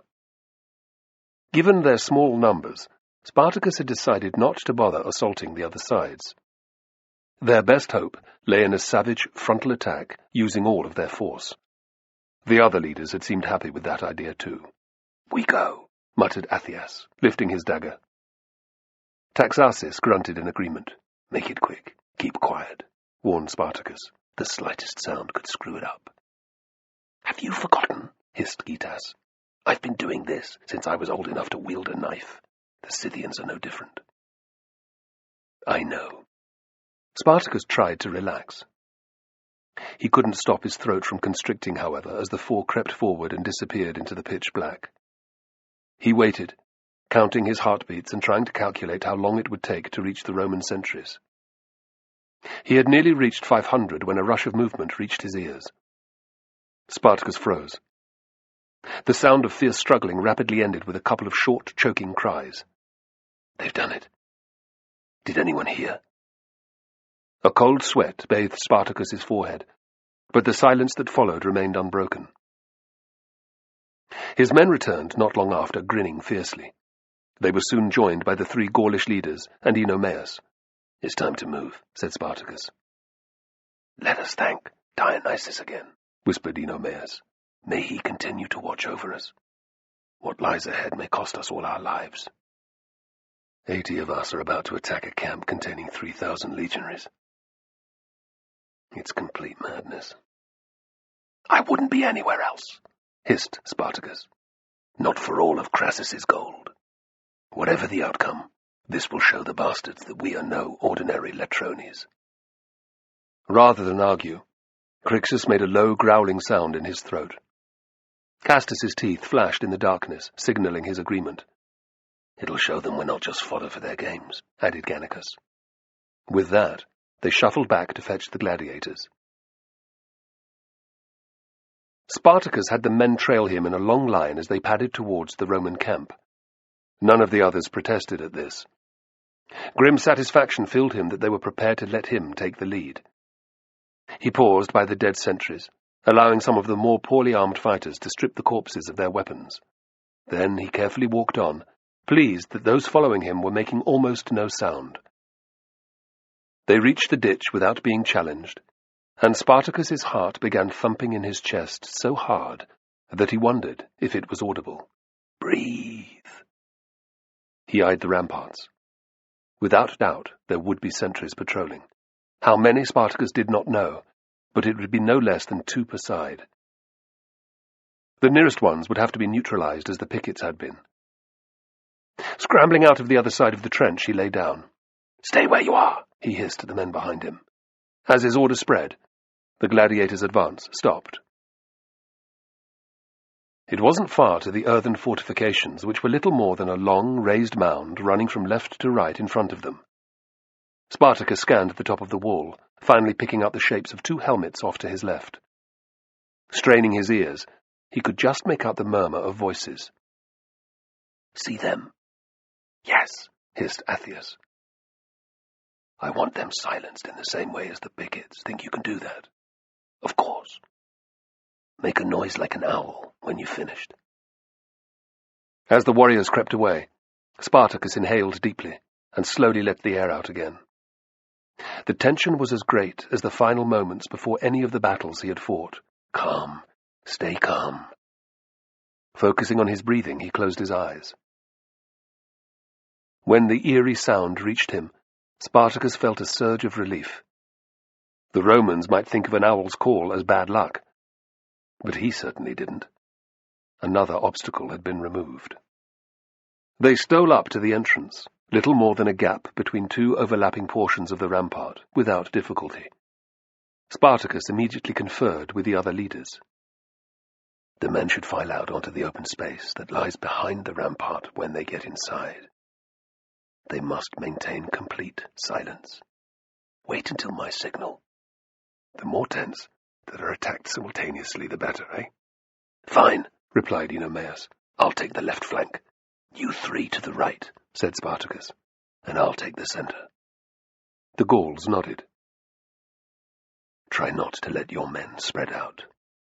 If we attack in groups, it will make us seem like a bigger force." He waited, but no one argued. "Excellent. Wait for my signal. A raised sword and an owl call." Spartacus watched as the 4 vanished to advise their men. Sudden doubt reared up in his mind. What are we doing? This is fucking crazy. Then his fingers tightened on the hilt of his seeker. Far better to die like this than to be overrun by thousands of legionaries in the morning. He began to walk towards the tents. The regular lines which came into view felt weirdly familiar to him. During his service with the legions, Spartacus had slept in many such camps. He had sat around campfires, singing and drinking wine with men such as those they were about to attack. That is all in the past. I'm here to kill. We are here to kill. Spartacus muttered instructions to the Thracians following. Silently they spread out on either side of him. Behind, he spotted the dim figures of men, Gauls and Germans, trotting to the left and right. And then they were ready. Spartacus raised his seeker and glanced to either side. Seeing swords lifted in acknowledgement, he cupped a hand to his mouth and let out the owl call he'd practiced as a boy. The distant figures began to move, and Spartacus gestured to the men behind him, whom he'd ordered to work in pairs, staying along the same line of tents. He noticed Aventianus nearby, a club gripped tightly in his fist. Carbo was beside him, his face tense. Seeing Spartacus's look, the lad gave a resolute nod. He'll do all right. Closer and closer they went. Still there was no alarm, no noise, unless a legionary coughed in his sleep, or grunted in the midst of a dream. 10 steps from the nearest tent, Spartacus could take the waiting no more. He quickened his pace to a trot. Gitas was right on his heels. As soon as he was close enough, Spartacus slashed down with his weapon, cutting through the leather paneling with ease. The blade's trajectory came to an abrupt end when it sank deep in human flesh. A heartbeat later, the silence was shattered by a terrible scream. Gitas chopped down several paces away with similar success. "Quickly!" hissed Spartacus, pulling back his arm and swinging down in a different direction. There was a meaty thump as the seeker sliced into another man. Another ball of pain. "Take that, you Roman bastard!" Ariadne sat alone by the fire, staring into the glowing embers and brooding. Did Spartacus's dream signal his death at the hands of Roman soldiers? Would it happen tonight? She was unsurprised, but dissatisfied to find nothing to inspire her in the red-orange flames. The occasional shower of sparks that rose lazily into the night sky were no different. Dionysus had never revealed anything to her through the medium of fire before. He wasn't about to start now, she thought. Ariadne tried and failed not to feel bitter. Only once could she recall needing guidance this much, in Thrace, when Cotys had been threatening her. Do not lose faith. The god had come through in the end, bringing Spartacus into her life. She pictured him in her mind's eye. It was easy to do so. Did she not gaze at him secretly whenever she got the chance? Especially when he was undressing. Ariadne was glad that there was no one present to witness the sudden flush that coloured her cheeks. Yet she had long ago stopped denying to herself that Spartacus was damnably attractive. Gods, she was only human. He was handsome, with a powerful physique. He was slow to anger, quick to laugh, and deadly with a sword or his bare hands. He was a natural leader of men. Most importantly of all, he had consistently looked out for her when there was no gain in it for him. He had not argued on the occasion when she had rebuffed him. Moreover, he had not tried it on with her again. Now I want him too. Shocked by her own daring, Ariadne started forward from her seat. She sat down again, her heart pounding in her breast. Why in hell's name not? With Dionysus's blessing, it will expunge the only other memories I have of sex. My father, Fortis. Dread overtook her excitement at once. For anything ever to happen between us, Spartacus has to survive tonight. And if his dream... Stop it, Ariadne said out loud. She saw the other women's heads turn from their fires and quickly regained control. He will survive, she thought fiercely. But without a sign from the gods to the contrary, it was entirely possible that the snake Spartacus had seen foretold a terrible doom for him. Ariadne resolved to make her best effort yet to seek guidance from Dionysus. The deity had already shown his goodwill in prompting Spartacus to use the wild vines. Perhaps he could be persuaded to extend some more aid. With new determination, Ariadne went to fetch her 2 statues of Dionysus. Spartacus, her husband, was fighting for his life on the plain below. The least that she could do was to spend the rest of the night on her knees in search of divine inspiration. Spartacus delivered no more than 4 huge blows with his sword before he realized the effect of what he and Gytas had done. The surviving men within, some of whom were wounded, were yelling and thrashing about, trying to free themselves from the collapsed tent. Even if the Horsons get out, they won't want to fight. They're absolutely terrified. We can't kill them all. There's no need, he whispered to Gytas. Tell the others, attack and move on. Attack and move on. Moving between the gladiators was already hellishly difficult. The only things visible in the darkness were the outlines of tents, and the shadows in between that were his men. The screaming and shouting that now filled the air added to the confusion. Spartacus gave up all pretense of being quiet. "It is I, Spartacus!" he bellowed. "Hack at every tent a dozen times and move on. Speed is of the essence." Spartacus turned. "Gytas, I'm here. Remember the mighty war cry? Of course. Make it now. Let's do it for Southes." Throwing back his head, Spartacus let a primeval roar rip free of his throat. Gytas echoed his cry. Theirs was the same ululating sound that all Thracian warriors used when going to war. Named the Titanismos by the Greeks, it curdled the blood in the veins of a coward. 3,000 of the Horsons are waking up to it, thought Spartacus grimly. I can think of no better way to die than like this.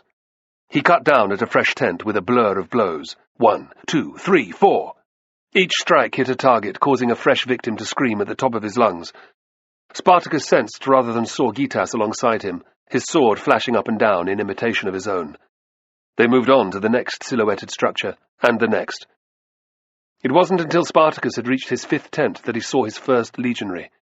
The man stumbled into the night air, clad only in his undergarments. He was unarmed. "What's going on?" he shouted in Latin. "Hades has come, that's what!" Spartacus swung his sword across in a scything blow that took the Roman's head clean off his shoulders. A dark jet of blood spurted into the air from the stump of his neck.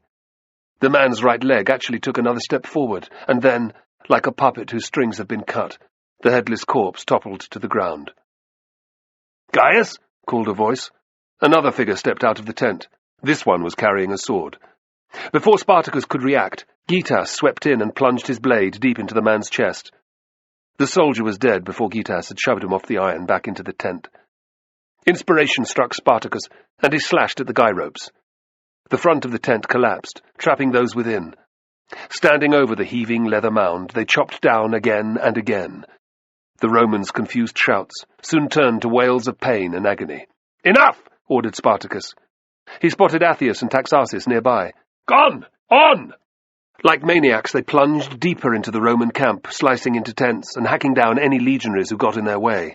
"This can't go on," thought Spartacus eventually. "All it needs is for an experienced officer to rally 20 or 30 men together.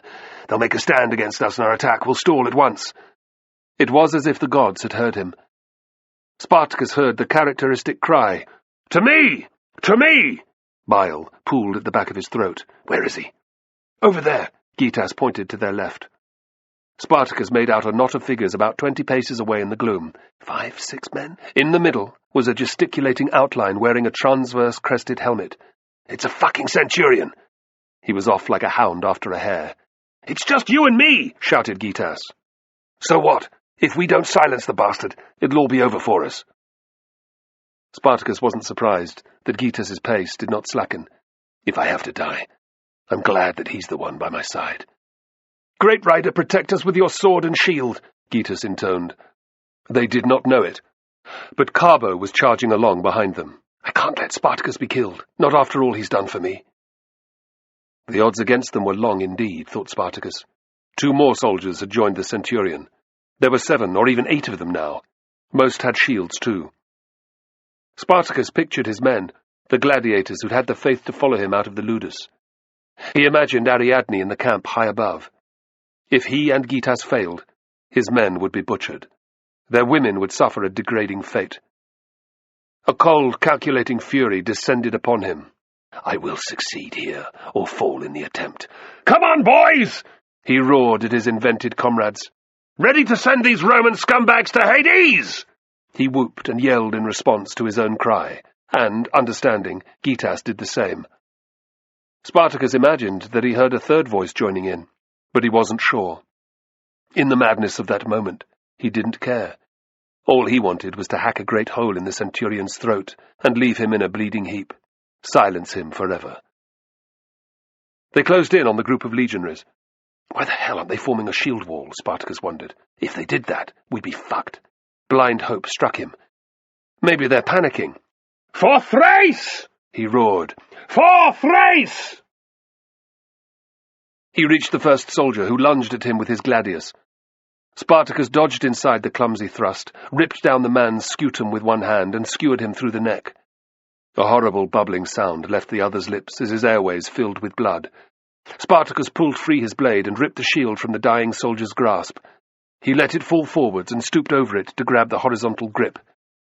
Pulling it up to protect his body, he advanced towards the next legionary, who had already missed the chance to cut him down. "Kill the bastard!" shouted the centurion. "Just fucking kill him!" A second soldier joined the first, but Spartacus didn't hesitate. He could hear Gitas shouting a war cry behind him. And a third voice? Spartacus still had no time to consider. He rushed at the pair of legionaries like a mad bull, and they took a step backwards. His spirits rose. Dropping his shoulder behind the scutum, he thumped into the first man, knocking him off balance. Spartacus didn't bother to finish him off. He simply trampled over the screaming soldier and launched himself at the centurion. "Goddamn Latrones!" The centurion lifted his shield high and took a step forwards. "Sneaking in on us like the animals that you are!" Spartacus didn't bother answering. He banged his scutum off the others, but there was to be no easy barge over as he'd done with the legionary. The centurion's sword came probing over the side of his shield like the tongue of a snake. Spartacus lifted his scutum as hard as he could, smashing the blade up and out of the way. He followed through with a brutal thrust at the other's face, but the centurion dodged to one side, and the sharp iron gouged a line in the cheekpiece of his helmet instead. "You'll have to do better than that." He slashed downwards at Spartacus's feet. Spartacus had to move backwards to avoid losing several toes. "Scum!" Snarling with delight, the centurion advanced. His blade skimmed over the top of Spartacus's shield. Spartacus ducked down so that his face wasn't sliced into ribbons. Coming up, he braced himself against the charge that would follow. The centurion slammed into him, but Spartacus stood firm. With their faces 2 hands' breadths apart, they stared at one another with utter hatred. In unison they raised their swords. "This is it," thought Spartacus. "I'll kill him, but he'll do the same to me." It was all happening so fast. He had to thrust first and hope that the centurion's blow would not land, or at least that it would only injure him. "For thrice!" Gitas came barging in from the side, his weapon lunging wildly. Spartacus could do nothing but watch in horror as the centurion smoothly moved his arm, letting Gitas run onto his blade. It sank to the hilt in his belly. A death blow, if there ever was one. Gitas gasped in pain and dropped his sword. Hot tears of grief and rage half-blinded Spartacus, but he savagely blinked them away. Before the centurion could react, or pull his gladius from the ruin of Gitas's stomach, Spartacus had reached around to hack deep into his left knee. Keening with agony, the centurion fell to the ground like a bar of lead. Spartacus leapt on him, spittle spraying from his lips. "Animal? Who's the fucking animal?" He drew his seeker across the base of the centurion's neck, laughing as the severed jugular veins pumped out gouts of dark blood. He didn't stop there. With a series of powerful chops, Spartacus beheaded the officer. Discarding his shield, he pulled off the transverse crested helmet and lifted the head by its hair. There was still a startled expression on the centurion's features. When he straightened, Spartacus saw the demeanor of the 3 legionaries before him change. Their fear morphed into complete terror, and then panic. "Catch this, you miserable bastards!" he shouted in Latin, and tossed the still bleeding head straight at them. "You're next!" As one, they turned and ran. Wild-eyed, Spartacus glanced to either side. The bodies of legionaries lay everywhere. He registered Carbo standing nearby, his sword at the ready, the third voice. Beyond, bright orange-red flames lit up the night sky. The silhouettes of men ran hither and thither, accompanied by screams and the clash of arms. "Someone's fired a tent. Good idea. Better light to kill by," he muttered. There was a moan nearby, and Spartacus's attention came crashing back. Gitas lay several steps away, both hands clutching a fearful wound at the top of his belly. Spartacus dropped to his knees. Even in the poor light, he could see the blood oozing thickly between Gitas's fingers.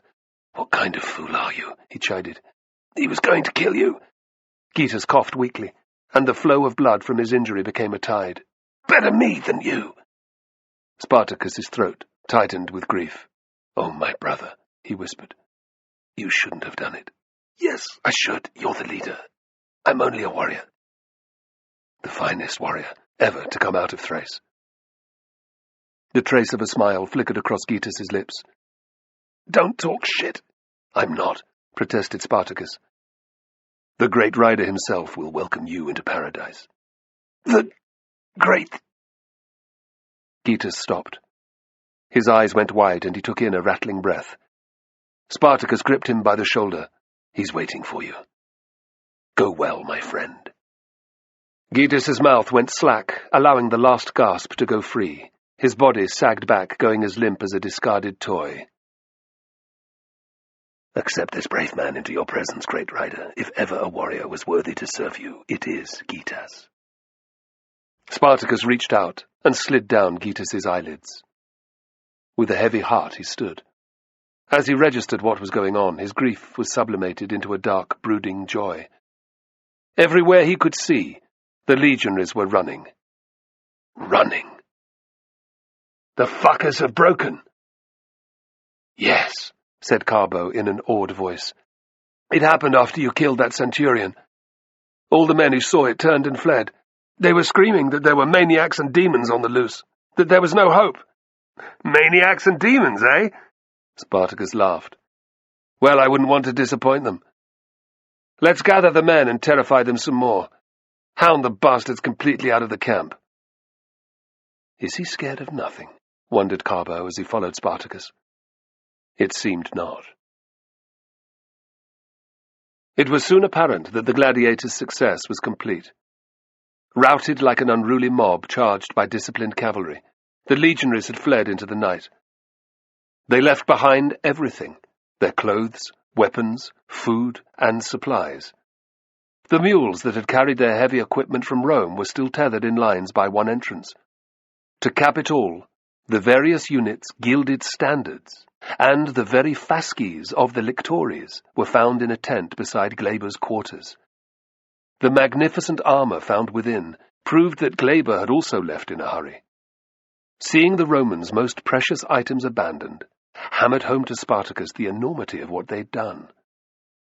While the victorious gladiators engaged in looting, he stood in Glaber's luxurious pavilion alone, marvelling. If it doesn't signal my death, what in the rider's name does my dream mean? Spartacus! Where is Spartacus? Outside, he found Carbo confronting a black-bearded German. It was the same man who'd refused him an audience with Enomaus. I'm here! What is it? The German pushed past Carbo. You must come. The first needles of suspicion pricked Spartacus. Why? It's Enomaus. The German's blood-spattered face twisted with an unreadable emotion. He's hurt. How badly? He's dying. He asked for you. Take me to him. Spartacus glanced at Carbo. You come too. Without another word, they ran along one of the straight avenues that bisected the camp. The German led them to a group of silent figures standing in a rough circle by the irregular outline of a collapsed tent. The corpses of at least a dozen legionaries littered the area. Cursing, the bearded man pushed through the throng. Spartacus and Carbo followed. Enomaus lay on his back within the ring. He was pale-faced, and his eyes were closed. Someone had laid a cloak over him, but the massive red stain in the fabric over his chest told its own grim story. No one can lose that much blood and live, thought Carbo. Spartacus looked at the black-bearded German, who gestured that he should approach. He knelt and took Enomaus' hand. It was cold to the touch. Is he dead already? It is I, Spartacus. Enomaus did not respond. Spartacus is here, said the black-bearded man loudly. Enomaus' eyelids fluttered for a moment and then opened. Dimly, he focused on Spartacus, who leaned in close. You wanted to see me? Your plan worked. Spartacus squeezed Enomaus' hand. It did. Thanks to you and your brave men. Enomaus' lips gave the tiniest twitch upwards. Spartacus knew that the German's life was ebbing out fast. What did you want to say? Enomaus' mouth opened, but instead of words, a torrent of blood gushed out. It covered Spartacus's hand and dripped to the ground as Enomaus relaxed for the last time. Spartacus looked at his reddened fist before clenching it and lifting it in the air. Enomaus shed his blood for us. He was a good man and a strong leader. Let us honor his passing. A great roar went up from the German gladiators. Carbo joined in, oddly feeling more at ease with these hairy barbarians than he'd ever done with his peers in Capua. Spartacus felt weary to the marrow of his bones. Gitas is gone. Enomaus, my only ally among the other leaders, is dead. That is a heavy price to pay for victory. A meaty paw was thrust in his face, and Spartacus stared at it, surprised. Then he accepted the grip, letting the black-bearded man haul him upright. My name is Alaric. You have lost a great man here tonight. Alaric nodded. The thread of his weave came to a fine end. I saw him kill at least 6 Romans before he took the mortal wound. Spartacus cut to the chase. Who will lead you now? With a frown, Alaric turned to the assembled men and barked out a few sentences in his guttural tongue. Spartacus clenched his jaw. It's probably Alaric. Soon none of the other leaders will listen to me. There was a rumble of agreement from the Germans. Alaric smiled. Spartacus steeled himself for the inevitable.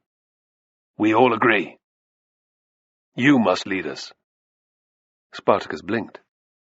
Me? That's right. We are fighters, not tacticians or generals. None of us would have thought of using the vines, not even Enomaus. That was pure genius. Spartacus looked from face to grim face. He saw the same certainty in each. Very well. I would be honored to lead you. Thank you, great rider. Now I have the largest faction. Crixus and the others are more likely to continue following where I lead. In that moment, the loss of Gitas and Enomaus seemed a fraction less heavy. The gladiators' losses were light, all things considered. 8 men had died, and a dozen had been injured. Of those, 4 would never fight again. The dead were buried where they'd fallen. It was as good a place as any, thought Spartacus somberly, as he stood over Gitus's grave. Lying in Thracian soil would have been better, but that was impossible. Sleep well, my brother. With his respects paid, he turned his attention to more practical matters. Every last weapon and scrap of food had to be taken from the camp. Crixus and his men had found the stores of wine and were already making deep inroads into it. Spartacus didn't even try talking to him. It took all of his powers of persuasion to get Castus and Gannicus to stop their followers joining in. Moving the provisions in the darkness was hard enough, without everyone being paralytic. Waiting until sunrise meant risking the return of the legionaries, but Spartacus considered that unlikely. He placed men on watch in any case. After their stunning victory, it would be stupid to have the tables turned upon them. Those gladiators who weren't drunk were organized. Using a stock of torches that had been found to illuminate the scene, systematic checks were made of every Roman body. Unsurprisingly, many legionaries were still alive, injured, unconscious, or simply playing dead in the hope of escape later. On Spartacus's orders, every single man was to be executed. Universal whooping broke out at this announcement. It's better treatment than the bastards would give us, he snapped, catching the burst of anguish in Carbo's eyes. All we would get is a cross, the women too. Have you ever seen someone die on one of those? Yes. My father took me when I was a boy to witness a local criminal being crucified. If he concentrated, Carbo could still hear the man's piercing screams as his ankles were nailed to the wooden upright. Within a short time, his noises had died away to a bubbling, animal whimper. It only increased in volume when he attempted to take the pressure off his roped arms by standing up on his ruined, pinioned feet. The criminal had lasted until the next afternoon, but his body wasn't taken down for weeks. Walking past the stinking, blackened thing, seeing all the stages of decay before it ended up as a grinning skeleton, had almost been worse than seeing the crucifixion, Carbo thought. Almost. It was horrific. Exactly. It's far better to have a sword slide between your ribs and end it in the blink of an eye. I suppose, admitted Carbo. He'd slain at least 2 legionaries that night. He had no desire to kill more of them in cold blood. He surprised himself with his next thought. I would if I had to.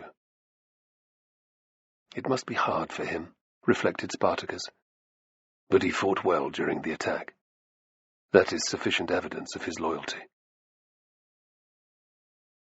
Ariadne tried tossing her knucklebones over and over, but she saw nothing of any relevance in the patterns in which they fell. She was relieved, therefore, when her meditation carried her far beyond the levels she'd achieved in recent weeks.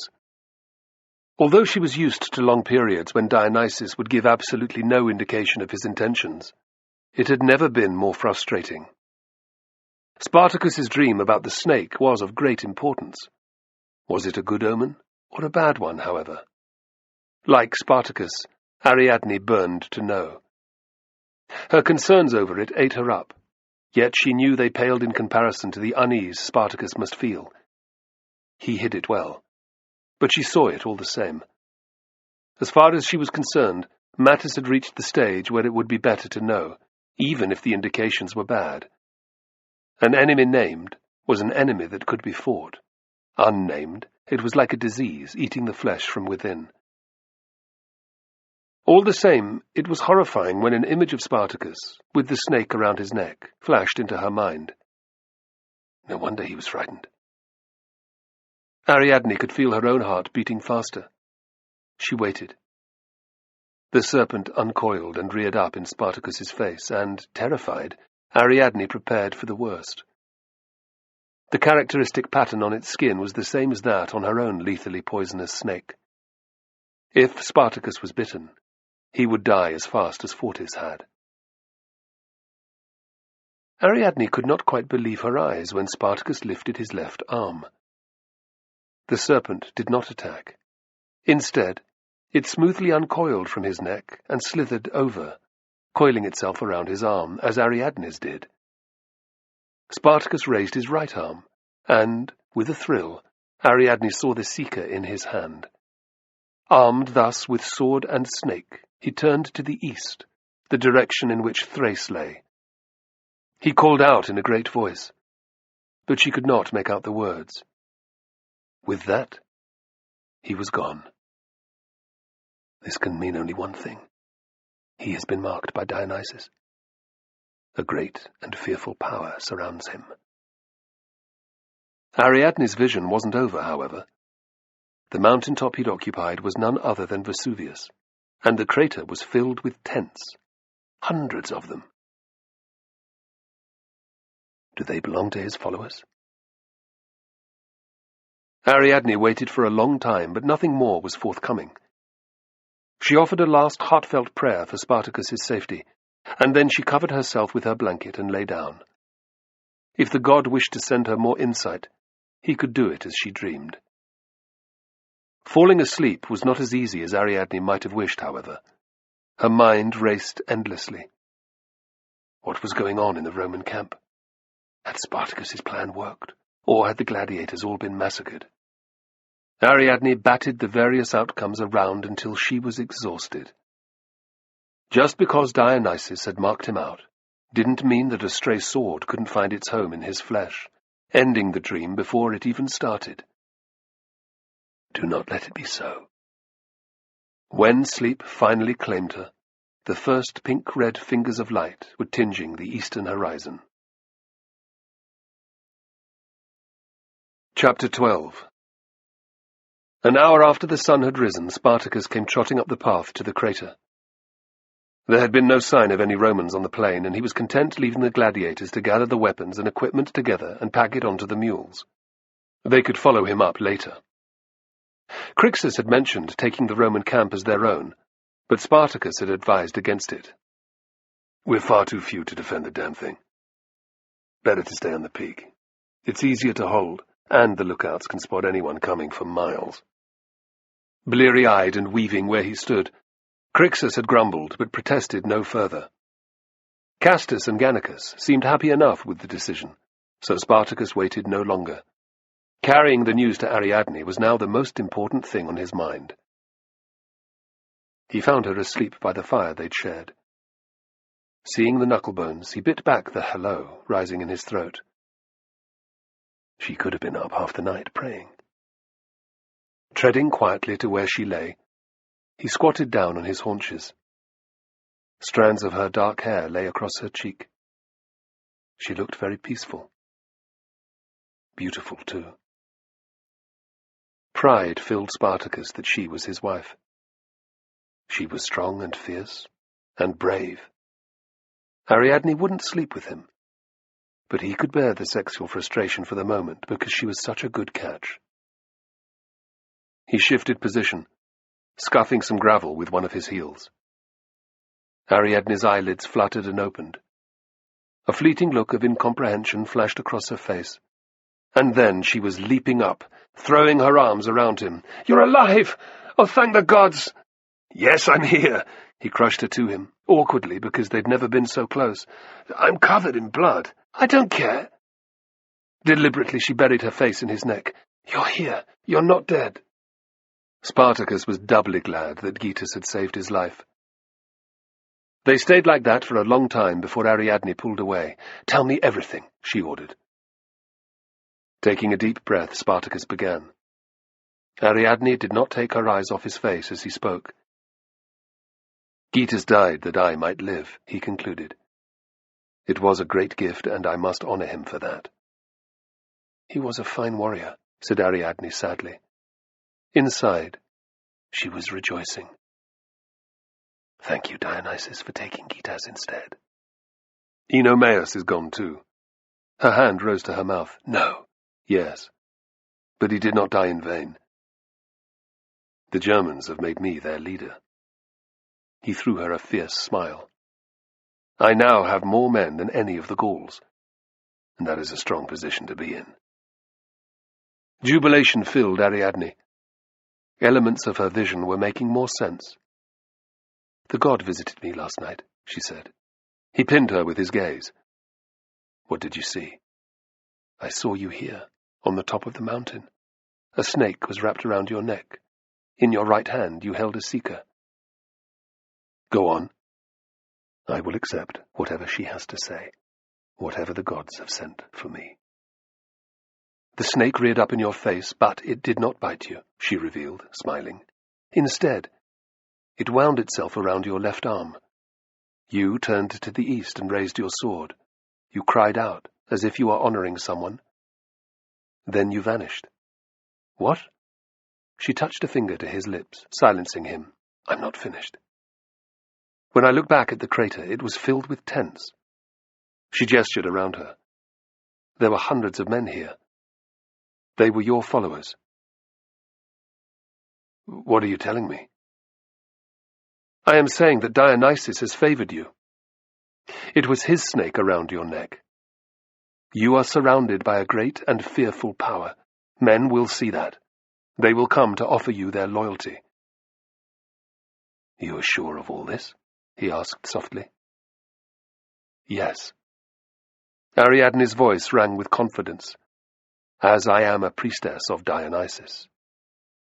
"I thought that perhaps this would happen to me in Thrace if I succeeded in overthrowing Cotys," Spartacus said wonderingly. "But my path did not unfold in that way. Instead, I am in Italy, in the heartland of our people's worst enemy." "So be it." "It is Dionysus's will that I should lead men against the Romans." "Who am I to argue with a god?" "I will stand at your side." He smiled, and her stomach fluttered. "Good. That is where I would have you." "It is where a wife should stand." Before she could stop herself, Ariadne forced her feet to move. She stepped up to Spartacus. Leaning in, she kissed him on the lips. He responded with fierce enthusiasm. For the first time in her life, Ariadne felt a rush of sexual desire. She did not fight it. At length, Spartacus pulled away. Panic immediately flared in Ariadne's lower belly. "He doesn't like me." "What's wrong?" "Nothing at all. Much as I'd love to stay here, there is too much to be done." He grinned. "We can take up things right where they left off later." Reassured, she gave him a last, shy kiss. "Good." Ariadne's stomach twisted at the thought of lying with him, but she ignored it. "What are your plans?" "To get all the equipment we've seized up here, to arm every man properly. Then I'm going to explain to the other leaders that our victory last night was a one-off. The Romans won't ever make that mistake again. If we're not to be crushed by the next force sent against us, the gladiators have to start training, like soldiers. The Thracians will do what I tell them. So will the Germans. But I need the Gauls too. They'll listen to you now. They'd fucking well better. Fighting as a disciplined unit is our only hope," replied Spartacus grimly. "Can you take charge of the women? An inventory of the food and wine would be useful." "Of course." "My thanks." Despite his concerns over their future, Spartacus walked off with a spring in his step. "Gods, but I can't wait until tonight." Conscious that most gladiators wanted to do nothing more than drink the Roman wine, copious amounts of which remained, Spartacus placed Athius, Taxarchus, and half a dozen Thracians on guard over the majority of the amphorae. Chafing the fighters about how much they could knock back that night, he made a big show of helping to load a train of mules with bundles of weapons and then slogging all the way up to the crater with it. When he got back, Spartacus did the same thing again. His tactic worked. While the men continued to grumble, they followed his orders. That was good enough.